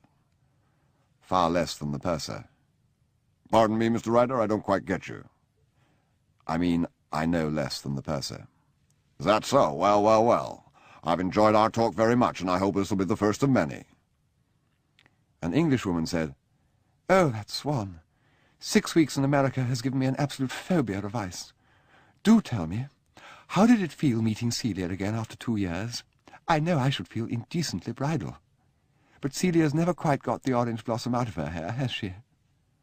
Another woman said, "Isn't it heaven saying goodbye and knowing we shall meet again in half an hour and go on meeting every half hour for days?" Our guests began to go, and each on leaving informed me of something my wife had promised to bring me to in the near future. It was the theme of the evening that we should all be seeing a lot of each other, that we had formed one of those molecular systems that physicists can illustrate. At last the Swan was wheeled out too, and I said to my wife, "Julia never came." "No, she telephoned. I couldn't hear what she said. There was such a noise going on. Something about a dress. Quite lucky, really. There wasn't room for a cat. It was a lovely party, wasn't it? Did you hate it very much? You behaved beautifully and looked so distinguished. Who was your red-haired chum?" "No chum of mine." "How very peculiar. Did you say anything to Mr. Cram about working in Hollywood?" "Of course not." "Oh, Charles, you are a worry to me. It's not enough just to stand about looking distinguished and a martyr for art. Let's go to dinner. We're at the captain's table. I don't suppose he'll dine down tonight, but it's polite to be fairly punctual." By the time that we reached the table, the rest of the party had arranged themselves. On either side of the captain's empty chair sat Julia and Mrs. Stuyvesant Oglander. Besides them there was an English diplomat and his wife, Senator Stuyvesant Oglander, and an American clergyman, at present totally isolated between two pairs of empty chairs. This clergyman later described himself, redundantly it seemed, as an Episcopalian bishop. Husbands and wives sat together here. My wife was confronted with a quick decision, and although the steward attempted to direct us otherwise, sat so that she had the senator and I the bishop. Julia gave us both a little dismal signal of sympathy. "I'm miserable about the party," she said. "My beastly maid totally disappeared with every dress I have. She only turned up half an hour ago. She'd been playing ping-pong." "I've been telling the senator what he missed," said Mrs. Stuyvesant Oglander. "Wherever Celia is, you'll find she knows all the significant people." "On my right," said the bishop. "A significant couple are expected. They take all their meals in their cabin, except when they have been informed in advance that the captain will be present." We were a gruesome circle. Even my wife's high social spirit faltered. At moments I heard bits of her conversation. "An extraordinary little red-haired man. Captain Fowlernuff in person." "But I understand you to say, Lady Celia, that you were unacquainted with him." "I meant he was like Captain Fowlernuff." "I begin to comprehend. He impersonated this friend of yours in order to come to your party." "No, no. Captain Fowlernuff is simply a comic character." "There seems to have been nothing very amusing about this other man. Your friend is a comedian?" "No, no. Captain Fowlernuff is an imaginary character in an English paper. You know, like your Popeye." The senator laid down knife and fork. "To recapitulate, an impostor came to your party, and you admitted him because of a fancied resemblance to a fictitious character in a cartoon." "Yes. I suppose that was it, really." The senator looked at his wife as much as to say, "Significant people, huh?" I heard Julia across the table trying to trace, for the benefit of the diplomat, the marriage connections of her Hungarian and Italian cousins. The diamonds flashed in her hair and on her fingers, but her hands were nervously rolling little balls of crumb, and her starry head drooped in despair. The bishop told me of the goodwill mission on which he was travelling to Barcelona. "A very, very valuable work of clearance has been performed, Mr. Ryder. The time has now come to rebuild on broader foundations. I have made it my aim to reconcile the so-called anarchists and the so-called communists, and with that in view, I and my committee have digested all the available documentation on the subject. Our conclusion, Mr. Ryder, is unanimous. There is no fundamental diversity between the two ideologies. It is a matter of personalities, Mr. Ryder, and what personalities have put asunder, personalities can unite." On the other side I heard, "And may I make so bold as to ask what institution sponsored your husband's expedition?" The diplomat's wife bravely engaged the bishop across the gulf that separated them. "And what language you will speak when you get to Barcelona?" "The language of reason and brotherhood, madam." And turning back to me, "The speech of the coming century is in thoughts, not words. Do you not agree, Mr. Ryder? Yes, I said, yes. What are words? Said the bishop. What indeed? Mere conventional symbols, Mr. Ryder, and this is an age rightly sceptical of conventional symbols. My mind reeled. After the parrot-house fever of my wife's party and the unplumbed emotions of the afternoon, after all the exertions of my wife's pleasures in New York, after the months of solitude in the steaming green shadows of the jungle, this was too much. I felt like Lear on the heath, like the Duchess of Malfi bayed by madmen. I summoned cataracts and hurricanes, and as if by conjury the call was immediately answered. For some time now, though whether it was a mere trick of the nerves I did not then know, I had felt a recurrent and persistently growing motion, a heave and shudder of the large dining-room, as of the breast of a man in deep sleep. Now my wife turned to me and said, "Either I am a little drunk, or it's getting rough." And even as she spoke, we found ourselves leaning sideways in our chairs. There was a crash and tinkle of falling cutlery by the wall, and on our table the wine-glasses altogether toppled and rolled over, while each of us steadied the plate and forks and looked at the other with expressions that varied between frank horror in the diplomat's wife and relief in Julia. The gale, which, unheard, unseen, unfelt in our enclosed and insulated world, had for an hour been mounting over us, had now veered and fallen full on our bows. Silence followed the crash, then a high, nervous babble of laughter. Stewards laid napkins on the pools of spilt wine. We tried to resume the conversation, but all were waiting, as the little ginger man had watched the drop swell and fall from the swan's beak, for the next great blow. It came, heavier than the last.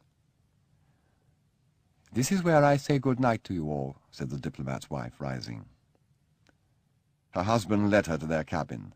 The dining-room was emptying fast. Soon only Julia, my wife, and I were left at the table, and telepathically Julia said, "Like King Lear." "Only each of us is all three of them." "What can you mean?" asked my wife. "Lear, Kent, fool." "Oh, dear, it's like that agonizing foul-enough conversation all over again. Don't try and explain." "I doubt if I could," I said. Another climb, another vast drop. The stewards were at work, making things fast, shutting things up, hustling away unstable ornaments. "Well, we've finished dinner and set a fine example of British phlegm," said my wife. "Let's go and see what's on." Once, on our way to the lounge, we had all three to cling to a pillar. When we got there we found it almost deserted. The band played, but no one danced. The tables were set for tombola, but no one bought a card. And the ship's officer, who made a speciality of calling the numbers with all the patter of the lower deck, "Suite 16, never been kissed. Key of the door, 21, clickety-click, 66, was idly talking to his colleagues. There were a score of scattered novel readers, a few games of bridge, some brandy drinking in the smoking-room, but all our guests of 2 hours before had disappeared. The three of us sat for a little time by the empty dance-floor. My wife was full of schemes by which, without impoliteness, we could move to another table in the dining-room. "It's crazy to go to the restaurant," she said, "and pay extra for exactly the same dinner. Only film people go there, anyway. I don't see why we should be made to." Presently she said, "It's making my head ache, and I'm tired anyway. I'm going to bed." Julia went with her. I walked round the ship on one of the covered decks where the wind howled and the spray leapt from the darkness and smashed white and brown against the glass screen. Men were posted to keep the passengers off the open decks. Then I, too, went below. In my dressing-room everything breakable had been stowed away. The door to the cabin was hooked open, and my wife called plaintively from within. "I feel terrible. I didn't know a ship of this size could pitch like this," she said, and her eyes were full of consternation and resentment, like those of a woman who, at the end of her time, at length realizes that however luxurious the nursing home, and however well paid the doctor, her labour is inevitable, and the lift and fall of the ship came regularly as the pains of childbirth. I slept next door, or rather, I lay there between dreaming and waking. In a narrow bunk, on a hard mattress, there might have been rest, but here the beds were broad and buoyant.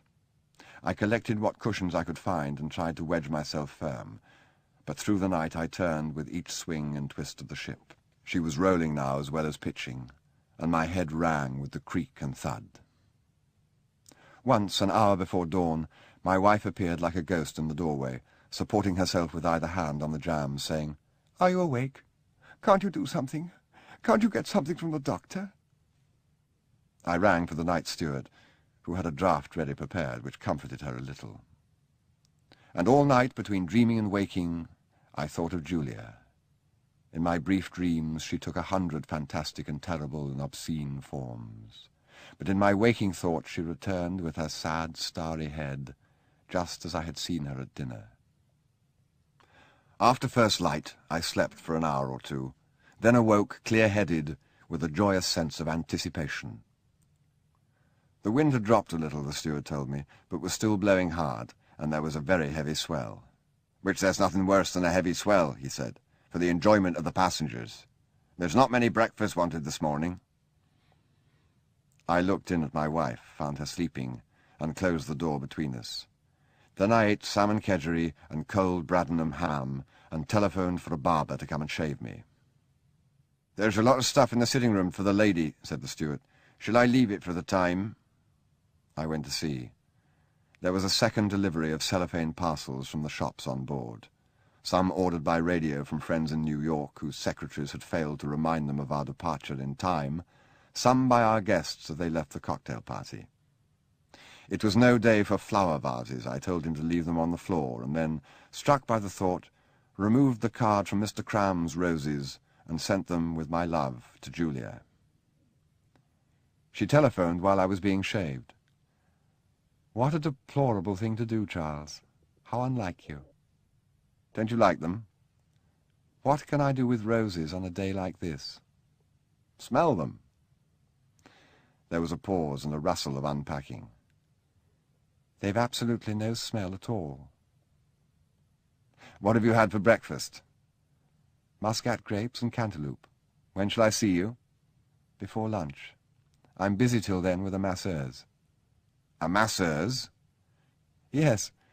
Isn't it peculiar? I've never had one before, except once when I hurt my shoulder hunting." "What is it about being on a boat that makes everyone behave like a film star?" "I don't." "How about these very embarrassing roses?" The barber did his work with extraordinary dexterity, indeed with agility, for he stood like a swordsman in a ballet, sometimes on the point of one foot, sometimes on the other, lightly flicking the lather off his blade and swooping back to my chin as the ship righted herself. I should not have dared use a safety razor on myself. The telephone rang again. It was my wife. "How are you, Charles?" "Tired." "Aren't you coming to see me?" "I came once. I'll be in again." I brought her the flowers from the sitting-room. They completed the atmosphere of a maternity ward which she had managed to create in her cabin. The stewardess had the air of a midwife, standing by the bed, a pillar of starched linen and composure. My wife turned her head on the pillow and smiled wanly. She stretched out a bare arm and caressed with the tips of her fingers the cellophane and silk ribbons of the largest bouquet. "How sweet people are," she said faintly, as though the gale were a private misfortune of her own, for which the world in its love was condoling with her. "I take it you're not getting up?" "Oh, no.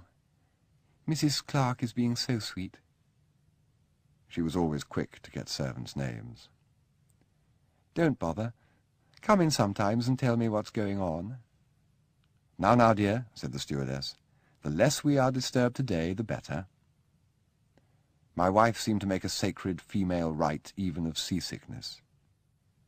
Julia's cabin, I knew, was somewhere below ours. I waited for her by the lift on the main deck. When she came, we walked once round the promenade. I held the rail, she took my other arm.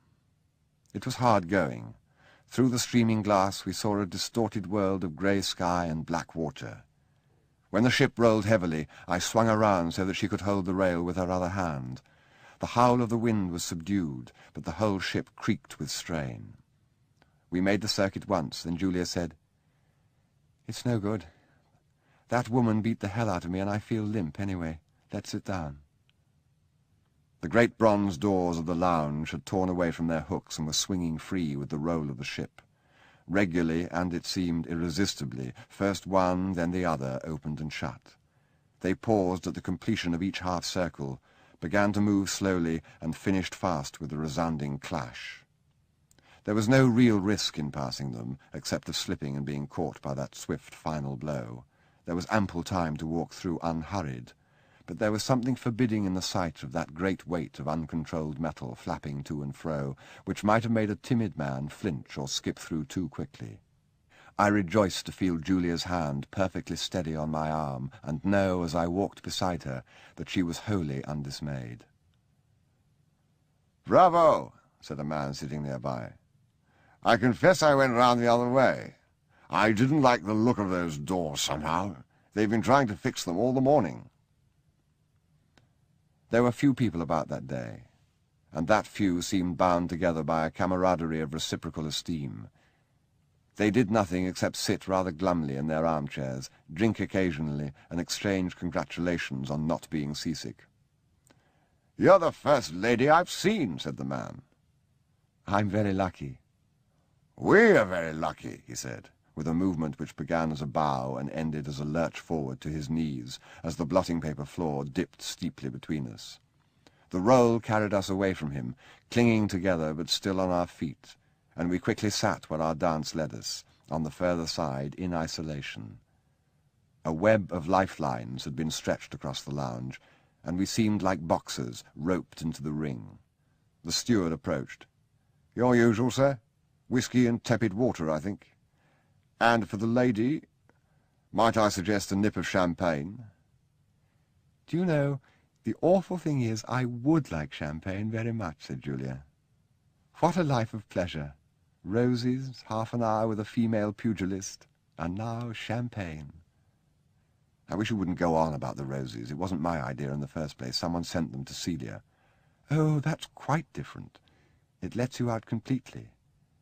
But it makes my massage worse." I was shaved in bed. "I'm glad about the roses," said Julia. "Frankly, they were a shock. They made me think we were starting the day on the wrong foot." I knew what she meant, and in that moment felt as though I had shaken off some of the dust and grit of 10 dry years. Then and always, however she spoke to me, in half-sentences, single words, stock phrases of contemporary jargon, in scarcely perceptible movements of eyes or lips or hands, however inexpressible her thought, however quick and far it glanced from the matter in hand, however deep it had plunged, as it often did, straight from the surface to the depths, I knew, even that day when I still stood on the extreme verge of love, I knew what she meant. We drank our wine, and soon our new friend came lurching towards us down the lifeline. "Mind if I join you? Nothing like a bit of rough weather for bringing people together. This is my 10th crossing, and I've never seen anything like it. I can see you're an experienced sailor, young lady."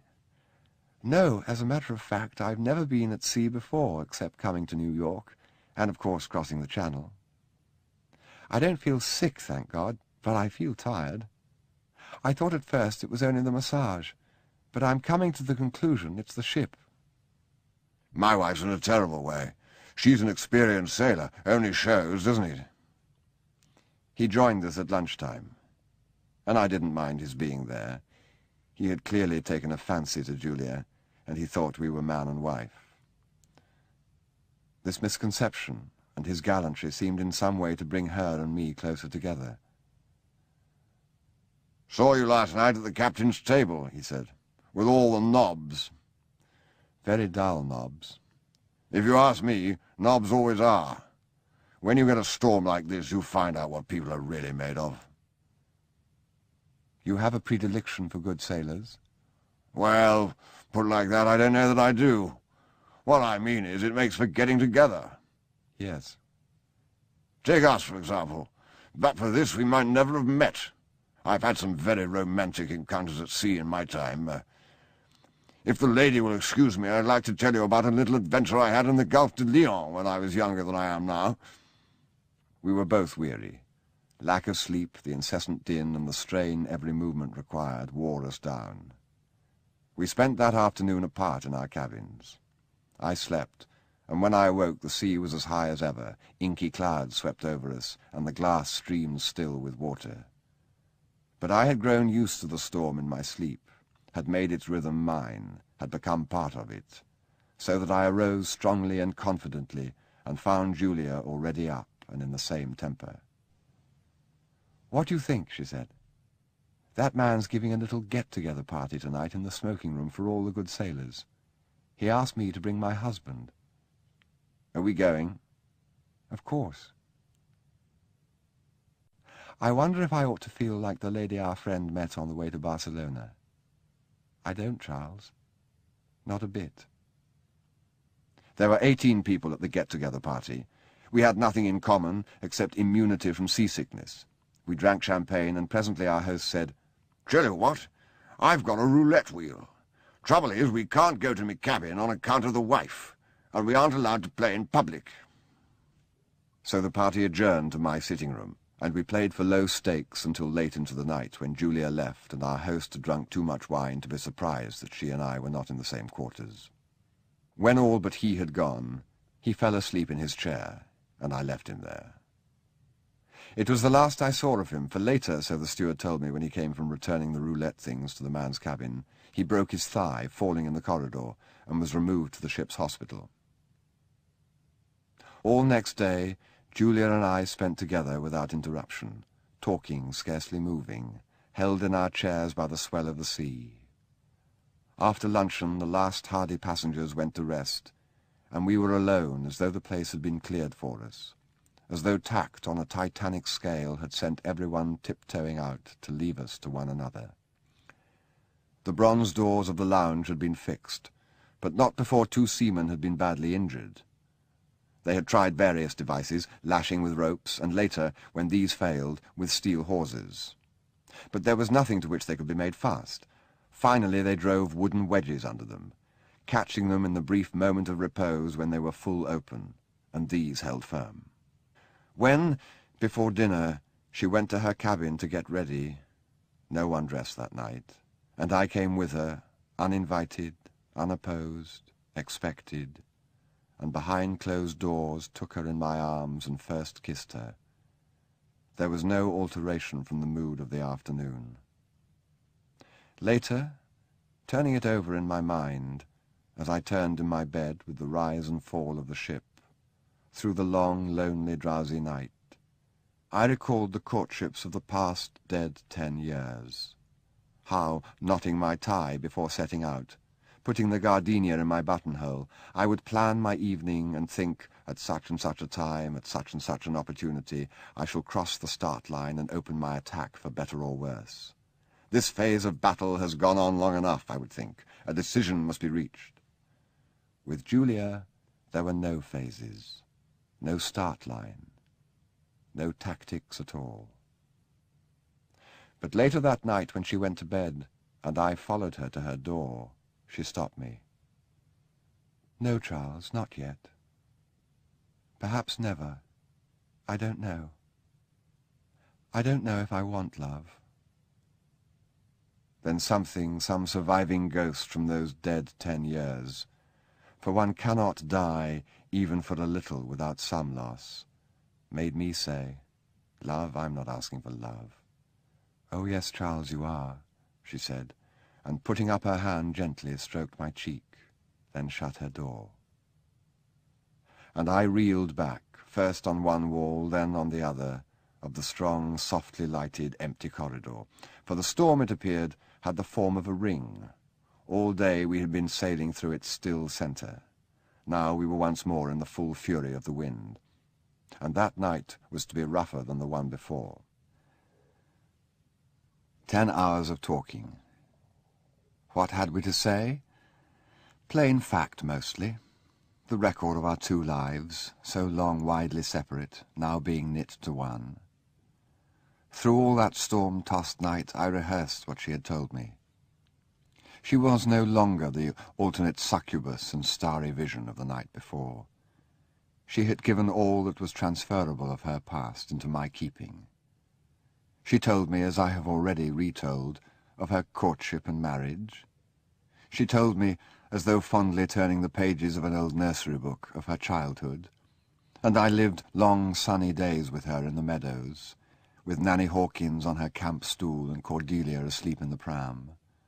Slept quiet nights under the dome with the religious pictures fading round the cot as the nightlight burned low and the embers settled in the grate. She told me of her life with Rex and of the secret, vicious, disastrous escapade that had taken her to New York. She, too, had had her dead years. She told me of her long struggle with Rex as to whether she should have a child. At first she wanted one, but learned after a year that an operation was needed to make it possible. By that time Rex and she were out of love, but he still wanted his child, and when at last she consented, it was born dead. "Rex has never been unkind to me intentionally," she said. "It's just that he isn't a real person at all. He's just a few faculties of a man highly developed. The rest simply isn't there. He couldn't imagine why it hurt me to find 2 months after we came back to London from our honeymoon that he was still keeping up with Brenda Champion." "I was glad when I found Celia was unfaithful," I said. "I felt it was all right for me to dislike her." "Is she? Do you? I'm glad. I don't like her either. Why did you marry her?" "Physical attraction, ambition. Everyone agrees she's the ideal wife for a painter." "Loneliness? Missing Sebastian?" "You loved him, didn't you?" "Oh, yes. He was the forerunner." Julia understood. The ship creaked and shuddered, rose and fell. My wife called to me from the next room. "Charles, are you there?" "Yes." "I've been asleep such a long while. What time is it?" 3:30. "It's no better, is it?" "Worse." "I feel a little better, though. Do you think they'd bring me some tea or something if I rang the bell?" I got her some tea and biscuits from the night steward. "Did you have an amusing evening?" "Everyone's seasick." "Poor Charles. It was going to have been such a lovely trip, too. It may be better tomorrow." I turned out the light and shut the door between us. Waking and dreaming, through the strain and creak and heave of the long night, firm on my back with my arms and legs spread wide to check the roll, and my eyes open to the darkness, I lay thinking of Julia. "We thought Papa might come back to England after Mummy died, or that he might marry again, but he lives just as he did. Rex and I often go to see him now. I've grown fond of him. Sebastian's disappeared completely. Cordelia's in Spain with an ambulance. Bridie leads his own extraordinary life. He wanted to shut Brideshead after Mummy died, but Papa wouldn't have it for some reason, so Rex and I live there now, and Bridie has 2 rooms up in the dome next to Nanny Hawkins, part of the old nurseries. He's like a character from Chekhov. One meets him sometimes coming out of the library or on the stairs. I never know when he's at home, and now and then he suddenly comes into dinner like a ghost, quite unexpectedly. Oh, Rex's parties, politics and money. They can't do anything except for money. If they walk round the lake, they have to make bets about how many swans they see. Sitting up till 2, amusing Rex's girls, hearing them gossip, rattling away endlessly on the backgammon board while the men play cards and smoke cigars. The cigar smoke! I can smell it in my hair when I wake up in the mornings. It's in my clothes when I dress at night. Do I smell of it now? Do you think that woman who rubbed me felt it in my skin? At first I used to stay away with Rex in his friends' houses. He doesn't make me any more. He was ashamed of me when he found I didn't cut the kind of figure he wanted. Ashamed of himself for having been taken in. I wasn't at all the article he'd bargained for. He can't see the point in me, but whenever he's made up his mind there isn't a point and he's begun to feel comfortable, he gets a surprise. Some man, or even woman he respects, takes a fancy to me, and he suddenly sees that there's a whole world of things we understand and he doesn't. He was upset when I went away. He'll be delighted to have me back. I was faithful to him until this last thing came along. There's nothing like a good upbringing. Do you know, last year, when I thought I was going to have a child, I decided to have it brought up a Catholic. I hadn't thought about religion before. I haven't since, but just at that time, when I was waiting for the birth, I thought, that's the one thing I can give her. It doesn't seem to have done me much good, but my child shall have it. It was odd, wanting to give something one had lost oneself. Then, in the end, I couldn't even give that. I couldn't even give her life. I never saw her. I was too ill to know what was going on. And afterwards, for a long time, until now, I didn't want to speak about her. She was a daughter, so Rex didn't mind so much her being dead. I've been punished a little for marrying Rex. You see, I can't get all that sort of thing out of my mind, quite. Death, judgment, heaven, hell, Nanny Hawkins, and the catechism. It becomes part of oneself if they give it one early enough. And yet I wanted my children to have it. Now I suppose I shall be punished for what I've just done. Perhaps that is why you and I are here together like this. Part of a plan. That was almost the last thing she said to me. Part of a plan. Before we went below, and I left her at the cabin door. Next day the wind had again dropped, and again we were wallowing in the swell. The talk was less of seasickness now than of broken bones. People had been thrown about in the night, and there had been many nasty accidents on bathroom floors. That day, because we had talked so much the day before, and because what we had to say needed few words, we spoke little. We had books. Julia found a game she liked. When, after long silences, we spoke, our thoughts, we found, had kept pace together, side by side.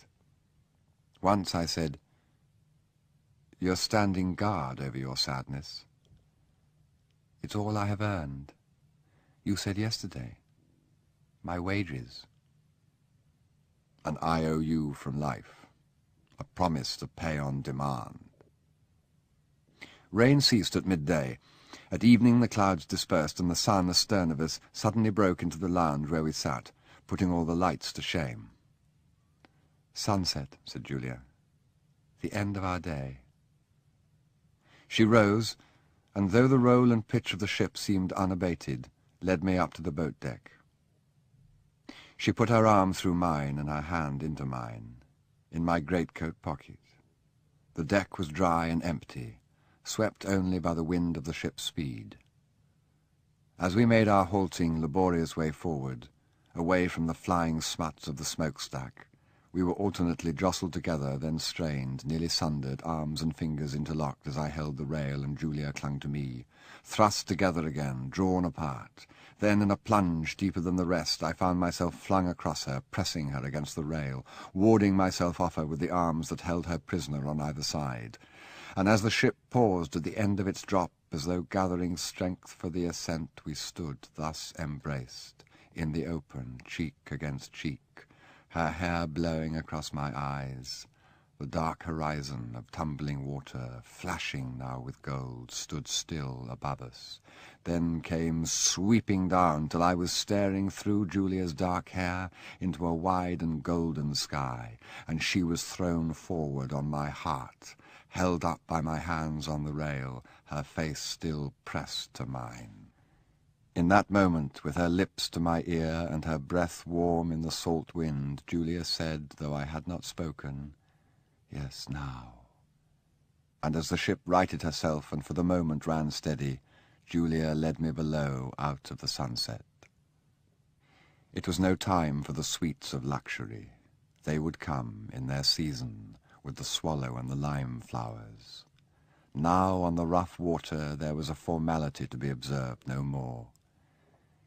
It was as though a deed of conveyance of her narrow loins had been drawn and sealed. I was making my first entry as the freeholder of a property I would enjoy and develop at leisure. We dined that night, high up in the ship in the restaurant, and saw through the bow windows the stars come out and sweep across the sky as once I remembered I had seen them sweep above the towers and gables of Oxford. The stewards promised that tomorrow night the band would play again and the place be full. We had better book now, they said, if we wanted a good table. "Oh dear," said Julia, "where can we hide in fair weather, we orphans of the storm?" I could not leave her that night, but early next morning, as once again I made my way back along the corridor, I found I could walk without difficulty. The ship rose easily on a smooth sea, and I knew that our solitude was broken. My wife called joyously from her cabin. "Charles, Charles, I feel so well. What do you think I'm having for breakfast?" I went to see. She was eating a beefsteak. "I've fixed up for a visit to the hairdresser. Do you know they couldn't take me till 4 o'clock this afternoon? They're so busy suddenly. So I shan't appear till the evening. But lots of people are coming in to see us this morning, and I've asked Miles and Janet to lunch with us in our sitting room. I'm afraid I've been a worthless wife to you these last 2 days. What have you been up to?" "One gay evening," I said. "We played roulette till 2 o'clock, next door in the sitting room, and our host passed out." "Goodness, it sounds very disreputable. Have you been behaving, Charles? You haven't been picking up sirens?" There was scarcely a woman about. I spent most of the time with Julia. "Oh, good. I always wanted to bring you two together. She's one of my friends I knew you'd like. I expect you were a godsend to her. She's had rather a gloomy time lately. I don't expect she's mentioned it, but—" My wife proceeded to relate a current version of Julia's journey to New York. "I'll ask her to cocktails this morning," she concluded. Julia came among the others, and it was happiness enough now merely to be near her. "I hear you've been looking after my husband for me," my wife said. "Yes, we've become very matey. He and I and a man whose name we don't know." "Mr. Cram, what have you done to your arm?" I was on the bathroom floor," said Mr. Cram, and explained at length how he had fallen. That night the captain dined at his table, and the circle was complete, for claimants came to the chairs on the bishop's right, 2 Japanese who expressed deep interest in his projects for world brotherhood. The captain was full of chaff at Julia's endurance of the storm, offering to engage her as a seaman. Years of seagoing had given him jokes for every occasion. My wife, fresh from the beauty parlour, was unmarked by her 3 days of distress, and in the eyes of many seemed to outshine Julia, whose sadness had gone and been replaced by an incommunicable content and tranquillity. Incommunicable save to me. She and I, separated by the crowd, sat alone, together close enwrapped, as we had lain in each other's arms the night before. There was a gala spirit in the ship that night. Though it meant raising at dawn to pack, everyone was determined that for this one night he would enjoy the luxury the storm had denied him. There was no solitude. Every corner of the ship was thronged. Dance music and high, excited chatter, stewards darting everywhere with trays of glasses, the voice of the officer in charge of tombola, "Kelly's eye, number 1, legs 11, and we'll shake the bag." Mrs. Stuyvesant Oglander in a paper cap, Mr. Cram and his bandages, the 2 Japanese decorously throwing paper streamers and hissing like geese. I did not speak to Julia alone all that evening. We met for a minute next day on the starboard side of the ship, while everyone else crowded to port to see the officials come aboard and to gaze at the green coastline of Devon. "What are your plans?" "London for a bit," she said. "Celia's going straight home. She wants to see the children." "You too?" "No." "In London, then." "Charles, the little red-haired man, foul enough, did you see? 2 plainclothes police have taken him off." "I missed it. There was such a crowd on that side of the ship." "I found out the trains and sent a telegram. We shall be home by dinner. The children will be asleep. Perhaps we might wake John up just for once." "You go down," I said. "I shall have to stay in London." "Oh, but Charles, you must come. You haven't seen Caroline." "Will she change much in a week or 2? "Darling, she changes every day." "Then what's the point of seeing her now?" "I'm sorry, my dear, but I must get the pictures unpacked and see how they've travelled. I must fix up for the exhibition right away." "Must you?" she said, but I knew that her resistance ended when I appealed to the mysteries of my trade. "It's very disappointing. Besides, I don't know if Andrew and Cynthia will be out of the flat. They took it until the end of the month." "I can go to an hotel." "But that's so grim. I can't bear you to be alone your first night home. I'll stay and go down tomorrow. We mustn't disappoint the children. No. Her children, my art, the two mysteries of our trades. Will you come for the weekend? If I can.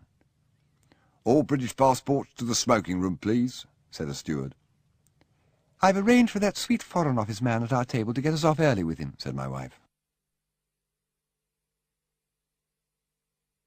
Chapter 2. Private View. Rex Mottram at home. It was my wife's idea to hold the private view on Friday. "We're out to catch the critics this time," she said. "It's high time they began to take you seriously. And they know it. This is their chance. If you open on Monday, they'll most of them just have come up from the country, and they'll dash off a few paragraphs before dinner. I'm only worrying about the weeklies, of course. If we give them the weekend to think about it, we shall have them in an urbane Sunday-in-the-country mood.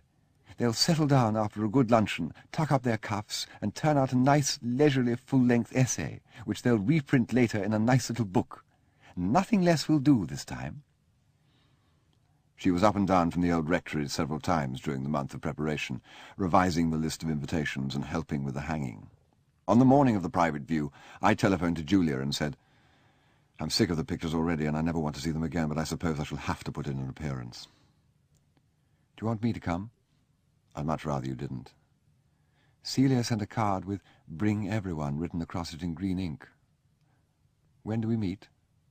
"In the train. You might pick up my luggage." "If you'll have it packed soon, I'll pick you up, too, and drop you at the gallery. I've got a fitting next door at 12. When I reached the gallery, my wife was standing looking through the window to the street. Behind her, half a dozen unknown picture lovers were moving from canvas to canvas, catalogue in hand. They were people who had once bought a woodcut and were consequently on the gallery's list of patrons. "No one has come yet," said my wife. "I've been here since 10, and it's been very dull. Whose car was that you came in?" "Julia's." "Julia's? Why didn't you bring her in?" "Oddly enough, I've just been talking about Brideshead to a funny little man who seemed to know us very well. He said he was called Mr. Samgrass. Apparently he's one of Lord Copper's middle-aged young men on the Daily Beast. I tried to feed him some paragraphs, but he seemed to know more about you than I do. He said he'd met me years ago at Brideshead. I wish Julia had come in, then we could have asked her about him." "I remember him well. He's a crook." "Yes, that stuck out a mile. He's been talking all about what he calls the Brideshead set. Apparently Rex Mottram has made the place a nest of party mutiny. Did you know? What would Theresa Marchmain have thought?" "I'm going there tonight." "Not tonight, Charles. You can't go there tonight. You're expected at home. You promised. As soon as the exhibition was ready, you'd come home. John and Nanny have made a banner with welcome on it, and you haven't seen Caroline yet." "I'm sorry, it's all settled." "Besides, Daddy will think it so odd. And Boy is home for Sunday, and you haven't seen the new studio. You can't go tonight. Did they ask me?" Of course, but I knew you wouldn't be able to come." "I can't now. I could have, if you'd let me know earlier. I should adore to see the Brideshead set at home. I do think you're perfectly beastly. But this is no time for a family rumpus. The Clarences promised to come in before luncheon. They may be here any minute." We were interrupted, however, not by royalty, but by a woman reporter from one of the dailies, whom the manager of the gallery now led up to us. She had not come to see the pictures, but to get a human story of the dangers of my journey. I left her to my wife, and next day read in her paper, "Charles Stately Holmes, Ryder, steps off the map. That snakes and vampires of the jungle have nothing on Mayfair is the opinion of socialite artist Ryder, who has abandoned the houses of the great for the ruins of equatorial Africa." The rooms began to fill, and I was soon busy being civil. My wife was everywhere, greeting people, introducing people, deftly transforming the crowd into a party. I saw her lead friends forward, one after another, to the subscription list that had been opened for the book of Ryder's Latin America. I heard her say, "No, darling, I'm not at all surprised. But you wouldn't expect me to be, would you? You see, Charles lives for one thing, beauty. I think he got bored with finding it ready-made in England. He had to go and create it for himself. He wanted new worlds to conquer. After all, he has said the last word about country houses, hasn't he? Not, I mean, that he's given that up altogether. I'm sure he'll always do one or two more for friends. A photographer brought us together, flashed the lamp in our faces, and let us part. Presently there was a slight hush and edging away which follows the entry of a royal party. I saw my wife curtsy and heard her say, "Oh, sir, you are sweet." Then I was led into the clearing, and the Duke of Clarence said, Pretty hot out there, I should think. "It was, sir." Awfully clever the way you've hit off the impression of heat. Makes me feel quite uncomfortable in my greatcoat. Ha ha. When they had gone, my wife said, "Goodness, we're late for lunch. Margot's giving a party in your honour." and in the taxi she said, "I've just thought of something. Why don't you write and ask the Duchess of Clarence's permission to dedicate Latin America to her?" "Why should I?" "She'd love it so." "I wasn't thinking of dedicating it to anyone." "There you are. That's typical of you, Charles. Why miss an opportunity to give pleasure?" There were a dozen at luncheon, and though it pleased my hostess and my wife to say they were there in my honour, it was plain to me that half of them did not know of my exhibition and had come because they'd been invited and had no other engagement. Throughout luncheon they talked without stopping of Mrs. Simpson, but they all, or nearly all, came back with us to the gallery. The hour after luncheon was the busiest time.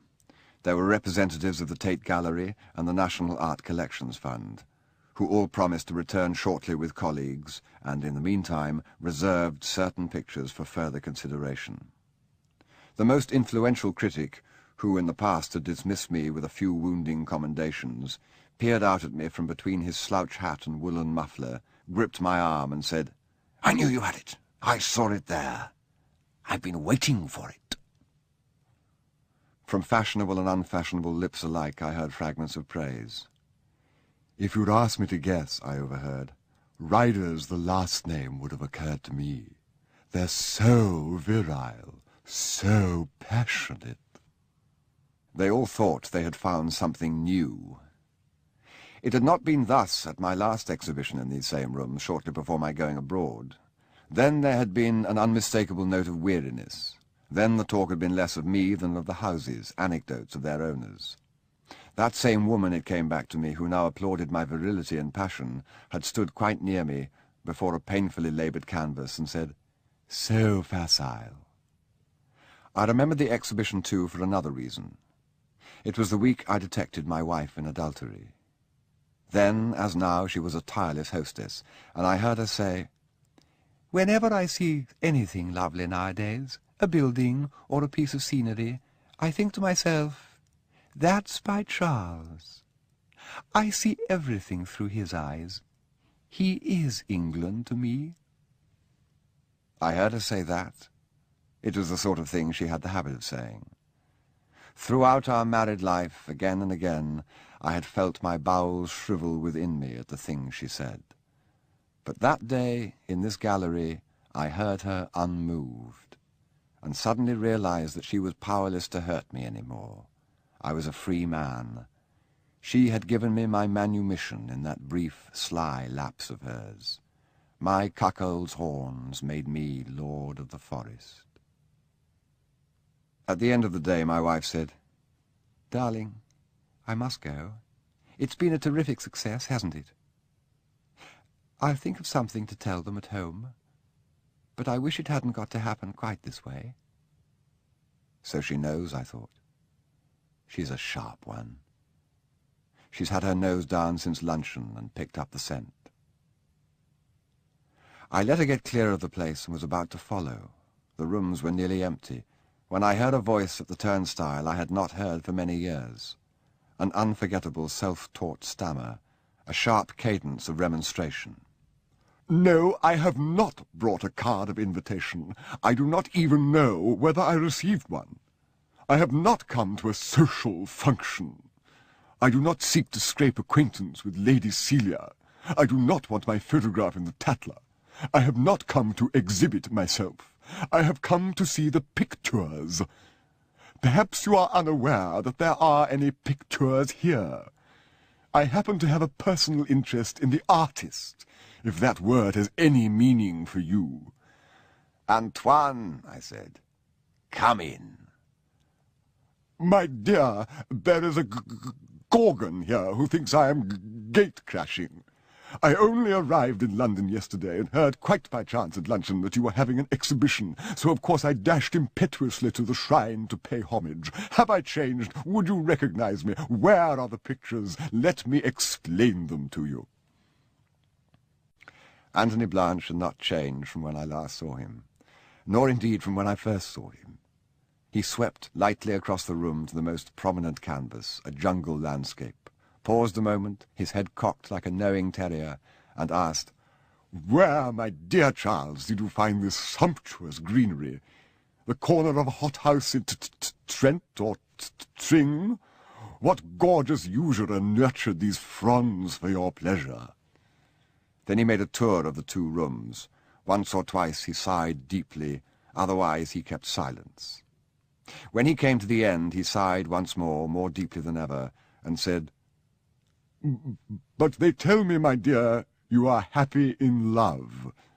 That is everything, is it not? Or nearly everything. Are they as bad as that? Anthony dropped his voice to a piercing whisper.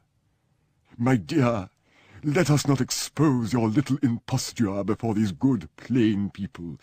He gave a conspiratorial glance to the last remnants of the crowd. Let us not spoil their innocent pleasure. We know, you and I, that this is all a terrible tripe. Let us go before we offend the connoisseurs. I know of a louche little bar quite near here. Let us go there and talk of your other conquests. It needed this voice from the past to recall me. The indiscriminate chatter of praise all that day had worked on me like a succession of advertisement hoardings on a long road, kilometre after kilometre between the poplars, commanding one to stay at some new hotel, so that when at the end of the drive, stiff and dusty, one arrived at the destination, it seems inevitable to turn into the yard under the name that had first bored, then angered one, and finally become an inseparable part of one's fatigue. Anthony led me from the gallery and down a side street to a door between a disreputable newsagent and a disreputable chemist, painted with the words, Blue Grotto Club, Members Only. Not quite your milieu, my dear, but mine, I assure you. After all, you have been in your milieu all day. He led me downstairs, from a smell of cats to a smell of gin and cigarette ends and the sound of a wireless. I was given the address by a dirty old man in the Berthe sur la Toile. I am most grateful to him. I have been out of England so long, and really sympathetic little joints like this change so fast. I presented myself here for the first time yesterday evening, and already I feel quite at home. Good evening, Cyril. "'Lo, Tony. Back again," said the youth behind the bar. We will take our drinks and sit in a corner. You must remember, my dear, that here you are just as conspicuous and, may I say, abnormal, my dear, as I should be at Bratz. The place was painted cobalt. There was cobalt linoleum on the floor. Fishes of silver and gold paper had been pasted haphazard on ceiling and walls. Half a dozen youths were drinking and playing with the slot machines. An older, natty, crapulous-looking man seemed to be in control. There was some sniggering round the fruit gum machine. Then one of the youths came up to us and said, "Would your friend care to rumba?" No, Tom, he would not, and I'm not going to give you a drink. Not yet, anyway. That's a very impotent boy, a regular little gold-digger, my dear.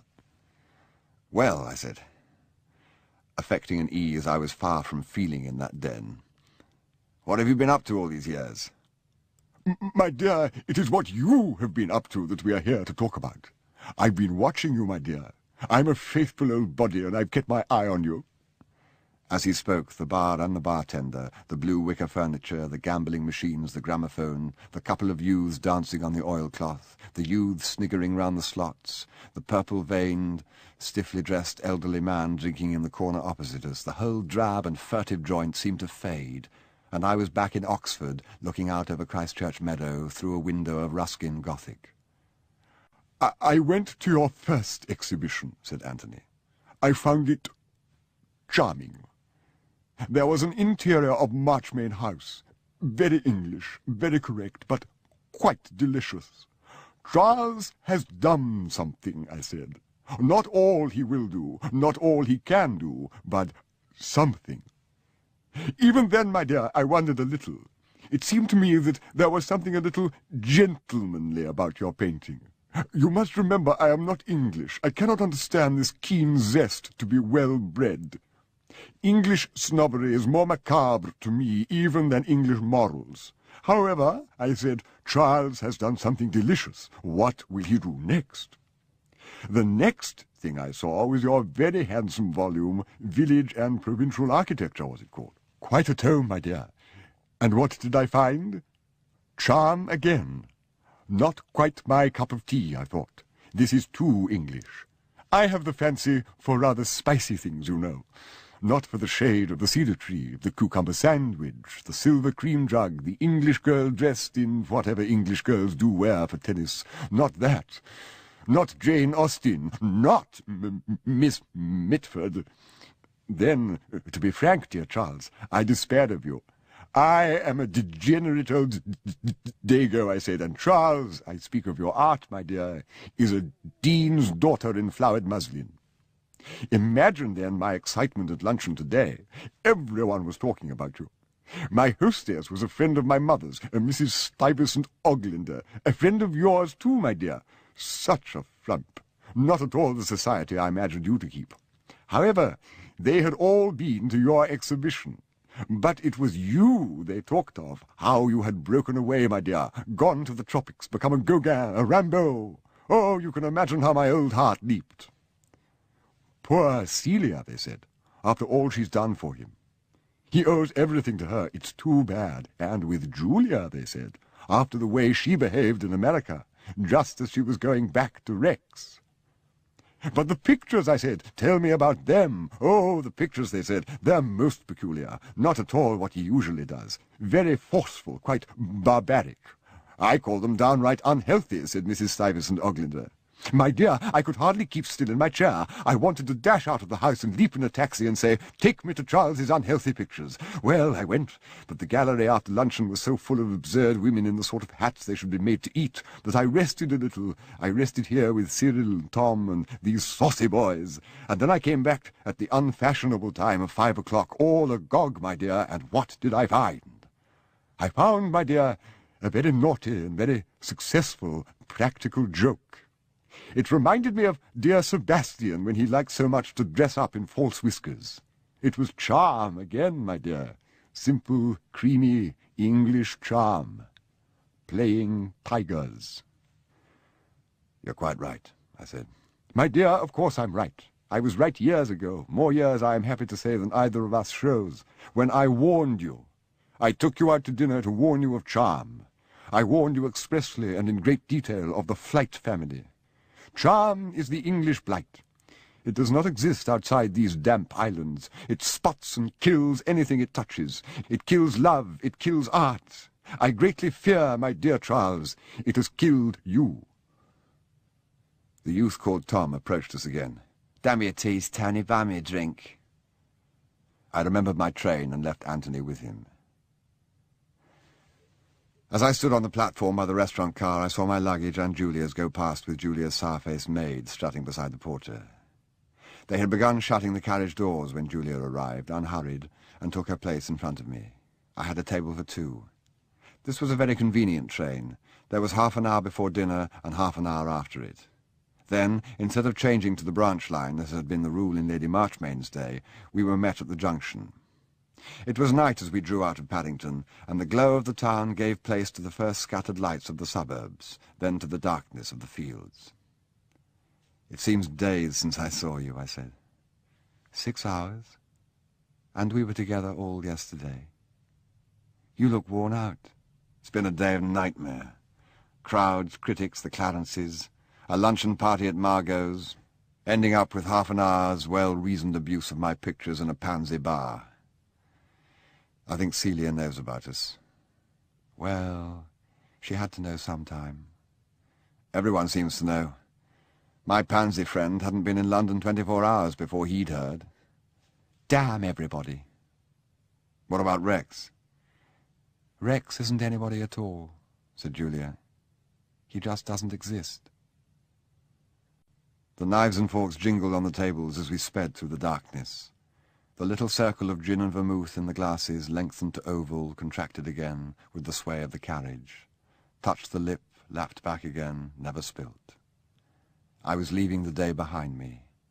Julia pulled off her hat and tossed it into the rack above her, and shook her night-dark hair with a little sigh of ease. A sigh fit for the pillow, the sinking firelight, and a bedroom window open to the stars and the whisper of bare trees. It's great to have you back, Charles, like the old days. Like the old days, I thought. Rex, in his early 40s, had grown heavy and ruddy. He had lost his Canadian accent and acquired instead a hoarse, loud tone that was common to all his friends, as though their voices were perpetually strained to make themselves heard above a crowd, as though, with youth forsaking them, there was no time to wait the opportunity to speak, no time to listen, no time to reply. Time for a laugh, a throaty, mirthless laugh, the base currency of goodwill. There were half a dozen of these friends in the Tapestry Hall.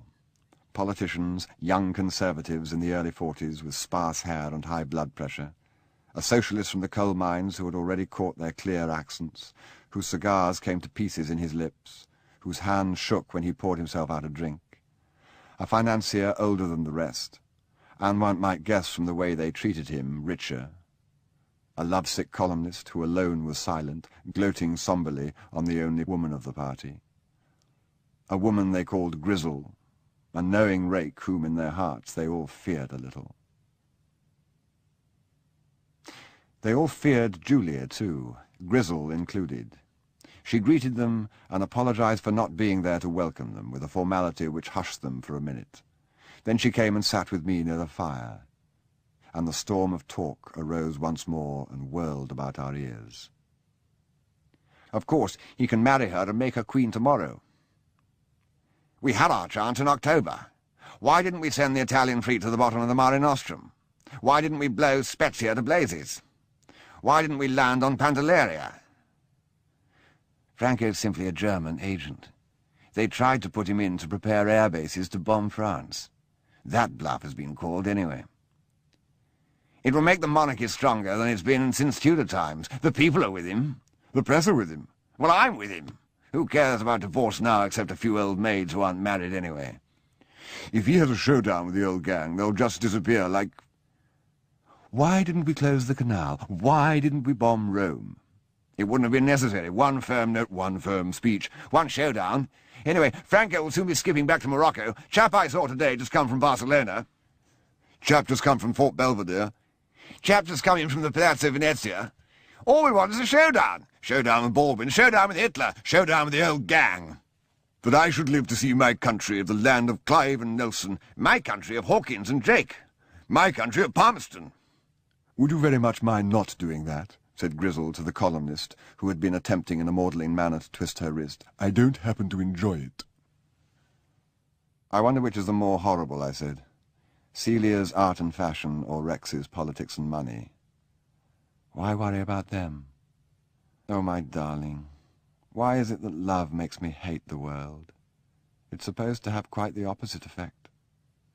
I feel as though all mankind, and God too, were in a conspiracy against us. They are. But we've got our happiness in spite of them. Here, now, we've taken possession of it. They can't hurt us, can they? Not tonight, not now. Not for how many nights? Chapter 3. The Fountain. Do you remember, said Julia, in the tranquil, lime-scented evening, do you remember the storm? The bronze doors banging, the roses in cellophane, the man who gave the get-together party and was never seen again. Do you remember how the sun came out on our last evening, just as it has done today. It had been an afternoon of low cloud and summer squalls, so overcast that at times I had stopped work and roused Julia from the light trance in which she had sat so often. I never tired of painting her, forever finding in her new wealth and delicacy, until at length we had gone early to our baths, and on coming down, dressed for dinner, in the last half-hour of the day, we found the world transformed. The sun had emerged. The wind had fallen to a soft breeze which gently stirred the blossom in the limes and carried its fragrance, fresh from the late rains, to merge with the sweet breath of box and the drying stone. The shadow of the obelisk spanned the terrace. End of Side 8. Side 9. I had carried 2 garden cushions from the shelter of the colonnade and put them on the rim of the fountain. There Julia sat, in a tight little gold tunic and a white gown, one hand in the water, idly turning an emerald ring to catch the fire of the sunset. The carved animals mounted over her head in a cumulus of green moss and glowing stone and dense shadow, and the waters round them flashed and bubbled and broke into scattered flames. "So much to remember," she said. "How many days have there been since then when we haven't seen each other? 100, do you think?" "Not so many. 2 Christmases, those bleak annual excursions into propriety. Bourton, home of my family, home of my cousin Jasper, with what glum memories of childhood I revisited its pitch-pine corridors and dripping walls. How querulously my father and I, seated side by side in my uncle's Humber, approached the avenue of Wellingtonias, knowing that at the end of the drive we should find my uncle, my Aunt Philippa, my cousin Jasper, and of recent years Jasper's wife and children, and besides them, perhaps already arrived, perhaps every moment expected, my wife and my children. This annual sacrifice united us. Here among the holly and mistletoe and the cut spruce, the parlour games ritually performed, the brandy butter and the Carlsbad plums, the village choir in the pitch-pine minstrel's gallery, gold twine and sprigged wrapping paper, she and I were accepted, whatever ugly rumours had been afloat in the past year, as man and wife. "We must keep it up, whatever it costs us, for the sake of the children," my wife said. "Yes, 2 Christmases. And 3 days of good taste before I followed you to Capri. Our first summer. Do you remember how I hung about Naples and then followed, how we met by arrangement on the hill path, and how flat it fell? I went back to the villa and said, 'Papa, who do you think has arrived at the hotel?' And he said, 'Charles Ryder, I suppose.' I said, 'Why did you think of him?' And Papa replied, 'Cara came back from Paris with the news that you and he were inseparable. He seems to have a penchant for my children. However, bring him here. I think we have the room.' There was the time you had jaundice and wouldn't let me see you. And when I had flu and you were afraid to come. Countless visits to Rex's constituency. And Coronation Week, when you ran away from London, your goodwill mission to your father-in-law. The time you went to Oxford to paint the picture they didn't like. Oh, yes, quite 100 days. 100 days wasted out of 2 years and a bit. Not a day's coldness or mistrust or disappointment. Never that." We fell silent. Only the birds spoke in a multitude of small, clear voices in the lime trees. Only the waters spoke among their carved stones. Julia took the handkerchief from my breast pocket and dried her hand, then lit a cigarette. I feared to break the spell of memories, but for once our thoughts had not kept pace together. For when at length Julia spoke, she said sadly, "How many more? Another 100? "A lifetime." "I want to marry you, Charles." "One day. Why now?" "War," she said. "This year, next year, sometime soon. I want a day or 2 with you of real peace." "Isn't this peace?" The sun had sunk now to the line of woodland beyond the valley. All the opposing slope was already in twilight, but the lakes below us were aflame. The light grew in strength and splendour as it neared death, drawing long shadows across the pasture, falling full on the rich stone spaces of the house, firing the panes in the windows, glowing on cornices and colonnade and dome, spreading out all the stacked merchandise of colour and scent from earth and stone and leaf, glorifying the head and golden shoulders of the woman beside me. What do you mean by peace, if not this? So much more. And then in a chill, matter-of-fact tone, she continued, Marriage isn't a thing we can take when the impulse moves us. There must be a divorce, 2 divorces. We must make plans. Plans, divorce, war, on an evening like this? Sometimes, said Julia. I feel the past and the future pressing so hard on either side that there's no room for the present at all. Then Wilcox came down the steps into the sunset to tell us that dinner was ready. Shutters were up, curtains drawn, candles lit in the painted parlour. Hello, it's late for 3. Lord Brideshead arrived half an hour ago, my lady. He sent a message, would you please not wait dinner for him, as he may be a little late. It seems months since he was here last, said Julia. What does he do in London? It was often a matter for speculation between us, giving birth to many fantasies, for Bridie was a mystery. A creature from underground, a hard-snouted, burrowing, hibernating animal who shunned the light. He had been completely without action in all his years of adult life. The talk of his going into the army and into Parliament and into a monastery had all come to nothing. All that he was known with certainty to have done, and this because in a season of scant news it had formed the subject of a newspaper article entitled Pierre's Unusual Hobby, was to form a collection of matchboxes. He kept them mounted on boards, card-indexed, yearly occupying a larger and larger space in his small house in Westminster. At first he was bashful about the notoriety which the newspaper caused, but later greatly pleased, for he found it the means of his getting into touch with other collectors in all parts of the world with whom he now corresponded and swapped duplicates. Other than this, he was not known to have any interests. He remained joint master of the Marchmain, and hunted with them dutifully on their 2 days a week when he was at home. He never hunted with a neighbouring pack who had the better country. He had no real zest for sport, and had not been out a dozen times that season. He had few friends. He visited his aunts, he went to public dinners held in the Catholic interest. At Brideshead he performed all unavoidable local duties, bringing with him to platform and fete and committee room his own thin mist of clumsiness and aloofness. There was a girl found strangled with a piece of barbed wire at Wandsworth last week, I said, reviving an old fantasy. That must be Bridie. He is naughty.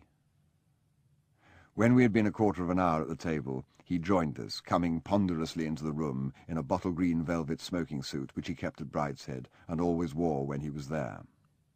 At 38 he had grown heavy and bald, and might have been taken for 45. Well, he said, well, only you two. I hope to find Rex here. I often wondered what he made of me and of my continual presence. He seemed to accept me without curiosity as one of the household. Twice in the past 2 years he had surprised me by what seemed to be acts of friendship. That Christmas he had sent me a photograph of himself in the robes of a Knight of Malta, and shortly afterwards asked me to go with him to a dining club. Both acts had an explanation. He had had more copies of his portrait printed than he knew what to do with, and he was proud of his club. It was a surprising association of men quite eminent in their professions who met once a month for an evening of ceremonious buffoonery. Each had his sobriquet. Bridie was called Brother Grandee, and a specially designed jewel worn like an order of chivalry symbolizing it. They had club buttons for their waistcoats, and an elaborate ritual for the introduction of guests. After dinner a paper was read and facetious speeches made. There was plainly some competition to bring guests of distinction, and since Bridie had few friends, and since I was tolerably well known, I was invited. Even on that convivial evening, I could feel my host emanating little magnetic waves of social uneasiness, creating, rather, a pool of general embarrassment about himself, in which he floated with log-like calm. He sat down opposite me and bowed his sparse pink head over his plate. "Well, Bridie, what's the news?"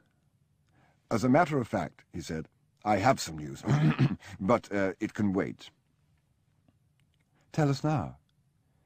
He made a grimace which I took to mean not in front of the servants, and said, "How's the painting, Charles?" "Which painting?" "Whatever you have on the stocks." "I began a sketch of Julia, but the light was tricky all today." "Julia? I thought you'd done her before. I suppose it's a change from architecture, and much more difficult." His conversation abounded in long pauses, during which his mind seemed to remain motionless. He always brought one back with a start to the exact point where he had stopped. Now, after more than a minute, he said, "The world is full of different subjects." "Very true, Bridie." "If I were a painter," he said, "I should choose an entirely different subject every time.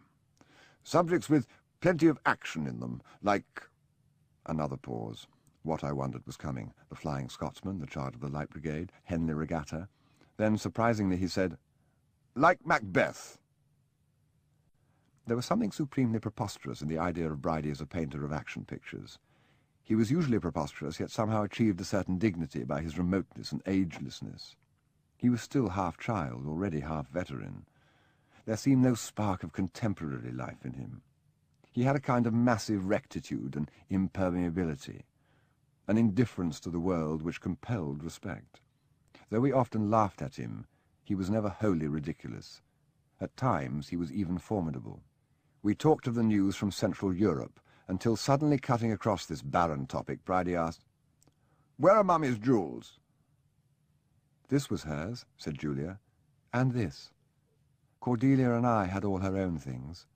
The family jewels went to the bank." "It's so long since I've seen them. I don't know that I ever saw them all. What is there? Aren't there some rather famous rubies someone was telling me?" "Yes, the necklace. Mummy used often to wear it, don't you remember? And there are the pearls. She always had those out. But most of it stayed in the bank year after year. There are some hideous diamond fenders, I remember, and a Victorian diamond collar no one could wear now. There's a mass of good stones. Why?" "I'd like to have a look at them some day." "I say, Papa isn't going to pop them, is he? He hasn't got into debt again?" "No, no, nothing like that." Bridie was a slow and copious eater. Julia and I watched him between the candles. Presently he said, "If I was Rex—" His mind seemed full of such suppositions.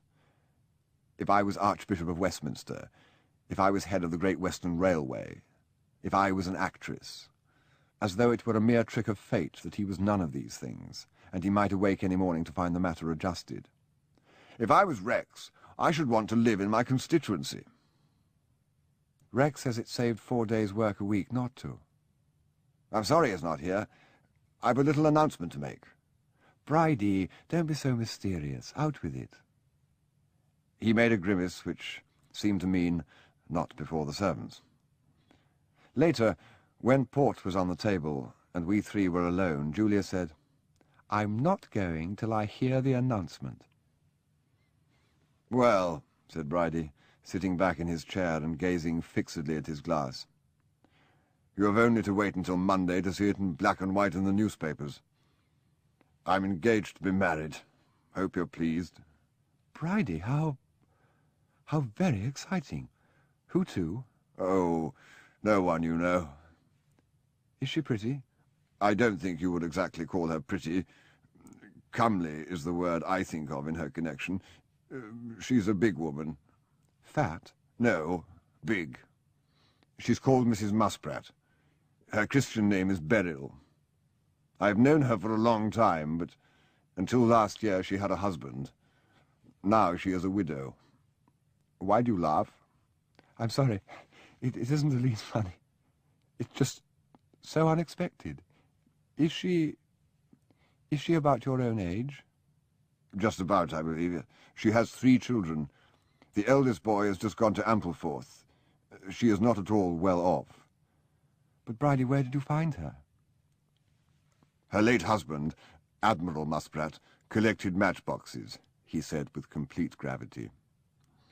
Julia trembled on the verge of laughter, recovered her self-possession and asked, "You're not marrying her for her matchboxes?" No, the whole collection was left to the Falmouth Town Library.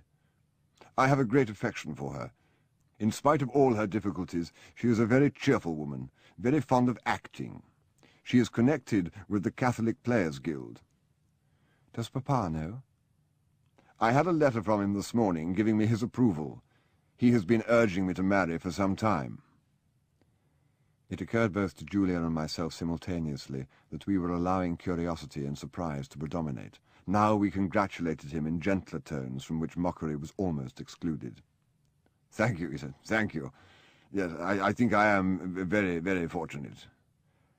"But when are we going to meet her? I do think you might have brought her down with you." He said nothing, sipped and gazed. "Bridie," said Julia, "you sly, smug old brute. Why haven't you brought her here?" "Oh, I couldn't do that, you know." "Why couldn't you? I'm dying to meet her. Let's ring her up now and invite her. She'll think us most peculiar leaving her alone at a time like this." "She has the children," said Brideshead. "Besides, you are peculiar, aren't you?" "What can you mean?" Brideshead raised his head and looked solemnly at his sister, and continued in the same simple way, as though he were saying nothing particularly different from what had gone before. "I couldn't ask her here as things are. It wouldn't be suitable. After all, I am a lodger here. This is Rex's house at the moment, so far as it's anybody's. What goes on here is his business, but I couldn't bring Beryl here." "I simply don't understand," said Julia rather sharply. I looked at her. All the gentle mockery had gone. She was alert, almost scared, it seemed. "Of course Rex and I wanted to come." "Oh, yes, I don't doubt that. The difficulty is quite otherwise." He finished his port, refilled his glass, and pushed the decanter towards me. "You must understand that Beryl is a woman of strict Catholic principle, fortified by the prejudices of the middle class. I couldn't possibly bring her here. It is a matter of indifference whether you choose to live in sin with Rex or Charles or both. I have always avoided inquiry into the details of your menage, but in no case would Beryl consent to be your guest." Julia rose. "Why, you pompous ass," she said, stopped, and turned towards the door.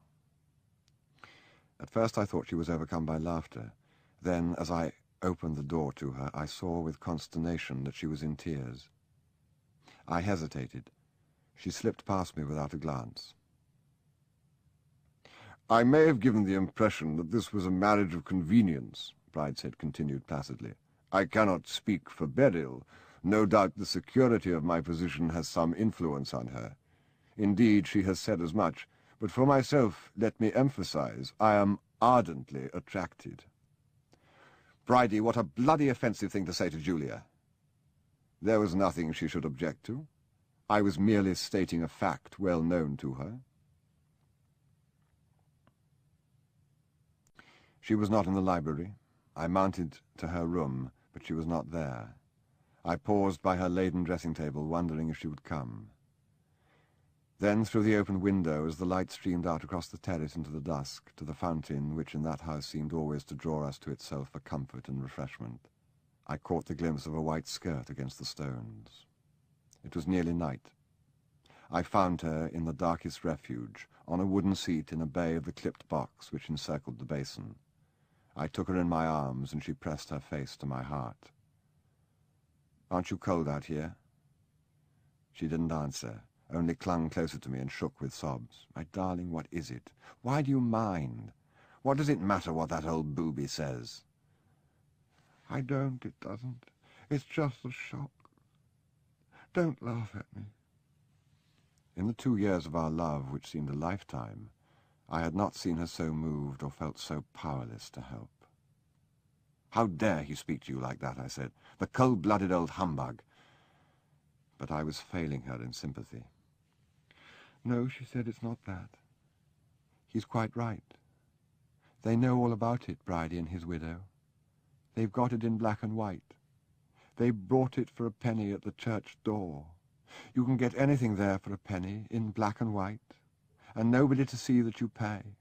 Only an old woman with a broom at the other end, rattling round the confessionals, and a young woman lighting a candle at the 7 dollars. Put a penny in the box or not, just as you like. Take your tract. There you've got it, in black and white. All in one word, too. One little, flat, deadly word that covers a lifetime. Living in sin. Not just doing wrong, as I did when I went to America. Doing wrong, knowing it is wrong, stopping doing it and forgetting. That's not what they mean. That's not Bridie's pennyworth. He means just what it says in black and white. Living in sin. With sin. Always the same. Like an idiot child, carefully nursed, guarded from the world. Poor Julia, they say, she can't go out. She's got to take care of her sin. A pity it ever lived, they say, but it's so strong. Children like that always are. Julia's so good to her little mad sin.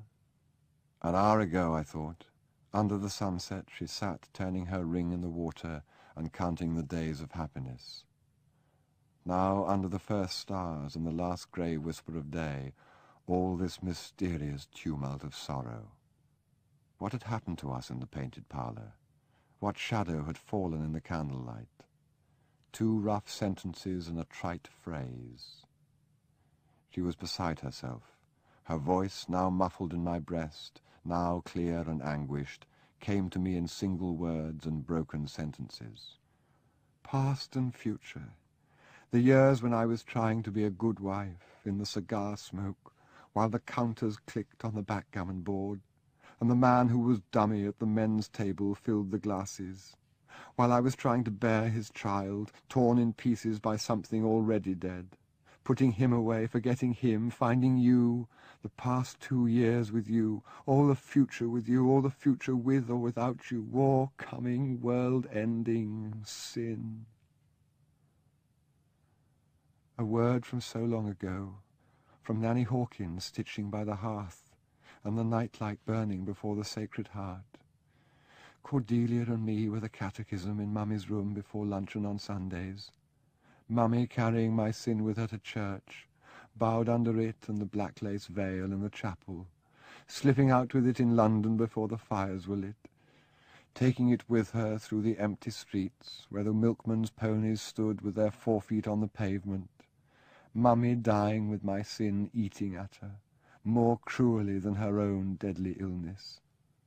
Mummy dying with it, Christ dying with it, nailed hand and foot, hanging over the bed in the night nursery, hanging year after year in the dark little study at Farm Street with the shining oilcloth, hanging in the dark church where only the old charwoman raises the dust and 1 candle burns, hanging at noon, high among the crowds and the soldiers. No comfort except a sponge of vinegar and the kind words of a thief. Hanging forever. Never the cool sepulchre and the grave clothes spread on the stone slab. Never the oil and spices in the dark cave. Always the midday sun and the dice clicking for the seamless coat. No way back. The gates barred. All the saints and angels posted along the walls. Thrown away, scrapped, rotting down. The old man with lupus and the forked stick who limps out at nightfall to turn the rubbish, hoping for something to put in his sack, something marketable, turns away with disgust. Nameless and dead, like the baby they wrapped up and took away before I'd seen her. Between her tears, she talked herself into silence. I could do nothing. I was adrift in a strange sea. My hands on the metal-spun threads of her tunic were cold and stiff, my eyes dry. I was as far from her in spirit as she clung to me in the darkness, as when years ago I had lit her cigarette on the way from the station, as far as when she was out of mind in the dry, empty years at the old rectory and in the jungle. Tears spring from speech. Presently, in the silence, her weeping stopped. She sat up, away from me, took my handkerchief, shivered, rose to her feet. "Well," she said, in a voice much like normal, "Bridie is one for bombshells, isn't he?" I followed her into the house and to her room. She sat at her looking-glass. "Considering that I've just recovered from a fit of hysteria," she said, "I don't call that at all bad." Her eyes seemed unnaturally large and bright, her cheeks pale with 2 spots of high colour where as a girl she used to put a dab of rouge. "Most hysterical women look as though they've had a bad cold. You'd better change your shirt before going down. It's all tears and lipstick." "Are we going down?" "Of course. We mustn't leave poor Bridie on his engagement night." When I came back to her, she said, "I'm sorry for that appalling scene, Charles. I can't explain." Brideshead was in the library, smoking his pipe, placidly reading a detective story. "Was it nice out? If I'd known you were going, I'd have come too." "Rather cold." "I hope it's not going to be inconvenient for Rex moving out of here. You see, Barton Street is much too small for us and the 3 children. Besides, Beryl likes the country. In his letter, Papa proposed making over the whole estate right away." I remembered how Rex had greeted me on my first arrival at Brideshead as Julia's guest. "A very happy arrangement," he had said. "Suits me down to the ground. The old boy keeps the place up. Bridie does all the feudal stuff with the tenants. I have the run of the house rent-free. All it costs me is the food and the wages and the indoor servants. Couldn't ask fairer than that, could you?" "I should think he'll be sorry to go," I said. "Oh, he'll find another bargain somewhere," said Julia. "Trust him." "Beryl's got some furniture of her own she's very attached to. I don't know if it would go very well here. You know, oak dressers and coffin stools and things. I thought she could put it in Mummy's old room." "Yes, that would be the place." So brother and sister sat and talked about the arrangements of the house until bedtime. An hour ago, I thought, in the black refuge of the box hedge, she wept her heart out for the death of her god. Now she is discussing whether Beryl's children shall take the old smoking room or the schoolroom for their own. I was all at sea. "Julia," I said later when Brideshead had gone upstairs, "have you ever seen a picture of Holman Hunt's called The Awakened Conscience?" "No." I had seen a copy of Pre-Raphaelitism in the library some days before. I found it again and read her Ruskin's description. She laughed quite happily. "You're perfectly right. That's exactly what I did feel." "But, darling, I won't believe that great spout of tears came just from a few words of Bridie's. You must have been thinking about it before." "Hardly at all. Now and then. More lately with the last trump so near." "Of course, it's a thing psychologists could explain. A preconditioning from childhood. Feelings of guilt from the nonsense you were taught in the nursery. You do know at heart it's all bosh, don't you?" "How I wish it was." Sebastian once said almost the same thing to me. He's gone back to the church, you know.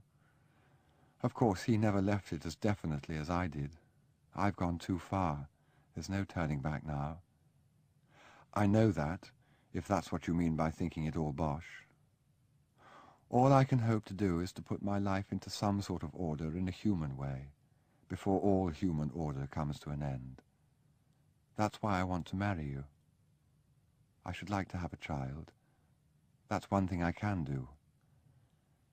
Let's go out again. The moon should be up by now." The moon was full and high. We walked round the house under the limes. Julia paused and idly snapped off one of the long shoots, last year's growth, that fringed their boles, and stripped it as she walked, making a switch, as children do, but with petulant movements that were not a child's. Snatching nervously at the leaves and crumpling them between her fingers, she began peeling the bark, scratching it with her nails. Once more we stood by the fountain. "It's like the setting of a comedy," I said. "Scene: a baroque fountain in a nobleman's grounds. Act 1, sunset. Act 2, dusk. Act 3, moonlight. The characters keep assembling at the fountain for no very clear reason." "Comedy?" "Drama. Tragedy. Farce. What you will. This is the reconciliation scene. Was there a quarrel? Estrangement and misunderstanding in Act 2. Oh, don't talk in that damn bounderish way. Why must you see everything second-hand? Why must this be a play? Why must my conscience be a pre-Raphaelite picture? It's a way I have. Well, I hate it. Her anger was as unexpected as every change on this evening of swift veering moods. Suddenly she cut me across the face with her switch, a vicious, stinging little blow as hard as she could strike. Now do you see how I hate it? She hit me again. All right, I said, go on. Then, though her hand was raised, she stopped and threw the half-peeled wand into the water where it floated white and black in the moonlight. Did that hurt? Yes. Did it? Did I? At the instant, her rage was gone. Her tears, newly flowing, were on my cheek. I held her at arm's length, and she put down her head, stroking my hand on her shoulder with her face, cat-like, but unlike a cat, leaving a tear there. Cat on the rooftop, I said. Beast. She bit at my hand, but when I did not move it, and her teeth touched me, she changed the bite to a kiss, the kiss to a lick of her tongue. Cat in the moonlight. This was the mood I knew. We turned towards the house. When we came to the lighted hall, she said, "Your poor face," touching the wheels with her fingers. "Will there be a mark tomorrow?" "I expect so." "Charles, am I going crazy? What's happened tonight? I'm so tired." She yawned. A fit of yawning took her. She sat at her dressing table, head bowed, hair over her face, yawning helplessly. When she looked up, I saw over her shoulder in the glass a face that was dazed with weariness like a retreating soldier's, and beside it my own, streaked with 2 crimson lines. "So tired," she repeated, taking off her gold tunic and letting it fall to the floor. "Tired and crazy and good for nothing." I saw her to bed. The blue lids fell over her eyes. Her pale lips moved on the pillow. But whether to wish me good night or to murmur a prayer, a jingle of the nursery that came to her now in the twilit world between sorrow and sleep, some ancient pious rhyme that had come down to Nanny Hawkins from centuries of bedtime whispering, through all the changes of language, from the days of pack-horses on the Pilgrim's Way, I did not know. Next night, Rex and his political associates were with us. They won't fight. They can't fight. They haven't the money. They haven't the oil. They haven't the wolfram. They haven't the men. They haven't the guts. They're afraid. Scared of the French, scared of the Czechs, scared of the Slovaks, scared of us. It's a bluff. Of course it's a bluff. Where's their tungsten? Where's their manganese? Where's their chrome? I'll tell you a thing. Listen to this. It'll be good. Rex will tell you a thing. A friend of mine, motoring in the Black Forest only the other day, came back and told me about it while we played a round of golf. Well, this friend, driving along, turned down a lane into the high road. What should he find but a military convoy? Couldn't stop. Drove right into it, smack into a tank, broadside on. Gave himself up for dead. Hold on. Now, this is the funny part. This is the funny part. Drove clean through it. Didn't scratch his paint. What do you think? It was made of canvas. A bamboo frame and painted canvas. They haven't the steel. They haven't the tools. They haven't the labor. They are half-starving. They haven't the fats. The children have rickets. The women are barren. The men are impotent. They haven't the doctors. The doctors were Jewish. Now they've got consumption. Now they've got syphilis. Goring told a friend of mine, Goebbels told a friend of mine, Ribbentrop told me that the army just kept Hitler in power so long as he was able to get things for nothing. The moment anyone stands up to him, he's finished. The army will shoot him. The liberals will hang him. The communists will tear him limb from limb. He'll scupper himself. He'd do it now if it wasn't for Chamberlain, if it wasn't for Halifax, if it wasn't for Samuel Hoare and the 1922 Committee, Peace Pledge, Foreign Office, New York banks. All that's wanted is a good strong line. A line from Rex, and a line from me. We'll give Europe a good strong line. Europe is waiting for a speech from Rex. And a speech from me. And a speech from me. Rally and freedom-loving peoples of the world. Germany will rise. Austria will rise. The Czechs and the Slovaks are bound to rise. To a speech from Rex and a speech from me. What about a rubber? How about a whiskey? Which of you chaps will have a big cigar? Hello, you two going out? Yes, Rex, said Julia. Charles and I are going out into the moonlight. We shut the windows behind us and the voices ceased. The moonlight lay like hoarfrost on the terrace, and the music of the fountain crept in our ears.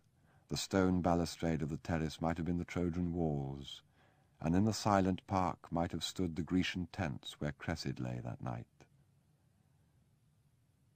A few days, a few months, no time to be lost. A lifetime between the rising of the moon and its setting. Then the dark. Chapter 4. Sebastian contra Mundum. And of course Celia will have custody of the children. Of course. Then what about the old rectory? I don't imagine you'll want to settle down with Julia bang at our gates. The children look on it as their home, you know. Robin's got no place of his own till his uncle dies. After all, you never used the studio, did you? Robin was saying only the other day what a good playroom it would make. Big enough for badminton. Robin can have the old rectory. Now, with regard to money, Celia and Robin naturally don't want to accept anything for themselves. But there's the question of the children's education. That'll be all right. I'll see the lawyers about it. Well, I think that's everything, said Boy Mulcaster. You know, I've seen a few divorces in my time, and I've never known one to work out so happily for all concerned. Almost always, however matey people are at the start, bad blood crops up when they get down to detail. Mind you, I don't mind saying there have been times in the last 2 years when I thought you were treating Celia a bit rough. It's hard to tell with one's own sister, but I've always thought her a jolly attractive gal, the sort of gal any chap would be glad to have. Artistic, too, just down your street. But I must admit you're a good picker. I've always had a soft spot for Julia. Anyway, as things have turned out, everyone seems satisfied. Robin's been mad about Celia for a year or more. Do you know him? Vaguely. A half-baked, pimply youth, as I remember him. Oh, I wouldn't quite say that. He's rather young, of course. But the great thing is that John and Caroline adore him. You've got 2 grand kids there, Charles. Remember me to Julia. Wish her all the best for old time's sake. So, you're being divorced, said my father. Isn't that rather unnecessary? After all, you've been happy together all these years. We weren't particularly happy, you know. Weren't you? Were you not? I distinctly remember last Christmas seeing you together and thinking how happy you looked and wondering why. You'll find it very disturbing, you know, starting off again. How old are you? 34? That's no age to be starting. You ought to be settling down. Have you made any plans? Yes, I'm marrying again as soon as the divorce is through. Well, I do call that a lot of nonsense. I can understand a man wishing he hadn't married and trying to get out of it, though I never felt anything of the kind myself.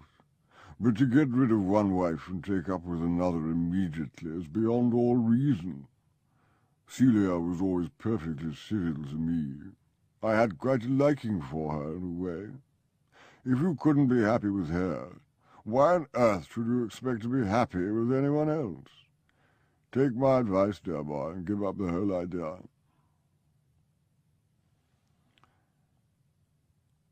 Why bring Julia and me into this? Asked Rex. If Celia wants to marry again, well and good, let her. That's your business and hers. But I should have thought Julia and I were quite happy as we are. You can't say I've been difficult. Lots of chaps would have cut up nasty. I hope I'm a man of the world. I have my own fish to fry, too. But a divorce is a different thing altogether.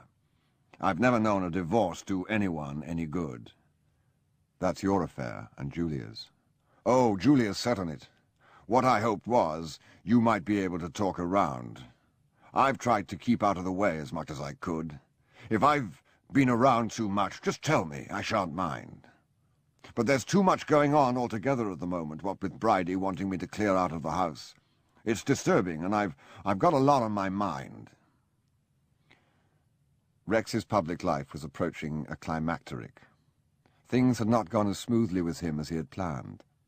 I knew nothing of finance, but I heard it said that his dealings were badly looked on by orthodox conservatives. Even his good qualities of geniality and impetuosity counted against him, for his parties at Brideshead got talked about. There was always too much about him in the papers. He was one with the press lords and their sad-eyed, smiling hangers-on. In his speeches he said the sort of thing which made a story in Fleet Street, and that did him no good with his party chiefs. Only war could put Rex's fortunes right and carry him into power. A divorce would do him no great harm. It was rather that with a big bank running, he could not look up from the table. "If Julia insists on a divorce, I suppose she must have it," he said. "But she couldn't have chosen a worse time. Tell her to hang on a bit, Charles. There's a good fellow." Bridie's widow said, "So, you're divorcing one divorced man and marrying another. Sounds rather complicated, but my dear—" she called me my dear about 20 times. "I've usually found every Catholic family has a lapsed member, and it's often the nicest." Julia had returned from a luncheon party given by Lady Roscommon in honour of Brideshead's engagement. What's she like? Majestic and voluptuous. Common, of course. Husky voice, big mouth, small eyes, dyed hair. I'll tell you one thing, she's lied to Bridie about her age. She's a good 45. I don't see her providing an heir. Bridie can't take his eyes off her. He was gloating on her in the most revolting way all through luncheon. Friendly? Goodness, yes, in a condescending way. You see, I imagine she's been used to bossing things rather in naval circles, with flag lieutenants trotting round and young officers on the make sucking up to her. Well, she clearly couldn't do a great deal of bossing at Aunt Fanny's, so it put her rather at ease to have me there as the black sheep. She concentrated on me, in fact, asked my advice about shops and things, said rather pointedly she hoped to see me often in London. I think Bridie's scruples only extend to her sleeping under the same roof with me. Apparently I can do her no serious harm in a hat shop or hairdresser's or lunching at a restaurant. The scruples are all on Bridie's part anyway. The widow is madly tough. Does she boss him? Not yet much. He's in an amorous stupor, poor beast, and doesn't quite know where he is. She's just a good-hearted woman who wants a good home for her children and isn't going to let anything get in her way. She's playing up all the religious stuff at the moment for all it's worth. I dare say she'll go easier when she's settled. The divorces were much talked of among our friends.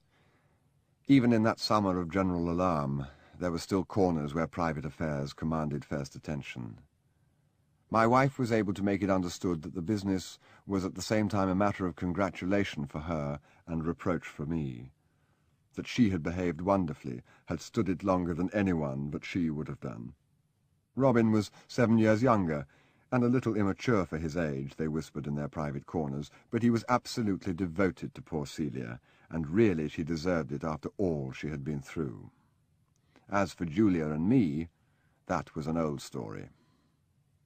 "To put it crudely," said my cousin Jasper, as though he had ever in his life put anything otherwise, "I don't see why you bother to marry." Summer passed. Delirious crowds cheered Neville Chamberlain's return from Munich. Rex made a rabid speech in the House of Commons which sealed his fate one way or the other. Sealed it, as is sometimes done with naval orders, to be opened later at sea. Julia's family lawyers, whose black tin boxes painted Marquis of Marchmain seemed to fill a room, began the slow process of her divorce. My own, brisker firm, 2 doors down, were weeks ahead with my affairs. It was necessary for Rex and Julia to separate formally, and since for the time being Brideshead was still her home, she remained there and Rex removed his trunks and valet to their house in London. Evidence was taken against Julia and me in my flat. A date was fixed for Brideshead's wedding, early in the Christmas holidays, so that his future stepchildren might take part.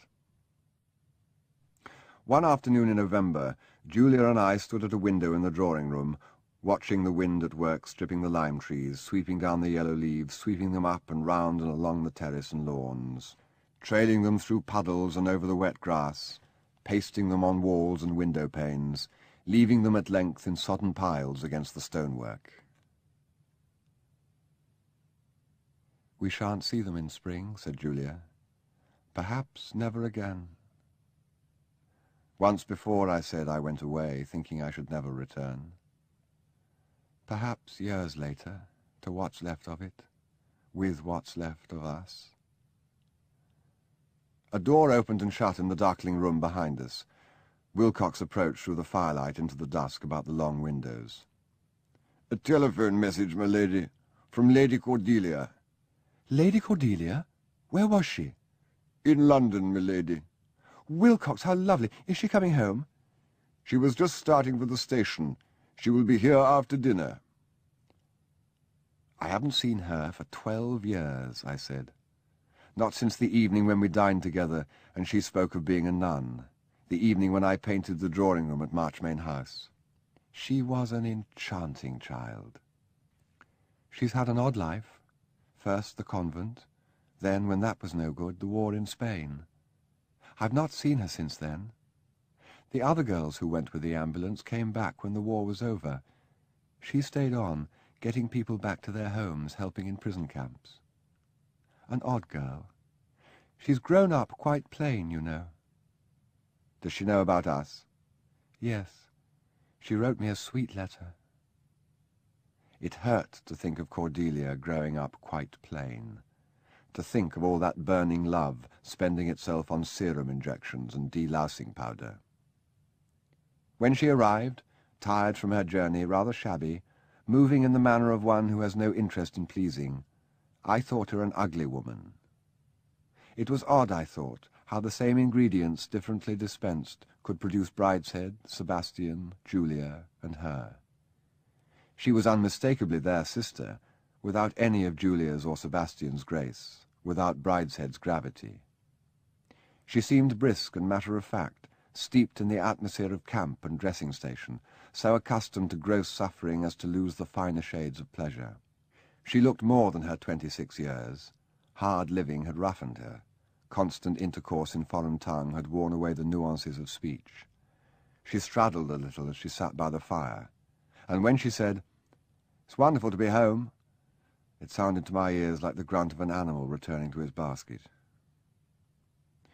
Those were the impressions of the first half-hour, sharpened by the contrast with Julia's white skin and silk and jewelled hair, and with my memories of her as a child. "My job's over in Spain," she said. "The authorities were very polite, thanked me for all I'd done, gave me a medal and sent me packing. It looks as though there'll be plenty of the same sort of work over here soon." Then she said, "Is it too late to see Nanny?" "No. She sits up to all hours with her wireless." We went up, all three together, to the old nursery. Julia and I always spent part of our day there. Nanny Hawkins and my father were two people who seemed impervious to change, neither an hour older than when I first knew them. A wireless set had now been added to Nanny Hawkins's small assembly of pleasures, the rosary, the peerage with its neat brown paper wrapping protecting the red and gold covers, the photographs and holiday souvenirs on her table. When we broke it to her that Julia and I were to be married, she said, "Well, dear, I hope it's all for the best." But it was not part of her religion to question the propriety of Julia's actions. Brideshead had never been a favourite with her. She greeted the news of his engagement with, "He's certainly taken long enough to make up his mind."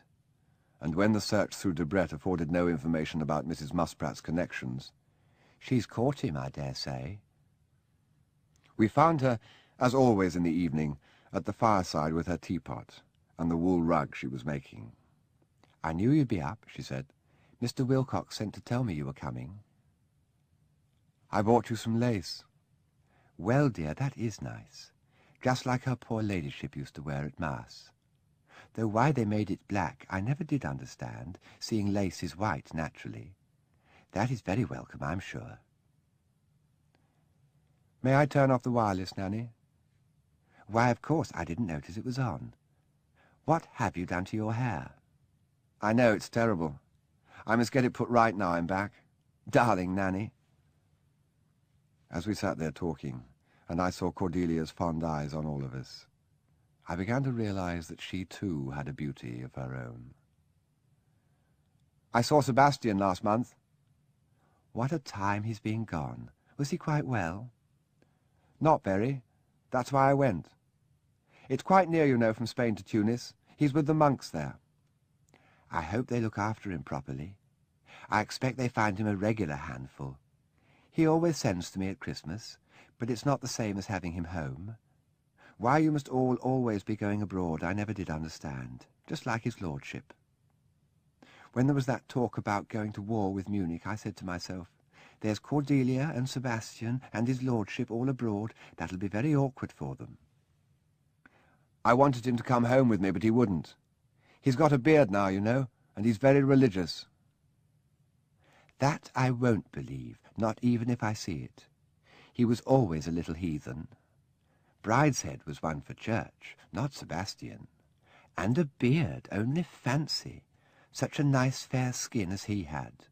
Always looked clean, though he'd not been near water all day, while Brideshead there was no doing anything with, scrub as you might. It's frightening, Julia once said, to think how completely you have forgotten Sebastian. He was the forerunner. That's what you said in the storm. I've thought since, perhaps I'm only a forerunner too.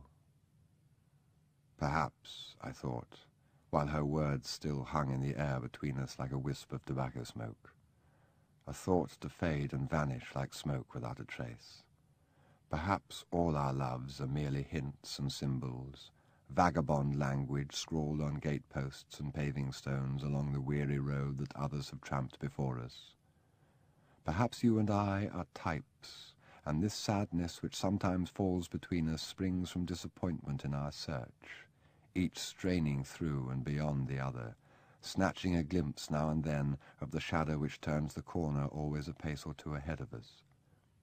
I had not forgotten Sebastian. He was with me daily in Julia.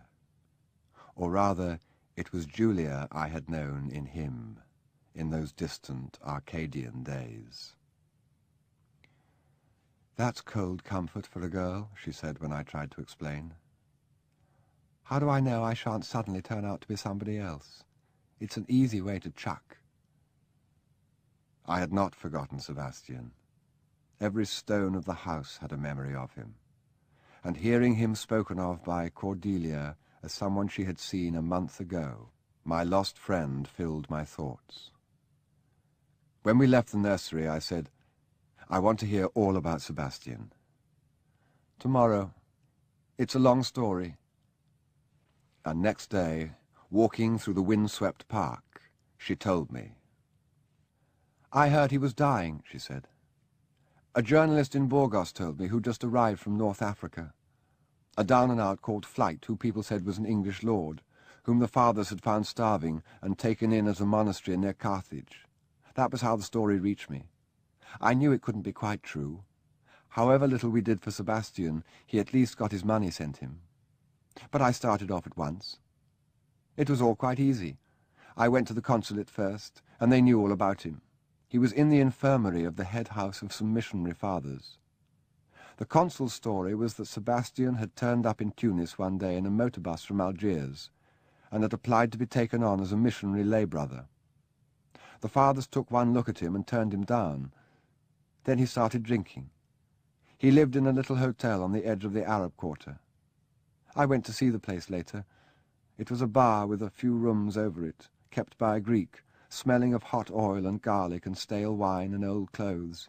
A place where the small Greek traders came and played draughts and listened to the wireless. He stayed there a month, drinking Greek absinthe, occasionally wandering out, they didn't know where, coming back and drinking again.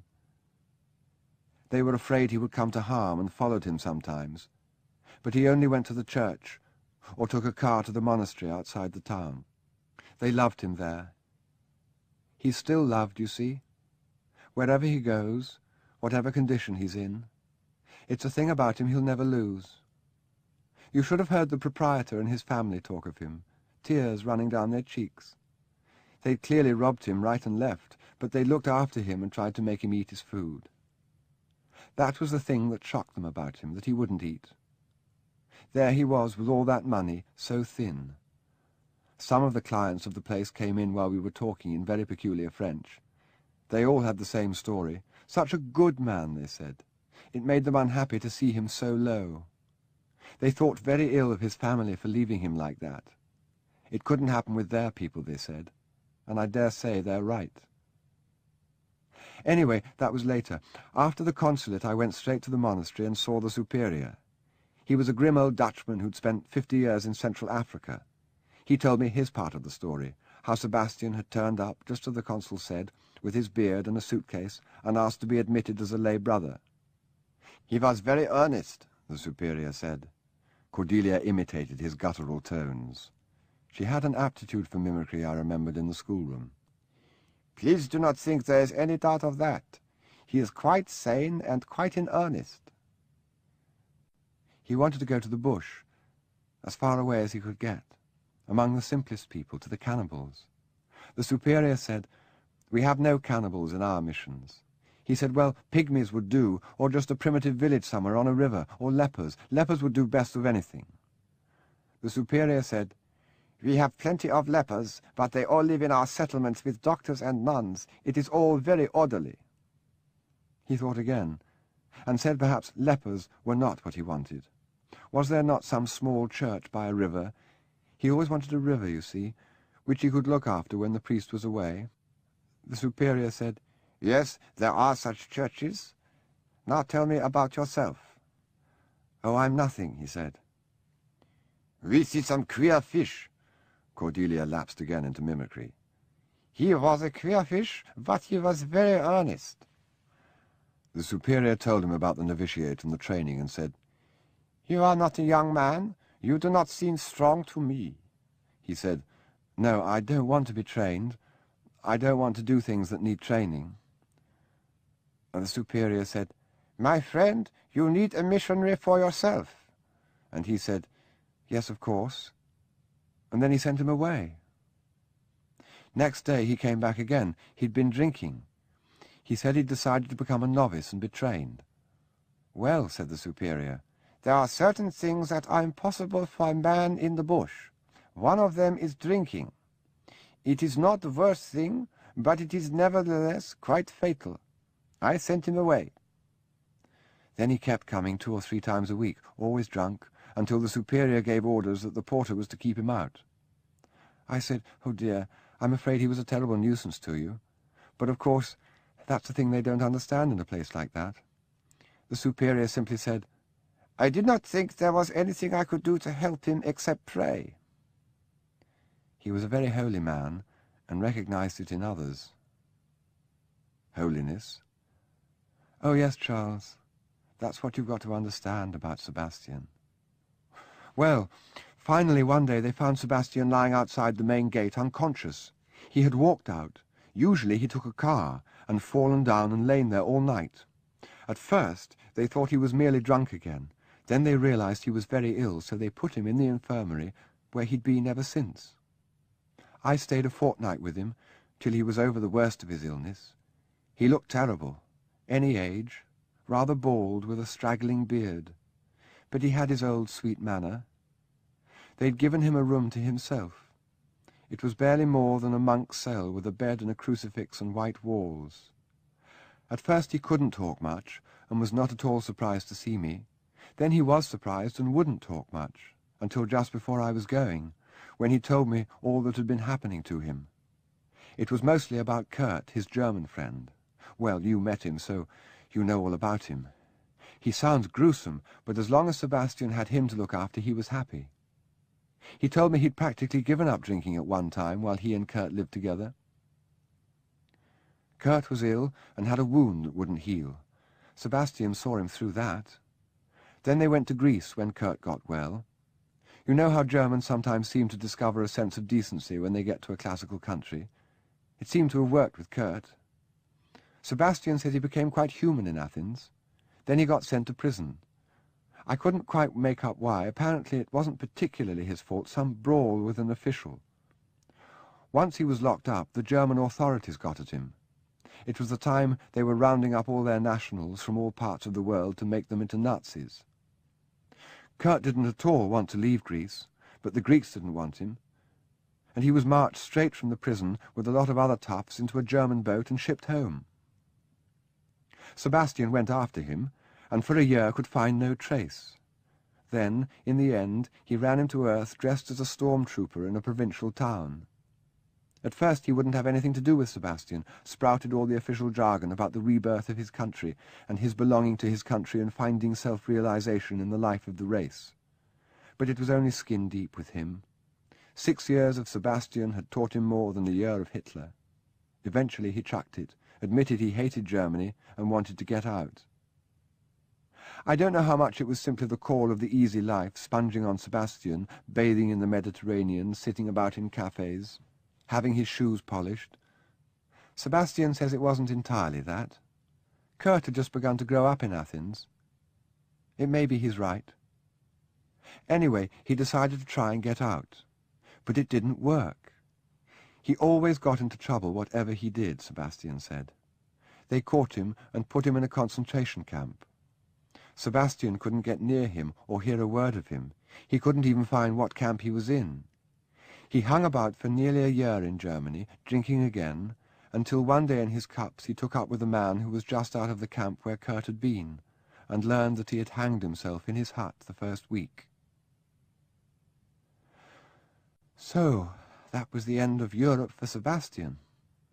He went back to Morocco, where he had been happy, and gradually drifted down the coast from place to place until one day, when he had sobered up, his drinking goes in pretty regular bouts now, he conceived the idea of escaping to the savages.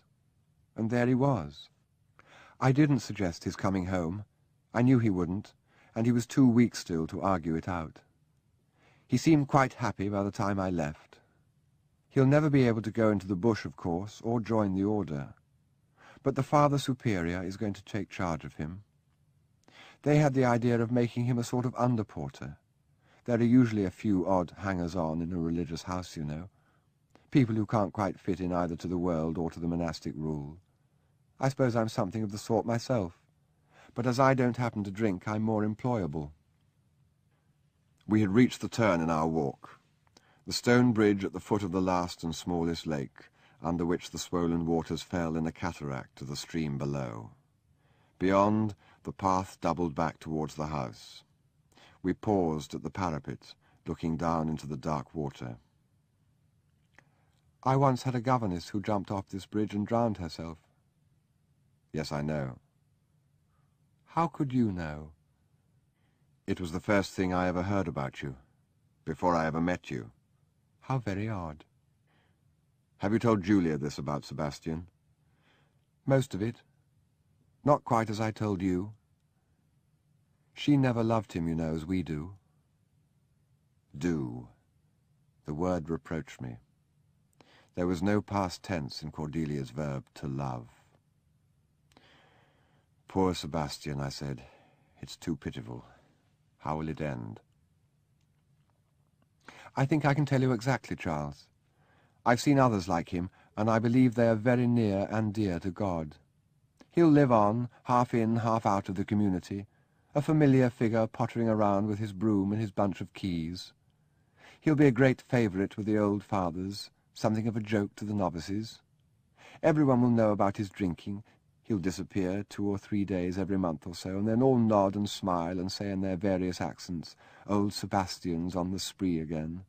And then he'll come back dishevelled and shamefaced, and be more devout for a day or 2 in the chapel. He'll probably have little hiding places about the garden where he keeps a bottle and takes a swig now and then on the sly. They'll bring him forward to act as guide whenever they have an English-speaking visitor, and he will be completely charming, so that before they go they'll ask about him, and perhaps be given a hint that he has high connections at home. If he lives long enough, generations of missionaries in all kinds of remote places will think of him as a queer old character who was somehow part of the hope of their student days, and remember him in their masses. He'll develop little eccentricities of devotion, intense personal cults of his own. He'll be found in the chapel at odd times, and missed when he's expected. Then, one morning, after one of his drinking bouts, he'll be picked up at the gate dying, and show by a mere flicker of the eyelid that he is conscious when they give him the last sacraments. It's not such a bad way of getting through one's life. I thought of the youth with his teddy bear under the flowering chestnuts. It's not what one would have foretold, I said. I suppose he doesn't suffer. Oh yes, I think he does. One can have no idea what the suffering may be, to be maimed as he is, no dignity, no power of will. No one is ever holy without suffering. It's taken that form with him. I've seen so much suffering in the last few years. There's so much coming for everyone soon. It's the spring of love. And then, in condescension to my paganism, she added, He's in a very beautiful place, you know, by the sea. White cloisters, a bell tower, rows of green vegetables, and a monk watering them when the sun is low. I laughed. You knew I wouldn't understand.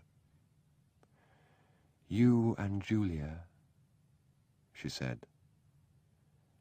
And then, as we moved on towards the house, when you met me last night, did you think, poor Cordelia, such an engaging child, grown up a plain and pious spinster, full of good works, did you think thwarted? It was no time for prevarication. Yes, I said, I did. I don't now, so much. It's funny, she said. That's exactly the word I thought of for you and Julia. When we were up in the nursery with Nanny. Thwarted passion, I thought. She spoke with that gentle, infinitesimal inflection of mockery which descended to her from her mother. But later that evening the words came back to me poignantly. Julia wore the embroidered Chinese robe which she often used when we were dining alone at Brideshead. It was a robe whose weight and stiff folds stressed her repose. Her neck rose exquisitely from the plain gold circle at her throat. Her hands lay still among the dragons in her lap. It was thus that I had rejoiced to see her nights without number, and that night, watching her as she sat between the firelight and the shaded lamp, unable to look away for love of her beauty, I suddenly thought, when else have I seen her like this? Why am I reminded of another moment of vision? And it came back to me that this was how she had sat in the liner before the storm. This was how she had looked. And I realized that she had regained what I thought she had lost forever, the magical sadness which had drawn me to her.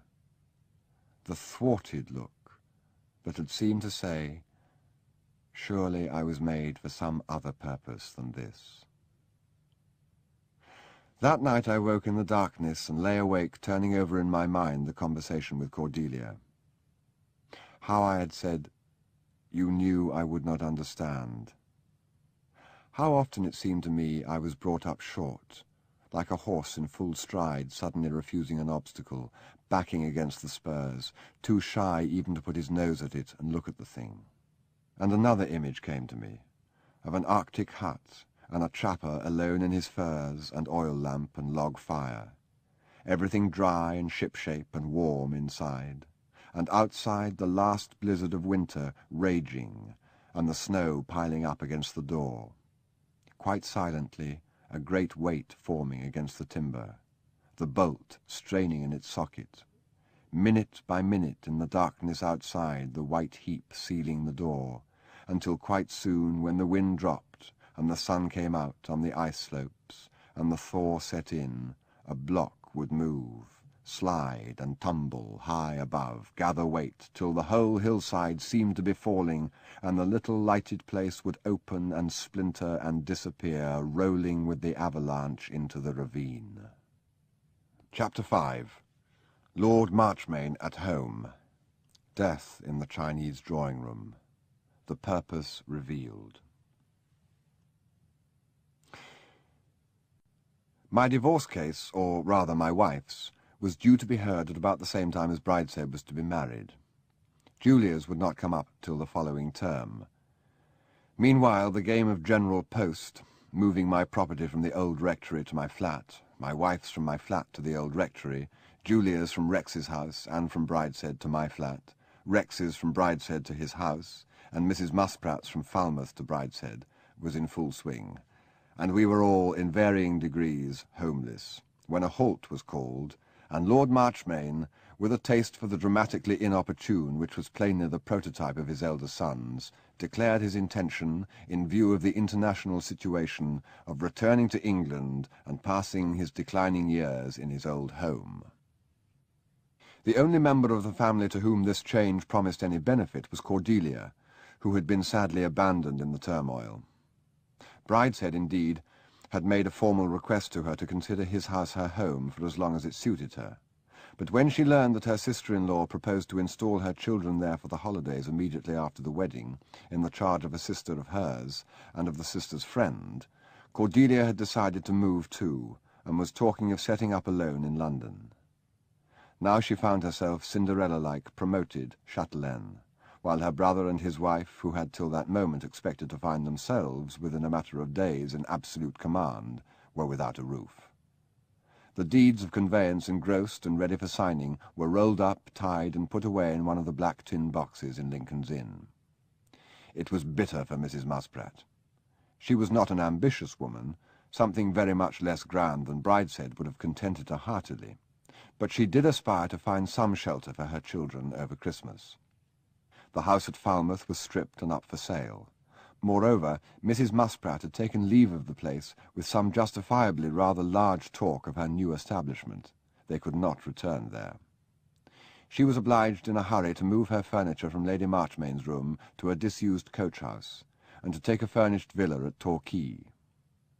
She was not, as I have said, a woman of high ambition, but having had her expectations so much raised, it was disconcerting to be brought so low so suddenly.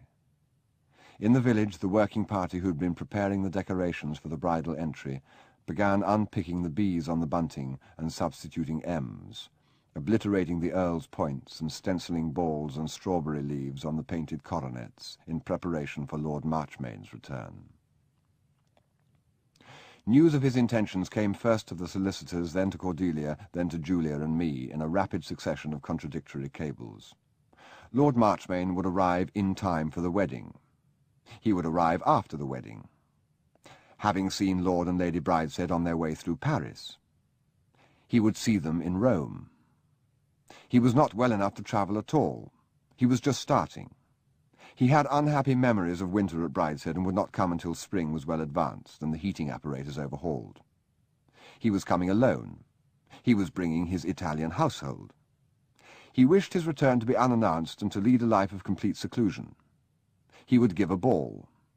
At last, a date in January was chosen, which proved to be the correct one. Plender preceded him by some days. There was a difficulty here. Plender was not an original member of the Brideshead household. He had been Lord Marchmain's servant in the yeomanry, and had once only met Wilcox on the painful occasion of the removal of his master's luggage when it was decided not to return from the war. Then Plender had been valet, and officially he still was. But he had in the past years introduced a kind of suffragan, a Swiss body servant, to attend to the wardrobe and also, when occasion arose, lend a hand with less dignified tasks about the house, and had in effect become major domo of that fluctuating and mobile household. Sometimes he even referred to himself on the telephone as the secretary. There was an acre of thin ice between him and Wilcox. Fortunately, the two men took a liking to one another, and the thing was solved in a series of three-cornered discussions with Cordelia. Plender and Wilcox became joint grooms of the chambers, like blues and lifeguards with equal precedence. Plender having as his particular province his lordship's own apartments, and Wilcox a sphere of influence in the public rooms. The senior footman was given a black coat and promoted butler. The nondescript Swiss, on arrival, was to have plain clothes and a full valet's status. There was a general increase in wages to meet the new dignities, and all were content. Julia and I, who had left Brideshead a month before, thinking we should not return, moved back for the reception. When the day came, Cordelia went to the station, and we remained to greet him at home. It was a bleak and gusty day. Cottages and lodges were decorated.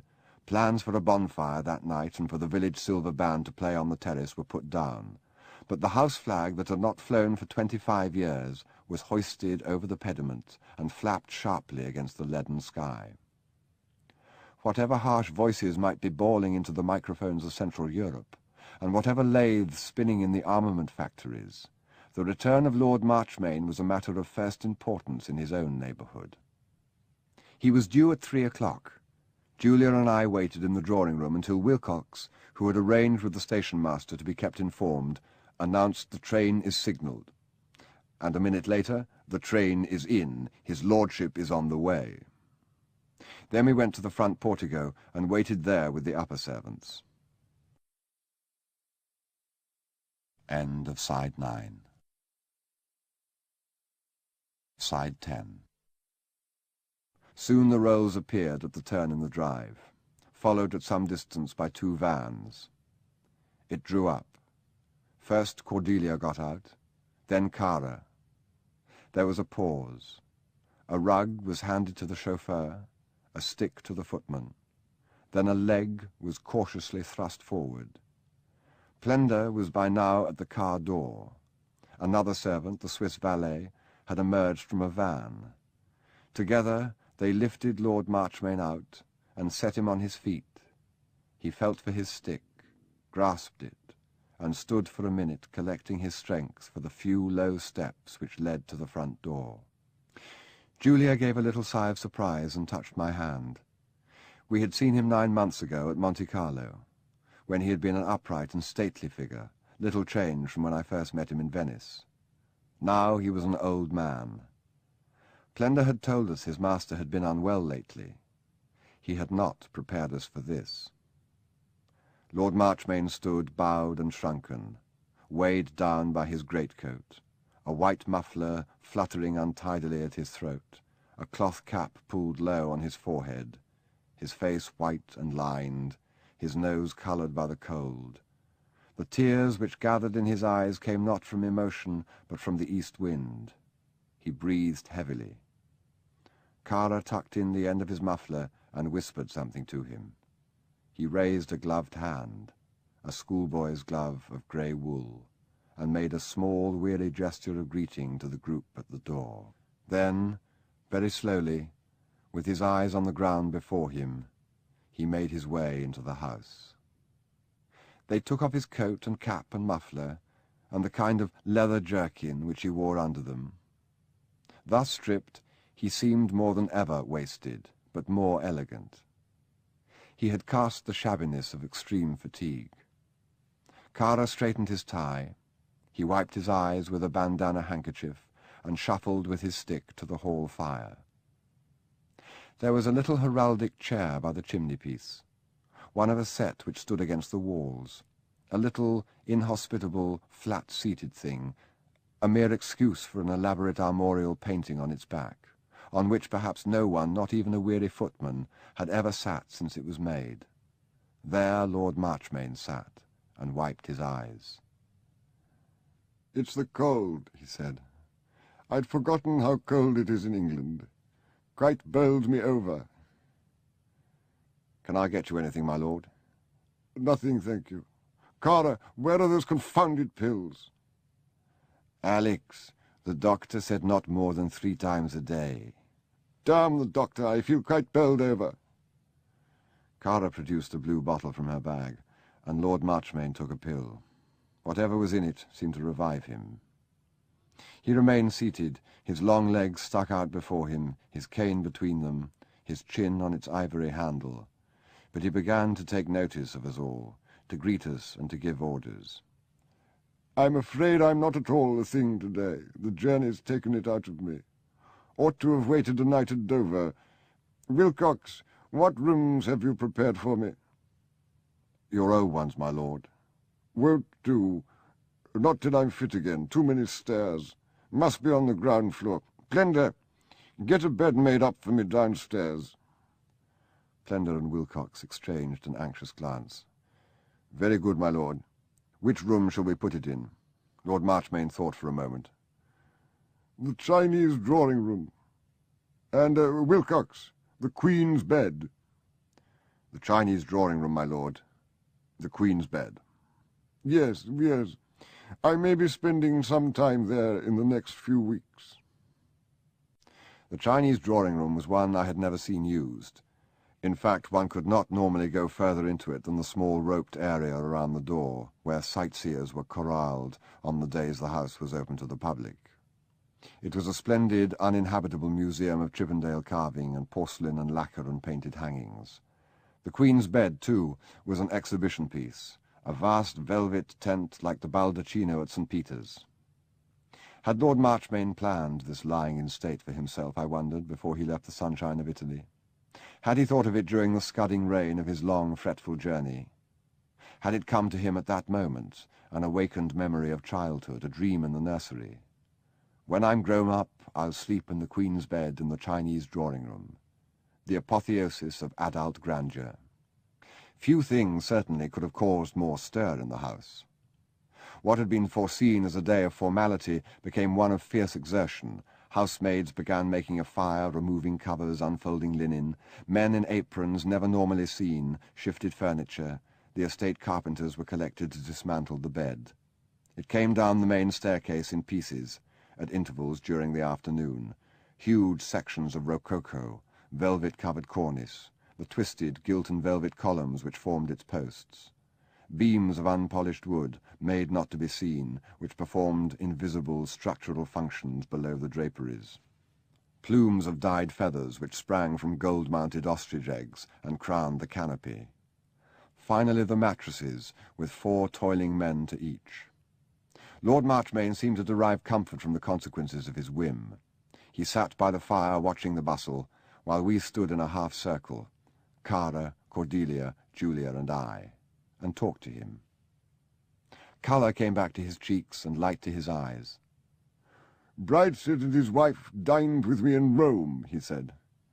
Since we are all members of the family, and his eye moved ironically from Cara to me, I can speak without reserve. I find her deplorable. Her former consort, I understand, was a seafaring man, and presumably the less exacting.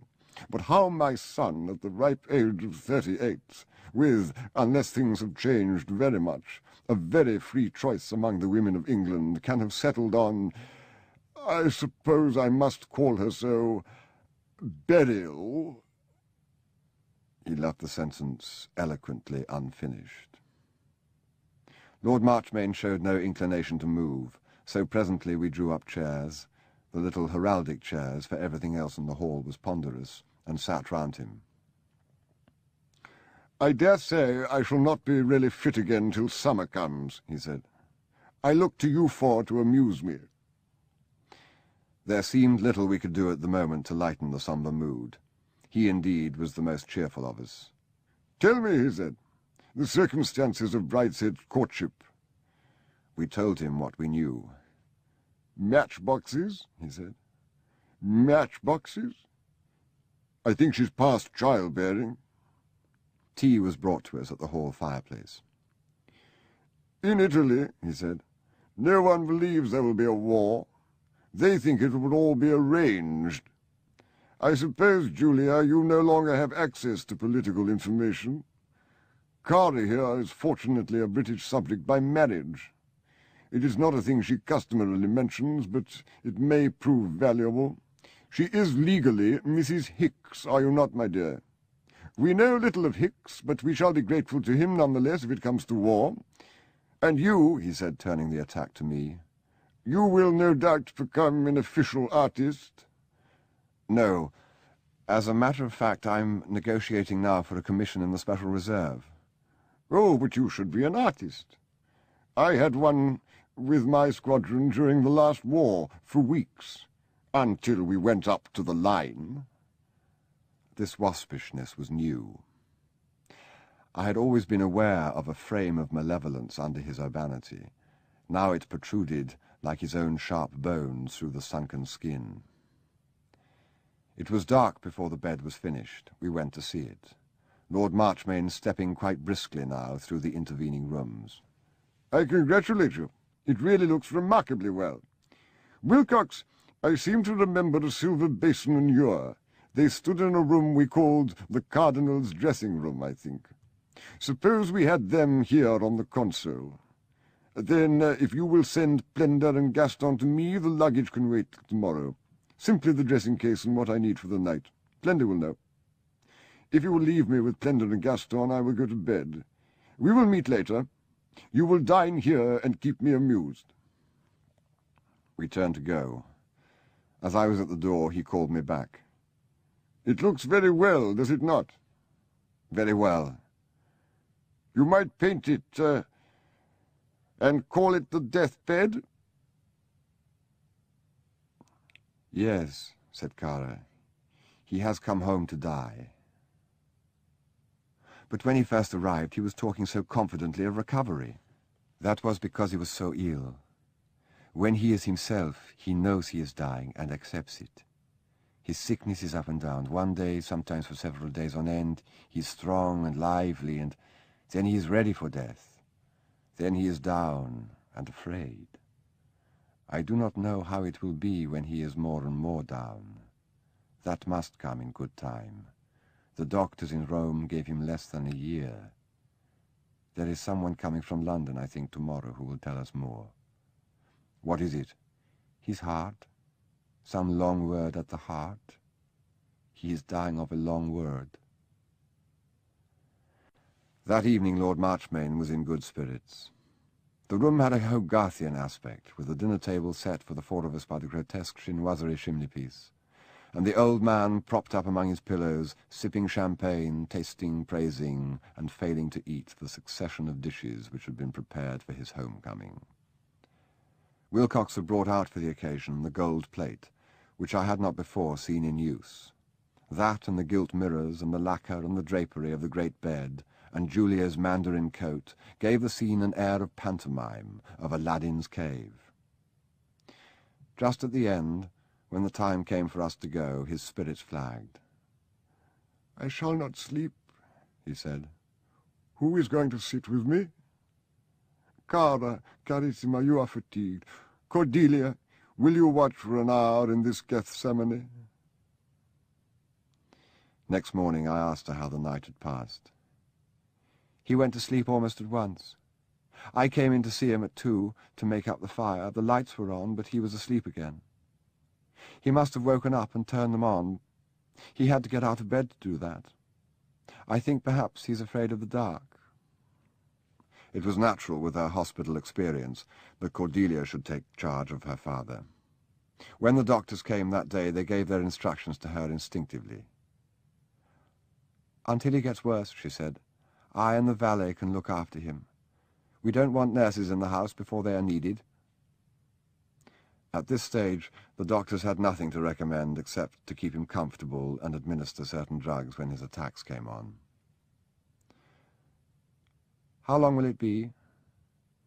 "Lady Cordelia, there are men walking about in hearty old age whom their doctors gave a week to live. I have learned one thing in medicine: never prophesy." These two men had made a long journey to tell her this. The local doctor was there to accept the same advice in technical phrases. That night Lord Marchmain reverted to the topic of his new daughter-in-law. It had never been long out of his mind, finding expression in various sly hints throughout the day. Now he lay back in his pillows and talked of her at length. "I have never been much moved by family piety until now," he said, "but I am frankly appalled at the prospect of Beryl taking what was once my mother's place in this house. Why should that uncouth pair sit here childless while the place crumbles about their ears? I will not disguise from you that I have taken a dislike to Beryl.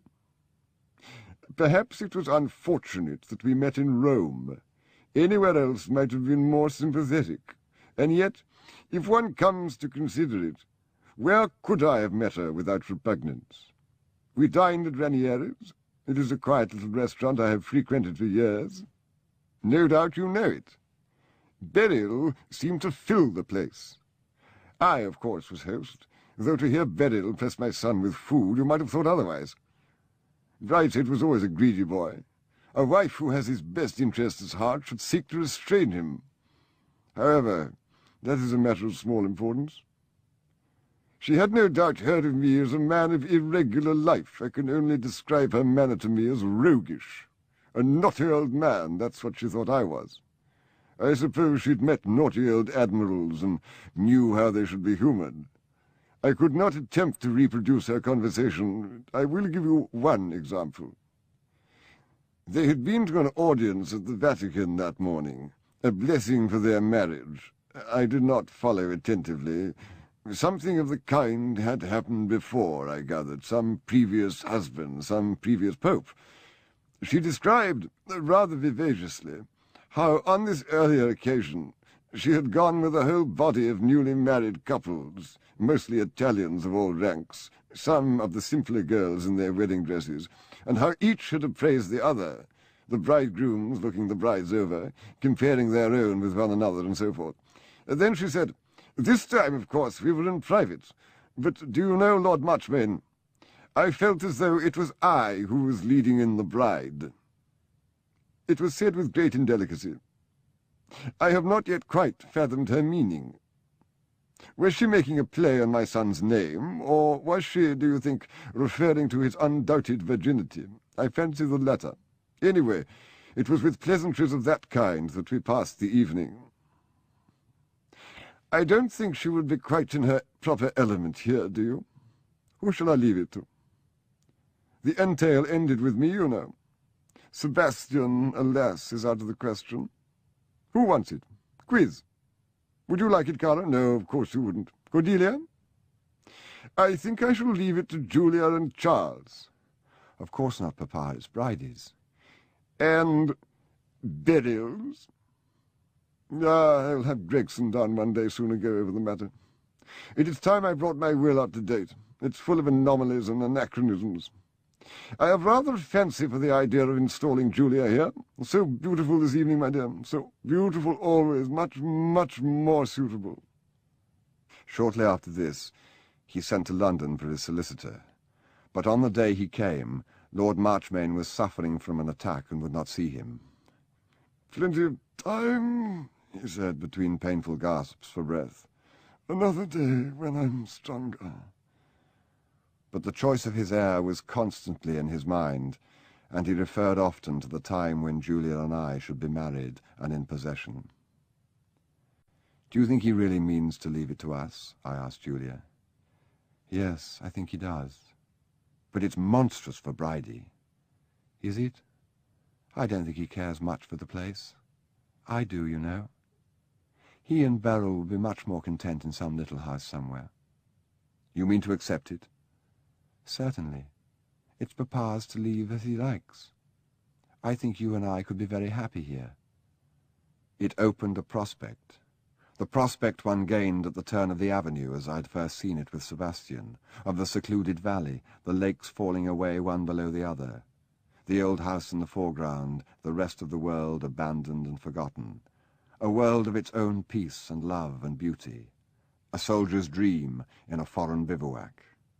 Such a prospect, perhaps, as a high pinnacle of the temple afforded after the hungry days in the desert and the jackal-haunted nights. Need I reproach myself if sometimes I was taken by the vision? The weeks of illness wore on, and the life of the house kept pace with the faltering strength of the sick man. There were days when Lord Marchmain was dressed, when he stood at the window or moved on his valet's arm from fire to fire through the rooms of the ground floor, when visitors came and went, neighbours and people from the estate, men of business from London. Parcels of new books were opened and discussed. A piano moved into the Chinese drawing-room. Once, at the end of February, on a single unexpected day of brilliant sunshine, he called for his car and got as far as the hall, had on his fur coat, and reached the front door. Then suddenly he lost interest in the drive, said, "Not now, later. One day in the summer." Took his man's arm again and was led back to his chair. Once he had the humour of changing his room and gave detailed orders for a move to the painted parlour. The chinoiserie, he said, disturbed his rest. He kept the lights full on at night. But again lost heart, countermanded everything, and kept his room. On other days the house was hushed as he sat high in bed, propped by his pillows with labouring breath. Even then he wanted to have us round him. Night or day he could not bear to be alone.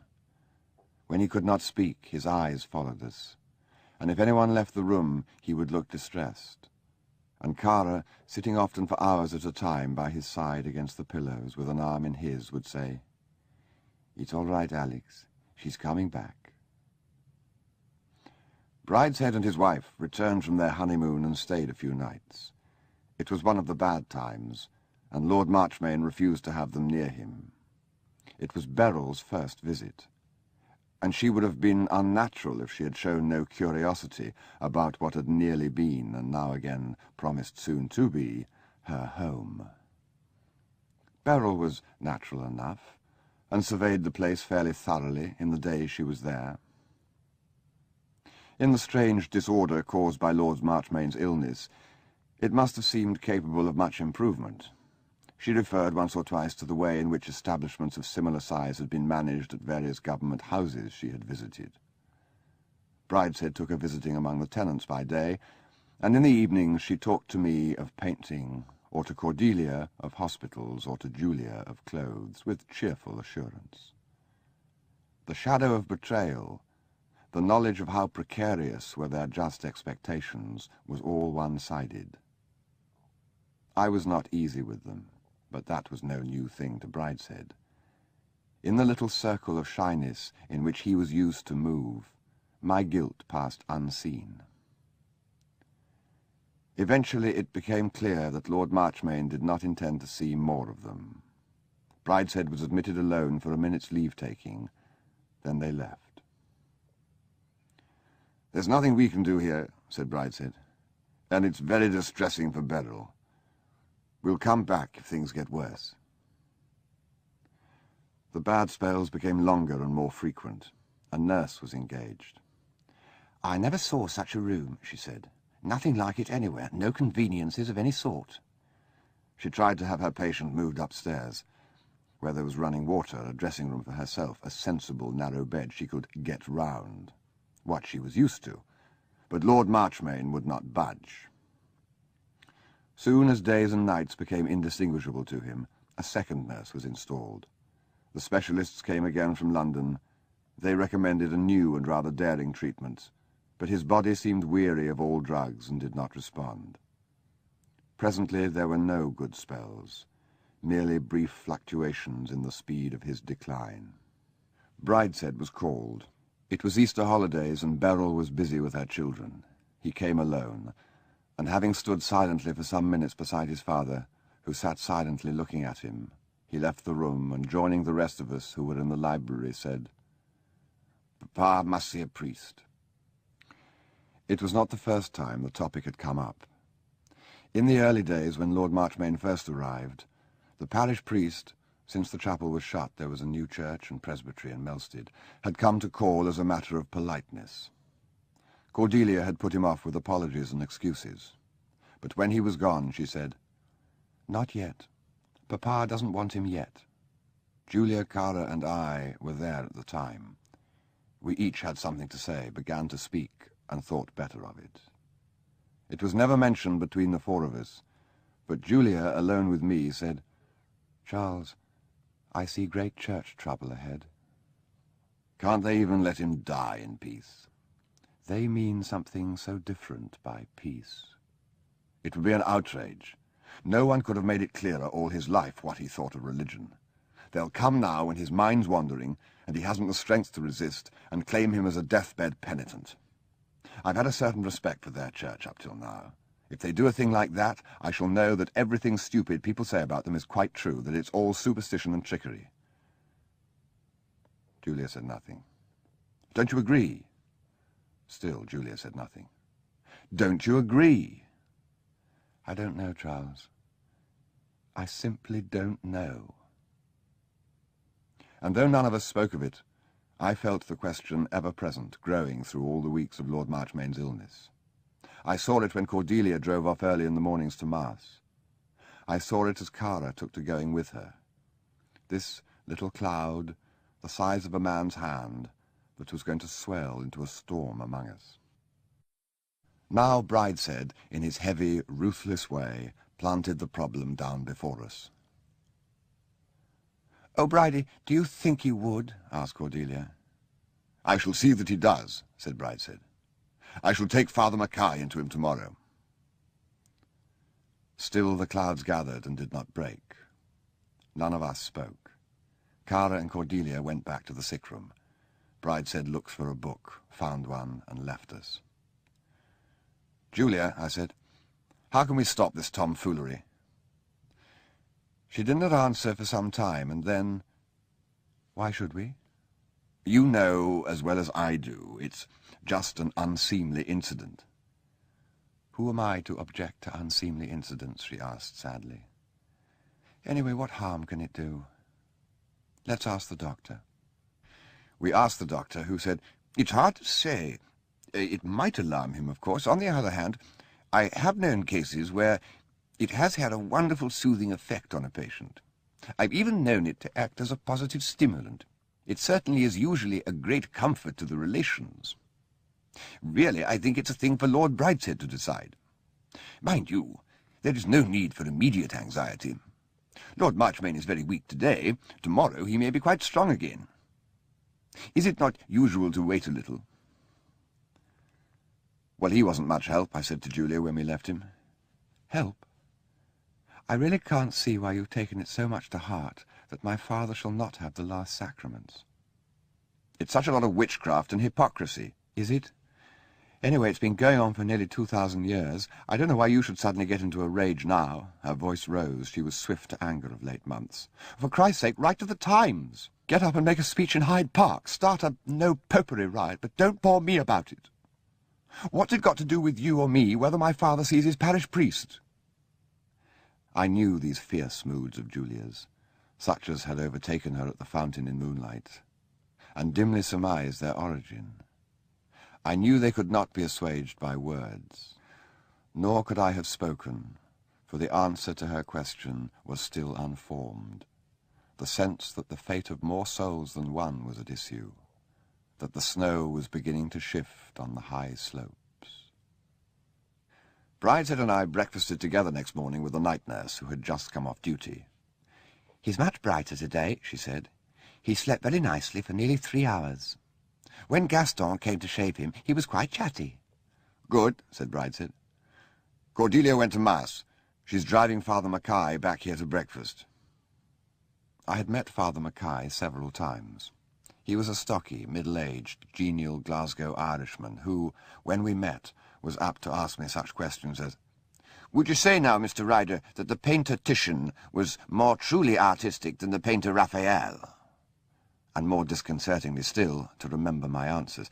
"To revert, Mr. Ryder, to what you said last when I had the pleasure to meet you, would it be right now to say that the painter Titian," usually ending with some such reflection as, "Ah, it's a grand resource for a man to have the talent you have, Mr. Ryder, and the time to indulge it." Cordelia could imitate him. This morning he made a hearty breakfast, glanced at the headlines of the paper, and then said with professional briskness, "And now, Lord Brideshead, would the poor soul be ready to see me, do you think?" Brideshead led him out. Cordelia followed, and I was left alone among the breakfast things. In less than a minute I heard the voices of all three outside the door. "Can only apologize."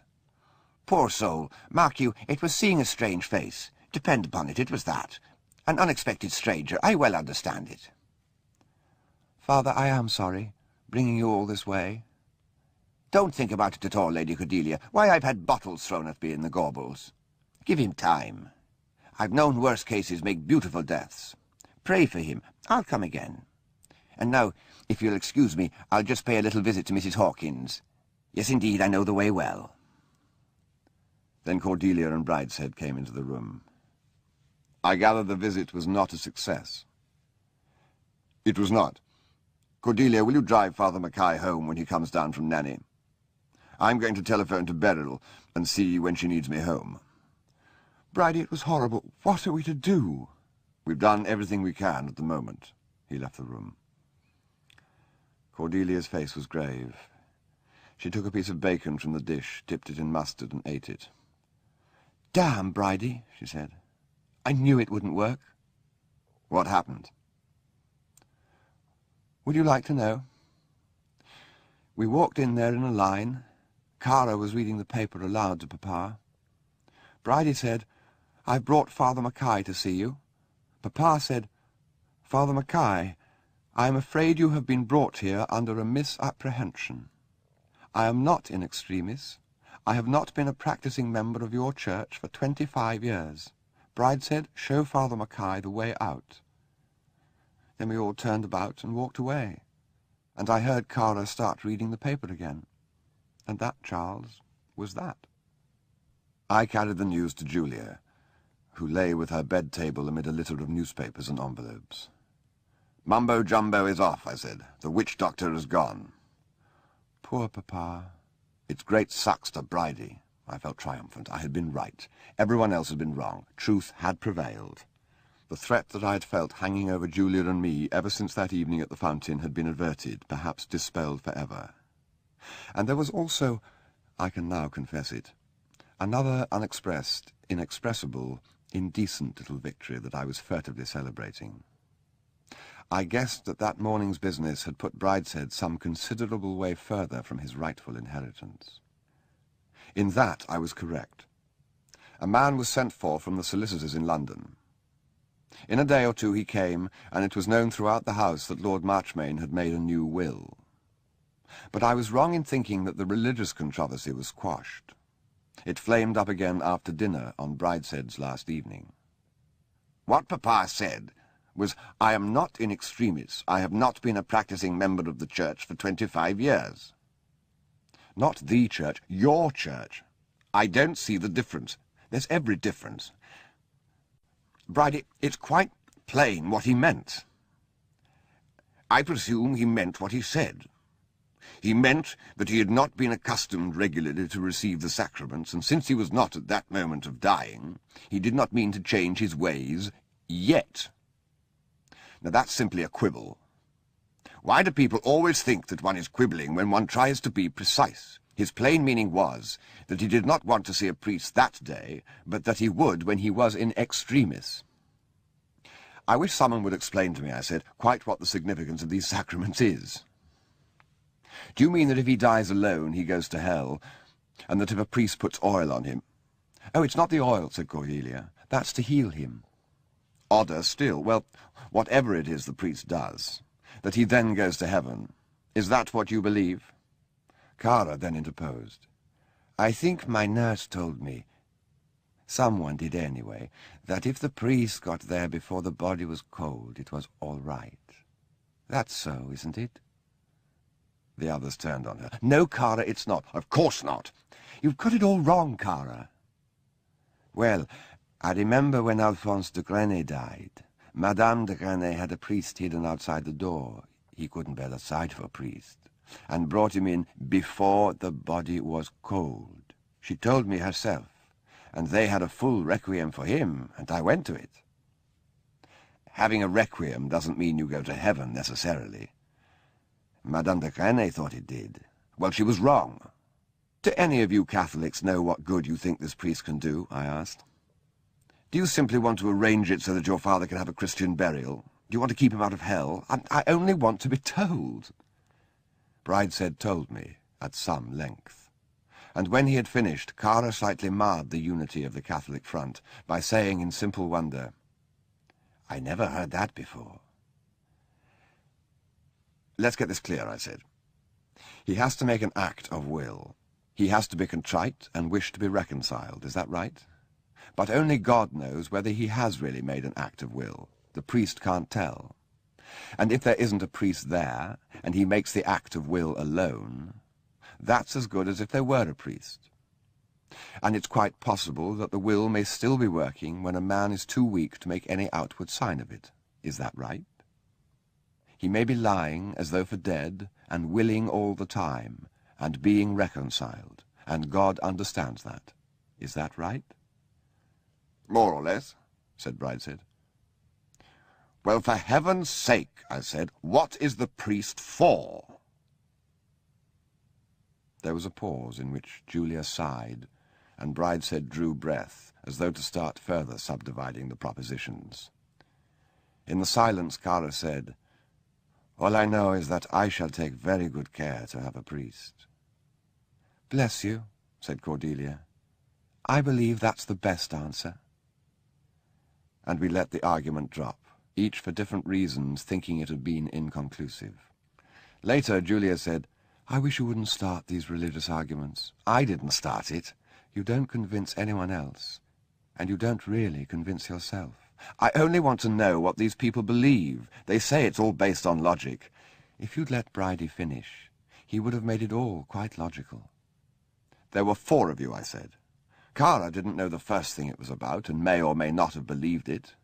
You knew a bit and didn't believe a word. Cordelia knew about as much and believed it madly. Only poor Bridie knew and believed, and I thought he made a pretty poor show when it came to explaining, and people go round saying, at least Catholics know what they believe. We had a fair cross-section tonight." "Oh, Charles, don't rant. I shall begin to think you're getting doubts yourself." The weeks passed, and still Lord Marchmain lived on. In June my divorce was made absolute, and my former wife married for the second time. Julia would be free in September. The nearer our marriage got, the more wistfully I noticed Julia spoke of it.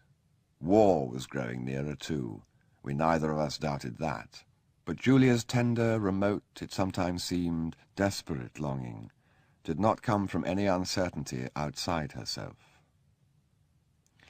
It suddenly darkened, too, into brief excesses of hate, when she seemed to throw herself against the restraints of her love for me like a caged animal against the bars. I was summoned to the War Office, interviewed and put on a list in case of emergency. Cordelia also on another list. Lists were becoming part of our lives once more, as they had been at school. Everything was being got ready for the coming emergency. No one in that dark office spoke the word war. It was taboo. We should be called for if there was an emergency, not in case of strife, an act of human will, nothing so clear and simple as wrath or retribution, an emergency.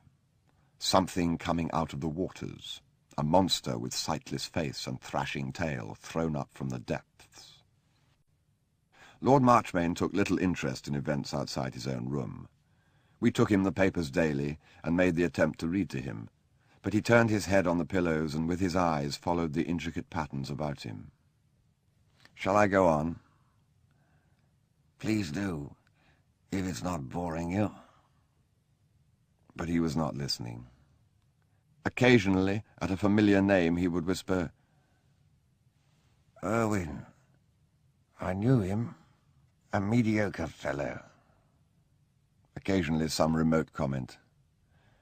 "Czechs make good coachmen. Nothing else." For his mind was far from world affairs.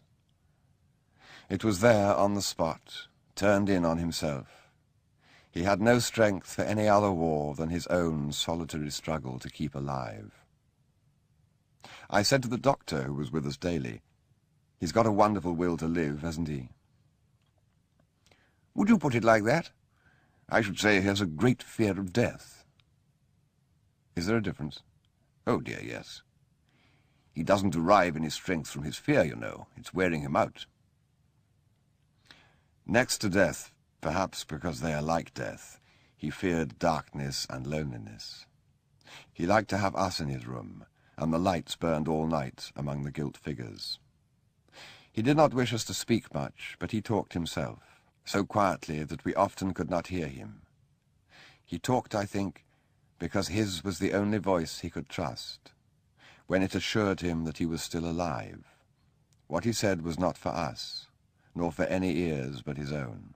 "Better today, better today. I can see now, in the corner of the fireplace, where the mandarin is holding his gold bell and the crooked trees and flower below his feet, where yesterday I was confused and took the little tower for another man. Soon I shall see the bridge and the 3 stalks, and know where the path leads over the hill. Better tomorrow. We live long in our family and marry late. 73 is no great age. Aunt Julia, my father's aunt, lived to be 88. Born and died here, never married. Saw the fire on Beacon Hill for the Battle of Trafalgar. Always called it the New House. That was the name they had for it in the nursery and in the fields when unlettered men had long memories. You can see where the old house stood near the village church. They call the field Castle Hill. Horlick's field, where the ground's uneven and half of it is waste, nettle and briar in hollows too deep for ploughing. They dug to the foundations to carry the stone for the new house, the house that is a century old when Aunt Julia was born. Those were our roots, in the waste hollows of Castle Hill, in the briar and nettle, among the tombs of the old church and the chantry where no clerk sings. Aunt Julia knew the tombs, cross-legged knight and doubleted earl, marquis like a Roman senator, limestone, alabaster, and Italian marble, tapped the escutcheons with her ebony cane, made the cask ring over old Sir Roger. We were knights then, barons in Agincourt. The larger honours came with the Georges. They came the last, and they'll go the first. The barony goes on. When all of you are dead, and Julia's son will be called by the name his fathers bore before the fat days, the days of wool shearing and the wide corn lands, the days of growth and building, when the marshes were drained and the wasteland brought under the plough. When one built the house, his son added the dome. His son spread the wings and down the river. Aunt Julia watched them build the fountain. It was old before it came here, weathered 200 years by the sons of Naples, brought by man of war in the days of Nelson. Soon the fountain will be dry till the rain fills it, setting the fallen leaves afloat in the basin. And over the lakes the reeds will spread and close. Better today. Better today. I have lived carefully, sheltered myself from the cold winds, eaten moderately of what was in season, drunk fine claret, slept in my own sheets. I shall live long. I was 50 when they dismounted us and sent us into the line. Old men stayed the base, the orders said. But Walter Venables, my commanding officer, my nearest neighbour, said, "You're as fit as the youngest of them, Alex." So I was. So I am now, if I could only breathe. No air, no wind stirring under the velvet canopy. When the summer comes, said Lord Marchmain, oblivious of the deep corn and swelling fruit and the surfeited bees who slowly sought their hives in the heavy afternoon sunlight outside his windows. When the summer comes, I shall leave my bed and sit in the open air and breathe more easily. Who would have thought that all these little gold men, gentlemen in their own country, could live so long without breathing, like toads in the coal, down a deep mine, untroubled. God, why have they dug a hole for me? Must a man stifle to death in his own cellars? Blender, Gaston, open the windows. The windows are all wide open, my lord. A cylinder of oxygen was placed beside his bed, with a long tube, a facepiece, and a little stopcock he could work himself. Often he said, "It's empty. Look, nurse, nothing comes out."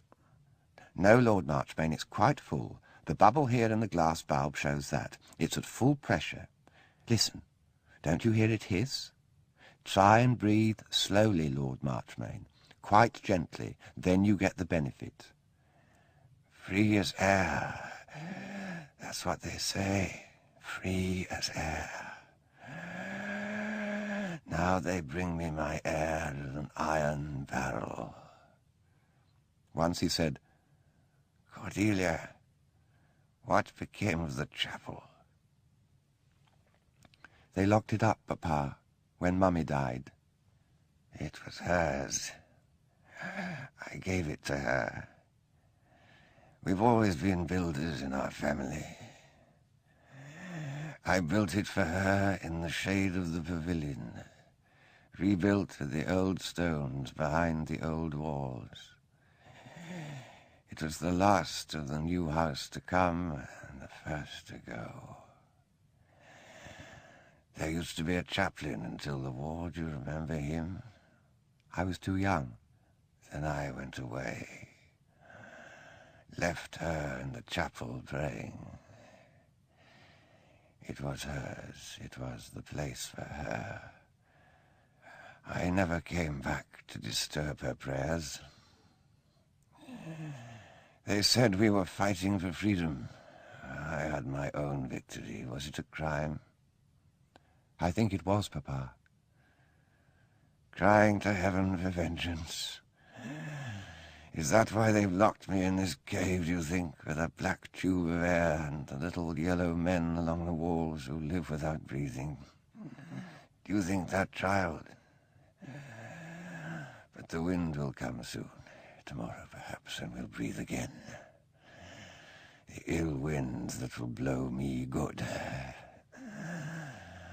Better tomorrow. Thus till mid-July Lord Marchmain lay dying, wearing himself down in the struggle to live. Then, since there was no reason to expect any immediate change, Cordelia went to London to see her women's organisation about the coming emergency. That day Lord Marchmain became suddenly worse. He lay silent and quite still, breathing laboriously. Only his open eyes, which sometimes moved about the room, gave any sign of consciousness. "Is this the end?" Julia asked. "It is impossible to say," the doctor answered. "When he does die, it will probably be like this. He may recover from the present attack. The only thing is not to disturb him. The least shock will be fatal." "I'm going for Father Mackay," she said. I was not surprised. I had seen it in her mind all the summer. When she had gone, I said to the doctor, "We must stop this nonsense." He said, "My business is with the body. It's not my business to argue whether people are better alive or dead, or what happens to them after death. I only try to keep them alive." Well, you said just now that any shock would kill him. What could be worse for a man who fears death as he does than to have a priest brought to him? A priest he turned out when he had the strength. "I think it may kill him." "Then you will forbid it." "I've no authority to forbid anything. I can only give my opinion. Kara, what do you think?" "I don't want him made unhappy. But it's all there is to hope for now, that he'll die without knowing it. But I should like the priest there all the same." "Will you try and persuade Julia to keep him away until the end? After that he can do no harm." "I will ask her to leave Alex happy, yes." In half an hour Julia was back with Father Mackay. We all met in the library. "I've telegraphed for Bridie and Cordelia," I said. "I hope you agree that nothing must be done till they arrive." "I wish they were here," said Julia. "You can't take the responsibility alone," I said. "Everyone else is against you. Dr. Grant, tell her what you said to me just now." "I said that the shock of seeing a priest might well kill him. Without that, he may survive this attack. As his medical man, I must protest against anything being done to disturb him. Kara?" "Julia, dear, I know you are thinking for the best, but, you know, Alex was not a religious man. He scoffed always. We mustn't take advantage of him now he's weak to comfort our own consciences. If Father Mackay comes to him when he is unconscious, then he can be buried in the proper way, can he not, Father? I'll go and see how he is, said the doctor, leaving us.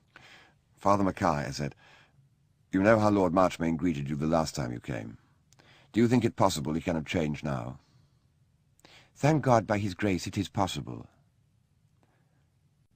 Perhaps, said Cara, you could slip in while he is sleeping, say the words of absolution over him. He would never know. I've seen so many men and women die, said the priest. I never knew them sorry to have me there at the end. But they were Catholics. Lord Marchmain has never been one except in name, at any rate not for years. He was a scoffer. Cara said so. Christ came to call not the righteous, but sinners to repentance. The doctor returned. There's no change, he said. Now, doctor, said the priest, how would I be a shock to anyone? He turned his bland, innocent, matter-of-fact face first on the doctor, then upon the rest of us. You know what I want to do. It is something so small, no show about it. I don't wear special clothes, you know. I go just as I am. He knows the look of me now. There's nothing alarming. I just want to ask him if he's sorry for his sins. I want him to make some little sign of assent. I want him anyway not to refuse me. Then I want to give him God's pardon. Then, though that's not essential, I want to anoint him. It is nothing, a touch of the fingers. Just some oil from this little box. Look, it's nothing to hurt him. Oh, Julia, said Cara, what are we to say? Let me speak to him. She went to the Chinese drawing-room. We waited in silence. There was a wall of fire between Julia and me. Presently, Cara returned. I don't think he heard, she said. I thought I knew how to put it to him.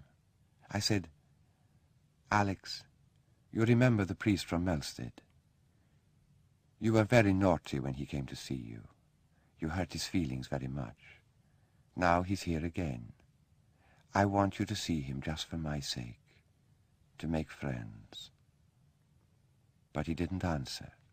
If he's unconscious, it couldn't make him unhappy to see the priest, could it, Doctor? Julia, who'd been standing still and silent, suddenly moved. Thank you for your advice, Doctor, she said. I take full responsibility for whatever happens. Father Mackay, will you please come and see my father now? And without looking at me, led him to the door. We all followed. Lord Marchmain was lying as I had seen him that morning, but his eyes were now shut.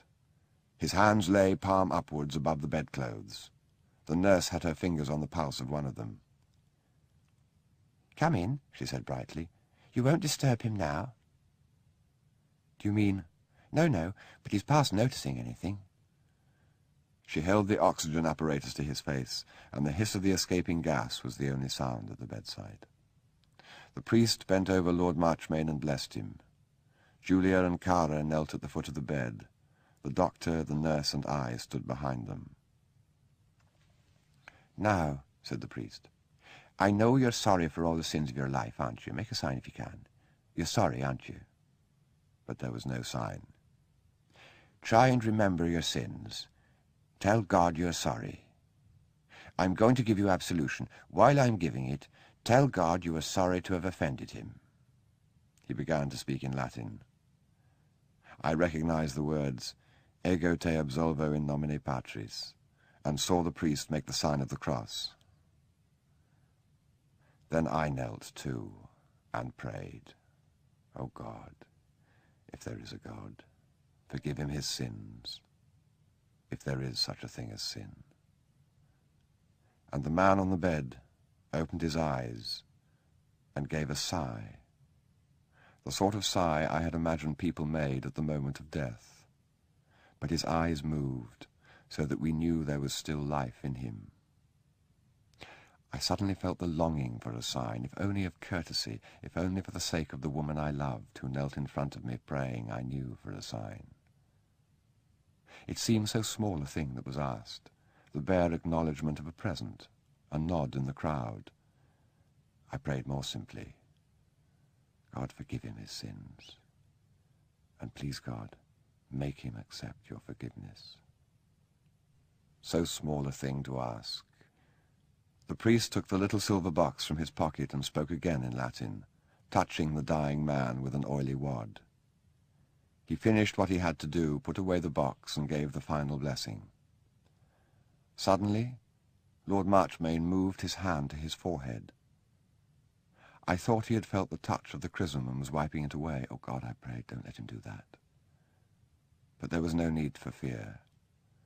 The hand moved slowly down his breast, then to his shoulder, and Lord Marchmain made the sign of the cross. Then I knew that the sign I had asked for was not a little thing, not a passing nod of recognition, and the phrase came back to me from my childhood of the veil of the temple being rent from top to bottom. It was over. We stood up. The nurse went back to the oxygen cylinder. The doctor bent over his patient. Julia whispered to me, "Will you see Father Mackay out? I'm staying here for a little." Outside the door, Father Mackay became the simple, genial man I had known before. "Well, now, that was a beautiful thing to see. I've known it happen that way again and again. The devil resists to the last moment, and then the grace of God is too much for him.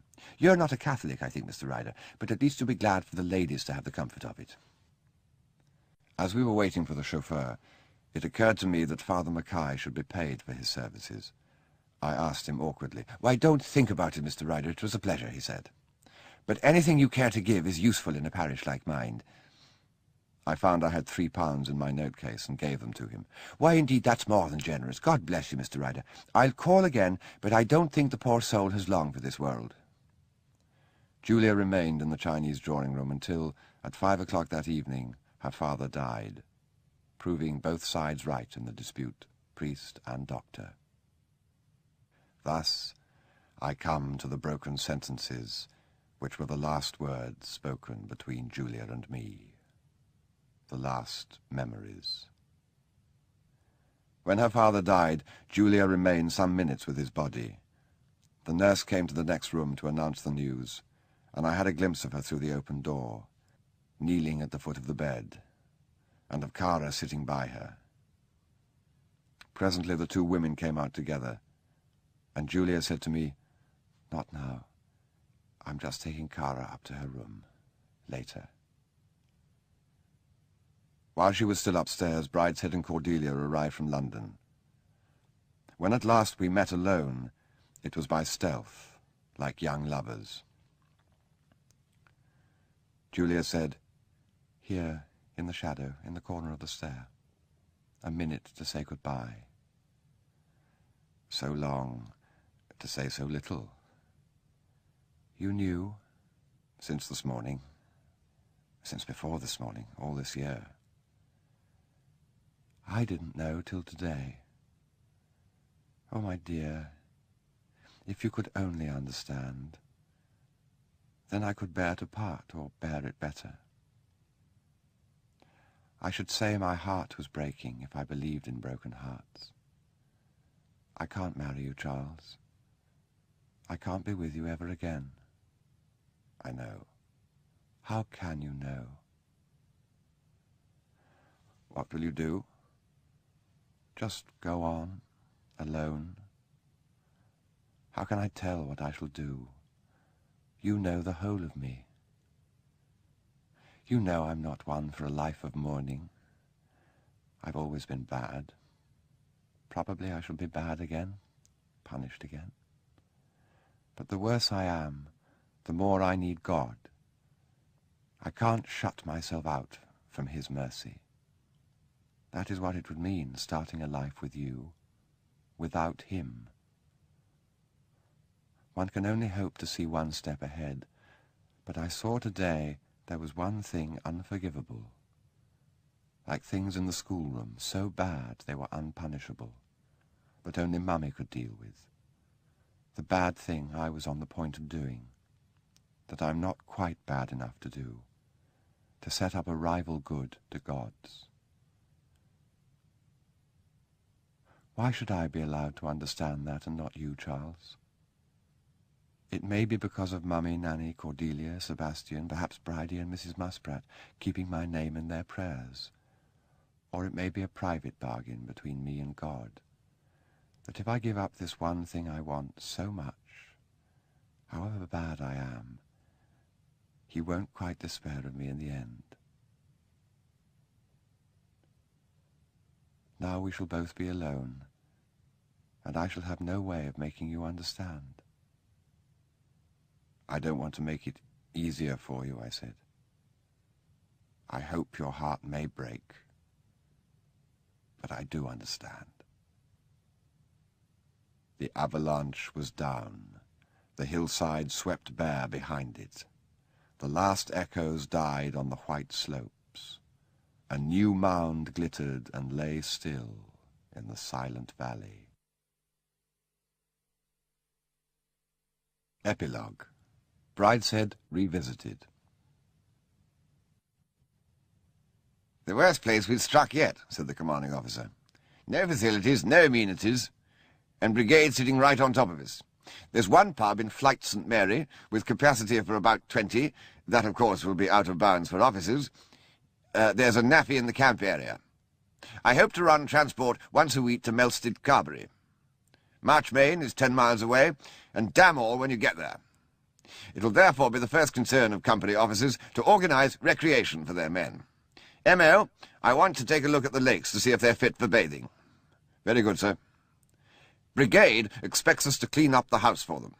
I should have thought some of those half-shaven scrimshankers I see lounging around headquarters might have saved us the trouble. However, Ryder, you will find a fatigue party for 50 and report to the quartering commandant at the house at 10:45 hours. He'll show you what we're taking over. Very good, sir. Our predecessors do not seem to have been very enterprising. The valley has great potentials for an assault course and a mortar range. Weapon training officer, make a recce this morning and get something laid on before brigade arrives. Very good, sir.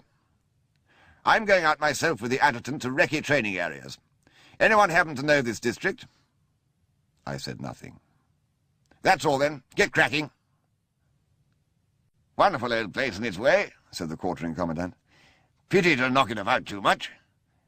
He was an old, retired, reappointed lieutenant colonel from some miles away. We met in the space before the main doors, where I had my half-company fallen in, waiting for orders. Come on, I'll show you over.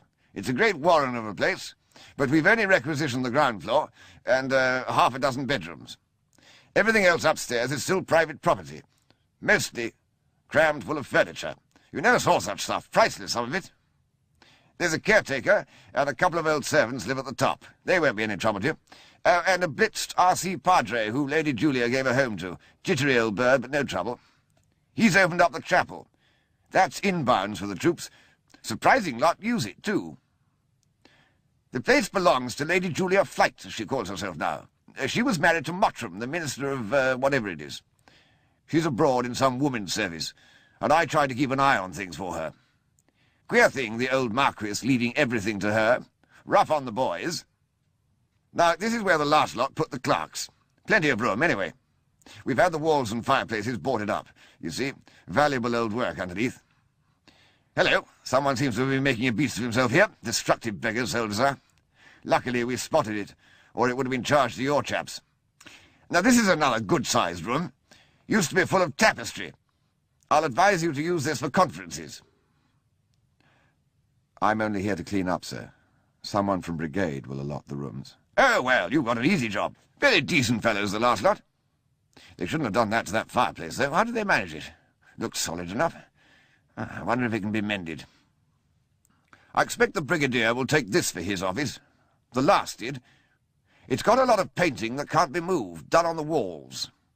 As you see, I've covered it up as best I can, but the soldiers get through anything, as the brigadier's done in the corner.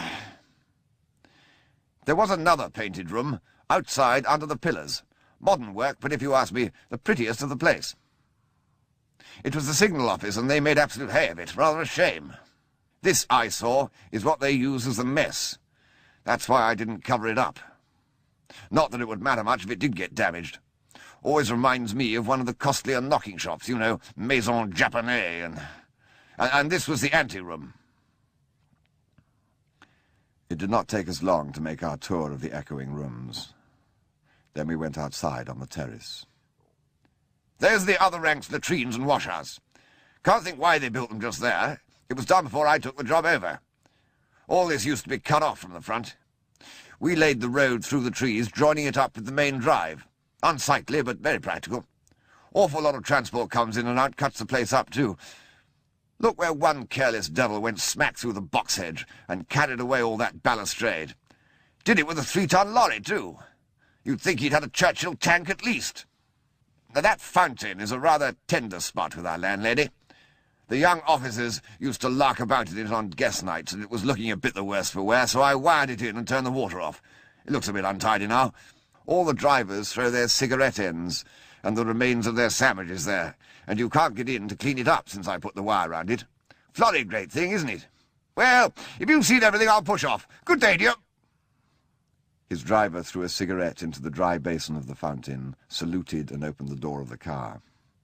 I saluted, and the quartering commandant drove away through the new metalled gap in the lime trees. "Hooper," I said, when I'd seen my men started, "do you think I can safely leave you in charge of the work party for half an hour?" "I was just wondering where we could scrounge some tea." "For Christ's sake," I said, "they've only just begun work." "They're awfully browned off." "Well, keep them at it." "Rightio."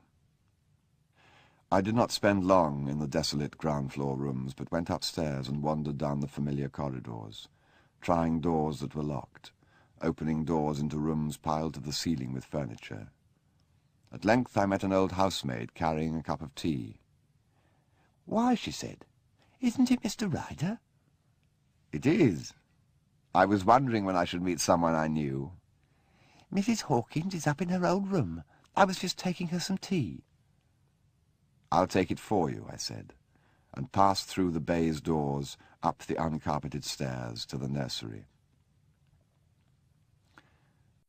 Nanny Hawkins did not recognize me until I spoke, and my arrival threw her into some confusion. It was not until I had been sitting some time by her fireside that she recovered her old calm.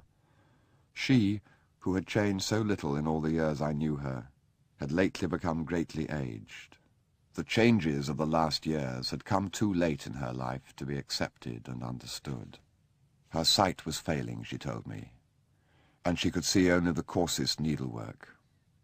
Her speech, sharpened by years of gentle conversation, had reverted now to the soft peasant tones of its origin. "Only myself here and the 2 girls, and poor Father Membling, who was blown up. Not a roof to his head nor a stick of furniture till Julia took him in with the kind heart she's got. And his nerves something shocking. Lady Brideshead, too, Marchmain it is now, who I ought by rights to call her ladyship now, but it doesn't come natural. It was the same with her. First, when Julia and Cordelia left to the war, she came here with the 2 boys, and then the military turned them out, so they went to London. Nor they hadn't been in their house, not a month, and Bridie away with the yeomanry, the same as his poor lordship, when they were blown up too. Everything gone, all the furniture she brought here and kept in the coach-house. Then she had another house outside London, and the military took that too, and there she is now, when I last heard, in a hotel at the seaside, which isn't the same as your own home, is it? It doesn't seem right. Did you listen to Mr. Mottram last night? Very nasty he was about Hitler. I said to the girl Effie, who does for me, if Hitler was listening, and if he understands English, which I doubt, he must feel very small. Who would have thought of Mr. Mottram doing so well? And so many of his friends, too, that used to stay here. I said to Mr. Wilcox, who comes to see me regular on a bus from Melsted twice a month, which is very good of him, and I appreciate it, I said, we were entertaining angels unawares, because Mr. Wilcox never liked Mr. Mottram's friends, which I never saw, but used to hear about from all of you. Nor Julia didn't like them, but they've done very well, haven't they? At last I asked her, have you heard from Julia? From Cordelia only last week.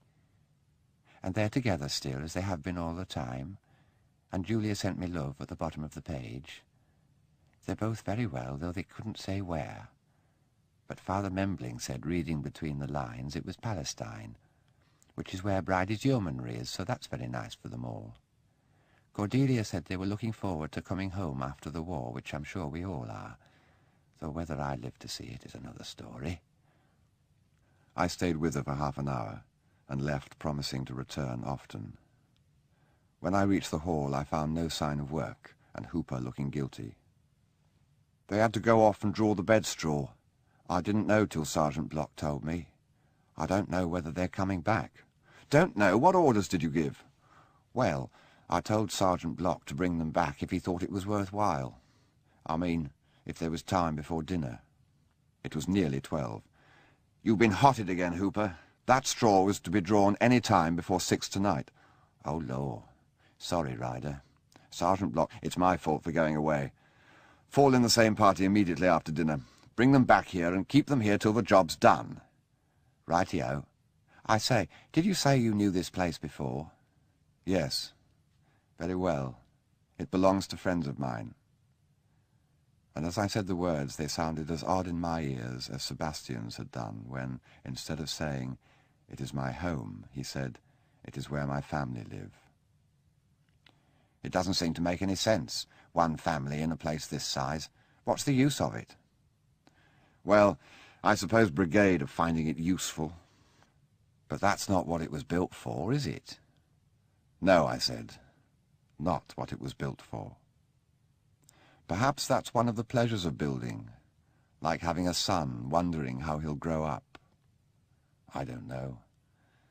I never built anything, and I forfeited the right to watch my son grow up. I'm homeless, childless, middle-aged, loveless, Hooper. He looked to see if I was being funny, decided that I was, and laughed. "Now go back to camp.